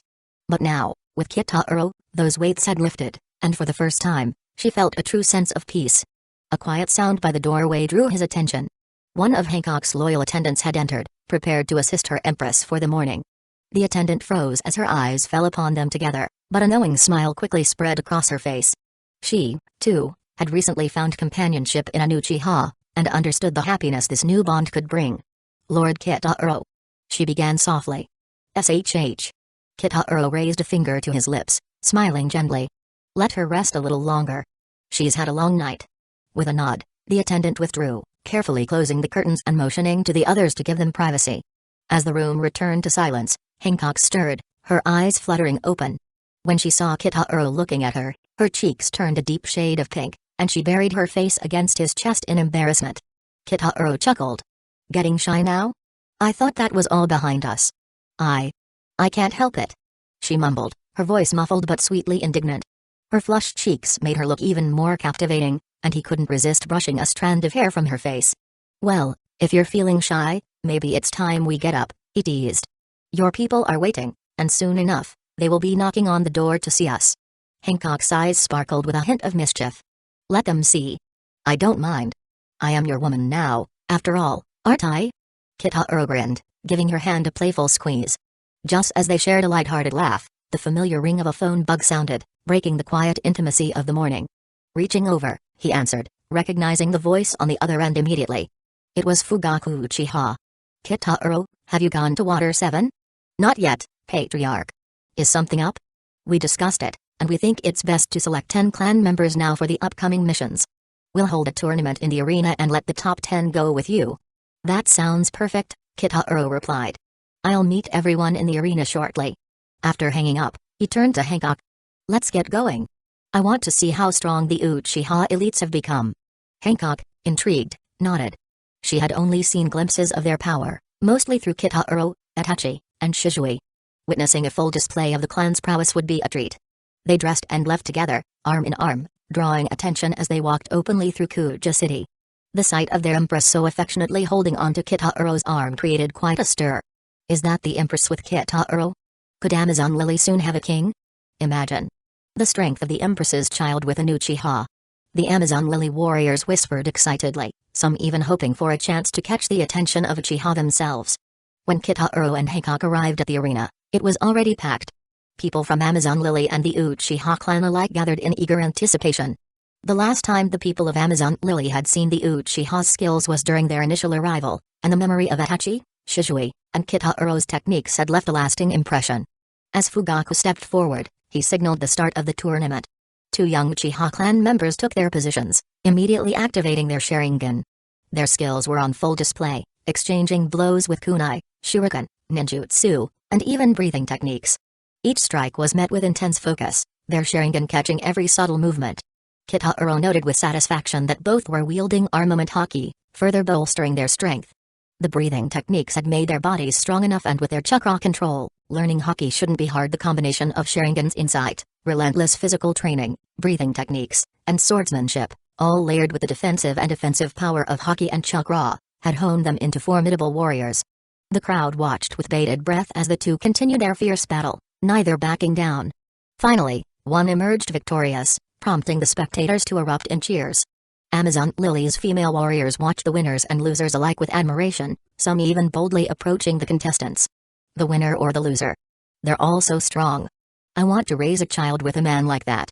One of the warriors whispered, her gaze locked on the contestants. As the matches continued, the power of the Uchiha clan became more evident. Their unity and strength were palpable, and the connection they shared with Amazon Lily was growing just as strong. With each clash in the arena, a new chapter was being forged for both clans, one that hinted at a powerful alliance poised to reshape their worlds. Chapter 78, Uchiha Bounties. The final rounds of the clan competition were a spectacle, as Uchiha members showcased powerful fire-style jutsus and perfected techniques from Kitaro's fire and thunder breathing methods. Flames and lightning crackled across the arena, drawing gasps from the crowd. As the top 10 emerged, it was clear that their mastery of haki and breathing techniques had rapidly elevated their strength. Kitaro joined in the applause, pleased with their progress. These 10 had strength close with normal Marine Vice Admirals, showcasing their hard work. However, he realized that future selections shouldn't rely solely on combat strength. New, diverse challenges would be beneficial. Perhaps races across the dangerous comm belt, or skill tests in breathing techniques, armament haki, and observation haki to push them further and making them master the skills, not just learning them. As the event concluded, Kitaro couldn't help but notice the confident young women from Amazon Lily making their way toward the Uchiha boys they'd taken a liking to, their boldness both endearing and amusing. Amid the lively scene, Sasuke approached, looking slightly forlorn, his expression tugging at Kitaro's heart. "Brother Kitaro, this isn't fair. I want to come with you on missions too. I'm going to be a big brother soon, and I need to show I'm worthy of that." Kitaro knelt down, placing a reassuring hand on Sasuke's shoulder. "Sasuke, you're still young. But I promise, an important mission awaits you. You just need to get a bit stronger first. Something even I couldn't handle without the right training." Sasuke's eyes lit up, the sadness replaced with determination. "All right. You promised, so I'll train hard until I'm ready." With a burst of excitement, Sasuke dashed off, eager to make his big brother proud. Watching him go, Kitaro felt a pang of nostalgia. Memories of the young ninjas of Hidden Leaf Village. Their boundless potential, dreams, and fierce resilience flooded his mind. Naruto, Neji, and so many others had once shared that same spark. He smiled to himself, thinking of the future he envisioned. "I have plans for all of them, and once the foundation here is strong, I'll return to Hidden Leaf Village. Not to destroy or rule over it, but for something far better." His gaze turned forward, filled with purpose. Hidden Leaf Village, this world, and every world I can reach. They're all part of a greater vision. The journey ahead felt limitless, and he was ready to embrace every part of it. Kitaro began reflecting on his own missions panel. Leaving quests unfinished was not in his nature. Glancing at his mission list, he was reminded of another mission. Ding. Main mission triggered, the foundation of foothold. Objective, lead the Uchiha clan in establishing the world's strongest security company, making the Uchiha name known globally. Reward, Eternal Mangekyo Sharingan. To achieve this, he'd need to elevate the clan's reputation and gain widespread exposure. In the following days, Kitaro focused on training Uchiha elites in Marine 6 styles, realizing the Sharingan's unique ability to copy skills sped up their learning. However, mastering techniques required more than just imitation. Talent and diligent practice were essential. Meanwhile, Shisui honed his Thunderfruit powers, striving to unlock its awakening, and Itachi trained his newly unlocked Mangekyo Sharingan while practicing Haki and 6 styles. Kitaro devoted himself to perfecting armament Haki, recognizing it as a crucial foundation. In the One Piece world, strong armament Haki and physical conditioning were essential to becoming a formidable fighter. Though he was interested in Conqueror's Haki, for now, his focus remained on building a solid base. Each day, he trained diligently, and each night he shared time with Hancock, building a bond that was, in its own way, as rejuvenating as his other training. Suddenly, one evening, his phone buzzed, breaking the calm of the night. He lifted his wrist, connecting to a small phone bug face mirroring the features of Iceberg, the mayor of Water 7. Iceberg sounded urgent. "Mr. Kitaro, you've been listed as a wanted criminal by the world government." Kitaro couldn't help but chuckle. After the events at NI's lobby, the destruction of the Marine's Buster Call, and his clash with a Marine Admiral, it was only a matter of time. "I expected as much," he said. "What's my bounty now?" Iceberg replied, "Your current bounty is 3 billion Bailey." Kitaro nearly choked. Hours earlier, Manafred in the conference room at Marine headquarters, almost every high-ranking Marine officer had gathered. The air was tense as they discussed the destruction of Inai's lobby and the Uchiha clan's actions against the Marine Buster Call and a Marine Admiral. The Uchiha Security Company calls itself a security firm, but it's nothing more than a terrorist front. One officer declared angrily. Lieutenant Commander Branyu addressed the officers. "We don't fully understand the strength of the Uchiha family, but they're an extremely mysterious and formidable force." He held up a wanted poster. "This boy, Itachi Uchiha, is just 11 years old and serves as the captain of Uchiha Security's 2nd Division. Despite his age, his strength rivals that of a Marine Vice Admiral. We've placed his bounty at 150 million Bailey. A murmur spread through the room. And 12-year-old with such a high bounty was unheard of. Branyu continued. And this one, Shizue Uchiha, first team captain. At 15, he wields the power of the Logia-type Thunderfruit, making him a true Thunderman. He single-handedly annihilated most of Cypher Paul Zero Agent, defeated 3 Marine Vice Admirals, and destroyed both the Buster Call Fleet and the Gate of Justice. His strength is close to the level of a Marine Admiral, so his bounty stands at 1.125 billion Bailey. Gasps echoed across the room. With that level of bounty, he's already approaching the strength of a 4 Emperor's top officer, one general muttered. The Uchiha security company was proving to be as dangerous as any powerful pirate crew. Branyu took a deep breath and held up the final wanted poster. Lastly, we have Kitahiro Uchiha, the company's president. At 18, he's the mastermind behind this incident. He defeated Drabluchi of Cypher Paul Zero Agent with ease, hijacked the Buster Call, and intentionally lured our forces to attack. In addition, he seized control of Water 7 and began extorting protection fees, no different from the pirates of the New World. The room erupted in outrage. For such a dangerous individual, Branyu continued, we've set his bounty at 3 billion Bailey. The room fell silent. A bounty of 3 billion was a rare milestone, signaling the Marines' recognition of Kitahiro's power level as nearing that of a 4 Emperor's candidate. Despite his young age, he was already a force capable of reshaping the balance of power at sea. Vice Admiral John Giant stood up and raised his voice. Those without the courage for this fight should leave now. We are the last line of peace in this era of piracy, and we will not falter in the face of such evil. We won't. The room chorused. For the sake of absolute justice. Meanwhile, Water 7 news of his bounty had just reached Kitahiro, and he couldn't help but smirk. All that for just a few battleships and a minor scuffle with a couple of admirals. But Iceberg, the mayor of Water 7, was visibly worried. Mr. Kitahiro, now that Marine forces have pulled out, we're hearing reports of pirates flocking here to challenge you. With the Marines gone, we're vulnerable. We can't defend the city alone. Kitahiro placed a reassuring hand on Iceberg's shoulder. Don't worry. Our contract states that Uchiha security will protect Water 7. I'll send reinforcements, and they'll handle the city's safety from now on. In the days to come, it would be the Uchiha clan, not the Marines, guarding Water 7 against the growing threats of piracy, firmly establishing their power even in the New World. Chapter 79, Normal Workday. Mayor Iceberg's anxiety faded, his confidence restored by Kitahiro's reassurance. He couldn't yet grasp the full strength of Uchiha Security Company, but based on the sheer power displayed by Kitahiro, Shizue, and Itachi, he knew only Admiral can make them go all out. After hanging up, Kitahiro teleported to a nearby island where the Uchiha clan had been training. This island was dense with resources and home to fierce beasts, an ideal setting to hone their skills without disturbing others. Here the top 10 Uchiha had a hard training in all jutsus they have learned, making them even more powerful than before, especially with the right usage of all these skills together. President. The 10 Uchiha shinobi, now formal members of Uchiha Security Company, greeted him respectfully. You've all trained hard, and now I need you in 7 waters, Kitahiro announced. Capture any troublemakers and, if possible, bring in pirates with bounties. Alive. We'll hand them over to the world government and claim the bounty. Excitement filled the group. They'd been itching for action, and this was their chance to test their strength. Kitahiro used the Flying Thunder God Jutsu to transport the team to the Uchiha Security Company's office in the city of Water 7. Upon arrival, Mayor Iceberg welcomed them, his relief palpable. Mr. Kitahiro, the city is uneasy. Rumors about the Marines and pirates might be attacking have everyone on edge, Iceberg said. Though the citizens trusted their mayor, the abrupt Marine evacuation had stirred fears among them. Kitahiro introduced the squad, appointing Inari Uchiha as the team leader. Iceberg noted Inari's composed demeanor and skilled appearance, and he was reassured. Leave it to us, Inari replied, a fierce resolve evident in his tone. Just as Kitahiro was about to depart, a voice echoed through the streets. Kitahiro Uchiha, you finally showed yourself. I'll make a name by taking you down today. A group of pirates had gathered, shouting curses and challenging him.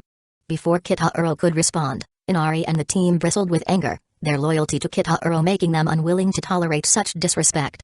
Without hesitation, Inari activated his Sharingan and swiftly dispatched the lead pirate with a single kick, sending him crashing into a wall. The rest of the Uchiha team joined in, systematically neutralizing the pirates. As the dust settled, Iceberg marveled at their efficiency. These were formidable warriors, leagues beyond any typical pirate. Don't beat them to death, Kitahuro reminded his team with a smirk. Each of these fools is worth a tidy sum and they will be more useful alive in the future. Yes. President. The Uchiha team promptly halted their attacks. That's the pirate sea wolf Rhodes, with a bounty of 35 million baileys. One of them exclaimed. What? Inari Uchiha and the others were astonished. In Hidden Leaf Village, their yearly salary was barely 2 million baileys, and here, a single pirate was worth their salary for more than a decade. The idea of such wealth made their eyes shine with excitement. Iceberg, the mayor, watched nervously, surprised by Kitahuro's audacity in profiting off the world government's bounties. Kitahuro, sensing his unease, smiled and assured him, "Rest easy, Mayor Iceberg. With Uchiha security here, Water 7 is safe. We'll handle all pirate threats. And you keep any ships we seize.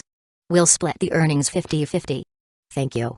Iceberg agreed, feeling reassured. With a swift wave, Kitahuro vanished, reappearing in Kuja City. "Hancock, I'm back," he called, his voice warm. Since their relationship began, Kitahuro made every effort to be with her as often as possible. Hancock, her cheeks tinted pink, responded softly, "But you were just here not long ago." "I already missed you, Hancock." Kitahuro stepped closer, his gaze tender as he approached her. He wrapped his arms around her, whispering, "Hancock, I love you." Hancock's face flushed a deeper red as she felt his embrace, knowing what the night had in store. Another wild night awaited the couple, bound together in their own world. Meanwhile, Inari Uchiha and the others reassured Iceberg, "If anyone causes trouble, call our company. We'll handle it. Then I'll trouble you all." Iceberg was impressed by their professionalism. "No trouble at all, this is the mission of the Uchiha Security Company," replied Inari Uchiha politely, knowing the man before him was a vital client. For them, this mayor held a status akin to that of the noble daimyo back in the ninja world. As he was incredibly generous. A 6 billion bailey salary every year. When Kitahuro first revealed this number, they could hardly believe it. The sum was beyond anything they had imagined, far exceeding the financial support even the wealthiest daimyos provided. Furthermore, this wasn't just a short-term deal. With a 10-year contract, the commitment was serious, and the mayor's investment was unprecedented. Naturally, Inari and his team resolved to serve him with the utmost dedication. Suddenly, a pirate's voice boomed nearby, "Kitahuro Uchiha. Show yourself." Before the pirate could say another word, Inari Uchiha silenced him with a swift move, sending him crashing to the ground. "How much is he worth?" Inari asked calmly. 25 million baileys." A younger pirate stammered. Inari smirked, pleased. They'd already made more than 60 million baileys, and they were only just beginning. But he knew that real money wouldn't come easily, high bounty pirates were scarce, and many were far deadlier than these fools. Still, it was a promising start. He turned to Iceberg. "Mr. Iceberg, could you direct me to where we collect bounties? And perhaps help us get a complete list of world government bounties?" Iceberg agreed, and soon Inari returned with 60 million baileys. When he relayed the news to Fugaku Uchiha and the other clan members, excitement spread. The idea of venturing out, earning fortunes, and building a future for their family filled them with pride and ambition. Fugaku Uchiha, looking at his clan with satisfaction, addressed them, "Kitahuro has given us this opportunity. We must all work hard to uphold the Uchiha name and protect our company's honor. That's the honor of the Uchiha clan." "Yes, Patriarch." One of the members then handed Fugaku 3 wanted posters. "For Kitahuro, Shizui, and Itachi." Fugaku chuckled, "Our Uchiha clan has finally made its mark on this world. This recognition is a sign of strength. Don't let the clan's name be tarnished." The clan members, hearts ablaze with ambition, looked forward to the day they would be on those wanted posters with high bounties of their own. They believed their time would come. Chapter 80, Uchiha Fame. In the New World, on Whitebeard's ship, Whitebeard chuckled as he examined the bounty posters. "Gorura. These Uchiha brats are really impressive young men." Marco nodded, eyeing Shizui's 1.1 billion bounty. "It's unusual. I sense a scheme in these high bounties." Whitebeard smirked, "The world government's scheme. They plan to use those fame-seeking pirates to deal with these kids," Whitebeard said calmly, exposing the world government's ploy. Despite the 4 emperors remaining relatively quiet, their bounties had steadily increased, culminating in an unprecedented 3 billion bailey bounty. Not just for sinking a few battleships, injuring vice-admirals, or even killing 2 admirals, that kind of price was unheard of, even for such feats. The bounty had crossed a line, stirring up resentment among pirates whose bounties now felt eclipsed. Even Whitebeard's own crew members were unsettled, feeling the urge to prove their worth. And beyond them, daring pirates and bounty hunters now saw an opportunity to gain infamy. 18. 15, 12, Whitebeard muttered, recalling the ages of 3 up-and-coming young brats. They're far too young for such a bounty. If it weren't for Morgan's confirming it personally, I wouldn't believe it myself. Marco nodded, sensing the implications as well. Having sailed under Whitebeard's flag for decades, even he found it challenging to accept the rapid rise of this new generation. Whether the kid can survive this hurdle is one thing, but he's made a lot of enemies along the way. Just then, a crew member burst in, panic evident. "Dad. The red hair wants to see you." Whitebeard's eyes sparkled with amusement. "Let him aboard. And make sure he brings some good wine."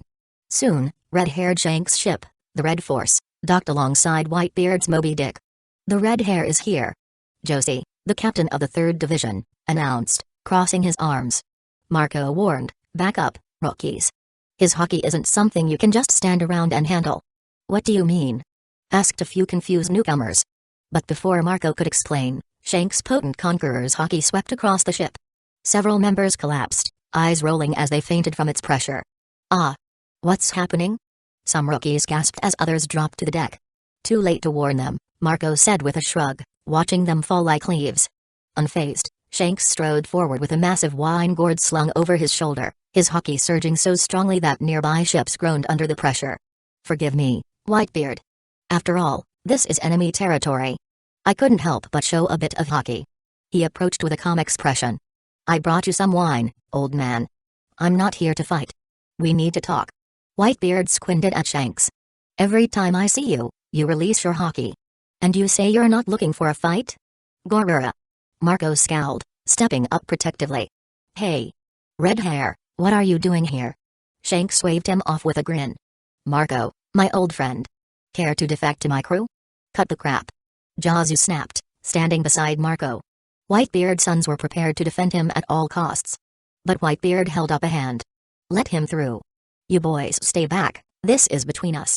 The two sat, a hush settling over the deck.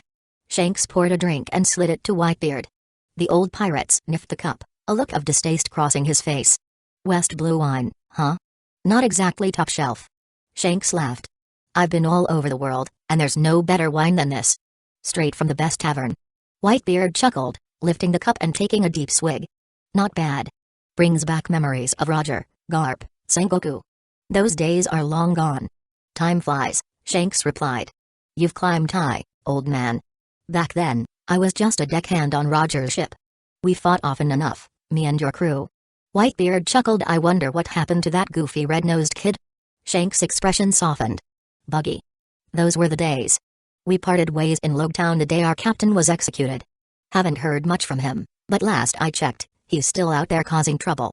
Whitebeard leaned back, lost in thought. "It all feels like a flash. Some legends stay, and some move on. Seems like yesterday you were dueling Hawkeye." He peered at Shanks' missing arm, his tone turning serious. "For a man like you to lose an arm in the East Blue. What kind of foe was worth that?" Shanks grinned, touching the empty sleeve. "I bet it on the new era." Whitebeard's gaze darkened. "And you don't regret it?" Shanks' expression grew solemn. He pointed to 3 scars across his eye. "I've fought countless battles, but this is the only one that still aches. Blackbeard. He left me this wound. He's been hiding his strength, waiting for his moment. And when he acts, it'll be to take everything from you."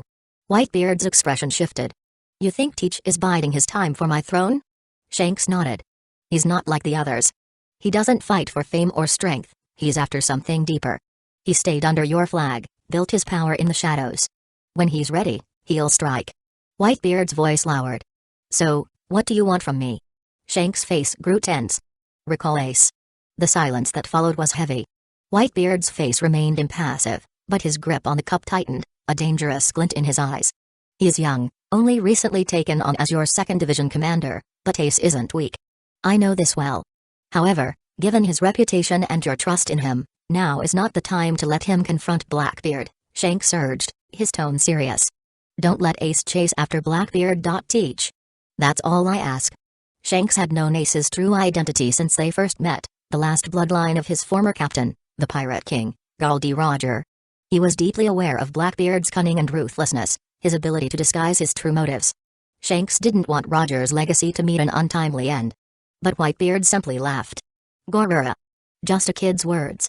His booming laughter filled the deck. "You think you can tell me what to do?" "Gorura."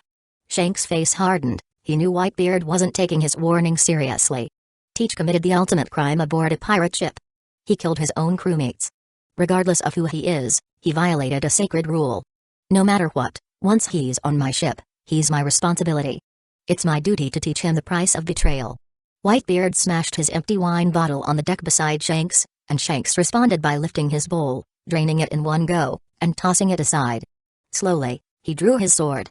This violent era is spinning out of control. Soon, no one will be able to rein it in. Whitebeard grasped his massive blade.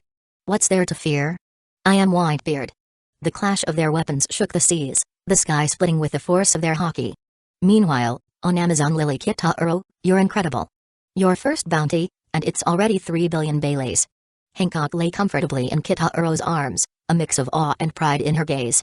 The bounty from the world government filled her with both excitement and pride. After all, in the world of pirates, a high bounty symbolized both fame and strength. But Kitaro only chuckled. They're trying to kill me, he remarked, knowing the truth behind his bounty. It was a ploy by the world government to incite others to go after him. How? Hancock asked, her brow furrowing in confusion. They're hoping that those desperate for fame, and some seasoned pirates who can't accept that my bounty eclipses theirs, will be provoked into targeting me. They're aiming to throw me to the wolves. So, what will you do? She asked. Kitaro smiled. Nothing to worry about. They're just a crowd of nobodies, perfect for training the clan. The Uchiha clan was rapidly improving, mastering skills like fire breathing and haki. Their training in full concentration breathing techniques meant their physical fitness was advancing significantly.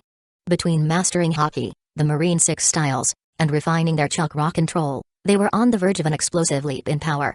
Hancock's eyes held a flicker of worry. If the world government realizes the Uchiha are here on Amazon Lily, won't they try to launch an attack? Kitaro's confidence was unwavering. They wouldn't dare. The government is still wary of our full strength, and they won't make a move while we're on Amazon Lily. And even if they did, I'd make sure they never returned. The real confidence was that he could leave, taking all the people on the island with him anytime. Hancock gazed at him, admiration clear in her eyes. She leaned in, kissing him softly. I love your confidence, she whispered. Kitaro had yet to test his limits in a real battle. Against Okiji, he'd used only part of his abilities, the sun-breathing, his Mangekyo Sharingan, chakra, armament haki, and even his advanced Madara pattern. The latter granted him immense physical strength but was usually fatal by age 25 due to its toll on the body. A limitation he had a plan how to solve it. And these weren't even his strongest assets. He had several trump cards still unplayed, reserved for foes worthy of his full power. Neither Aokiji nor Kizaru had been able to push him far enough. Hancock's love deepened as she looked at him, her feelings growing too strong to contain. Lying close to him, she murmured, my dear. I want to have a baby with you. Kitaro could feel her love radiating from her, and he could no longer resist. A passionate, wordless battle unfolded between them, one that lasted until dawn. The next day, as noon approached, Kitaro awoke to find he'd slept well into the day. He sighed, reflecting on how different life had become. Since coming together with Hancock, his once rigid training schedule had softened, replaced by nights filled with passion. Every night they demanded each other attention, their affection seemingly boundless. If not for Kitaro's powerful constitution, he might have collapsed from exhaustion by now. But, how could he refuse her? She was the most beautiful woman in the world. Just then, his phone buzzed, interrupting his thoughts. He answered, and the image of Iceberg appeared on the other end. Hello? Mr. Kitaro, it's urgent. The Marines are here. Kitaro remained calm. As long as they haven't sent an admiral, there's nothing to worry about. He knew that his crew, along with his Uchiha clan members, could easily handle a vice admiral. But Iceberg's next words made him sit up, his expression shifting. The one coming is the legendary hero of the Marines, Garp. Chapter 81, Garp the Fist. Half an hour earlier. Wait. That's a Marine ship. What? Are they here to arrest the Uchiha security company? They're Mr. Iceberg's saviors. Don't they know?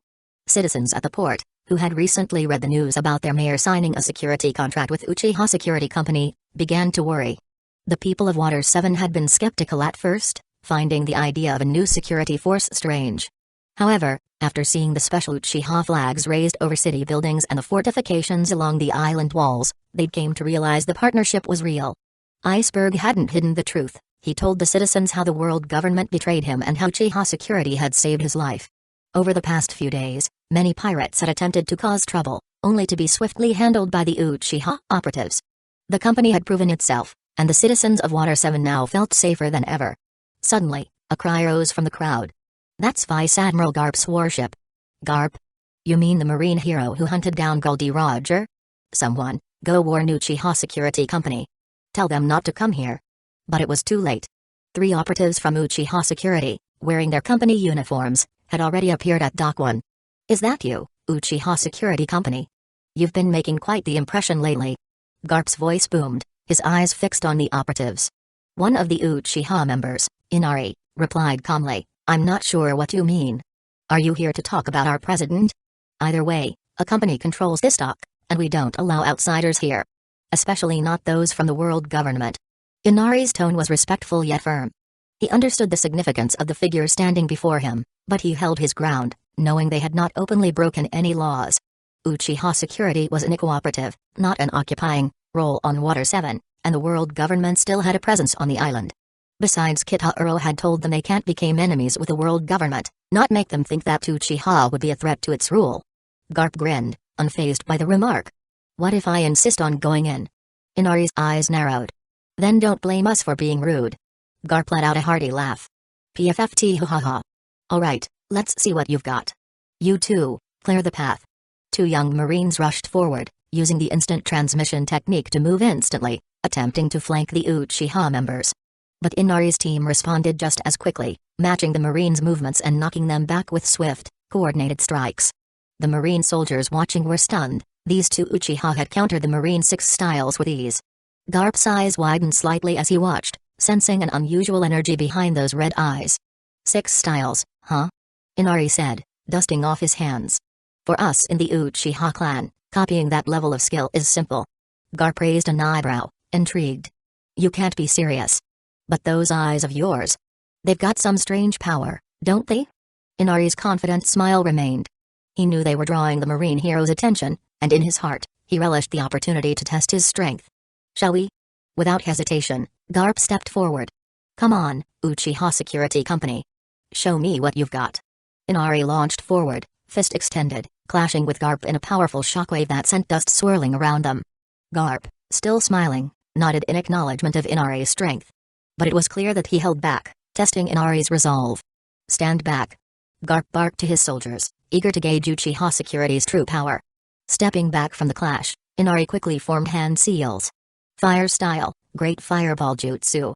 He exhaled, releasing a 2-meter-wide fireball hurtling toward Garp, flames roaring and illuminating the dock. Citizens gasped as the massive fireball sped towards the marine hero. "Is this the power that all Uchiha clan can use?" Garp mused, amused. Iron Fist of Love. He met the fireball head-on, punching it with such force that it dissipated in midair, flames scattering harmlessly around him. Inari's eyes widened momentarily, but he quickly steadied himself. In a flash, Garp used instant transmission, appearing behind Inari and landing a powerful punch.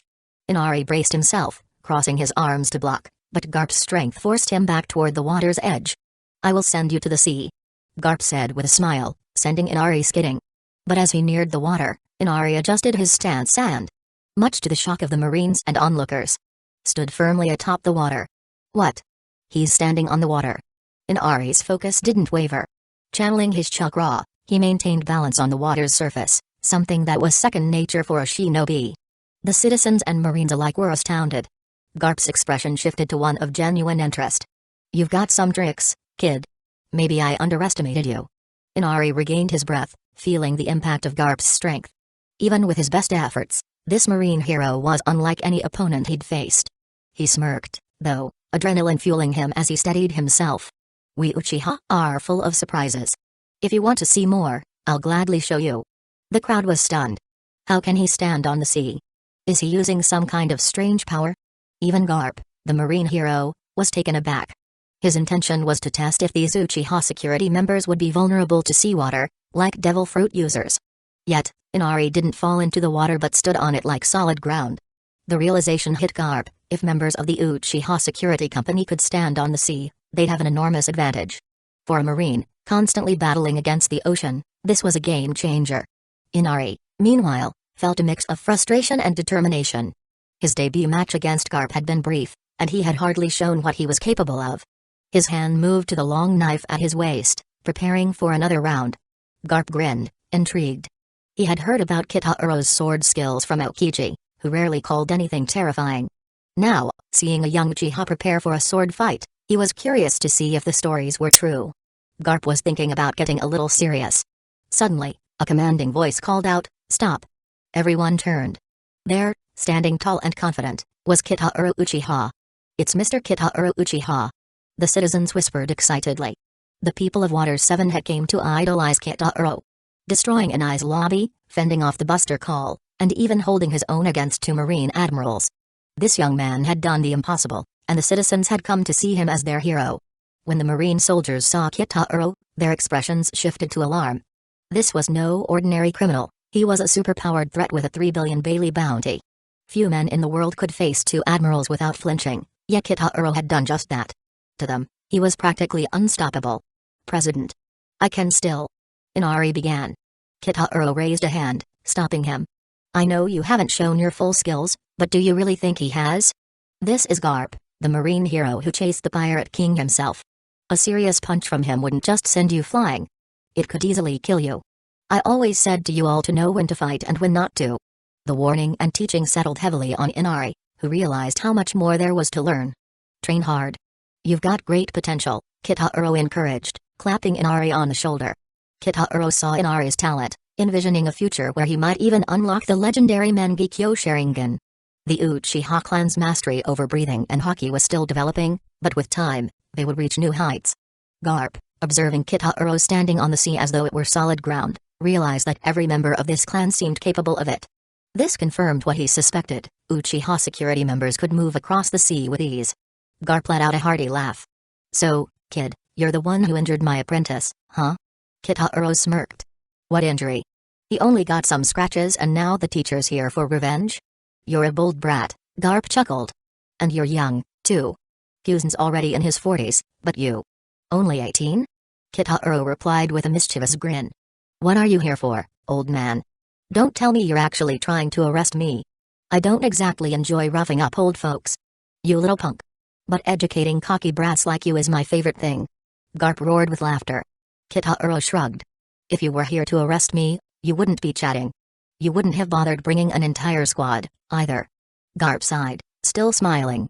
"It's a pain dealing with someone as smart as you. If you were just some reckless idiot, that'd be one thing. But someone as sharp as you, opposing the world government. You're bound to be trouble."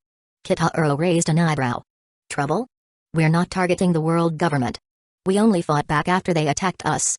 Actually, it could be said I'm in your side. I'm catching pirates too, giving it to you." Kitaro continued with a slight smile. "Our Uchiha company's goal is simple, to become the world's largest security company. We treat everyone equally. Anyone who meets our price can hire us. Even the world government." Garp's eyes widened. "You've got guts, kid. But are you saying you'd actually do business with the world government? As long as they're willing to pay. We're all just trying to make a living here."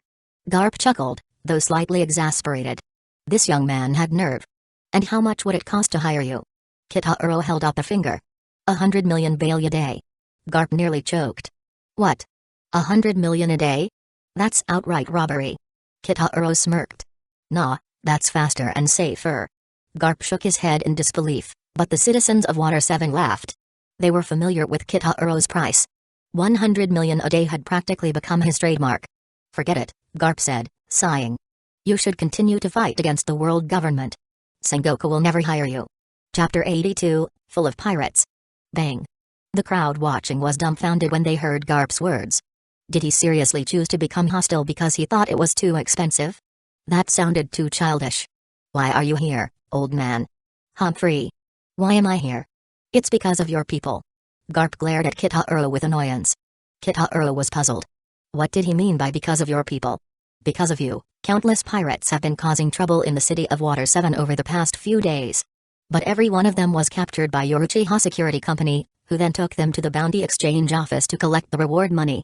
The prisons in the city of Water 7 are overflowing with these pirates, so I came to take them all away." Kitaro was stunned, not expecting this to be the reason. He turned to Inari and asked, "How many did we catch?" "About 1,000, Inari replied. Kitaro's eyes sparkled. "And the bounty?" "A total of 425 million. Kitahuro nodded with satisfaction. Not bad, not bad. Seeing Kitahuro's nonchalant attitude made Garp even more irritated. Inwardly, this brat wasn't only disrupting the Marines' operations, but he was also taking advantage of the world government's bounty system. Truly shameless. Pirates usually wouldn't be delivering other pirates to bounty stations, but Kitahuro had zero regard for tradition. Alright then, as long as you don't cause any destruction here, feel free to act as you please, Kitahuro said to Garp, but try not to interfere with the galley law company. Mayor Iceberg has no good impression of world government people. Oh, and do me a favor, tell those guys up above that I don't want to see any more of attacks and assassination attempts. Frankly, in terms of assassination skills, if the Uchiha clan claimed to be second, then no one in this world would dare to be first. Kitahuro's eyes met Garp's as he spoke. You little brat, you have no respect at all, even threatening an old man? Garp retorted. This isn't a threat, it's a warning. We don't start trouble, but we don't shy away from it either.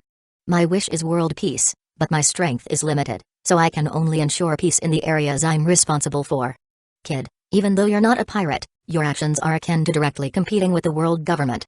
Garp pointed out.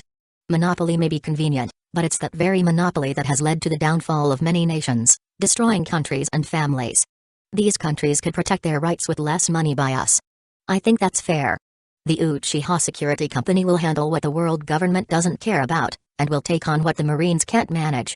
Kitahuro's target clients weren't individuals, he was focused on countries abandoned by the world government because they couldn't pay the heavenly tribute. He had his own ambitions, and they had never been about merely securing one corner of the world. His true aim was to unite those powers left behind by the world government.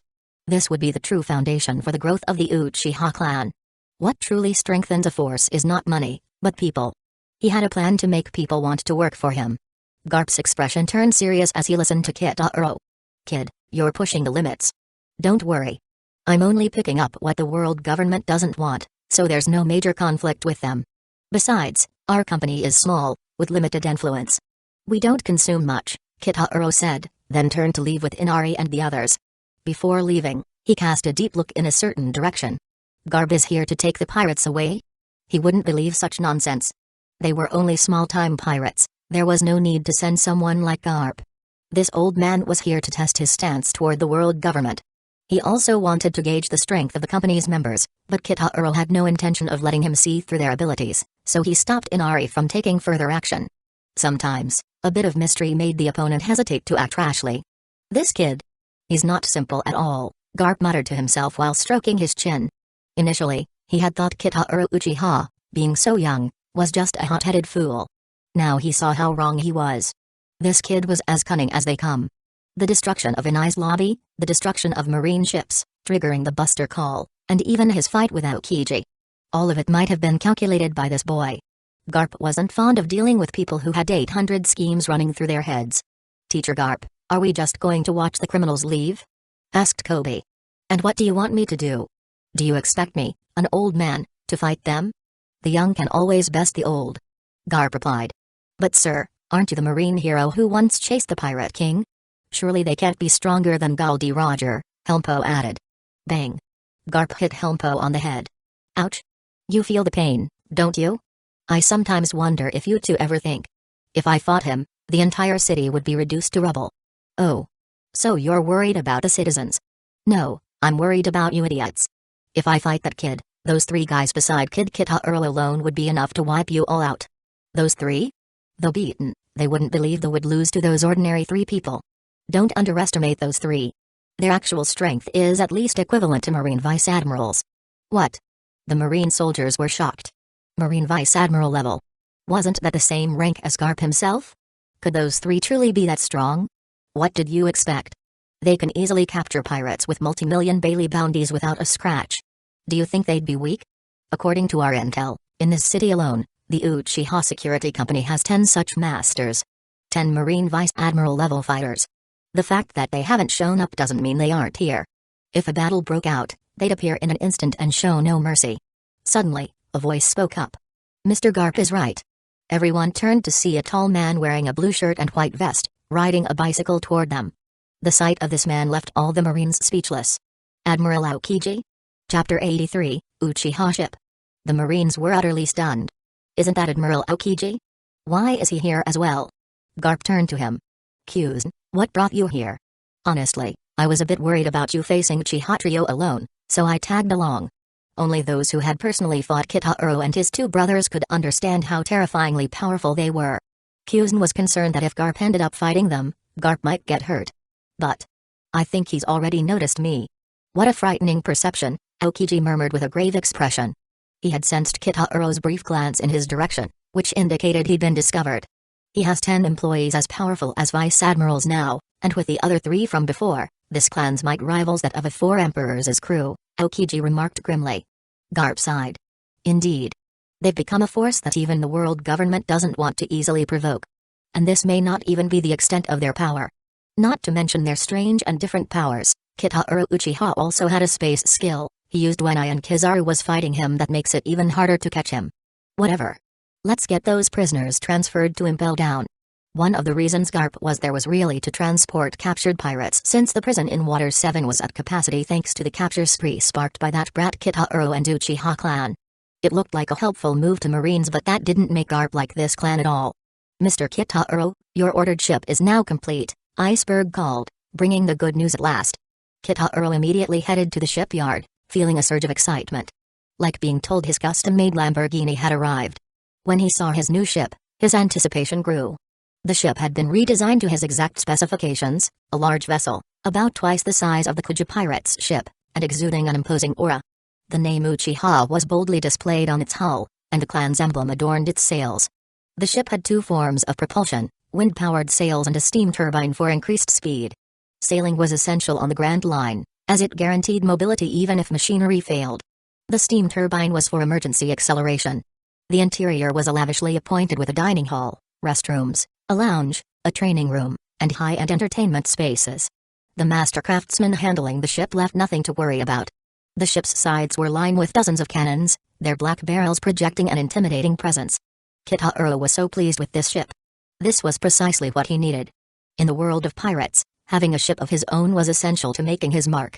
Is it ready to set sail now? He asked. Already tested.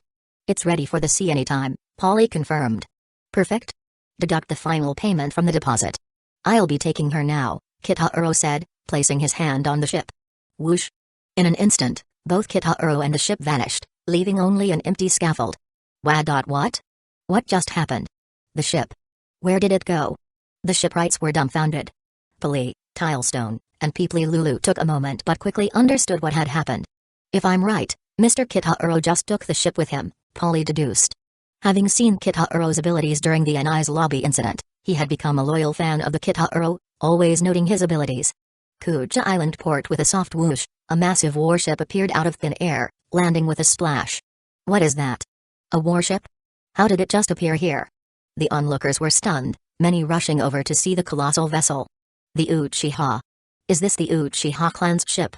Someone exclaimed, spotting the Uchiha name carved into the hull. The ship's appearance quickly drew everyone's attention. Soon, the Empress and members of the Uchiha clan gathered to see the spectacle. Kitahuro, what's this? Fugaku Uchiha asked, astonished by the size of the warship. This is the warship I ordered. The Uchiha is now our clan's exclusive warship. What? This is our ship. It's so big. Can we explore it? Of course, feel free to take a look. Excitement rippled through the group. The ship was enormous, easily accommodating hundreds. Shizue led Itachi and Sasuke around, while many from Amazon Lily and the Uchiha clan joined them on deck.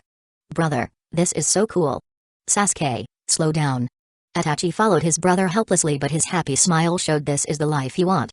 Itachi and Sasuke was having a good time while their father was having a hard time trying to please Mikoto. Then the pirate Empress, though accustomed to life on the sea, was delighted to see the new ship. She made her way to the captain's quarters, tested the bed, and smiled with satisfaction. It was comfortable. With the ship ready, they took it for a test voyage around Amazon Lily. For many, it was a thrilling experience, as they had never set foot on a ship of this magnitude. After some time, a massive Sea King emerged from the depths. Boom. Boom. Boom. Several cannon shots rang out, showing its power. The cannonballs struck the Sea King's head, making it cry out in pain before retreating back underwater, to the cheers and shouts of the spectators. All was having a happy time. Chapter 84, Sabati Archipelago. After an intense and passionate night, Hancock lay contentedly in Kitahuro's arms, wishing such moments would last forever. I'm planning to set sail tomorrow, Kitahuro said. Tomorrow? Wherever you go, I'll go too, Hancock replied. Not this time, he gently declined. Why? She asked, a hint of worry in her voice. This time, I'm going to the Sabati archipelago. At this, Hancock's face paled. Sabati was the last island before the Grand Line's halfway point, positioned right beneath the Red Line. Home to Mary Joais, the world government's headquarters and the dwelling of the celestial dragons and their slaves. Hancock shuddered at the memory. She had been kidnapped, sold, and kept as a slave by the celestial dragons for 4 painful years. Even a vague thought of it brought nightmares, making her avoid that place at all costs. Despite being a warlord of the sea, she had never set foot in the New World. Why? Why are you going there? Hancock asked, fear in her voice. Partly to see the place but mostly because there's something I need to do, someone I need. Is it that important? Couldn't you avoid going there? She pleaded, clutching Kitahuro's arm, her body trembling. Kitahuro hugged her tightly, whispering, it's just a quick errand. I'm not leaving you behind. If you miss me, call, and I'll return right away. Just wait for me here. No. I want to come with you. No need to force yourself. No. I'm not a celestial dragon slave anymore. I'm free of their mark, I need to face my past. Since Kitahuro had removed the slave mark from the backs of Hancock and her sisters, they'd stopped hiding their past and openly declared that Kitahuro had lifted the Gorgon curse from them. He was hailed as their savior and the hero of Amazon Lily. Hancock's affection for him only deepened every time she thought of him as he made her find peace and safety beside him. Kitahuro looking at her, he didn't know if he should remove these painful memories from her mind as he hated seeing her like this while he was helpless. He then squeezed her cold hand, reassuring her, don't worry, I'll be with you the whole time. Deep down, he wanted her to confront this fear. It was a heavy scar, one that would continue haunting her until she faced it. Kitahuro stayed with Hancock the whole day comforting her. The next day, their ship set sail. Joining Kitahuro were his brothers, Shizue and Itachi, along with Hancock. By infusing chakra into the ship, they avoided alerting the Sea Kings lurking in the calm belt. They had discovered this trick by chance, but it proved invaluable, allowing the Uchiha to travel without relying on Sea Prism Stone. They didn't understand the principle but it was a good thing for them. During the voyage, Kitahuro handled the cooking. Hancock, wanting to impress him, tried her hand at making a meal. But the dish, a strange, dark concoction with colors that defied nature and a fish that seemed almost alive, revealed her lack of culinary skills. So, Kitahuro took over, filling the table with dishes so delicious Hancock couldn't believe anyone could cook that well. Days passed on the calm sea until one morning, Shizue called out, Kitahuro, you need to see this. Kitahuro stepped onto the deck, seeing an enormous mountain blocking their path. That's not just any mountain, he explained to Shizue and Itachi, who were unfamiliar with this world. This is the Red Line. In the Grand Line's unique geography, the Red Line divides the seas into east, west, south, and north, while the calm belt separates them horizontally. Crossing this line, one enters the New World, where, according to legend, the One Piece treasure awaits, drawing pirates in pursuit of the title of Pirate King. Itachi asked, Kitahuro, if we reach Raftel, does that make you the Pirate King? Maybe, he answered with a smile. If I get the chance, I'd like to see for myself what all the mystery is about. After all, if Gul D. Roger could become the Pirate King, why couldn't Kitahuro Uchiha? This is the Sabati archipelago, Kitahuro announced as their ship approached. Massive red mangrove trees loomed ahead, their roots forming islands that were constantly encased in rising bubbles. Hancock's face tensed as they neared. They were too close to the place of her nightmares. After docking, Kitahuro turned to his brothers, go enjoy yourselves, and try not to cause too much trouble. But even if you do, I'll handle it. With that encouraging response, Shizue and Itachi leapt off the ship, exploring with childlike excitement. Shizue hopped from bubble to bubble with joy, prompting Itachi to try it as well. As the brothers explored, they encountered a merchant who introduced them to bubble bikes, an entertaining way to travel around the archipelago. They rented two and raced through the bustling islands, laughing as they chased each other.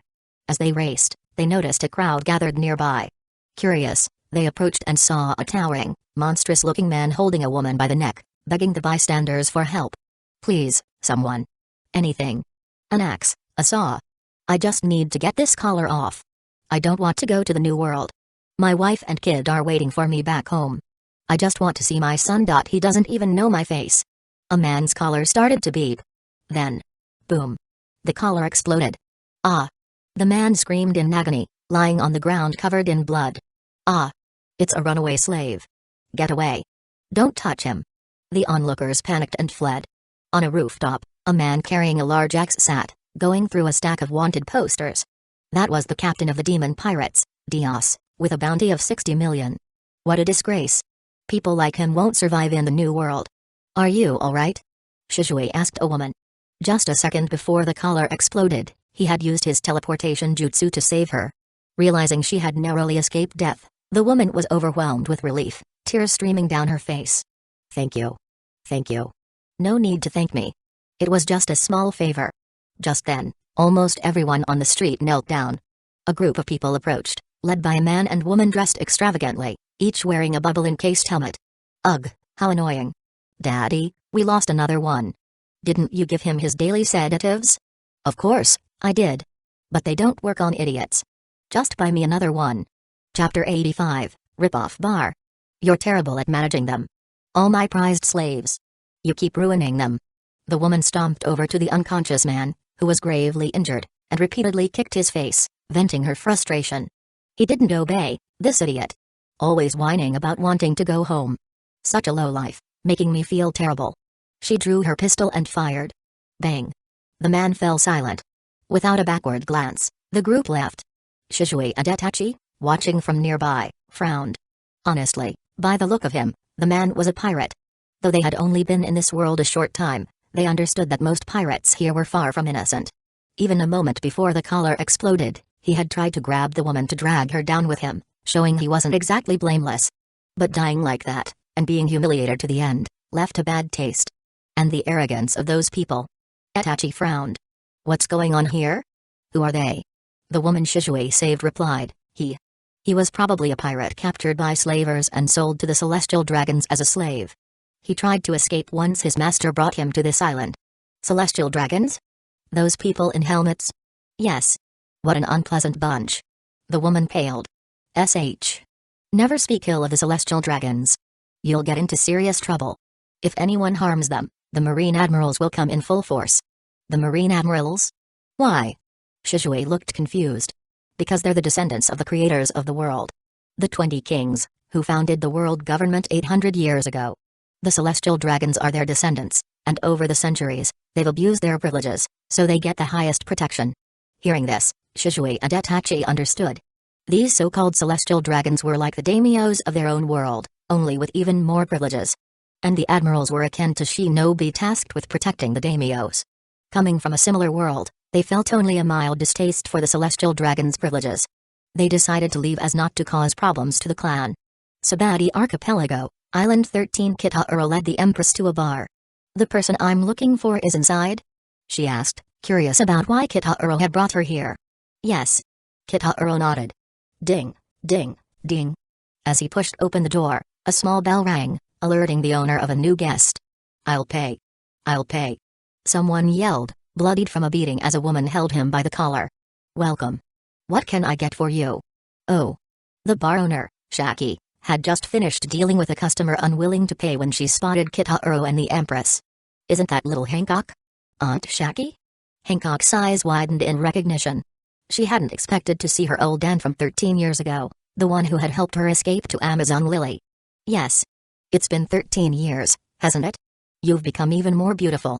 Now, not only a warlord of the sea, but also the world's most beautiful woman, unlike me. I'm just getting older. No. Aunt Shaki hasn't changed at all. Hancock marveled at how Shaki looked exactly the same, almost as if no time had passed. I also heard you found a man, Shaki said slyly. As always, it's Amazon Lily's Empress's fate. Did you bring him? Hello. Kitahara raised his hand in greeting. So, you're Kitahara Uchiha. Handsome fellow. You know me? Shaki placed a cup of coffee in front of him. Of course. You're the hottest name in the world right now. Who doesn't know you? With a first bounty of 3 billion baileys, never seen in the world government's history. Kitahara chuckled.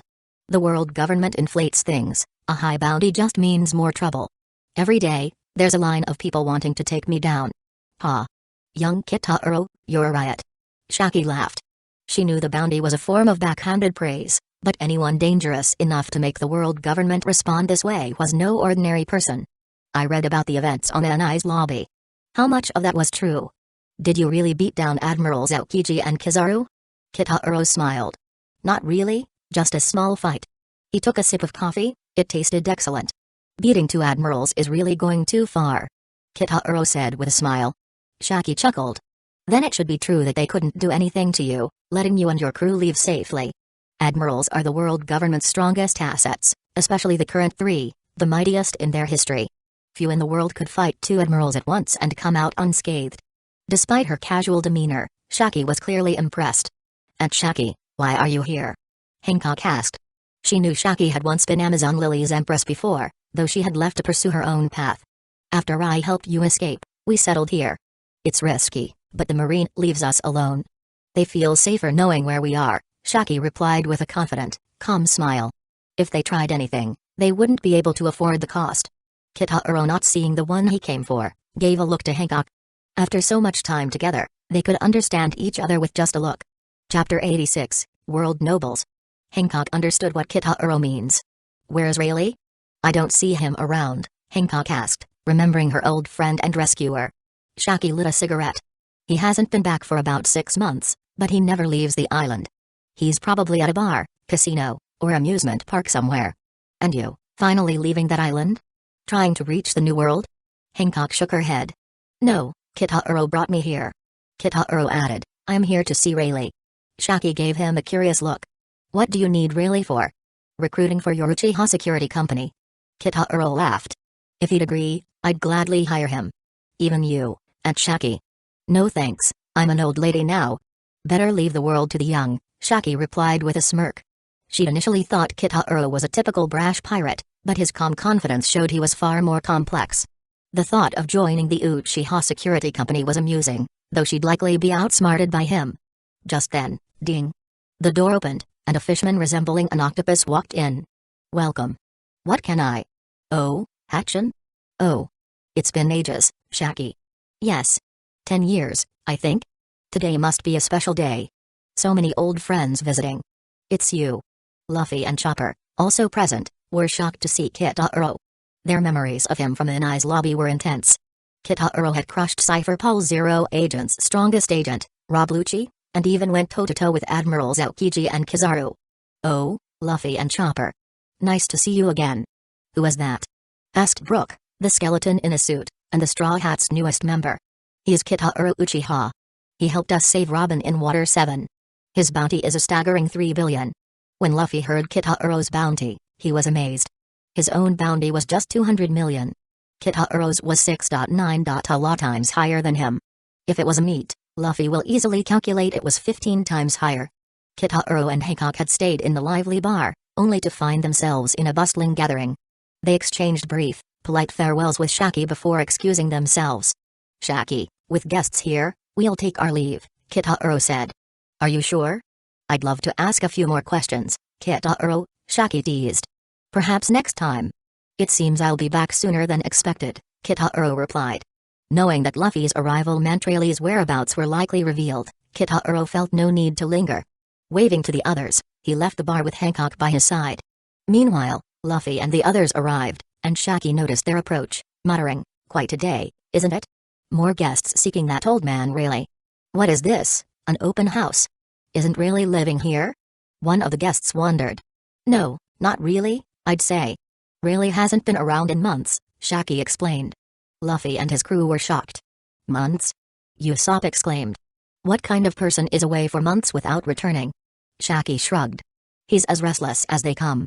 He's probably out doing what he enjoys most," she smirked. "Do you know where he might be?" Nami asked. "He usually keeps to areas 1 through 29. If not, he's probably enjoying Sabady's amusement park," Shaki suggested. "Amusement park?" Luffy's eyes gleamed, already distracted by the thought of a new adventure. "Careful, though," Shaki warned. "Sabady is teeming with bounty heads. There are 14 wanted criminals here right now. Not all are as amiable as your friends." Chopper paled. "Are the other bounty heads like that of Kitaro and his friends?" "Maybe. This island is the last stop before entering the New World. Pirates from various routes converge here, each bringing their own ambitions," Shaki explained. "And among them, certain names stand out: Ustaz Kid, Trafalgar Law, X-Drake, Hawkins. The new stars of the sea." Shaki chuckled, adding, "However, none of them have managed to outshine Kitaro. Compared to him, these rookies are dim shadows." In the sprawling restaurant district, the supernovas were making a scene. Caponbage, wiping his mouth with a napkin, scowled at a nearby diner. "Silence that woman, she's ruining my appetite," he ordered his men. But they hesitated, knowing the danger of acting so close to Marine headquarters. Bage angrily stabbed his subordinate's hand with a fork. Meanwhile, a young woman was devouring food at a shocking pace. "Jewelry Bonnie, with a bounty of 140 million Bailey. More pizza?" Bonnie demanded, unbothered by the chaos around her. Nearby, a swordsman drew his blade in anger after a waiter accidentally spilled food on him, but a calm voice intervened.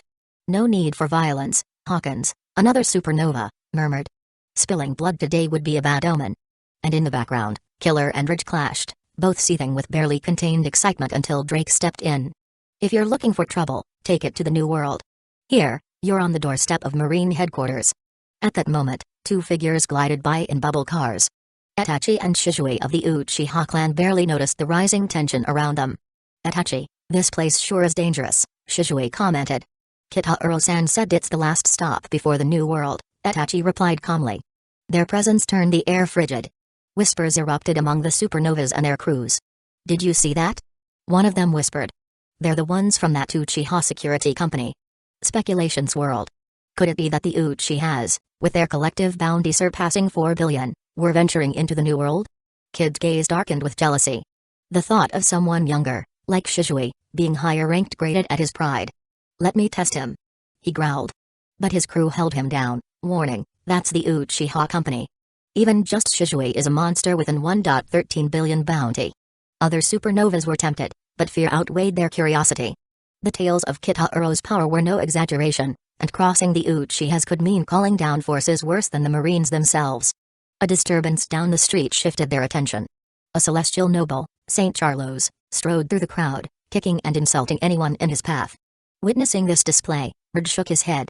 The so-called world nobles. As Charlos spotted a young and beautiful nurse, he ordered, "You'll be my next wife." The nurse recoiled in horror, helpless in the face of his ruthless command. She wanted to cry, but even that she didn't dare. Even killing herself will result in the anger of world nobles, thus killing all her family. She lost hope. Chapter 87, Annoyed Shizue. Hearing St. Charlos, a world government official responded respectfully, "I'll make the arrangements right away to bring Lady Number 13 to the Holy Land." "Oh, I've grown tired of numbers 1-5. Let these 5 return to their lowly lives." The nurse, suddenly panicked, pleaded, "Wait, maybe I can."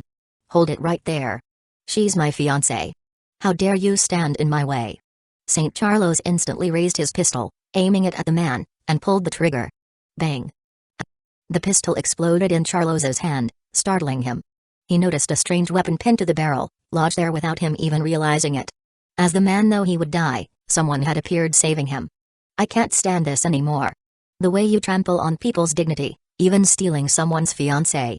Are these so-called celestial dragons of this world worth anything? And the Marine, the so-called defenders of justice, are nothing but servants to this filth. They still dare call themselves just by protecting things like you?" Shizue Uchiha said with clear anger. Shizue Uchiha then appeared in front of St. Charlos. "It's him." Everyone immediately recognized Shizue, as the Uchiha security company was now in the spotlight. The names Kitahuro Uchiha, Shizue Uchiha, and Itachi Uchiha were widely known. Shizue's reputation, with a bounty of 1.1 billion, nearly matched that of a 4 emperors commander. Nobody expected him to step in here. "Protect Lord Charlos." Several guards instantly moved in front of Charlos. "Who are you? How dare you stand before me?" Swoosh. Itachi Uchiha appeared at Shizue's side, sighing. "Ah, here you go causing trouble for Kitahuro again. He just got on my nerves. I just wanted to remind you before, you could just use the transformation jutsu." Itachi looked at Shizue with an annoyed look. It's been so long since I've used the transformation jutsu and I was angry, so I forgot." Shizue scratched his head awkwardly. "Shizue, how come you are older than me?" Itachi was giving cold look. Hearing that, Shizue stayed silent as he knew he was the one at fault. Itachi shook his head in resignation. Shizue was meticulous in battle but careless in everyday life, following his feelings, but this was also the reason why he respected him. "Forget it. Since we're already in trouble, let's go all the way." Shizue nodded. Kitahuro always said if you do something, do it all the way whether good or bad. Itachi smiled. "It's either no problem or a big problem. I don't like the ordinary." I remember him saying these words, but it doesn't make sense at all. You too. Quit your mumbling. And you trash, take these two lowlife down now. Charlos suddenly shouted, pointing at Shizue and Itachi as government officials and guards charged toward them. Shizue and Itachi stood still, their Sharingan casting a cold, piercing gaze. Within seconds, their attackers froze in place. What are you doing? Move. Charlos stammered, but his voice was cut short. Thud, thud, thud. All of them collapsed to the ground. Charlos was terrified, involuntarily stepping back. You. What do you intend to do? Oh, nothing. Just a little lesson. With this, Shizue activated an illusion to make Charlos have the most painful memories he could, but he found he didn't have any, just things like fear of spiders and other trivial things. Shizue then changed his ways. It was the first time he felt so annoyed looking at someone. Crackle. Lightning wrapped around Shizue's fingers as he flicked them upwards. Crack. Boom.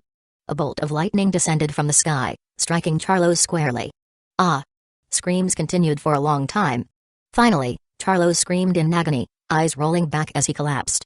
Shizue made sure that he felt pain. It was the first time saw how the world nobles treat people, and he was furious. His kind nature made him refuse something like this to even exist. The crowd was frozen in terror. These idiots. They've ruined it for all of us. Glared Jewelry Bonnie, watching Shizue and Itachi actually attack a celestial dragon. Urge laughed. That's the Uchiha security company for you. Just as lawless as the rumors say. Captain Kidd grinned. Nicely done. I've had enough of those celestial scumbags. Uchiha, I'm starting to like these guys. So, this is the 1st Division captain? If the 1st Division captain has such guts, what about Kitauro Uchiha himself? Trafalgar Law wondered aloud. Caponebridge snapped, idiots. It's time to get out of here. Is the coding ready? Done yesterday. Then head to Fishman Island immediately.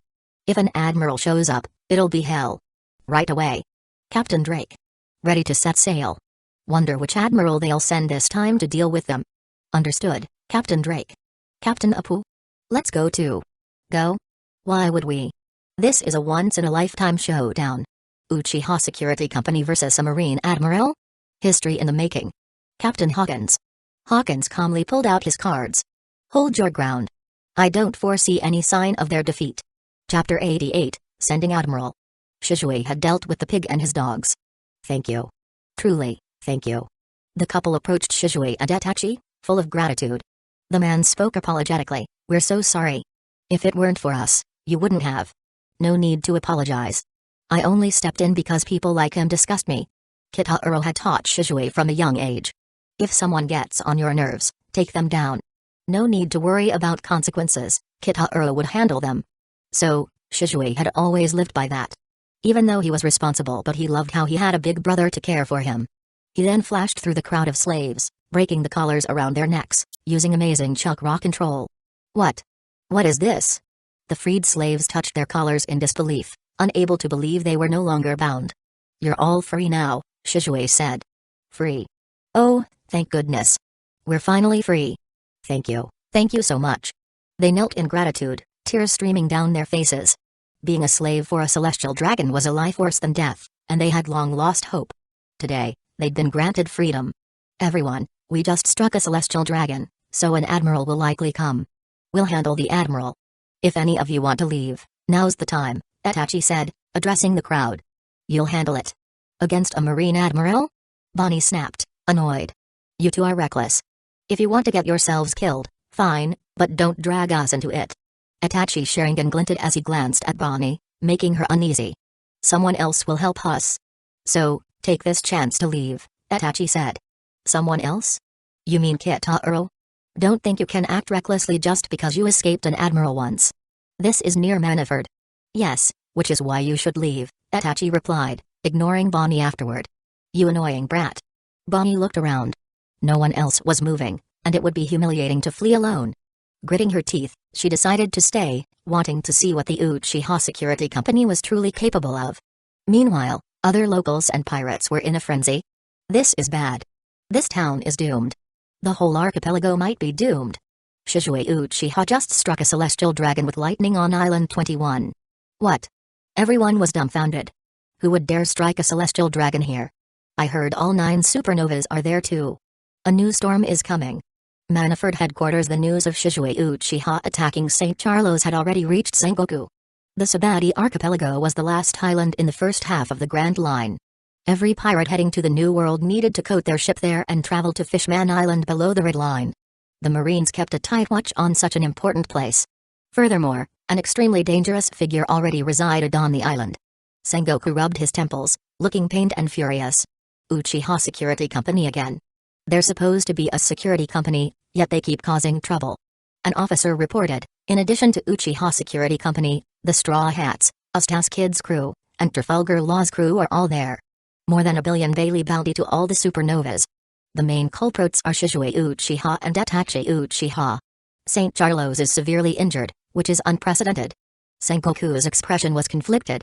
He had just released a highly classified message, and he didn't want to clash with Uchiha Security Company right now. At that moment, Kizaru spoke up. Regardless of the circumstances, if a world noble has been attacked, we can't stand idly by, Fleet Admiral Sengoku. Kizaru. Let me handle it. Sengoku replied, you know that Kitaro Uchiha is on Sabaody archipelago. Alone, you may be at risk. Even so, if we ignore a world noble being attacked, the Marine will be a laughingstock. On a Marine ship. So, it's Silver's really. Garp munched on a donut, listening to his subordinates report. They haven't recognized him yet and think he's just an old guy selling stuff. They auctioned off the Dark King. Ha ha ha. A subordinate said nervously, if it's truly him, this could get out of hand. Should we report it to Fleet Admiral Sengoku? No need, I'll handle it. Don't tell Sengoku or anyone. Keep it under wraps for now, Garp instructed. But if it really is him. Oh, it's definitely him. Aokiji said. Eh? Aokiji took a sip of tea and said, I've heard people claim to have seen him around. My guess? He's selling himself out to make easy money, like he did many times before. Although Rayleigh's past his prime, underestimating him would cost the Marines dearly in manpower. Especially now. Do you want the Marine to deal with 2 legends at once? At that moment, a Marine rushed in urgently. Report. Vice Admiral Garp. Urgent news from the Sabaody archipelago. The Uchiha Security Company has appeared there, and Shizue Uchiha struck the celestial dragon, Charlos, with lightning, leaving him severely injured. PFF. Garp spat out his tea, eyes wide as he stared at the Marine who had reported the news. What did you just say? The Marine repeated the message. Confirming he hadn't misheard, Garp was dumbfounded. These brats. Showing up now, of all times, and even hitting a celestial dragon. The incident at Enai's lobby only happened recently, and now they're causing trouble again. Wait, what about Kitaro Uchiha? Where is he now? According to intelligence, he's currently at the... Where? The slave auction house. Garp felt a jolt of dread. Oh no. Chapter 89, another one down. Auction house on Grove 1. Ladies and gentlemen, thank you for waiting. As always, on Grove 1, we're about to begin the monthly grand auction. Today's auction will be hosted by none other than the legendary auctioneer master, Mr. Disco. With that introduction, a flamboyantly dressed man made a dramatic entrance onto the stage. Hello, everyone. I've gathered only the finest quality slaves for you today. You're in luck, as there's a special high-profile item on offer. May you all find the slave that meets your needs. Let's start the bidding. First up, we have number 1. From the West Blue, from a family of musicians, a pirate with skill in various instruments and a touch of pride. When he holds an instrument, he's a musician. When he holds him up, he's a cleaner. A vibrant young man, 25 years old, human, 192 centimeters tall, with a kick force of 130 kilograms.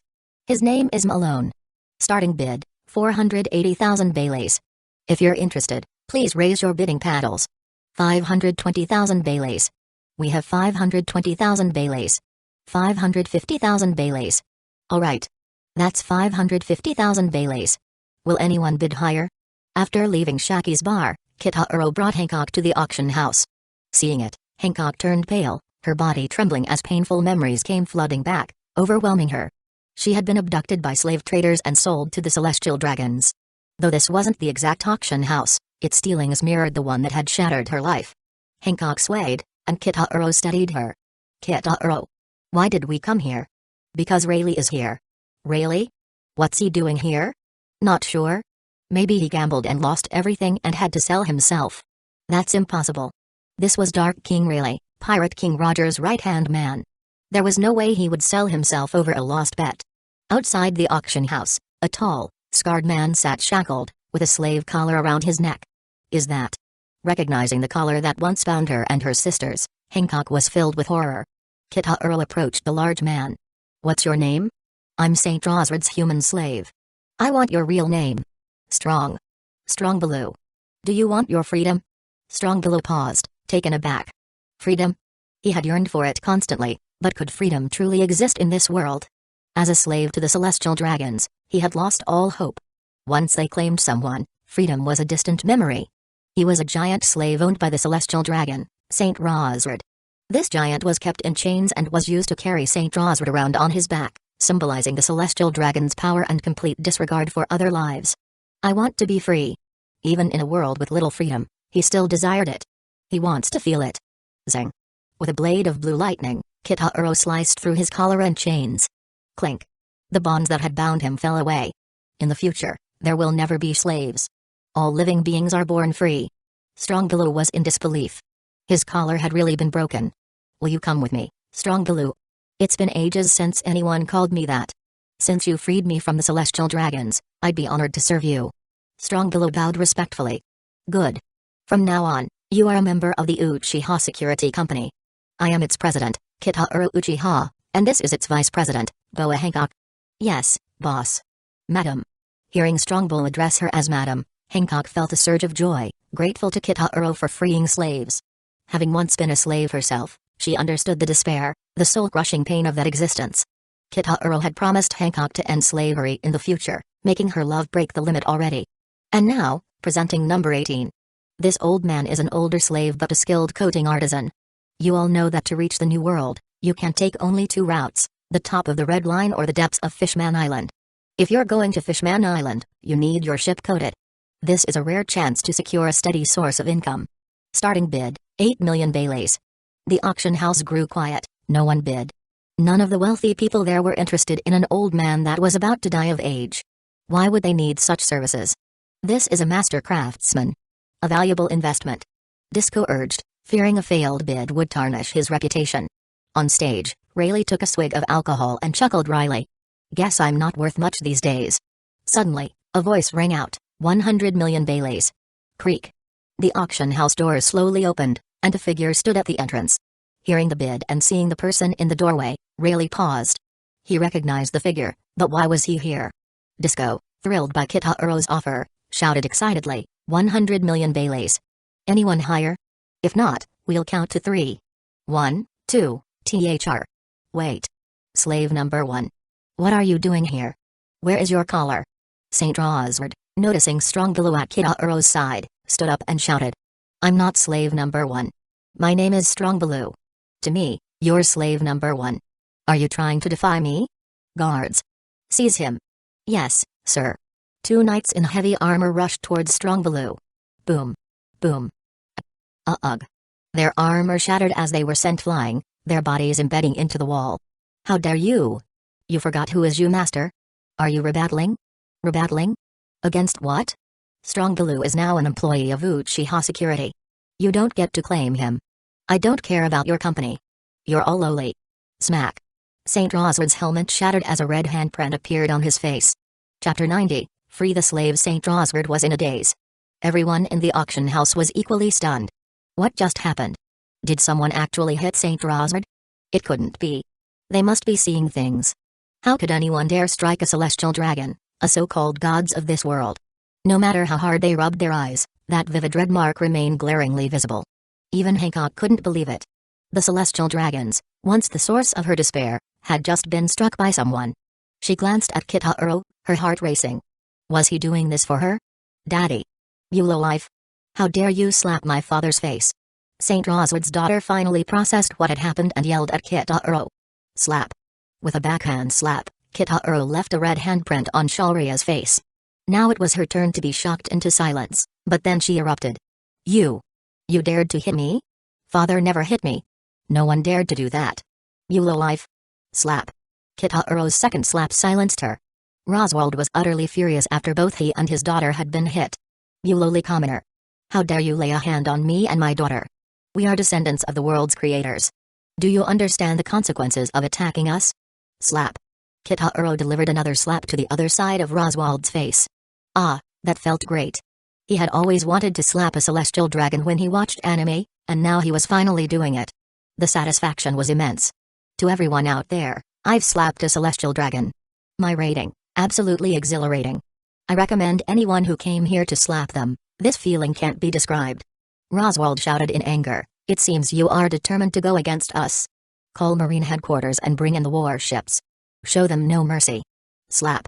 Another slap from Kitahuro landed, this one knocking out all of Roswald's teeth and sending him flying. Boom. Roswald crashed into the wall and was knocked out. Father! Shouted Charlos's sister, who then charged at Kitahuro. He responded with a straight punch, knocking her unconscious onto the stage.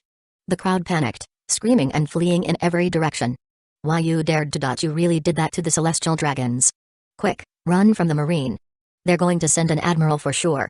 People scrambled to escape, knowing the destructive power an admiral could bring. Haha. Young man, you really didn't hold back. But you know, hitting a celestial dragon might bring a lot of trouble, said an elderly man with a white beard, who was among those being auctioned. Kitahuro grinned. Trouble? If there's trouble, I deal with it. If I can't solve it, I'll eliminate the troublemaker. The old man laughed heartily. You remind me of myself in my youth. Really? Asked Hancock, recognizing the elderly man as the right hand of the Pirate King, Silver's Rayleigh. So, young Hancock, it's been over a decade, and you've grown into such a beauty. Rayleigh, why are you here? And being auctioned as a slave? Rayleigh laughed, I just ran out of money, so I thought I'd auction myself to a decent buyer at a good price. Hancock's face twitched. Bringing Rayleigh home as a slave? Who has such courage? No one could possibly control him. I thought I'd squeeze some cash out of a buyer, but who would actually want an old man like me? Ha ha ha. I did bid 100 million, out of respect for you, Kitahuro quipped. Why, thank you. Wahahaha. On the marine warship Garp was rushing to the Sabati archipelago. If it were just Rayleigh, that would be one thing, but now that the Uchiha kid, Kitahuro, was involved, it was a crisis comparable to a Whitebeard or red-haired Shanks-level threat. Vice Admiral Garp, urgent news.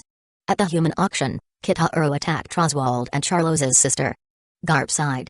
The Uchiha seemed cursed to clash with the celestial dragons. First Shizui, now Kitahuro. What's Rayleigh's status?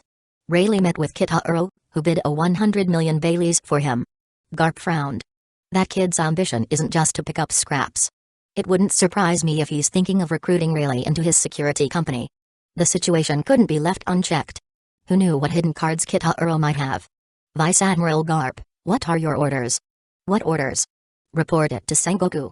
Let him handle this headache. Why should I care about such problems?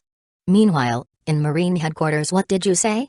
Sengoku's face turned livid upon receiving the report from Garp.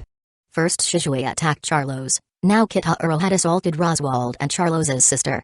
Is the Uchiha clan security company harboring a feud against Roswald's family? On the other end, Garp was blocking his ears with a finger, looking innocent. I didn't think he'd show up at Sabati. Who is so smart to guess that?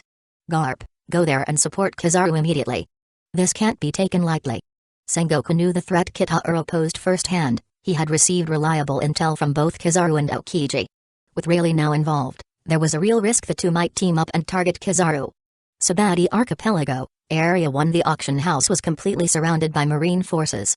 Kitahuro had freed all the slaves, removing their explosive collars. You're all free now. The former slaves knelt and expressed their gratitude, deeply moved by their release from a fate worse than death. No need to thank me. Just a small gesture.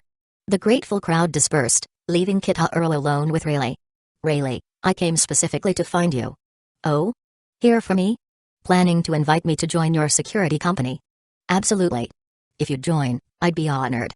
Please, I'm an old man, and this world belongs to the young now. I'm more than satisfied with my retirement. That's too bad. Then I was hoping to have you as chief instructor.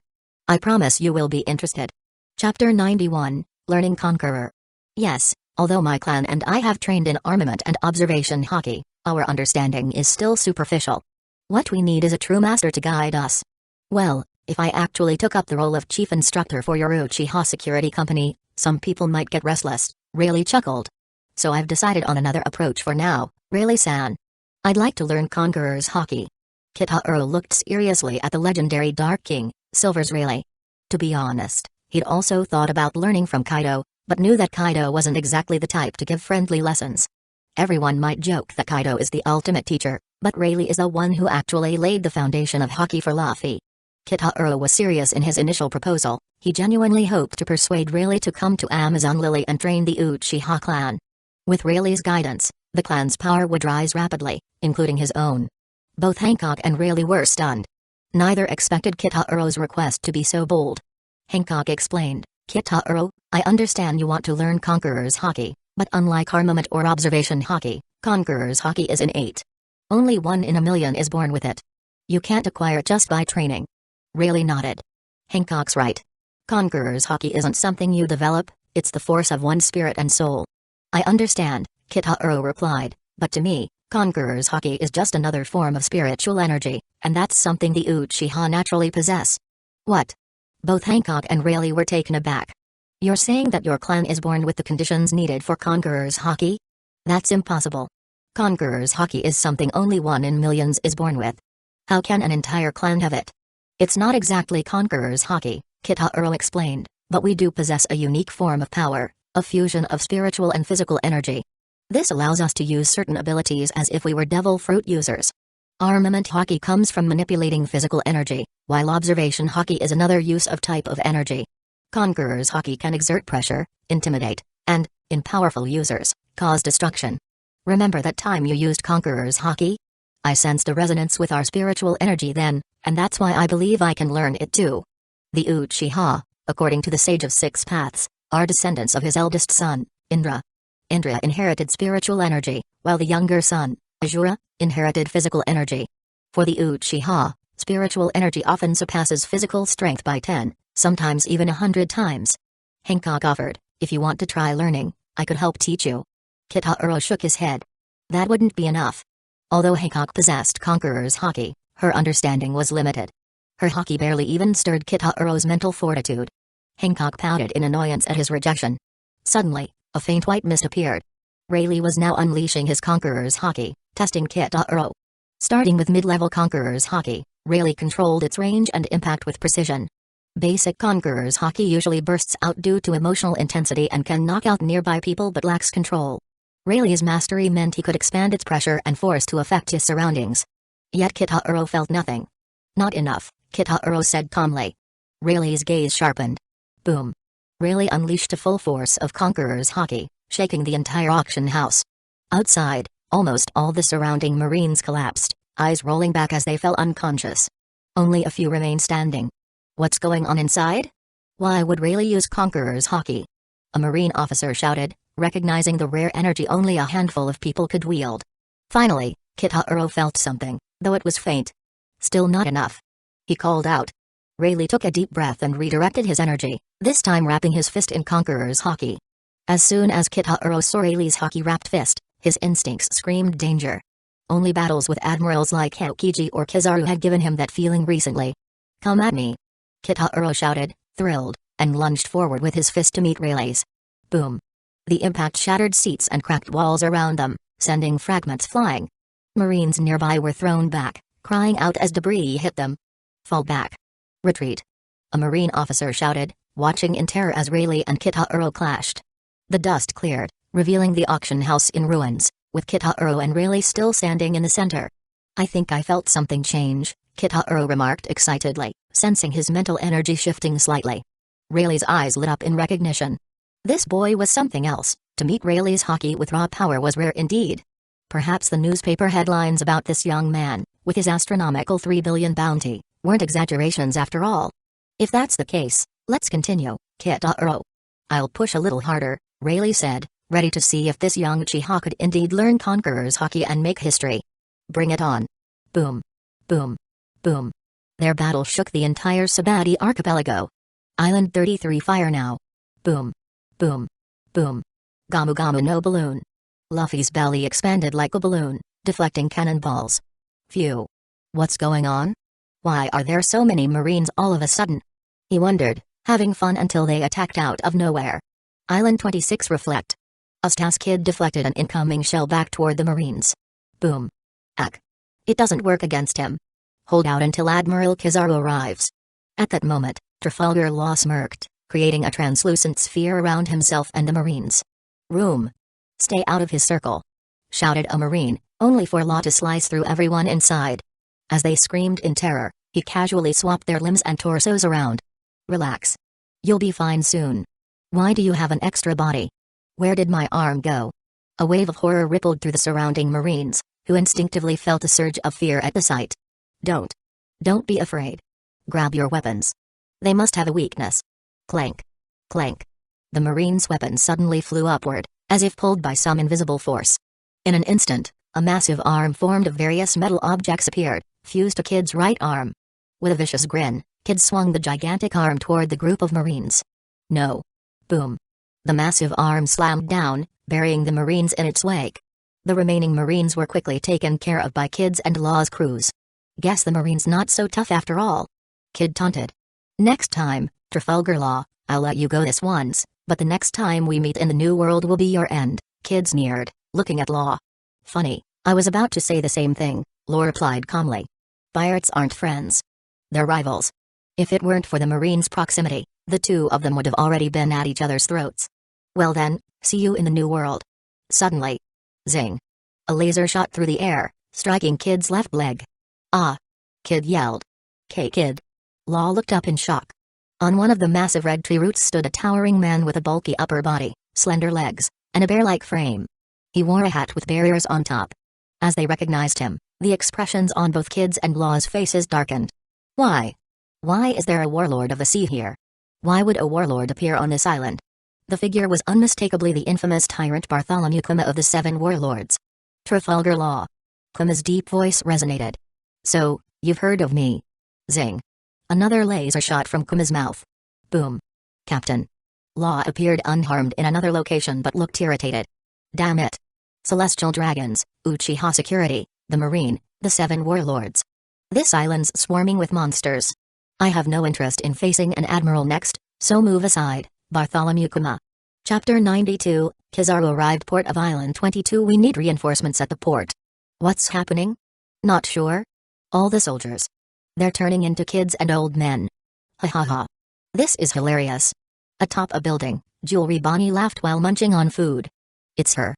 It's Jewelry Bonnie. Don't let her get away. Island 21, you're the Mafia Caponebridge, aren't you?" A group of Marines raised their guns, aiming at the suspecting Caponebridge. "Be careful. These rookies have bounties over 100 million. Where are your men, Bidge? Just give up now. You'll never escape to the sea." Caponebridge eyed the Marines around him, smirking. "You're all good. Our numbers are really on a different level. But I'm the one who have more people. Port of Island 27, a warship has appeared in the port. An admiral's here. If we don't escape, we're dead. Anywhere's fine. Just get the ship moving." The pirates near the port saw a Marine warship approaching and frantically tried to flee. But before their ship could even start. Boom. Boom. Boom. The warship fired several rounds toward them. "They're firing on us." "No way. Right from the start?" An experienced pirate with a telescope exclaimed. "Wait. Something's off. There's a man standing on one of those cannonballs." "What? Impossible." Boom, boom, boom. The cannonballs struck, creating massive explosions. Raising his den mushi, Kizaru called, "Hello. This is Kizaru. I've arrived. Requesting response."